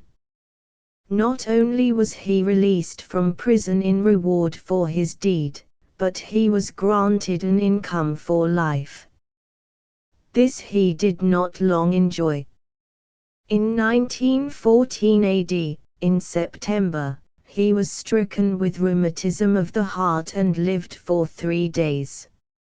It was then that he sent for the Catholic priest, Father Peter Durbin, and to him made confession. So important did it seem to the priest, that he had the confession taken down in writing and sworn to. What happened after this we can only surmise. The document was certainly important enough to find its way to Rome. Powerful influences must have been brought to bear, hence its suppression. For centuries no hint of its existence reached the world. It was not until in the last century that Lorbia, the brilliant Italian scholar, stumbled upon it quite by chance during his researches in the Vatican. There is today no doubt whatever that the Iron Heel was responsible for the bomb that exploded in the House of Representatives in 1913 AD. Even though the Pavese confession had never come to light, no reasonable doubt could obtain, for the act in question, that sent 52 congressmen to prison, was on a par with countless other acts committed by the oligarchs, and, before them, by the capitalists. There is the classic instance of the ferocious and wanton judicial murder of the innocent and so-called Haymarket anarchists in Chicago in the penultimate decade of the 19th century AD. In a category by itself is the deliberate burning and destruction of capitalist property by the capitalists themselves. For such destruction of property innocent men were frequently punished, railroaded in the parlance of the times. In the labor troubles of the first decade of the 20th century AD, between the capitalists and the Western Federation of Miners, similar but more bloody tactics were employed. The railroad station at Independence was blown up by the agents of the capitalists. 13 men were killed, and many more were wounded. And then the capitalists, controlling the legislative and judicial machinery of the state of Colorado, charged the miners with the crime and came very near to convicting them. Romanes, one of the tools in this affair, like Pavese, was lying in jail in another state, Kansas, awaiting trial, when he was approached by the agents of the capitalists. But, unlike Pavese, the confession of Romanes was made public in his own time. Then, during this same period, there was the case of Moyer and Haywood, two strong, fearless leaders of labor. One was president and the other was secretary of the Western Federation of Miners. The ex-governor of Idaho had been mysteriously murdered. The crime, at the time, was openly charged to the mine owners by the socialists and miners. Nevertheless, in violation of the national and state constitutions, and by means of conspiracy on the parts of the governors of Idaho and Colorado, Moyer and Haywood were kidnapped, thrown into jail, and charged with the murder. It was this instance that provoked from Eugene V. Debs, national leader of the American Socialists at the time, the following words: "The labor leaders that cannot be bribed nor bullied, must be ambushed and murdered." The only crime of Moyer and Haywood is that they have been unswervingly true to the working class. The capitalists have stolen our country, debauched our politics, defiled our judiciary, and ridden over us roughshod, and now they propose to murder those who will not abjectly surrender to their brutal dominion. The governors of Colorado and Idaho are but executing the mandates of their masters, the plutocracy. The issue is the workers versus the plutocracy. If they strike the first violent blow, we will strike the last. Chapter 18. In the shadow of Sonoma of myself, during this period, there is not much to say. For 6 months I was kept in prison, though charged with no crime. I was a suspect, a word of fear that all revolutionists were soon to come to know. But our own nascent secret service was beginning to work. By the end of my 2nd month in prison, one of the jailers made himself known as a revolutionist in touch with the organization. Several weeks later, Joseph Parkhurst, the prison doctor who had just been appointed, proved himself to be a member of one of the fighting groups. Thus, throughout the organization of the oligarchy, our own organization, web-like and spidery, was insinuating itself. And so I was kept in touch with all that was happening in the world without. And furthermore, every one of our imprisoned leaders was in contact with brave comrades who masqueraded in the livery of the Iron Heel. Though Ernest lay in prison 3,000 miles away, on the Pacific coast, I was in unbroken communication with him, and our letters passed regularly back and forth. The leaders, in prison and out, were able to discuss and direct the campaign. It would have been possible, within a few months, to have effected the escape of some of them, but since imprisonment proved no bar to our activities, it was decided to avoid anything premature. 52 congressmen were in prison, and fully 300 more of our leaders. It was planned that they should be delivered simultaneously. If part of them escaped, the vigilance of the oligarchs might be aroused so as to prevent the escape of the remainder. On the other hand, it was held that a simultaneous jail delivery all over the land would have immense psychological influence on the proletariat. It would show our strength and give confidence. So it was arranged, when I was released at the end of 6 months, that I was to disappear and prepare a secure hiding place for Ernest. To disappear was in itself no easy thing. No sooner did I get my freedom than my footsteps began to be dogged by the spies of the Iron Heel. It was necessary that they should be thrown off the track, and that I should win to California. It is laughable, the way this was accomplished. Already the passport system, modeled on the Russian, was developing. I dared not cross the continent in my own character. It was necessary that I should be completely lost if ever I was to see Ernest again, for by trailing me after he escaped, he would be caught once more. Again, I could not disguise myself as a proletarian and travel. There remained the disguise of a member of the oligarchy. While the arch-oligarchs were no more than a handful, there were myriads of lesser ones of the type, say, of Mr. Wixon, men, worth a few millions, who were adherents of the arch-oligarchs. The wives and daughters of these lesser oligarchs were legion, and it was decided that I should assume the disguise of such a one.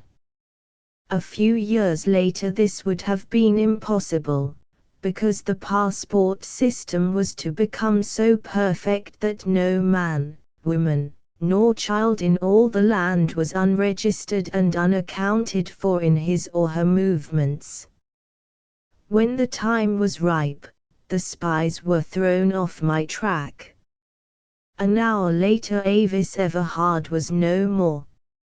At that time one Phyllis van Verdehan, accompanied by 2 maids and a lapdog, with another made for the lapdog, 1, entered a drawing room on a Pullman, 2, and a few minutes later was speeding west. 1. This ridiculous picture well illustrates the heartless conduct of the masters. While people starved, lapdogs were waited upon by maids. This was a serious masquerade on the part of Avis Everhard. Life and death and the cause were in the issue, therefore the picture must be accepted as a true picture. It affords a striking commentary of the times. 2. Pullman, the designation of the more luxurious railway cars of the period and so named from the inventor. The 3 maids who accompanied me were revolutionists. 2 were members of the fighting groups, and the 3rd, Grace Holbrook, entered a group the following year, and 6 months later was executed by the iron heel. She it was who waited upon the dog. Of the other 2, Bertha Stoll disappeared 12 years later, while Anna Royalston still lives and plays an increasingly important part in the revolution. 3. Despite continual and almost inconceivable hazards, Anna Royalston lived to the royal age of 91. As the Pococks defied the executioners of the fighting groups, so she defied the executioners of the Iron Heel. She bore a charmed life and prospered amid dangers and alarms. She herself was an executioner for the fighting groups, and, known as the Red Virgin, she became one of the inspired figures of the revolution. When she was an old woman of 69, she shot bloody Halcliffe down in the midst of his armed escort and got away unscathed. In the end she died peaceably of old age in a secret refuge of the revolutionists in the Ozark Mountains. Without adventure we crossed the United States to California. When the train stopped at 16th Street Station, in Oakland, we alighted, and there Phyllis Van Verdehan, with her 2 maids, her lapdog, and her lapdog's maid, disappeared forever. The maids, guided by trusty comrades, were led away. Other comrades took charge of me. Within half an hour after leaving the train I was on board a small fishing boat and out on the waters of San Francisco Bay. The winds baffled, and we drifted aimlessly the greater part of the night. But I saw the lights of Alcatraz where Ernest lay, and found comfort in the thought of nearness to him. By dawn, what with the rowing of the fishermen, we made the Marin Islands. Here we lay in hiding all day, and on the following night, swept on by a flood tide and a fresh wind, we crossed San Pablo Bay in 2 hours and ran up Petaluma Creek. Here horses were ready and another comrade, and without delay we were away through the starlight. To the north I could see the loom of Sonoma Mountain, toward which we rode. We left the old town of Sonoma to the right and rode up a canyon that lay between outlying buttresses of the mountain. The wagon road became a wood road, the wood road became a cow path, and the cow path dwindled away and ceased among the upland pastures. Straight over Sonoma Mountain we rode. It was the safest route. There was no one to mark our passing. Dawn caught us on the northern brow, and in the gray light we dropped down through chaparral into redwood canyons deep and warm with the breath of passing summer. It was old country to me that I knew and loved, and soon I became the guide. The hiding place was mine. I had selected it. We let down the bars and crossed an upland meadow. Next, we went over a low, oak-covered ridge and descended into a smaller meadow. Again we climbed a ridge, this time riding under red-limbed madronos and manzanitas of deeper red. The first rays of the sun streamed upon our backs as we climbed. A flight of quail thrummed off through the thickets.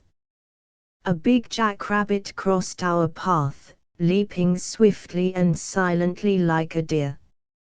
And then a deer, a many-pronged buck, the sun flashing red gold from neck and shoulders, cleared the crest of the ridge before us and was gone. We followed in his wake a space, then dropped down a zigzag trail that he disdained into a group of noble redwoods that stood about a pool of water murky with minerals from the mountainside. I knew every inch of the way. Once a writer friend of mine had owned the ranch, but he, too, had become a revolutionist, though more disastrously than I, for he was already dead and gone, and none knew where nor how. He alone, in the days he had lived, knew the secret of the hiding place for which I was bound. He had bought the ranch for beauty, and paid a round price for it, much to the disgust of the local farmers. He used to tell with great glee how they were wont to shake their heads mournfully at the price, to accomplish ponderously a bit of mental arithmetic, and then to say, "But you can't make 6% on it." But he was dead now, nor did the ranch descend to his children. Of all men, it was now the property of Mr. Wixon, who owned the whole eastern and northern slopes of Sonoma Mountain, running from the Spreckles estate to the divide of Bennett Valley. Out of it he had made a magnificent deer park, where, over thousands of acres of sweet slopes and glades and canyons, the deer ran almost in primitive wildness.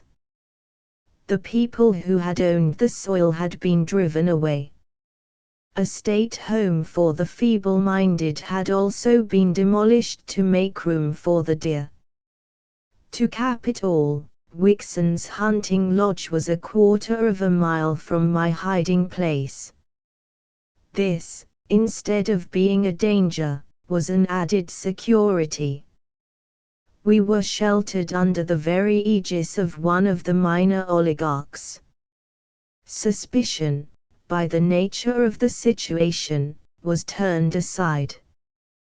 The last place in the world the spies of the Iron Heel would dream of looking for me, and for Ernest when he joined me, was Wixon's Deer Park.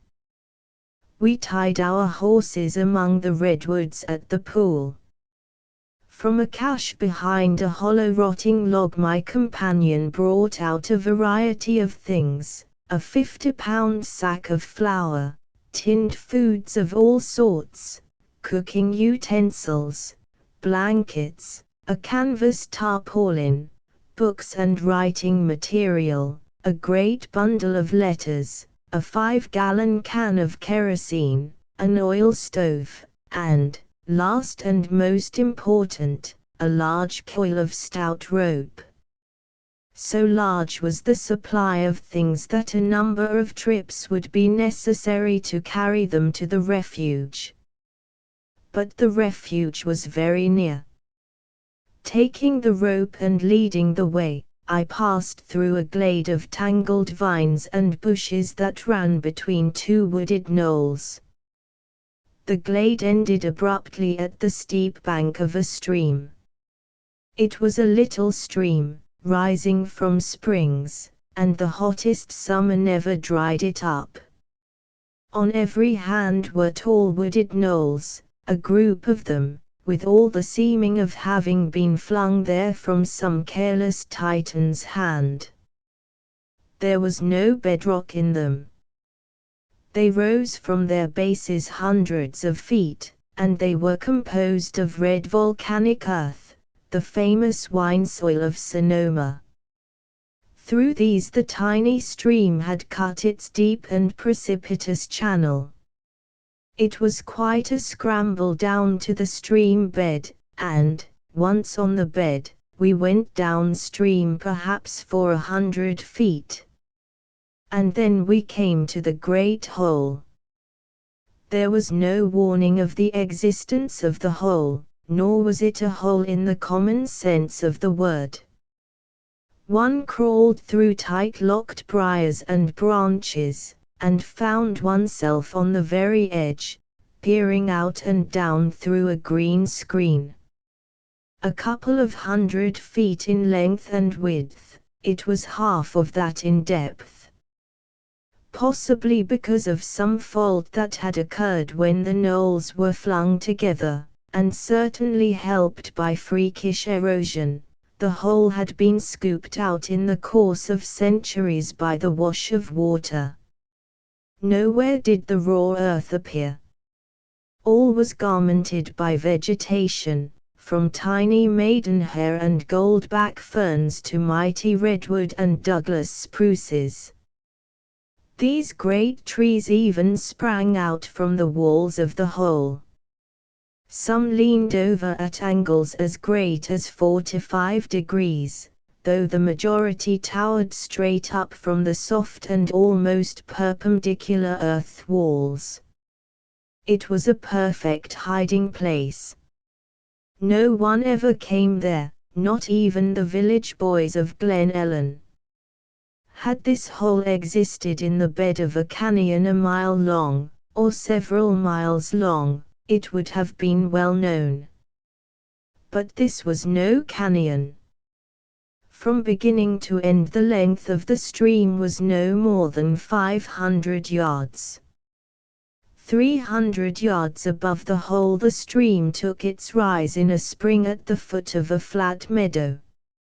100 yards below the hole the stream ran out into open country, joining the main stream and flowing across rolling and grass-covered land. My companion took a turn of the rope around a tree, and with me fast on the other end lowered away. In no time I was on the bottom. And in but a short while he had carried all the articles from the cache and lowered them down to me. He hauled the rope up and hid it, and before he went away called down to me a cheerful parting. Before I go on I want to say a word for this comrade, John Carlson, a humble figure of the Revolution, one of the countless faithful ones in the ranks. He worked for Wixon, in the stables near the hunting lodge. In fact, it was on Wixon's horses that we had ridden over Sonoma Mountain. For nearly 20 years now John Carlson has been custodian of the refuge.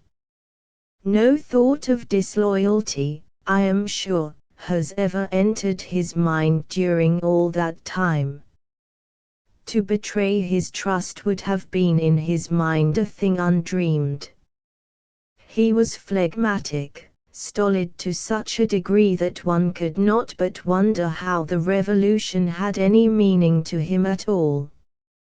And yet love of freedom glowed somberly and steadily in his dim soul. In ways it was indeed good that he was not flighty and imaginative. He never lost his head. He could obey orders, and he was neither curious nor garrulous. Once I asked how it was that he was a revolutionist. When I was a young man I was a soldier was his answer. It was in Germany. There all young men must be in the army. So I was in the army. There was another soldier there, a young man, too.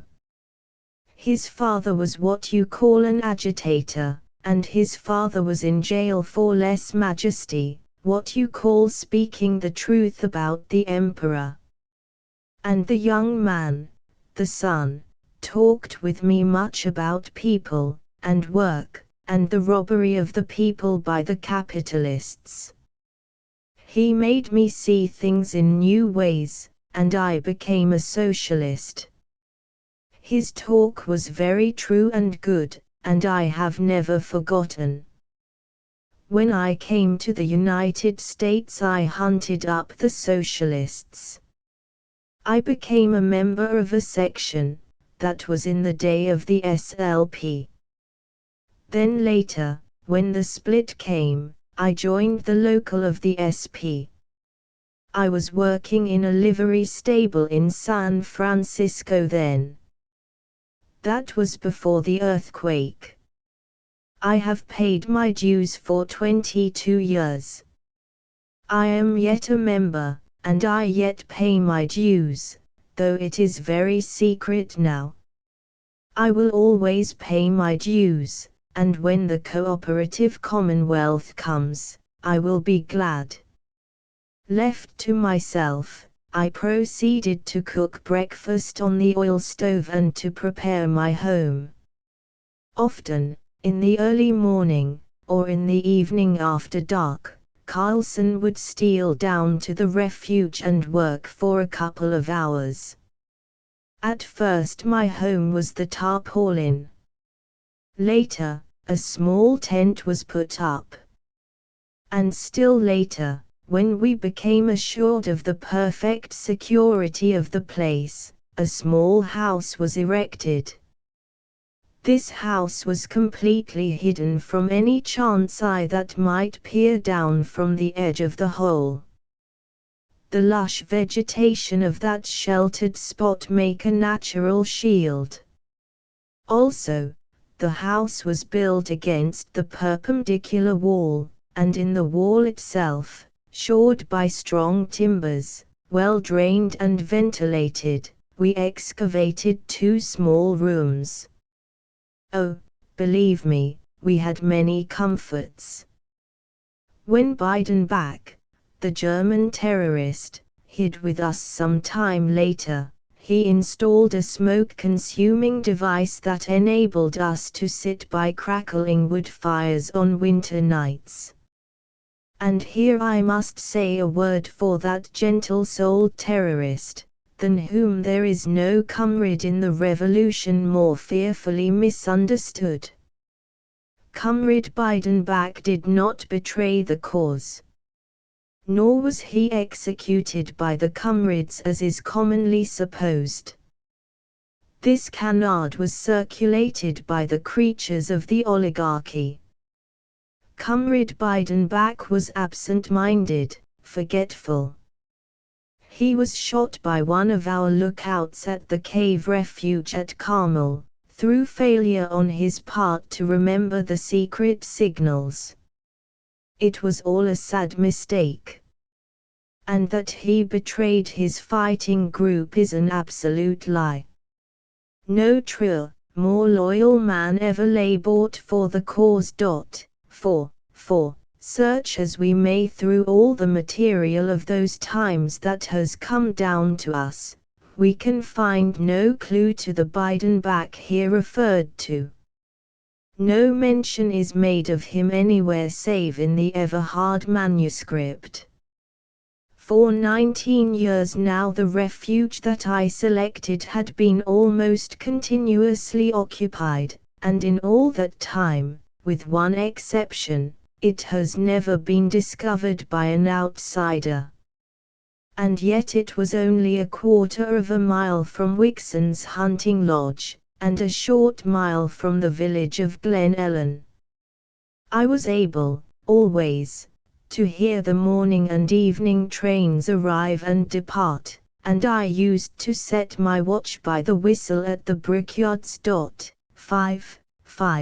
If the curious traveler will turn south from Glen Ellen, he will find himself on a boulevard that is identical with the old country road 7 centuries ago. A quarter of a mile from Glen Ellen, after the second bridge is passed, To the right will be noticed a barranca that runs like a scar across the rolling land toward a group of wooded knolls. The barranca is the site of the ancient right-of-way that in the time of private property in land ran across the holding of one Chauvet, a French pioneer of California who came from his native country in the fabled days of gold. The wooded knolls are the same knolls referred to by Avis Everhard. The great earthquake of 2368 AD broke off the side of one of these knolls and toppled it into the hole where the Everhards made their refuge. Since the finding of the manuscript, excavations have been made, and the house, the 2 cave rooms, and all the accumulated rubbish of long occupancy have been brought to light. Many valuable relics have been found, among which, curious to relate, is the smoke-consuming device of Beidenbachers mentioned in the narrative. Students interested in such matters should read the brochure of Arnold Bentham, soon to be published. A mile northwest from the wooded knolls brings one to the site of Wake Robin Lodge at the junction of Wildwater and Sonoma Creeks. It may be noticed, in passing, that Wildwater was originally called Graham Creek and was so named on the early local maps. But the later name sticks. It was at Wake Robin Lodge that Avis Everhard later lived for short periods, when, disguised as an agent provocateur of the Iron Heel, she was enabled to play with impunity her part among men and events. The official permission to occupy Wake Robin Lodge is still on the records, signed by no less a man than Wixon, the minor oligarch of the manuscript. Chapter 19. Transformation. You must make yourself over again, Ernest wrote to me. You must cease to be. You must become another woman, and not merely in the clothes you wear, but inside your skin under the clothes. You must make yourself over again so that even I would not know you, your voice, your gestures, your mannerisms, your carriage, your walk, everything. This command I obeyed. Every day I practiced 4 hours in burying forever the old Avis Everhard beneath the skin of another woman whom I may call my other self. It was only by long practice that such results could be obtained. In the mere detail of voice intonation I practiced almost perpetually till the voice of my new self became fixed, automatic. It was this automatic assumption of the role that was considered imperative. One must become so adept as to deceive oneself. It was like learning a new language, say the French. At first speech in French is self-conscious, a matter of the will. The student thinks in English and then transmutes into French, or reads in French but transmutes into English before he can understand. Then later, becoming firmly grounded, automatic, the student reads, writes, and thinks in French, without any recourse to English at all. And so with our disguises.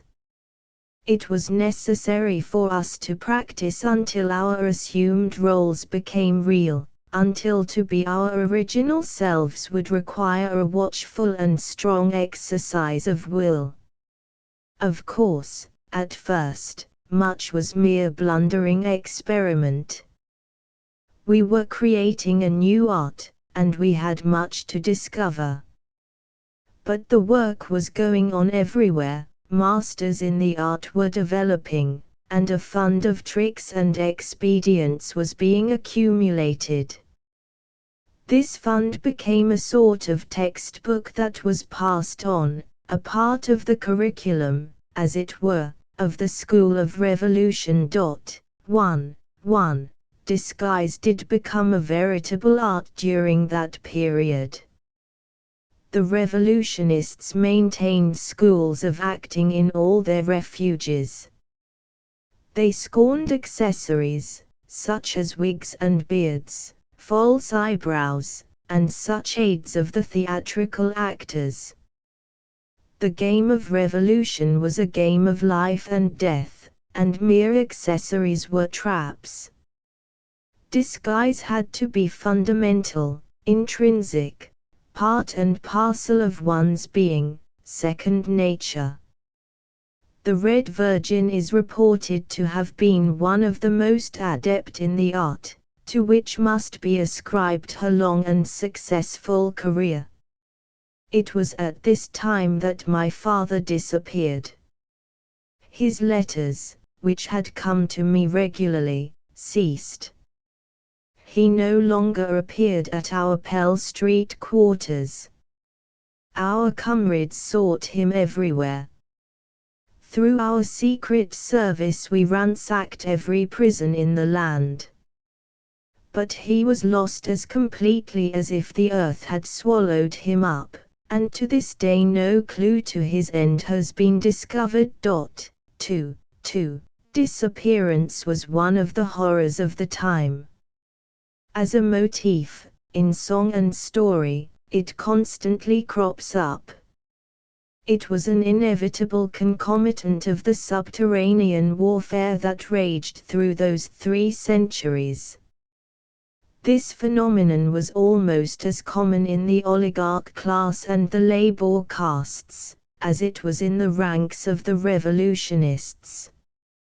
Without warning, without trace, men and women, and even children, disappeared and were seen no more, their end shrouded in mystery.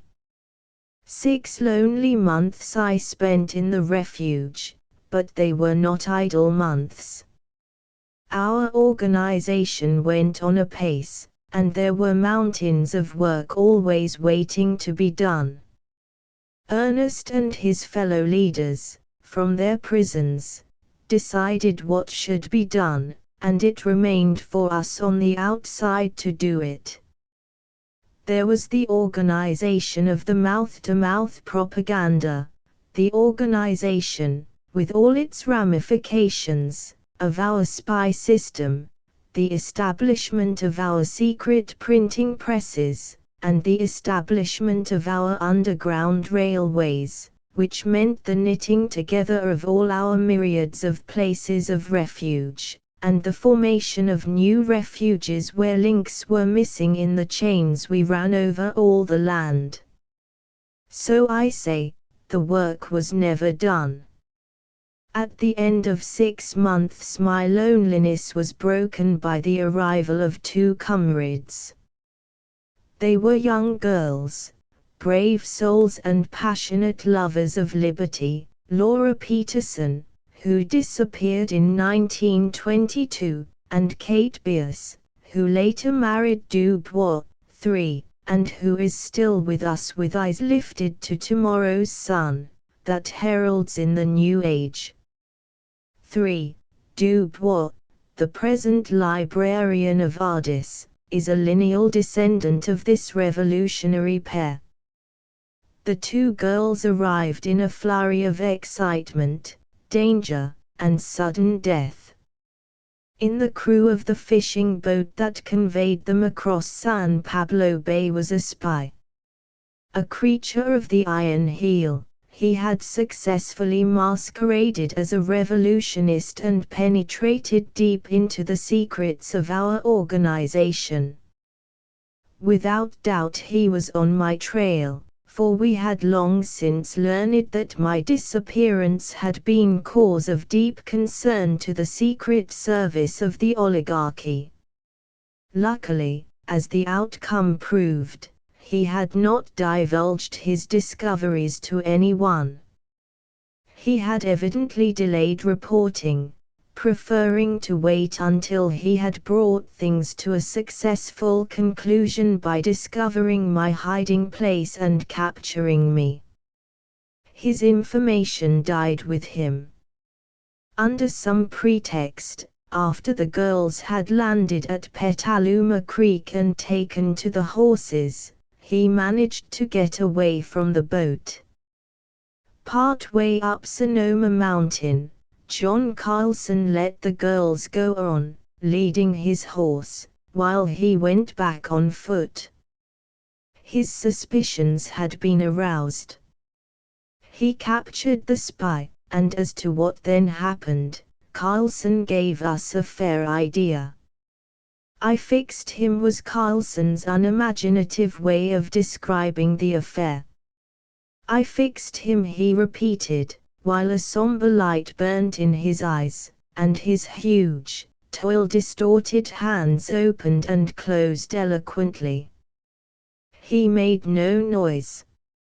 I hid him, and tonight I will go back and bury him deep."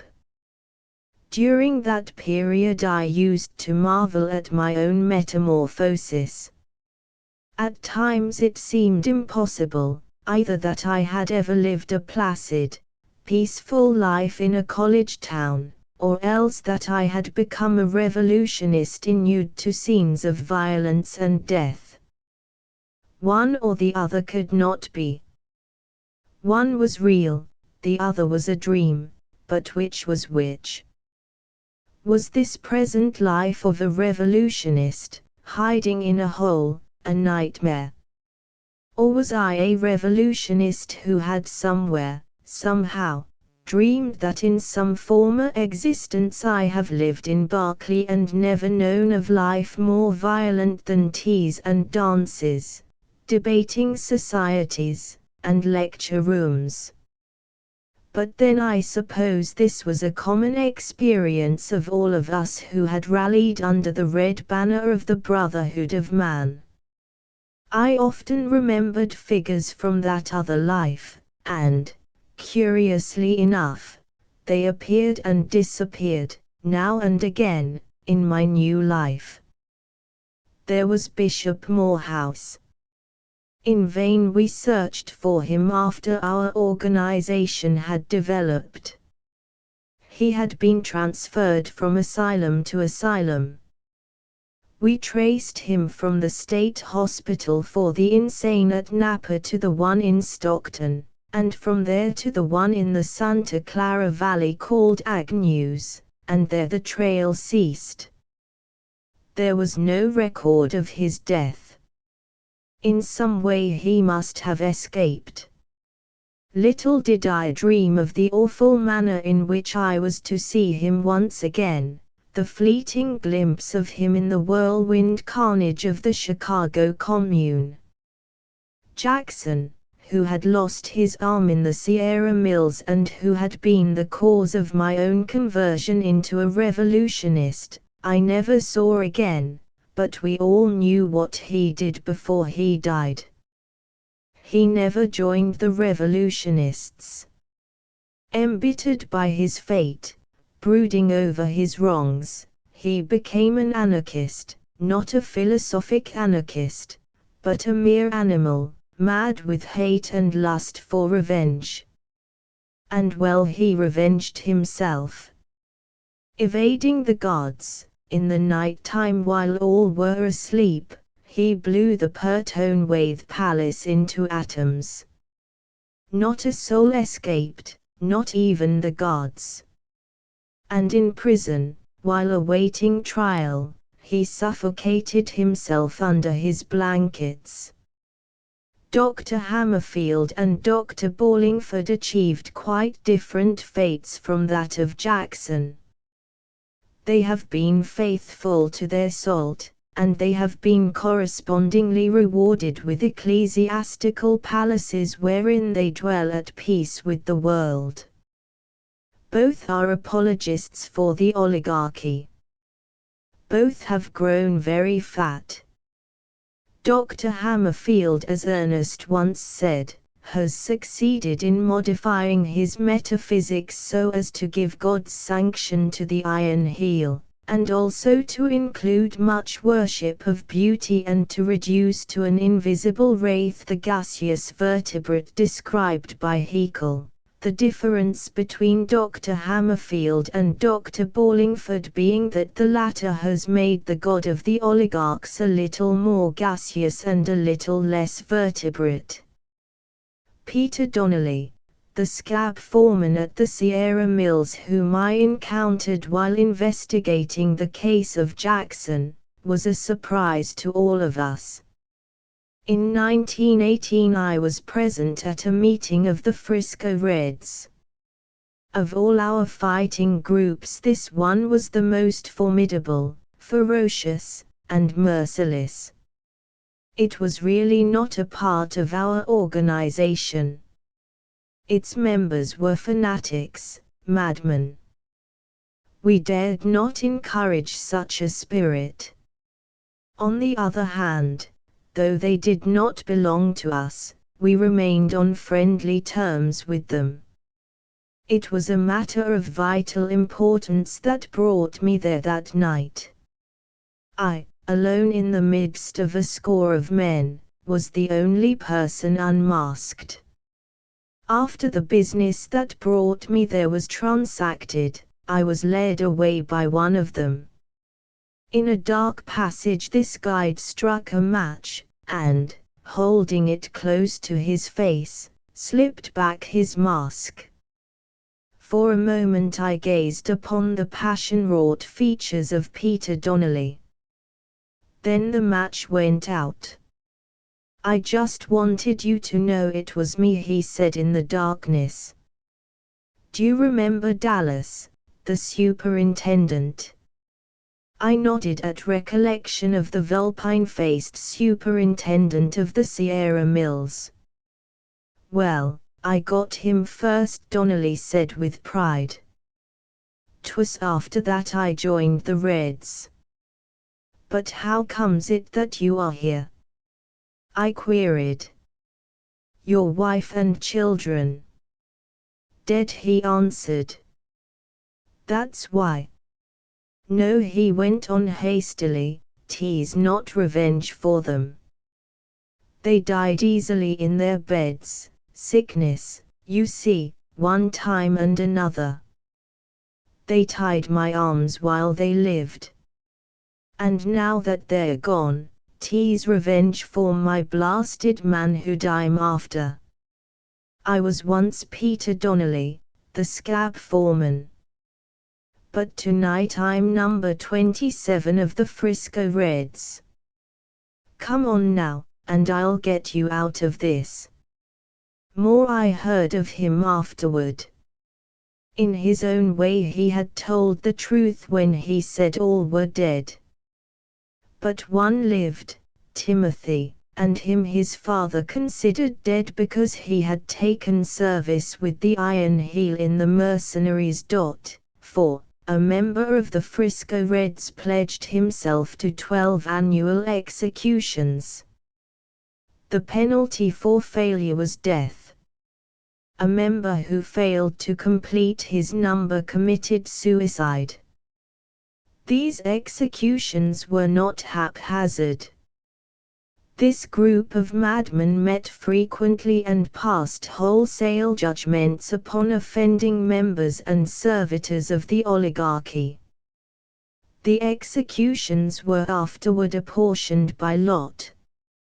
For, in addition to the labor castes, there arose another caste, the military.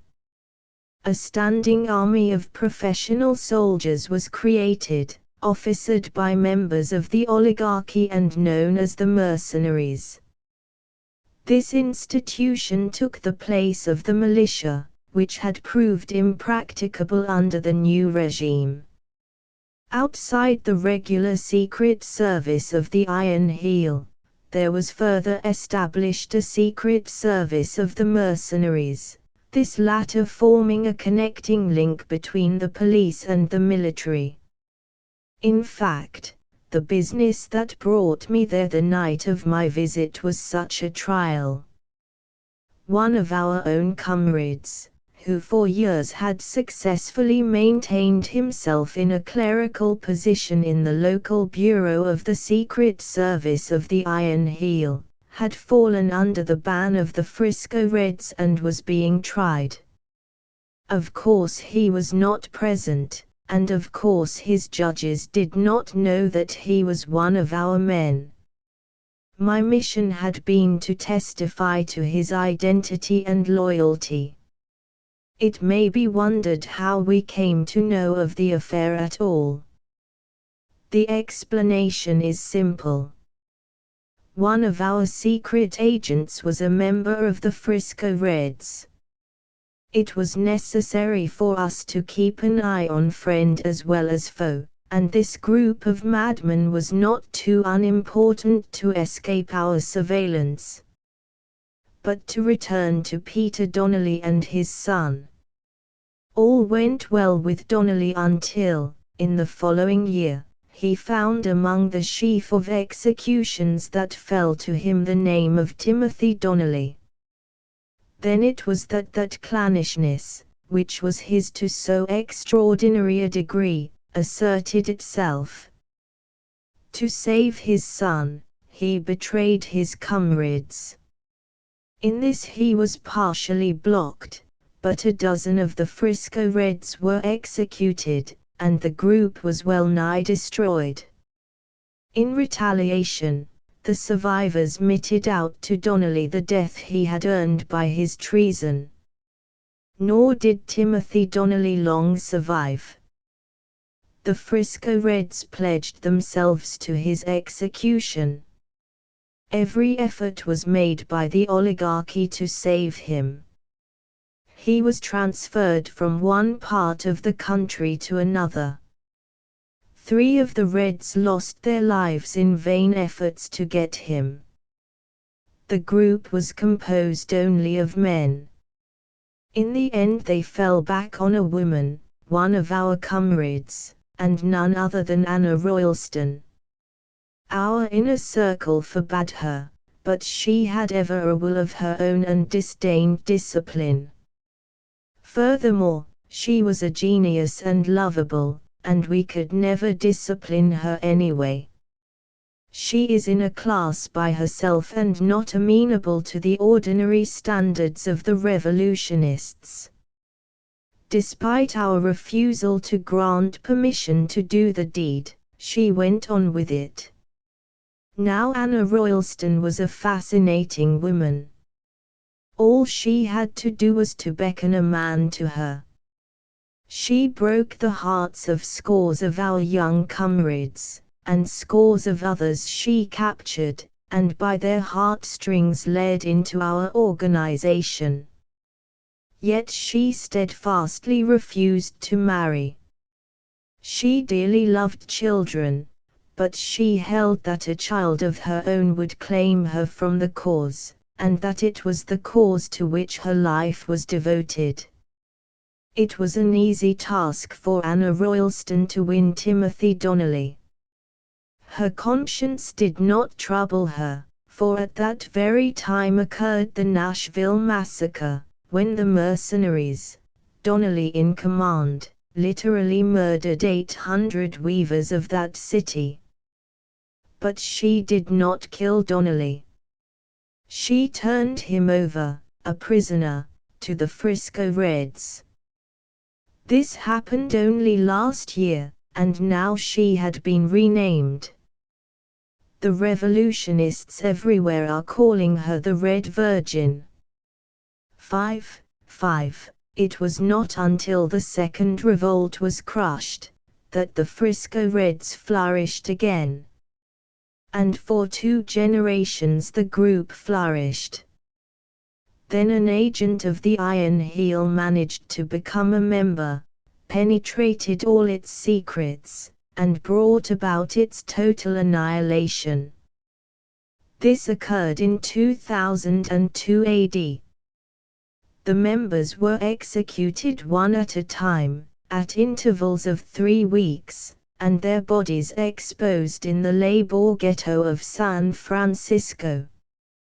Colonel Ingram and Colonel Van Gilbert are two more familiar figures that I was later to encounter. Colonel Ingram rose high in the oligarchy and became minister to Germany. He was cordially detested by the proletariat of both countries. It was in Berlin that I met him, where, as an accredited international spy of the Iron Heel, I was received by him and afforded much assistance. Incidentally, I may state that in my dual role I managed a few important things for the revolution. Colonel Van Gilbert became known as Snarling Van Gilbert. His important part was played in drafting the new code after the Chicago Commune. But before that, as trial judge, he had earned sentence of death by his fiendish malignancy. I was one of those that tried him and passed sentence upon him. Anna Royalston carried out the execution. Still another figure arises out of the old life, Jackson's lawyer. Least of all would I have expected again to meet this man, Joseph Hurd. It was a strange meeting.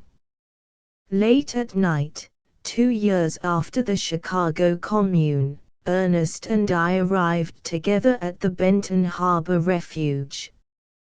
This was in Michigan, across the lake from Chicago. We arrived just at the conclusion of the trial of a spy. Sentence of death had been passed, and he was being led away. Such was the scene as we came upon it. The next moment the wretched man had wrenched free from his captors and flung himself at my feet, his arms clutching me about the knees in a vice-like grip as he prayed in a frenzy for mercy. As he turned his agonized face up to me, I recognized him as Joseph Hurd. Of all the terrible things I have witnessed, never have I been so unnerved as by this frantic creature's pleading for life. He was mad for life. It was pitiable. He refused to let go of me, despite the hands of a dozen comrades. And when at last he was dragged shrieking away, I sank down fainting upon the floor. It is far easier to see brave men die than to hear a coward beg for life. 6.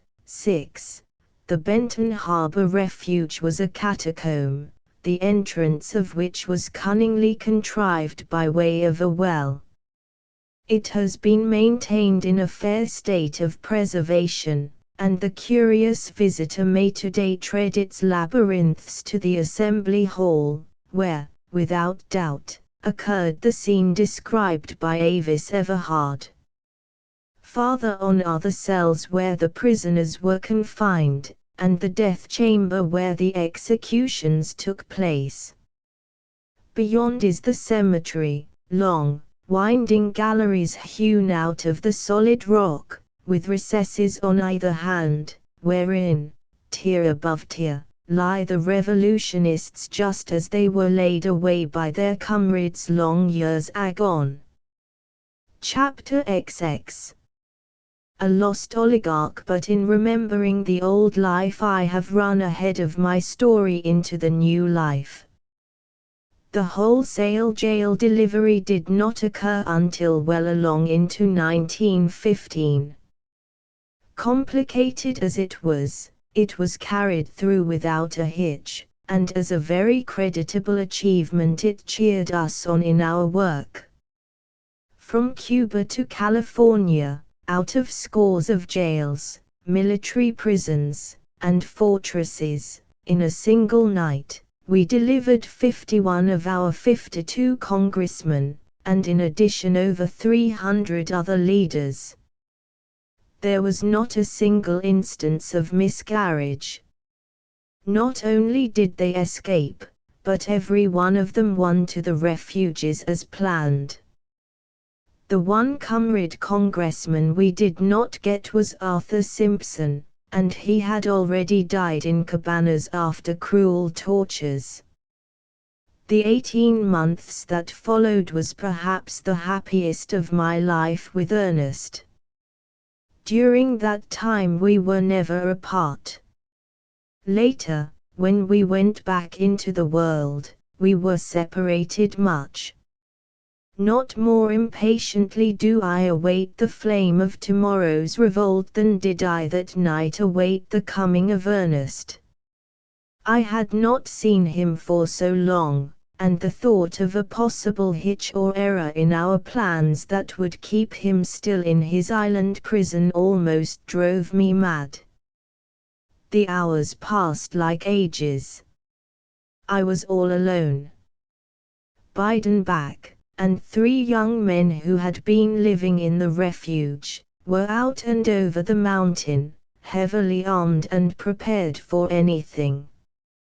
The refuges all over the land were quite empty, I imagine, of comrades that night. Just as the sky paled with the first warning of dawn, I heard the signal from above and gave the answer. In the darkness I almost embraced Beidenbach, who came down first, but the next moment I was in Ernest's arms. And in that moment, so complete had been my transformation, I discovered it was only by an effort of will that I could be the old Avis Everhard, with the old mannerisms and smiles, phrases and intonations of voice. It was by strong effort only that I was able to maintain my old identity. I could not allow myself to forget for an instant, so automatically imperative had become the new personality I had created. Once inside the little cabin, I saw Ernest's face in the light. With the exception of the prison pallor, there was no change in him, at least, not much. He was my same lover, husband and hero. And yet there was a certain ascetic lengthening of the lines of his face. But he could well stand it, for it seemed to add a certain nobility of refinement to the riotous excess of life that had always marked his features. He might have been a trifle graver than of yore, but the glint of laughter still was in his eyes. He was 20 pounds lighter, but in splendid physical condition. He had kept up exercise during the whole period of confinement, and his muscles were like iron. In truth, he was in better condition than when he had entered prison. Hours passed before his head touched pillow and I had soothed him off to sleep. But there was no sleep for me. I was too happy, and the fatigue of jailbreaking and riding horseback had not been mine. While Ernest slept, I changed my dress, arranged my hair differently, and came back to my new automatic self. Then, when Beidenbach and the other comrades awoke, with their aid I concocted a little conspiracy. All was ready, and we were in the cave room that served for kitchen and dining room when Ernest opened the door and entered. At that moment Beidenbach addressed me as Mary, and I turned and answered him. Then I glanced at Ernest with curious interest, such as any young comrade might betray on seeing for the first time so noted a hero of the Revolution. But Ernest's glance took me in and questioned impatiently past and around the room. The next moment I was being introduced to him as Mary Holmes. To complete the deception, an extra plate was laid, and when we sat down to table one chair was not occupied. I could have cried with joy as I noted Ernest's increasing uneasiness and impatience. Finally he could stand it no longer. "Where's my wife?" he demanded bluntly. "She is still asleep," I answered. It was the crucial moment. But my voice was a strange voice, and in it he recognized nothing familiar. The meal went on. I talked a great deal, and enthusiastically, as a hero worshipper might talk, and it was obvious that he was my hero. I rose to a climax of enthusiasm and worship, and, before he could guess my intention, threw my arms around his neck and kissed him on the lips. He held me from him at arm's length and stared about in annoyance and perplexity. The four men greeted him with roars of laughter, and explanations were made. At first he was skeptical. He scrutinized me keenly and was half convinced, then shook his head and would not believe. It was not until I became the old Avis Everhard and whispered secrets in his ear that none knew but he and Avis Everhard, that he accepted me as his really, truly wife. It was later in the day that he took me in his arms, manifesting great embarrassment and claiming polygamous emotions. "You are my Avis," he said, "and you are also someone else. You are two women, and therefore you are my harem. At any rate, we are safe now. If the United States becomes too hot for us, why, I have qualified for citizenship in Turkey." 1. At that time polygamy was still practiced in Turkey. Life became for me very happy in the refuge. It is true, we worked hard and for long hours, but we worked together. We had each other for 18 precious months, and we were not lonely, for there was always a coming and going of leaders and comrades, strange voices from the underworld of intrigue and revolution, bringing stranger tales of strife and war from all our battle line. And there was much fun and delight. We were not mere gloomy conspirators. We toiled hard and suffered greatly, filled the gaps in our ranks and went on, and through all the labor and the play and interplay of life and death we found time to laugh and love.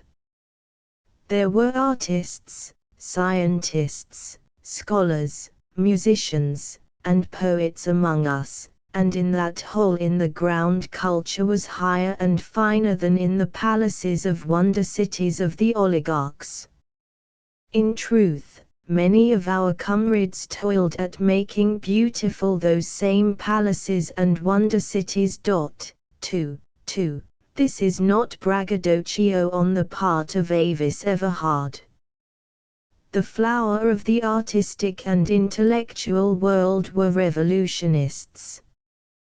With the exception of a few of the musicians and singers, and of a few of the oligarchs, all the great creators of the period whose names have come down to us, were revolutionists.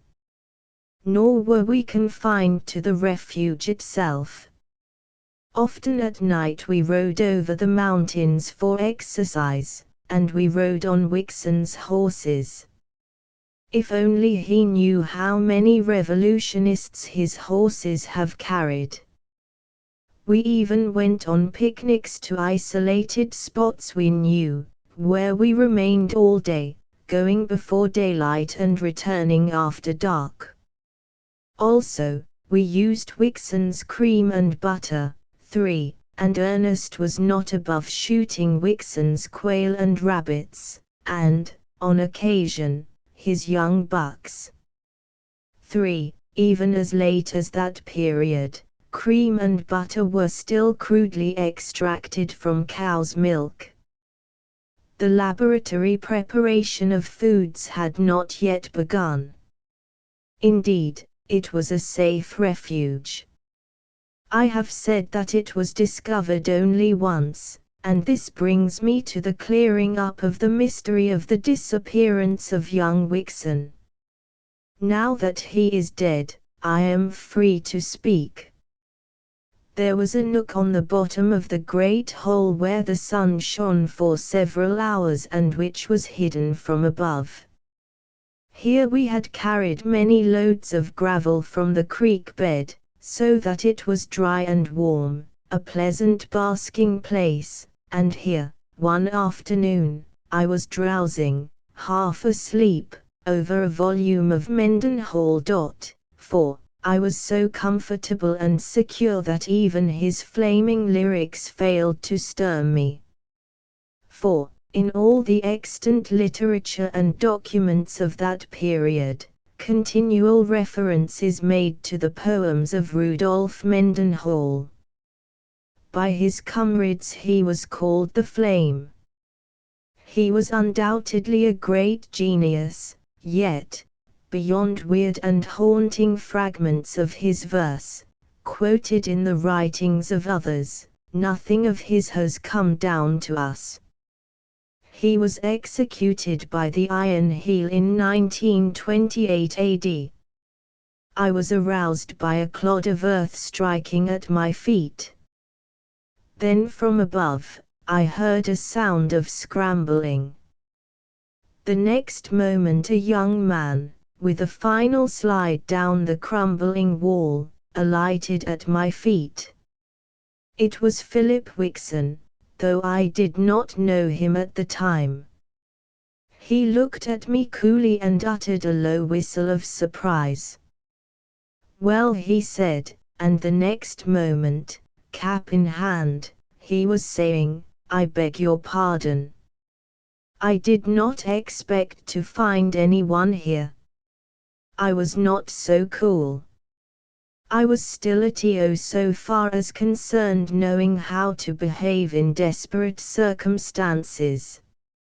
Later on, when I was an international spy, I should have been less clumsy, I am sure. As it was, I scrambled to my feet and cried out the danger call. "Why did you do that?" he asked, looking at me searchingly. It was evident that he had no suspicion of our presence when making the descent. I recognized this with relief. "For what purpose do you think I did it?" I countered. I was indeed clumsy in those days. "I don't know," he answered, shaking his head. "Unless you've got friends about. Anyway, you've got some explanations to make. I don't like the look of it. You are trespassing. This is my father's land, but at that moment, Beidenbach, ever polite and gentle, said from behind him in a low voice, "Hands up, my young sir." Young Wixon put his hands up first, then turned to confront Beidenbach, who held a 30-30 automatic rifle on him. Wixon was imperturbable. "Oh, ho," he said, "a nest of revolutionists, and quite a hornet's nest it would seem. Well, you won't abide here long, I can tell you. Maybe you'll abide here long enough to reconsider that statement," Beidenbach said quietly. "And in the meanwhile I must ask you to come inside with me." Inside? The young man was genuinely astonished. "Have you a catacomb here? I have heard of such things." "Come and see," Beidenbach answered with his adorable accent. "But it is unlawful," was the protest. "Yes, By your law, the terrorist replied significantly. But by our law, believe me, it is quite lawful. You must accustom yourself to the fact that you are in another world than the one of oppression and brutality in which you have lived. There is room for argument there, Wixon muttered. Then stay with us and discuss it. The young fellow laughed and followed his captor into the house. He was led into the inner cave room, and one of the young comrades left to guard him, while we discussed the situation in the kitchen. Beidenbach, with tears in his eyes, held that Wixon must die, and was quite relieved when we outvoted him and his horrible proposition. On the other hand, we could not dream of allowing the young oligarch to depart. I'll tell you what to do, Ernest said. We'll keep him and give him an education. I bespeak the privilege, then, of enlightening him in jurisprudence, Beidenbach cried. And so a decision was laughingly reached. We would keep Philip Wixon a prisoner and educate him in our ethics and sociology. But in the meantime there was work to be done. All trace of the young oligarch must be obliterated. There were the marks he had left when descending the crumbling wall of the hole. This task fell to Beidenbach, and, slung on a rope from above, he toiled cunningly for the rest of the day till no sign remained. Back up the canyon from the lip of the hole all marks were likewise removed. Then, at twilight, came John Carlson, who demanded Wixon's shoes. The young man did not want to give up his shoes, and even offered to fight for them, till he felt the horseshoer's strength in Ernest's hands. Carlson afterward reported several blisters and much grievous loss of skin due to the smallness of the shoes, but he succeeded in doing gallant work with them. Back from the lip of the hole, where ended the young man's obliterated trial, Carlson put on the shoes and walked away to the left. He walked 4 miles, around knolls, over ridges and through canyons, and finally covered the trail in the running water of a creek bed. Here he removed the shoes, and, still hiding trail for a distance, at last put on his own shoes. A week later Wixon got back his shoes.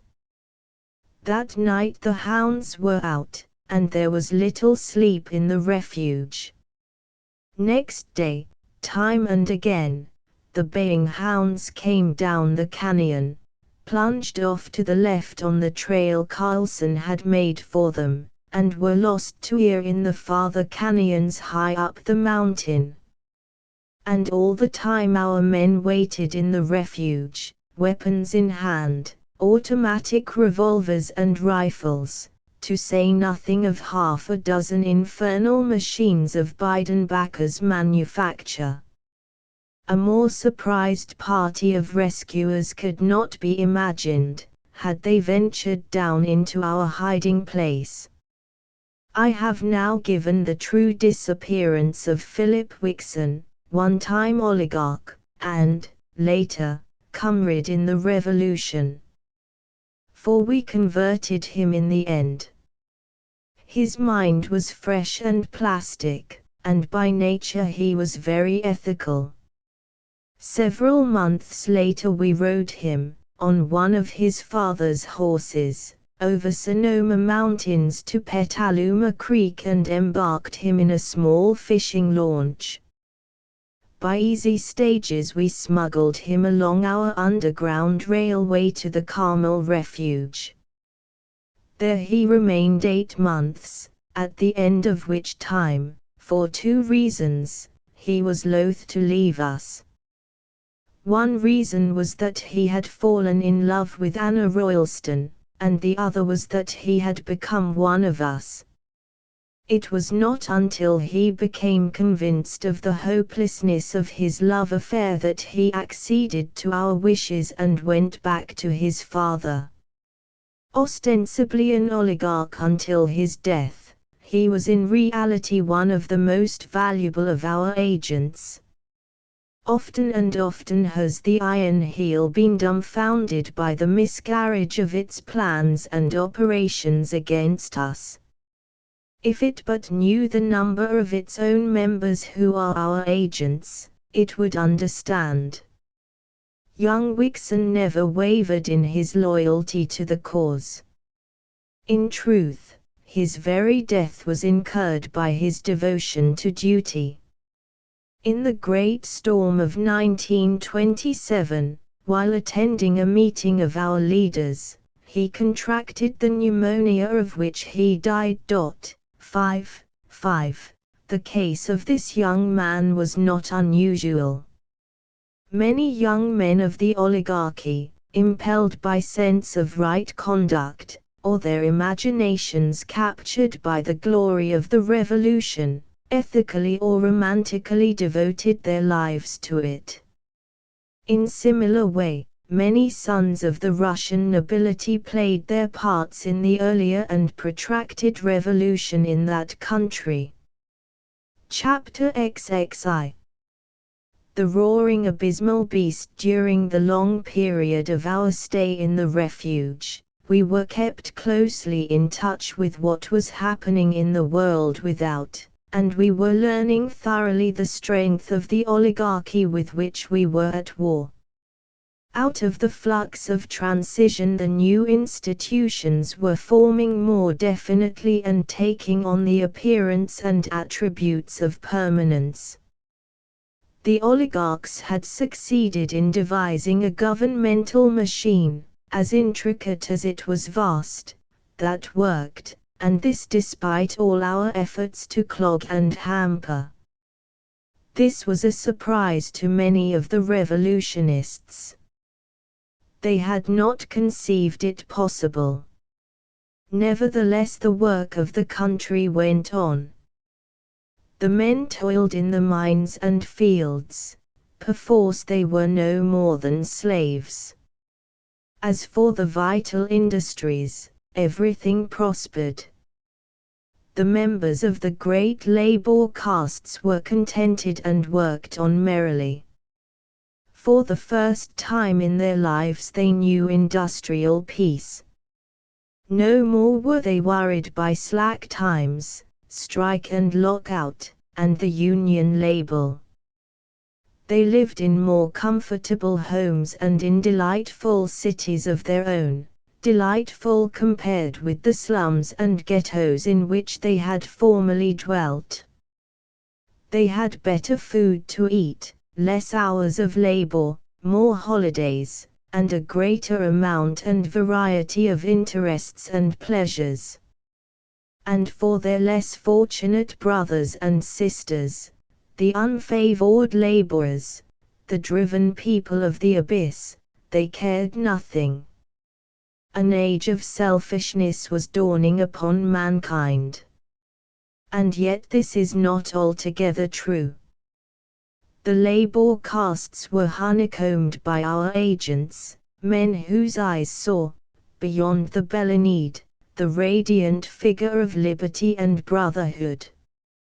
Another great institution that had taken form and was working smoothly was the mercenaries. This body of soldiers had been evolved out of the old regular army and was now 1 million strong, to say nothing of the colonial forces. The mercenaries constituted a race apart. They dwelt in cities of their own which were practically self-governed, and they were granted many privileges. By them a large portion of the perplexing surplus was consumed. They were losing all touch and sympathy with the rest of the people, and, in fact, were developing their own class morality and consciousness. And yet we had thousands of our agents among them. 1. The mercenaries, in the last days of the Iron Heel, played an important role. They constituted the balance of power in the struggles between the labor castes and the oligarchs, and now to one side and now to the other, through their strength according to the play of intrigue and conspiracy. The oligarchs themselves were going through a remarkable and, it must be confessed, unexpected development. As a class, they disciplined themselves. Every member had his work to do in the world, and this work he was compelled to do. There were no more idle rich young men. Their strength was used to give united strength to the oligarchy. They served as leaders of troops and as lieutenants and captains of industry. They found careers in applied science, and many of them became great engineers. They went into the multitudinous divisions of the government, took service in the colonial possessions, and by tens of thousands went into the various secret services. They were, I may say, apprenticed to education, to art, to the church, to science, to literature, and in those fields they served the important function of molding the thought processes of the nation in the direction of the perpetuity of the oligarchy. They were taught, and later they in turn taught, that what they were doing was right. They assimilated the aristocratic idea from the moment they began, as children, to receive impressions of the world. The aristocratic idea was woven into the making of them until it became bone of them and flesh of them. They looked upon themselves as wild animal trainers, rulers of beasts. From beneath their feet rose always the subterranean rumbles of revolt. Violent death ever stalked in their midst. Bomb and knife and bullet were looked upon as so many fangs of the roaring abysmal beast they must dominate if humanity were to persist. They were the saviors of humanity, and they regarded themselves as heroic and sacrificing laborers for the highest good. They, as a class, believed that they alone maintained civilization. It was their belief that if ever they weakened, the great beast would engulf them and everything of beauty and wonder and joy and good in its cavernous and slime-dripping maw. Without them, anarchy would reign and humanity would drop backward into the primitive night out of which it had so painfully emerged. The horrid picture of anarchy was held always before their child's eyes until they, in turn, obsessed by this cultivated fear, held the picture of anarchy before the eyes of the children that followed them. This was the beast to be stamped upon, and the highest duty of the aristocrat was to stamp upon it. In short, they alone, by their unremitting toil and sacrifice, stood between weak humanity and the all-devouring beast, and they believed it, firmly believed it. I cannot lay too great stress upon this high ethical righteousness of the whole oligarch class. This has been the strength of the Iron Heel, and too many of the comrades have been slow or loath to realize it. Many of them have ascribed the strength of the Iron Heel to its system of reward and punishment. This is a mistake. Heaven and hell may be the prime factors of zeal in the religion of a fanatic, but for the great majority of the religious, heaven and hell are incidental to right and wrong. Love of the right, desire for the right, unhappiness with anything less than the right, in short, right conduct, is the prime factor of religion. And so with the oligarchy.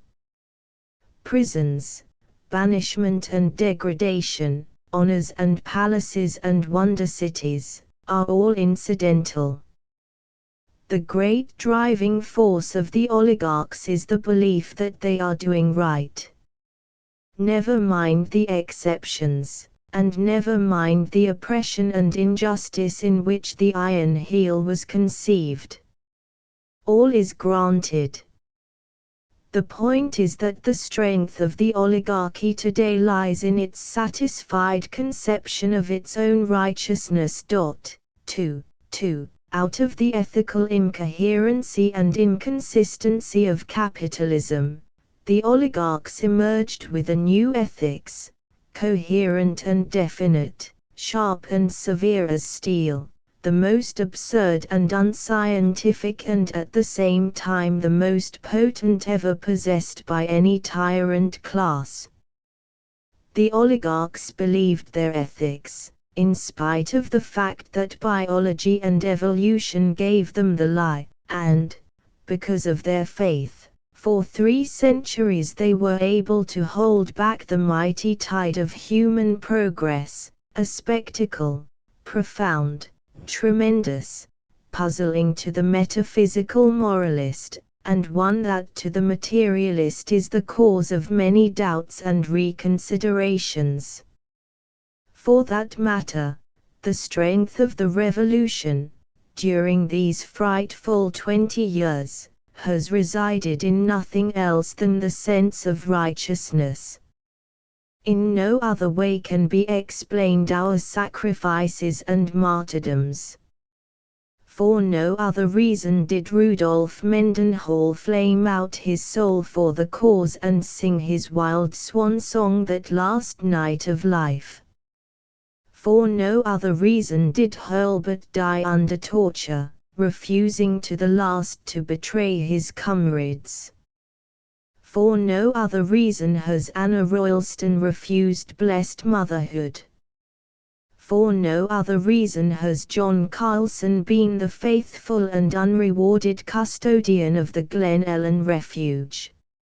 It does not matter, young or old, man or woman, high or low, genius or clod, go where one will among the comrades of the revolution, the motor force will be found to be a great and abiding desire for the right. But I have run away from my narrative. Ernest and I well understood, before we left the refuge, how the strength of the Iron Heel was developing. The labor castes, the mercenaries, and the great hordes of secret agents and police of various sorts were all pledged to the oligarchy. In the main, and ignoring the loss of liberty, they were better off than they had been. On the other hand, the great helpless mass of the population, the people of the abyss, was sinking into a brutish apathy of content with misery. Whenever strong proletarians asserted their strength in the midst of the mass, they were drawn away from the mass by the oligarchs and given better conditions by being made members of the labor castes or of the mercenaries.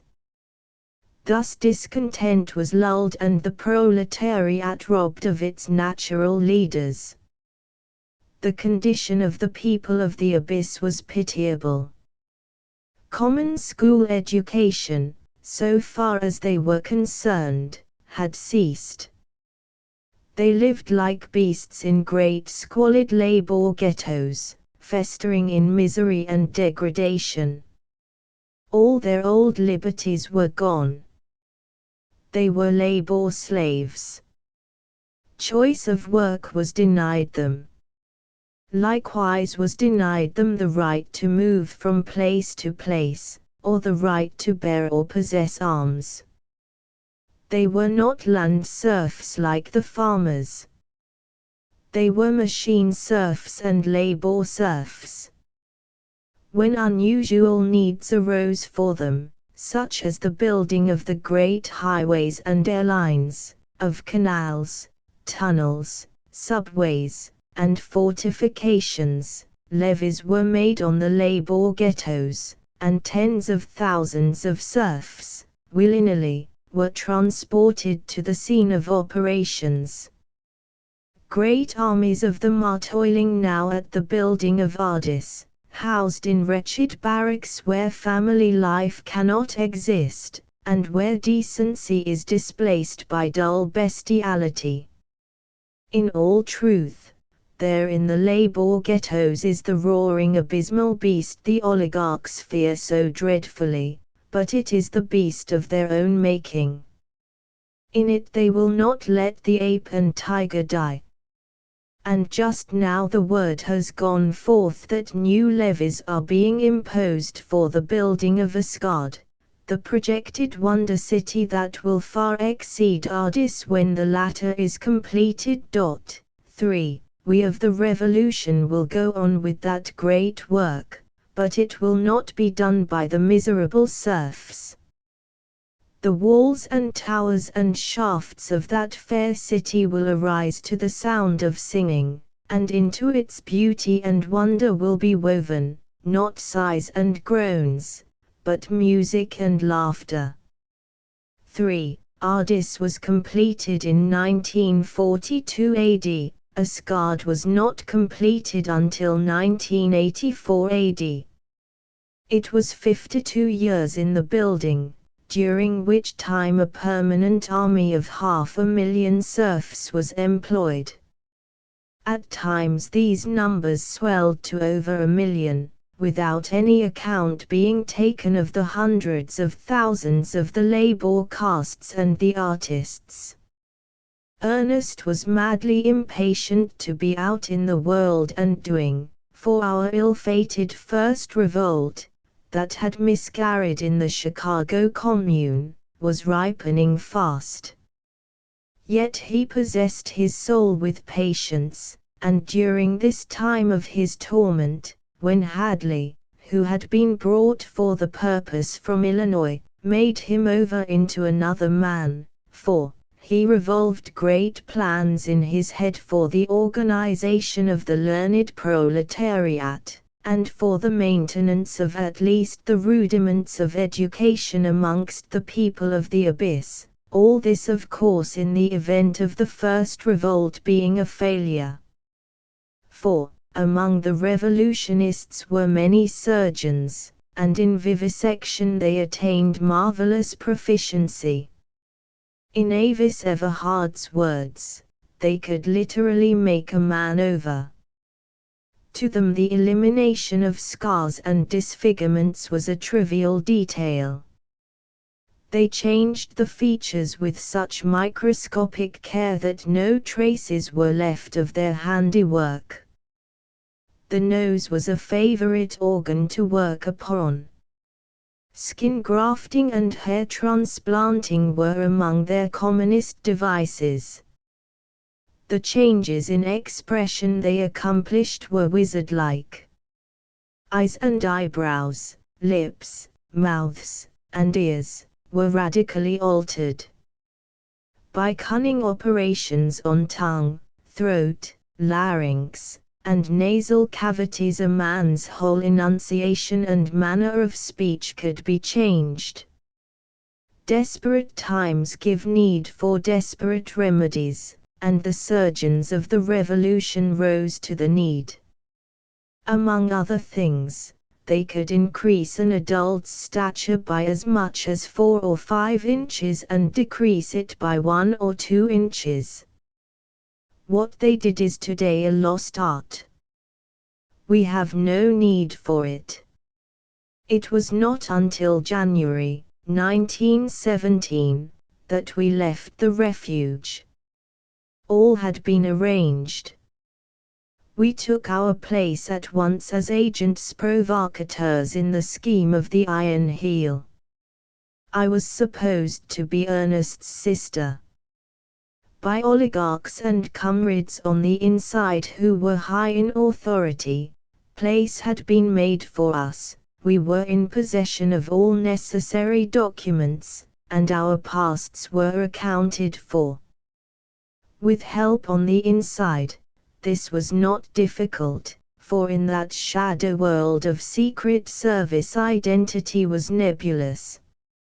Like ghosts the agents came and went, obeying commands, fulfilling duties, following clues, making their reports often to officers they never saw or cooperating with other agents they had never seen before and would never see again. Chapter XXII. The Chicago Commune as agents provocateurs. Not alone were we able to travel a great deal, but our very work threw us in contact with the proletariat and with our comrades, the revolutionists. Thus we were in both camps at the same time, ostensibly serving the Iron Heel and secretly working with all our might for the cause. There were many of us in the various secret services of the oligarchy, and despite the shakings up and reorganizations the secret services have undergone, they have never been able to weed all of us out. Ernest had largely planned the first revolt, and the date set had been somewhere early in the spring of 1918. In the fall of 1917 we were not ready, much remained to be done, and when the revolt was precipitated, of course it was doomed to failure. The plot of necessity was frightfully intricate, and anything premature was sure to destroy it. This the Iron Heel foresaw and laid its schemes accordingly. We had planned to strike our first blow at the nervous system of the oligarchy. The latter had remembered the general strike, and had guarded against the defection of the telegraphers by installing wireless stations, in the control of the mercenaries. We, in turn, had countered this move. When the signal was given, from every refuge, all over the land, and from the cities, and towns, and barracks, devoted comrades were to go forth and blow up the wireless stations. Thus at the first shock would the Iron Heel be brought to earth and lie practically dismembered. At the same moment, other comrades were to blow up the bridges and tunnels and disrupt the whole network of railroads. Still further, other groups of comrades, at the signal, were to seize the officers of the mercenaries and the police, as well as all oligarchs of unusual ability or who held executive positions. Thus would the leaders of the enemy be removed from the field of the local battles that would inevitably be fought all over the land. Many things were to occur simultaneously when the signal went forth. The Canadian and Mexican patriots, who were far stronger than the Iron Heel dreamed, were to duplicate our tactics. Then there were comrades, these were the women, for the men would be busy elsewhere, who were to post the proclamations from our secret presses. Those of us in the higher employ of the Iron Heel were to proceed immediately to make confusion and anarchy in all our departments. Inside the mercenaries were thousands of our comrades. Their work was to blow up the magazines and to destroy the delicate mechanism of all the war machinery. In the cities of the mercenaries and of the labor castes similar programs of disruption were to be carried out. In short, a sudden, colossal, stunning blow was to be struck. Before the paralyzed oligarchy could recover itself, its end would have come. It would have meant terrible times and great loss of life. But no revolutionist hesitates at such things. Why, we even depended much, in our plan, on the unorganized people of the abyss. They were to be loosed on the palaces and cities of the masters. Never mind the destruction of life and property. Let the abysmal brute roar and the police and mercenaries slay. The abysmal brute would roar anyway, and the police and mercenaries would slay anyway. It would merely mean that various dangers to us were harmlessly destroying one another. In the meantime we would be doing our own work, largely unhampered, and gaining control of all the machinery of society. Such was our plan, every detail of which had to be worked out in secret, and, as the day drew near, communicated to more and more comrades. This was the danger point, the stretching of the conspiracy. But that danger point was never reached.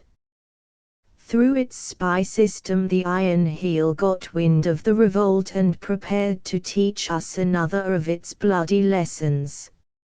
Chicago was the devoted city selected for the instruction, and well were we instructed.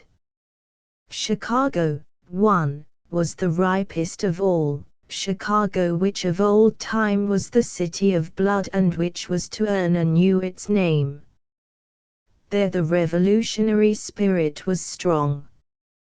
Too many bitter strikes had been curbed there in the days of capitalism for the workers to forget and forgive. Even the labor castes of the city were alive with revolt. Too many heads had been broken in the early strikes. Despite their changed and favorable conditions, their hatred for the master class had not died. This spirit had infected the mercenaries, of which 3 regiments in particular were ready to come over to us en masse. 1. Chicago was the industrial inferno of the 19th century AD. A curious anecdote has come down to us of John Burns, a great English Labour leader and one-time member of the British Cabinet. In Chicago, while on a visit to the United States, he was asked by a newspaper reporter for his opinion of that city. Chicago, he answered, is a pocket edition of hell. Some time later, as he was going aboard his steamer to sail to England, he was approached by another reporter, who wanted to know if he had changed his opinion of Chicago. "Yes, I have," was his reply. "My present opinion is that hell is a pocket edition of Chicago." Chicago had always been the storm center of the conflict between labor and capital, a city of street battles and violent death, with a class-conscious capitalist organization and a class-conscious workman organization, where, in the old days, the very school teachers were formed into labor unions and affiliated with the hod carriers and bricklayers in the American Federation of Labor. And Chicago became the storm center of the premature First Revolt. The trouble was precipitated by the Iron Heel. It was cleverly done. The whole population, including the favored labor castes, was given a course of outrageous treatment. Promises and agreements were broken, and most drastic punishments visited upon even petty offenders. The people of the abyss were tormented out of their apathy. In fact, the Iron Heel was preparing to make the abysmal beast roar. And hand in hand with this, in all precautionary measures in Chicago, the Iron Heel was inconceivably careless. Discipline was relaxed among the mercenaries that remained, while many regiments had been withdrawn and sent to various parts of the country. It did not take long to carry out this program, only several weeks. We of the revolution caught vague rumors of the state of affairs, but had nothing definite enough for an understanding. In fact, we thought it was a spontaneous spirit of revolt that would require careful curbing on our part, and never dreamed that it was deliberately manufactured, and it had been manufactured so secretly, from the very innermost circle of the Iron Heel, that we had got no inkling. The counterplot was an able achievement, and ably carried out. I was in New York when I received the order to proceed immediately to Chicago. The man who gave me the order was one of the oligarchs. I could tell that by his speech, though I did not know his name nor see his face.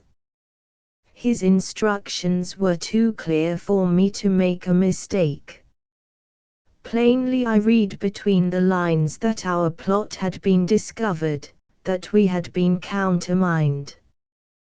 The explosion was ready for the flash of powder, and countless agents of the Iron Heel, including me, either on the ground or being sent there, were to supply that flash. I flatter myself that I maintained my composure under the keen eye of the oligarch, but my heart was beating madly. I could almost have shrieked and flown at his throat with my naked hands before his final, cold-blooded instructions were given. Once out of his presence, I calculated the time. I had just the moments to spare, if I were lucky, to get in touch with some local leader before catching my train. Guarding against being trailed, I made a rush of it for the emergency hospital. Luck was with me, and I gained access at once to Comrade Galvin, the surgeon-in-chief.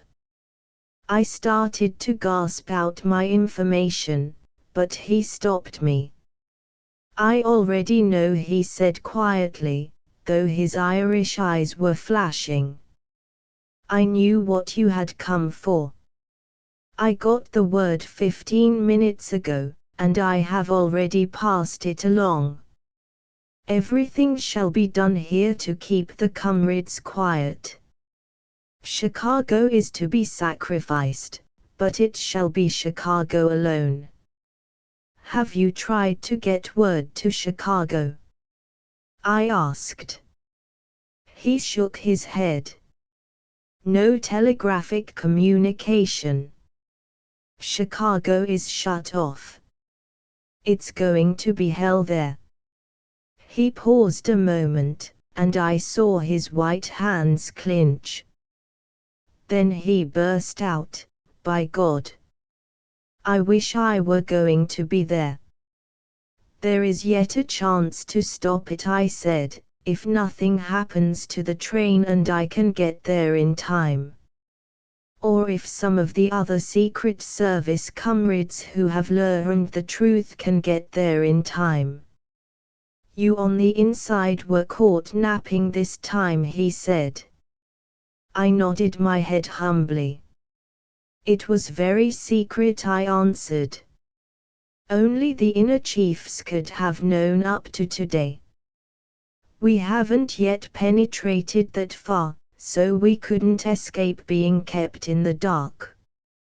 If only Ernest were here. Maybe he is in Chicago now, and all is well. Dr. Galvin shook his head. The last news I heard of him was that he had been sent to Boston or New Haven. This Secret Service for the enemy must hamper him a lot, but it's better than lying in a refuge. I started to go, and Galvin wrung my hand. Keep a stout heart were his parting words. What if the first revolt is lost? There will be a second, and we will be wiser then. Goodbye and good luck. I don't know whether I'll ever see you again. It's going to be hell there, but I'd give 10 years of my life for your chance to be in it. The 20th century, too, left New York at 6 in the evening, and was supposed to arrive at Chicago at 7 next morning. But it lost time that night. We were running behind another train. Among the travelers in my Pullman was Comrade Hartman, like myself in the Secret Service of the Iron Heel. He it was who told me of the train that immediately preceded us. It was an exact duplicate of our train, though it contained no passengers. The idea was that the empty train should receive the disaster were an attempt made to blow up the 20th century. For that matter, there were very few people on the train, only a baker's dozen in our car. 2. This was reputed to be the fastest train in the world then. It was quite a famous train. There must be some big men on board, Hartman concluded.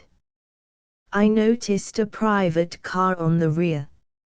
Night had fallen when we made our first change of engine, and I walked down the platform for a breath of fresh air and to see what I could see. Through the windows of the private car I caught a glimpse of 3 men whom I recognized. Hartman was right.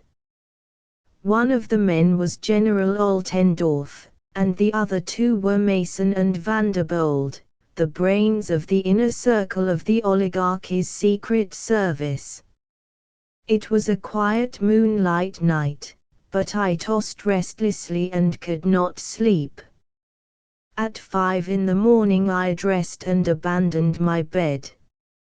I asked the maid in the dressing room how late the train was, and she told me 2 hours. She was a mulatto woman, and I noticed that her face was haggard, with great circles under the eyes, while the eyes themselves were wide with some haunting fear. "What is the matter?" I asked. "Nothing, miss, I didn't sleep well, I guess," was her reply. I looked at her closely, and tried her with one of our signals. She responded, and I made sure of her. "Something terrible is going to happen in Chicago," she said. "There's that fake 3 train in front of us. That and the troop trains have made us late." 3 false troop trains? I queried. She nodded her head. "The line is thick with them. We've been passing them all night. And they're all heading for Chicago. And bringing them over the airline, that means business. I've a lover in Chicago," she added apologetically. "He's one of us, and he's in the mercenaries, and I'm afraid for him." Poor girl. Her lover was in one of the 3 disloyal regiments. Hartman and I had breakfast together in the dining car, and I forced myself to eat. The sky had clouded, and the train rushed on like a sullen thunderbolt through the grey pall of advancing day. The very negroes that waited on us knew that something terrible was impending. Oppression sat heavily upon them, the lightness of their natures had ebbed out of them, they were slack and absent-minded in their service, and they whispered gloomily to one another in the far end of the car next to the kitchen. Hartman was hopeless over the situation. "What can we do?" he demanded for the 20th time, with a helpless shrug of the shoulders. He pointed out of the window. "See, all is ready. You can depend upon it that they are holding them like this, 30 or 40 miles outside the city, on every road." He had reference to troop trains on the side track. The soldiers were cooking their breakfasts over fires built on the ground beside the track, and they looked up curiously at us as we thundered past without slackening our terrific speed. All was quiet as we entered Chicago. It was evident nothing had happened yet. In the suburbs the morning papers came on board the train. There was nothing in them, and yet there was much in them for those skilled in reading between the lines that it was intended the ordinary reader should read into the text. The fine hand of the Iron Heel was apparent in every column. Glimmerings of weakness in the armor of the oligarchy were given. Of course, there was nothing definite. It was intended that the reader should feel his way to these glimmerings. It was cleverly done. As fiction, those morning papers of the 27th of October were masterpieces. The local news was missing. This in itself was a masterstroke. It shrouded Chicago in mystery, and it suggested to the average Chicago reader that the oligarchy did not dare give the local news. Hints that were untrue, of course, were given of insubordination all over the land, crudely disguised with complacent references to punitive measures to be taken. There were reports of numerous wireless stations that had been blown up, with heavy rewards offered for the detection of the perpetrators. Of course, no wireless stations had been blown up. Many similar outrages, that dovetailed with the plot of the revolutionists, were given. The impression to be made on the minds of the Chicago comrades was that the general revolt was beginning, albeit with a confusing miscarriage in many details. It was impossible for one uninformed to escape the vague yet certain feeling that all the land was ripe for the revolt that had already begun to break out. It was reported that the defection of the mercenaries in California had become so serious that half a dozen regiments had been disbanded and broken, and that their members with their families had been driven from their own city and on into the labor ghettos. And the California mercenaries were in reality the most faithful of all to their salt. But how was Chicago, shut off from the rest of the world, to know? Then there was a ragged telegram describing an outbreak of the populace in New York City, in which the labor castes were joining, concluding with the statement, intended to be accepted as a bluff, that the troops had the situation in hand. A lie. And as the oligarchs had done with the morning papers, so had they done in 1,000 other ways. These we learned afterward, as, for example, the secret messages of the oligarchs, sent with the express purpose of leaking to the ears of the revolutionists, that had come over the wires, now and again, during the first part of the night. "I guess the Iron Heel won't need our services," Hartman remarked, putting down the paper he had been reading, when the train pulled into the central depot. "They wasted their time sending us here. Their plans have evidently prospered better than they expected. Hell will break loose any second now." He turned and looked down the train as we alighted. "I thought so," he muttered. They dropped that private car when the papers came aboard. Hartman was hopelessly depressed. I tried to cheer him up, but he ignored my effort and suddenly began talking very hurriedly, in a low voice, as we passed through the station. At first I could not understand. I have not been sure he was saying, and I have told no one. I have been working on it for weeks, and I cannot make sure. Watch out for Knowlton. I suspect him. He knows the secrets of a score of our refuges. He carries the lives of hundreds of us in his hands, and I think he is a traitor. It's more a feeling on my part than anything else.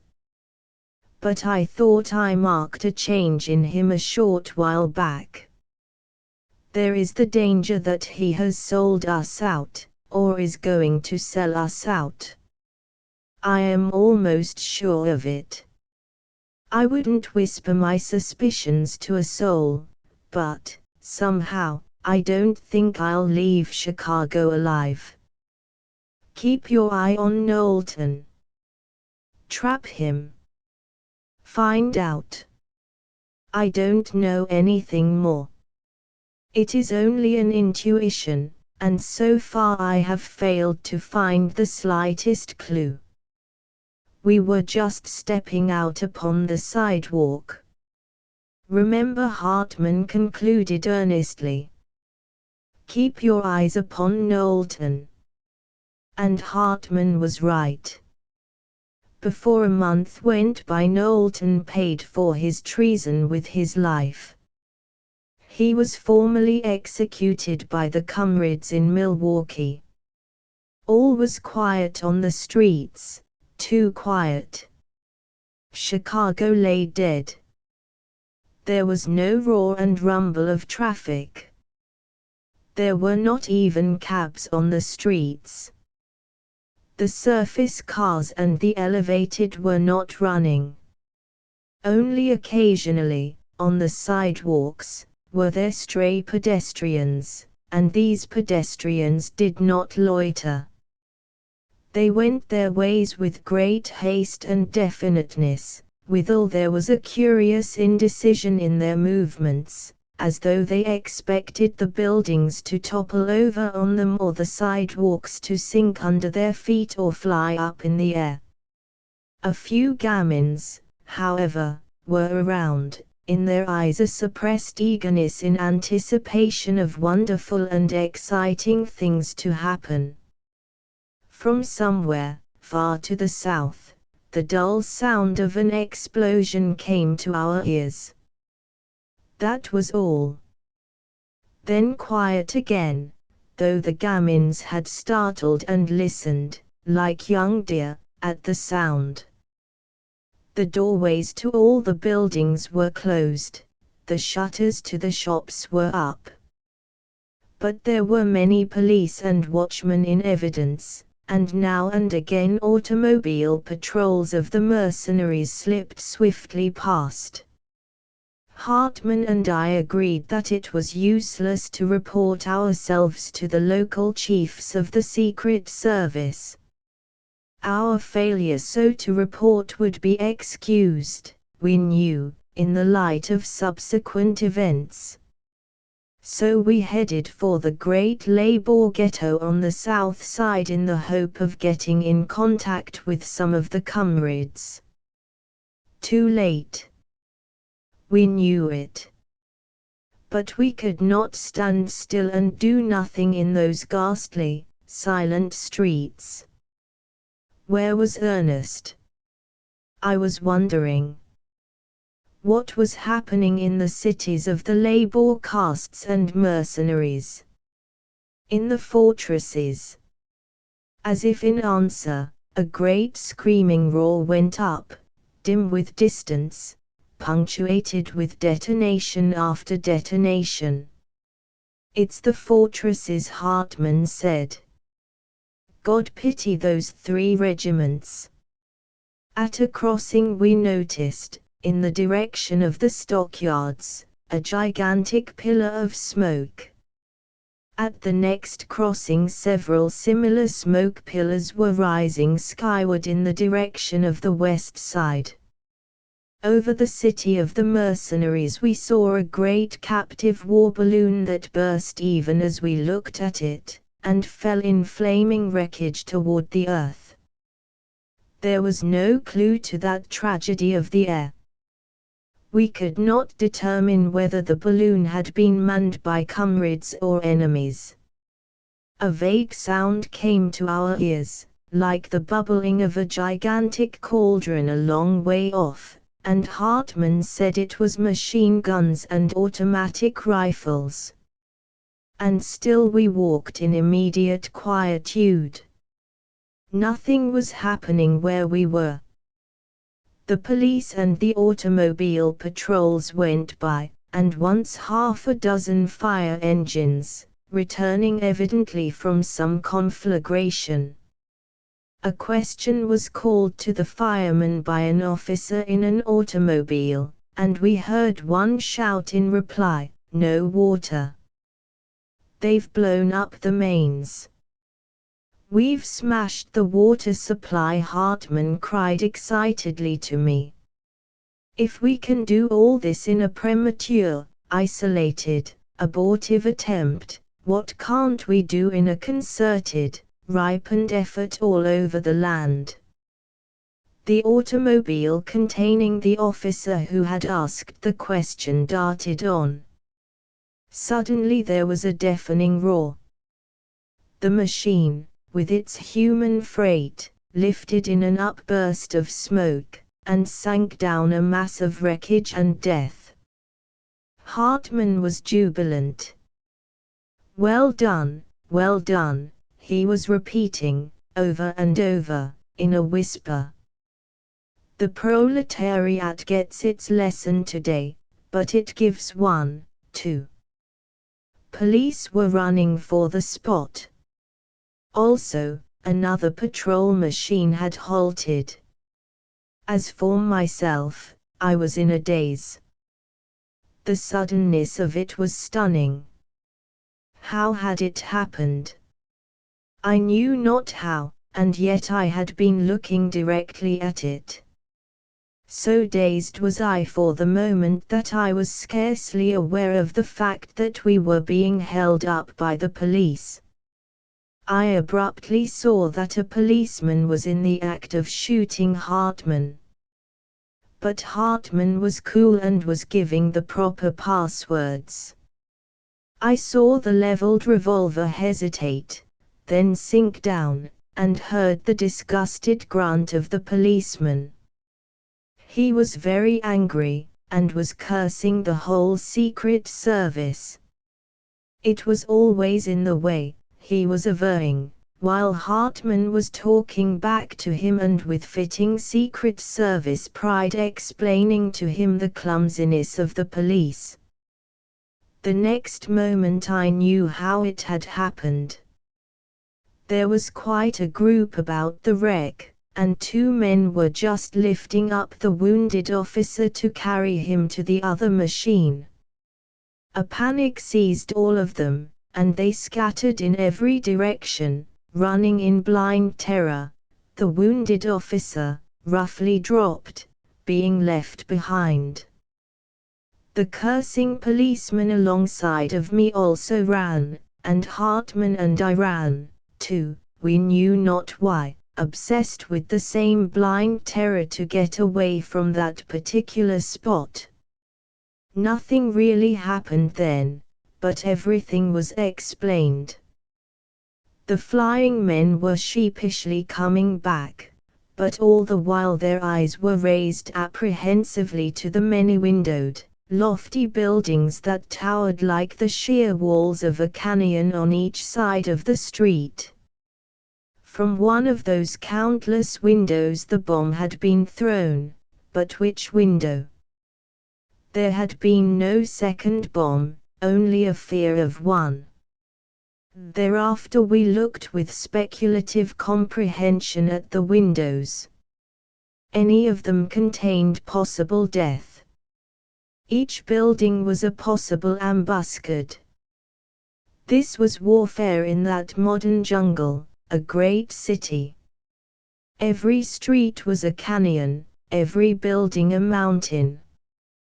We had not changed much from primitive man, despite the war automobiles that were sliding by. Turning a corner, we came upon a woman. She was lying on the pavement, in a pool of blood. Hartman bent over and examined her. As for myself, I turned deathly sick.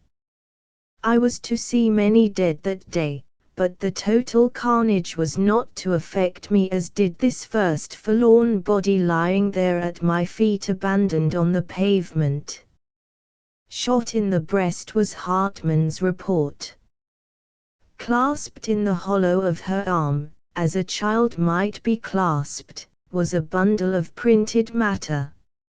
Even in death she seemed loath to part with that which had caused her death, for when Hartman had succeeded in withdrawing the bundle, we found that it consisted of large printed sheets, the proclamations of the revolutionists. "A comrade," I said. But Hartman only cursed the iron heel, and we passed on. Often we were halted by the police and patrols, but our passwords enabled us to proceed. No more bombs fell from the windows, the last pedestrians seemed to have vanished from the streets, and our immediate quietude grew more profound, though the gigantic cauldron continued to bubble in the distance.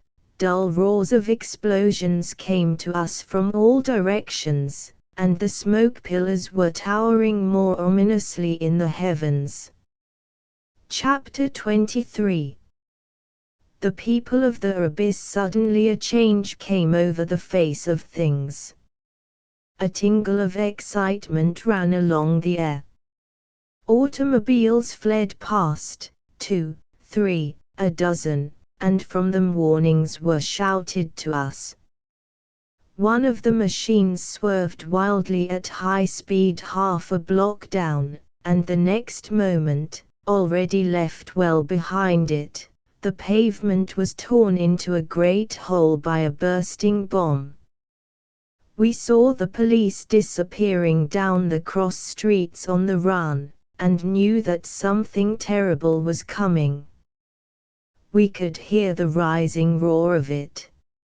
"Our brave comrades are coming," Hartman said. We could see the front of their column filling the street from gutter to gutter, as the last war automobile fled past. The machine stopped for a moment just abreast of us. A soldier leaped from it, carrying something carefully in his hands. This, with the same care, he deposited in the gutter. Then he leaped back to his seat and the machine dashed on, took the turn at the corner, and was gone from sight. Hartman ran to the gutter and stooped over the object. "Keep back," he warned me. I could see he was working rapidly with his hands. When he returned to me, the sweat was heavy on his forehead. "I disconnected it," he said, "and just in the nick of time." The soldier was clumsy. He intended it for our comrades, but he didn't give it enough time. It would have exploded prematurely. Now it won't explode at all. Everything was happening rapidly now. Across the street and half a block down, high up in a building, I could see heads peering out. I had just pointed them out to Hartman, when a sheet of flame and smoke ran along that portion of the face of the building where the heads had appeared, and the air was shaken by the explosion.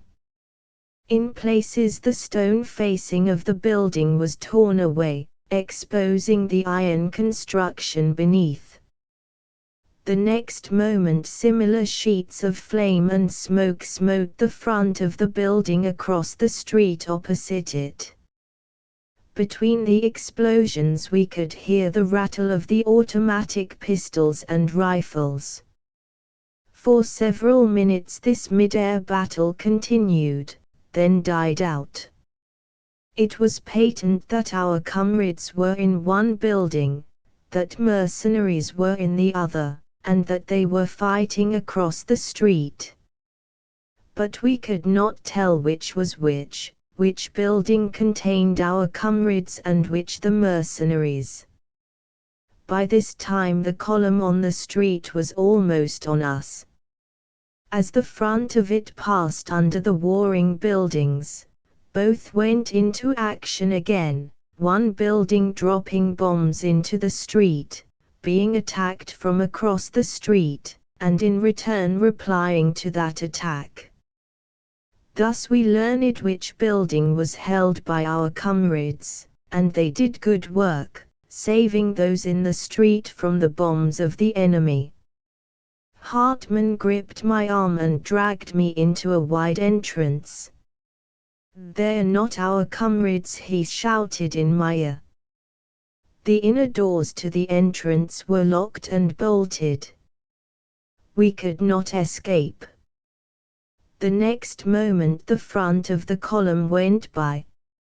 It was not a column, but a mob, an awful river that filled the street, the people of the abyss, mad with drink and wrong, up at last and roaring for the blood of their masters. I had seen the people of the abyss before, gone through its ghettos, and thought I knew it. But I found that I was now looking on it for the first time. Dumb apathy had vanished. It was now dynamic, a fascinating spectacle of dread.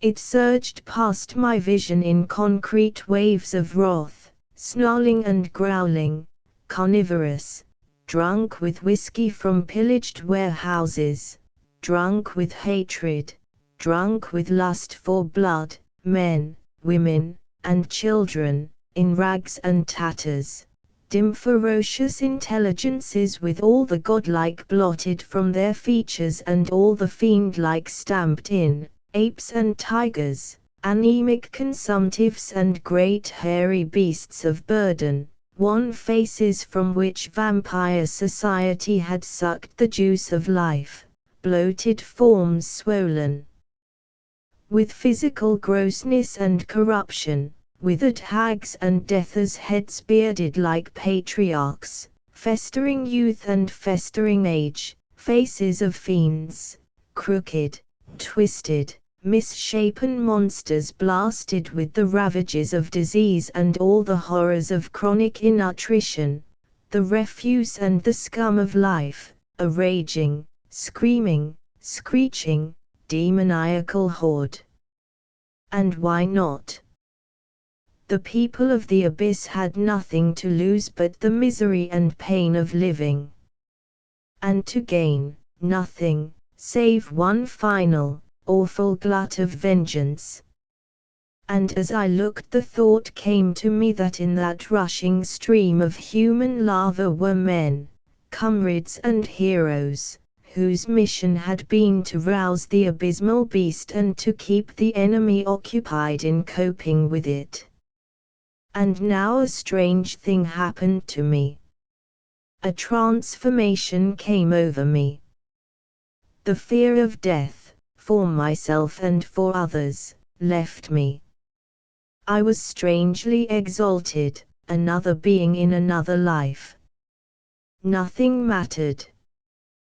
The cause for this one time was lost, but the cause would be here tomorrow, the same cause, ever fresh and ever burning. And thereafter, in the orgy of horror that raged through the succeeding hours, I was able to take a calm interest. Death meant nothing, life meant nothing. I was an interested spectator of events, and, sometimes swept on by the rush, was myself a curious participant. For my mind had leaped to a star-cool altitude and grasped a passionless transvaluation of values. Had it not done this, I know that I should have died.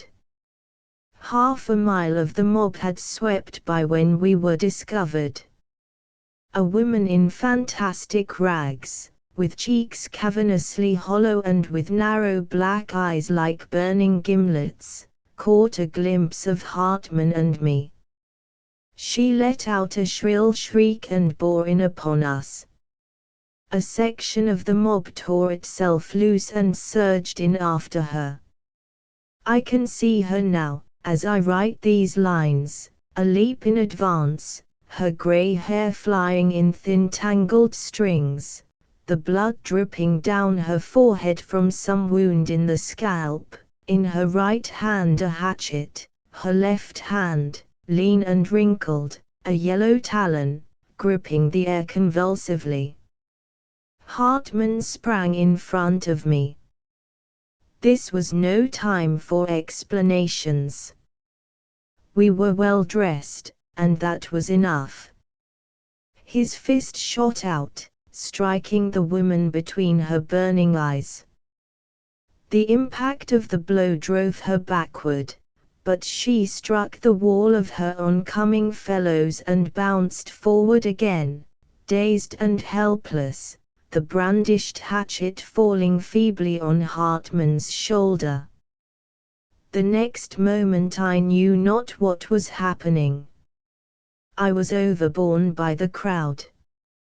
The confined space was filled with shrieks and yells and curses. Blows were falling on me. Hands were ripping and tearing at my flesh and garments. I felt that I was being torn to pieces. I was being borne down, suffocated. Some strong hand gripped my shoulder in the thick of the press and was dragging fiercely at me. Between pain and pressure I fainted. Hartman never came out of that entrance. He had shielded me and received the first brunt of the attack. This had saved me, for the jam had quickly become too dense for anything more than the mad gripping and tearing of hands. I came to in the midst of wild movement.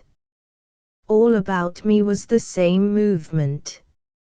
I had been caught up in a monstrous flood that was sweeping me I knew not whither.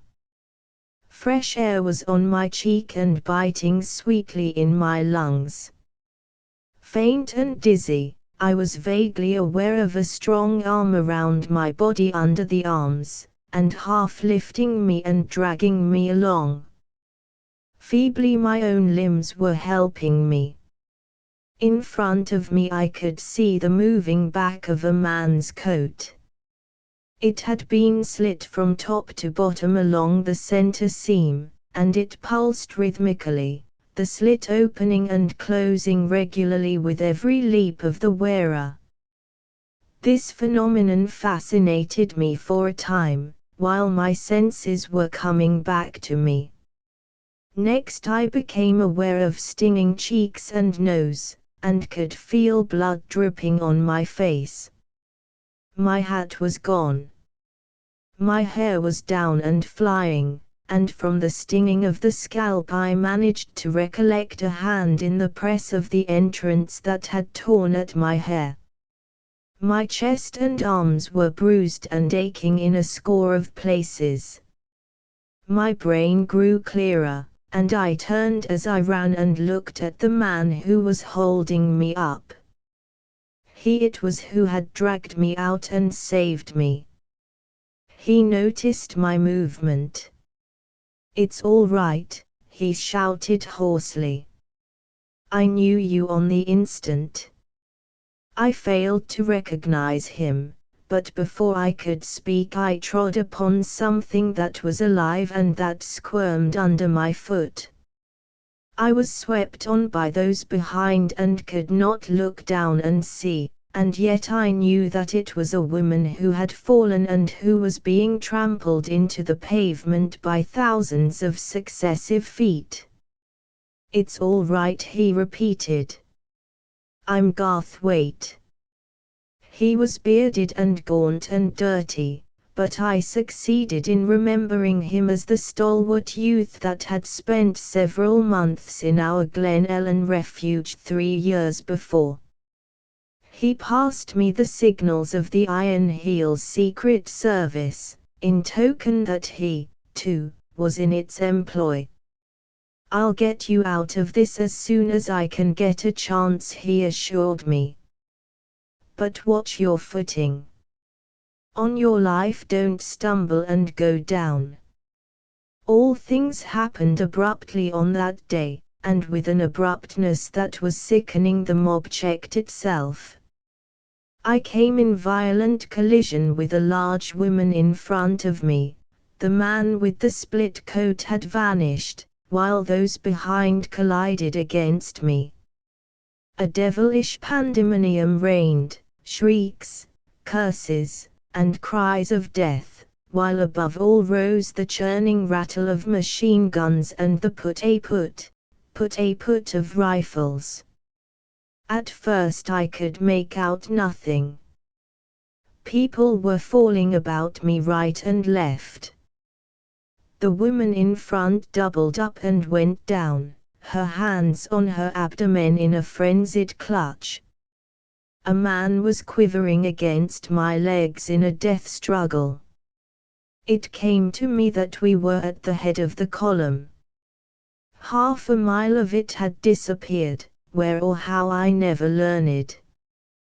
To this day I do not know what became of that half mile of humanity, whether it was blotted out by some frightful bolt of war, whether it was scattered and destroyed piecemeal, or whether it escaped.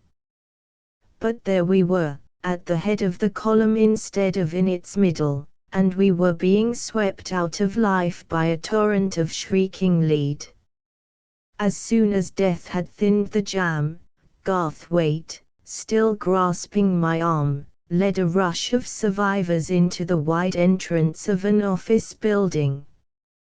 Here, at the rear, against the doors, we were pressed by a panting, gasping mass of creatures. For some time we remained in this position without a change in the situation. "I did it beautifully," Garthwaite was lamenting to me. "Ran you right into a trap.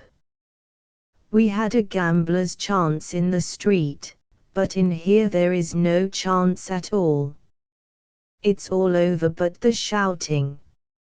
Vive la Revolution." Then, what he expected, began. The mercenaries were killing without quarter. At first, the surge back upon us was crushing, but as the killing continued the pressure was eased. The dead and dying went down and made room. Garthwaite put his mouth to my ear and shouted, but in the frightful din I could not catch what he said. He did not wait. He seized me and threw me down. Next he dragged a dying woman over on top of me, and, with much squeezing and shoving, crawled in beside me and partly over me. A mound of dead and dying began to pile up over us, and over this mound, pawing and moaning, crept those that still survived. But these, too, soon ceased, and a semi-silence settled down, broken by groans and sobs and sounds of strangulation. I should have been crushed had it not been for Garthwaite. As it was, it seemed inconceivable that I could bear the weight I did and live. And yet, outside of pain, the only feeling I possessed was one of curiosity. How was it going to end? What would death be like? Thus did I receive my red baptism in that Chicago shambles. Prior to that, death to me had been a theory, but ever afterward death has been a simple fact that does not matter, it is so easy. But the mercenaries were not content with what they had done. They invaded the entrance, killing the wounded and searching out the unhurt that, like ourselves, were playing dead. I remember one man they dragged out of a heap, who pleaded abjectly until a revolver shot cut him short. Then there was a woman who charged from a heap, snarling and shooting. She fired 6 shots before they got her, though what damage she did we could not know. We could follow these tragedies only by the sound. Every little while flurries like this occurred, each flurry culminating in the revolver shot that put an end to it. In the intervals we could hear the soldiers talking and swearing as they rummaged among the carcasses, urged on by their officers to hurry up. At last they went to work on our heap, and we could feel the pressure diminish as they dragged away the dead and wounded. Garthwaite began uttering aloud the signals. At first he was not heard. Then he raised his voice. "Listen to that," we heard a soldier say. And next the sharp voice of an officer. "Hold on there. Careful as you go." Oh, that first breath of air as we were dragged out. Garthwaite did the talking at first, but I was compelled to undergo a brief examination to prove service with the Iron Heel. Agents provocateurs all right was the officer's conclusion. He was a beardless young fellow, a cadet, evidently, of some great oligarch family. "It's a hell of a job," Garthwaite grumbled. "I'm going to try and resign and get into the army." "You fellows have a snap. You've earned it," was the young officer's answer. "I've got some pull, and I'll see if it can be managed. I can tell them how I found you." He took Garthwaite's name and number, then turned to me. "And you?" "Oh, I'm going to be married," I answered lightly, "and then I'll be out of it all." And so we talked, while the killing of the wounded went on. It is all a dream, now, as I look back on it, but at the time it was the most natural thing in the world. Garthwaite and the young officer fell into an animated conversation over the difference between so-called modern warfare and the present street fighting and skyscraper fighting that was taking place all over the city. I followed them intently, fixing up my hair at the same time and pinning together my torn skirts. And all the time the killing of the wounded went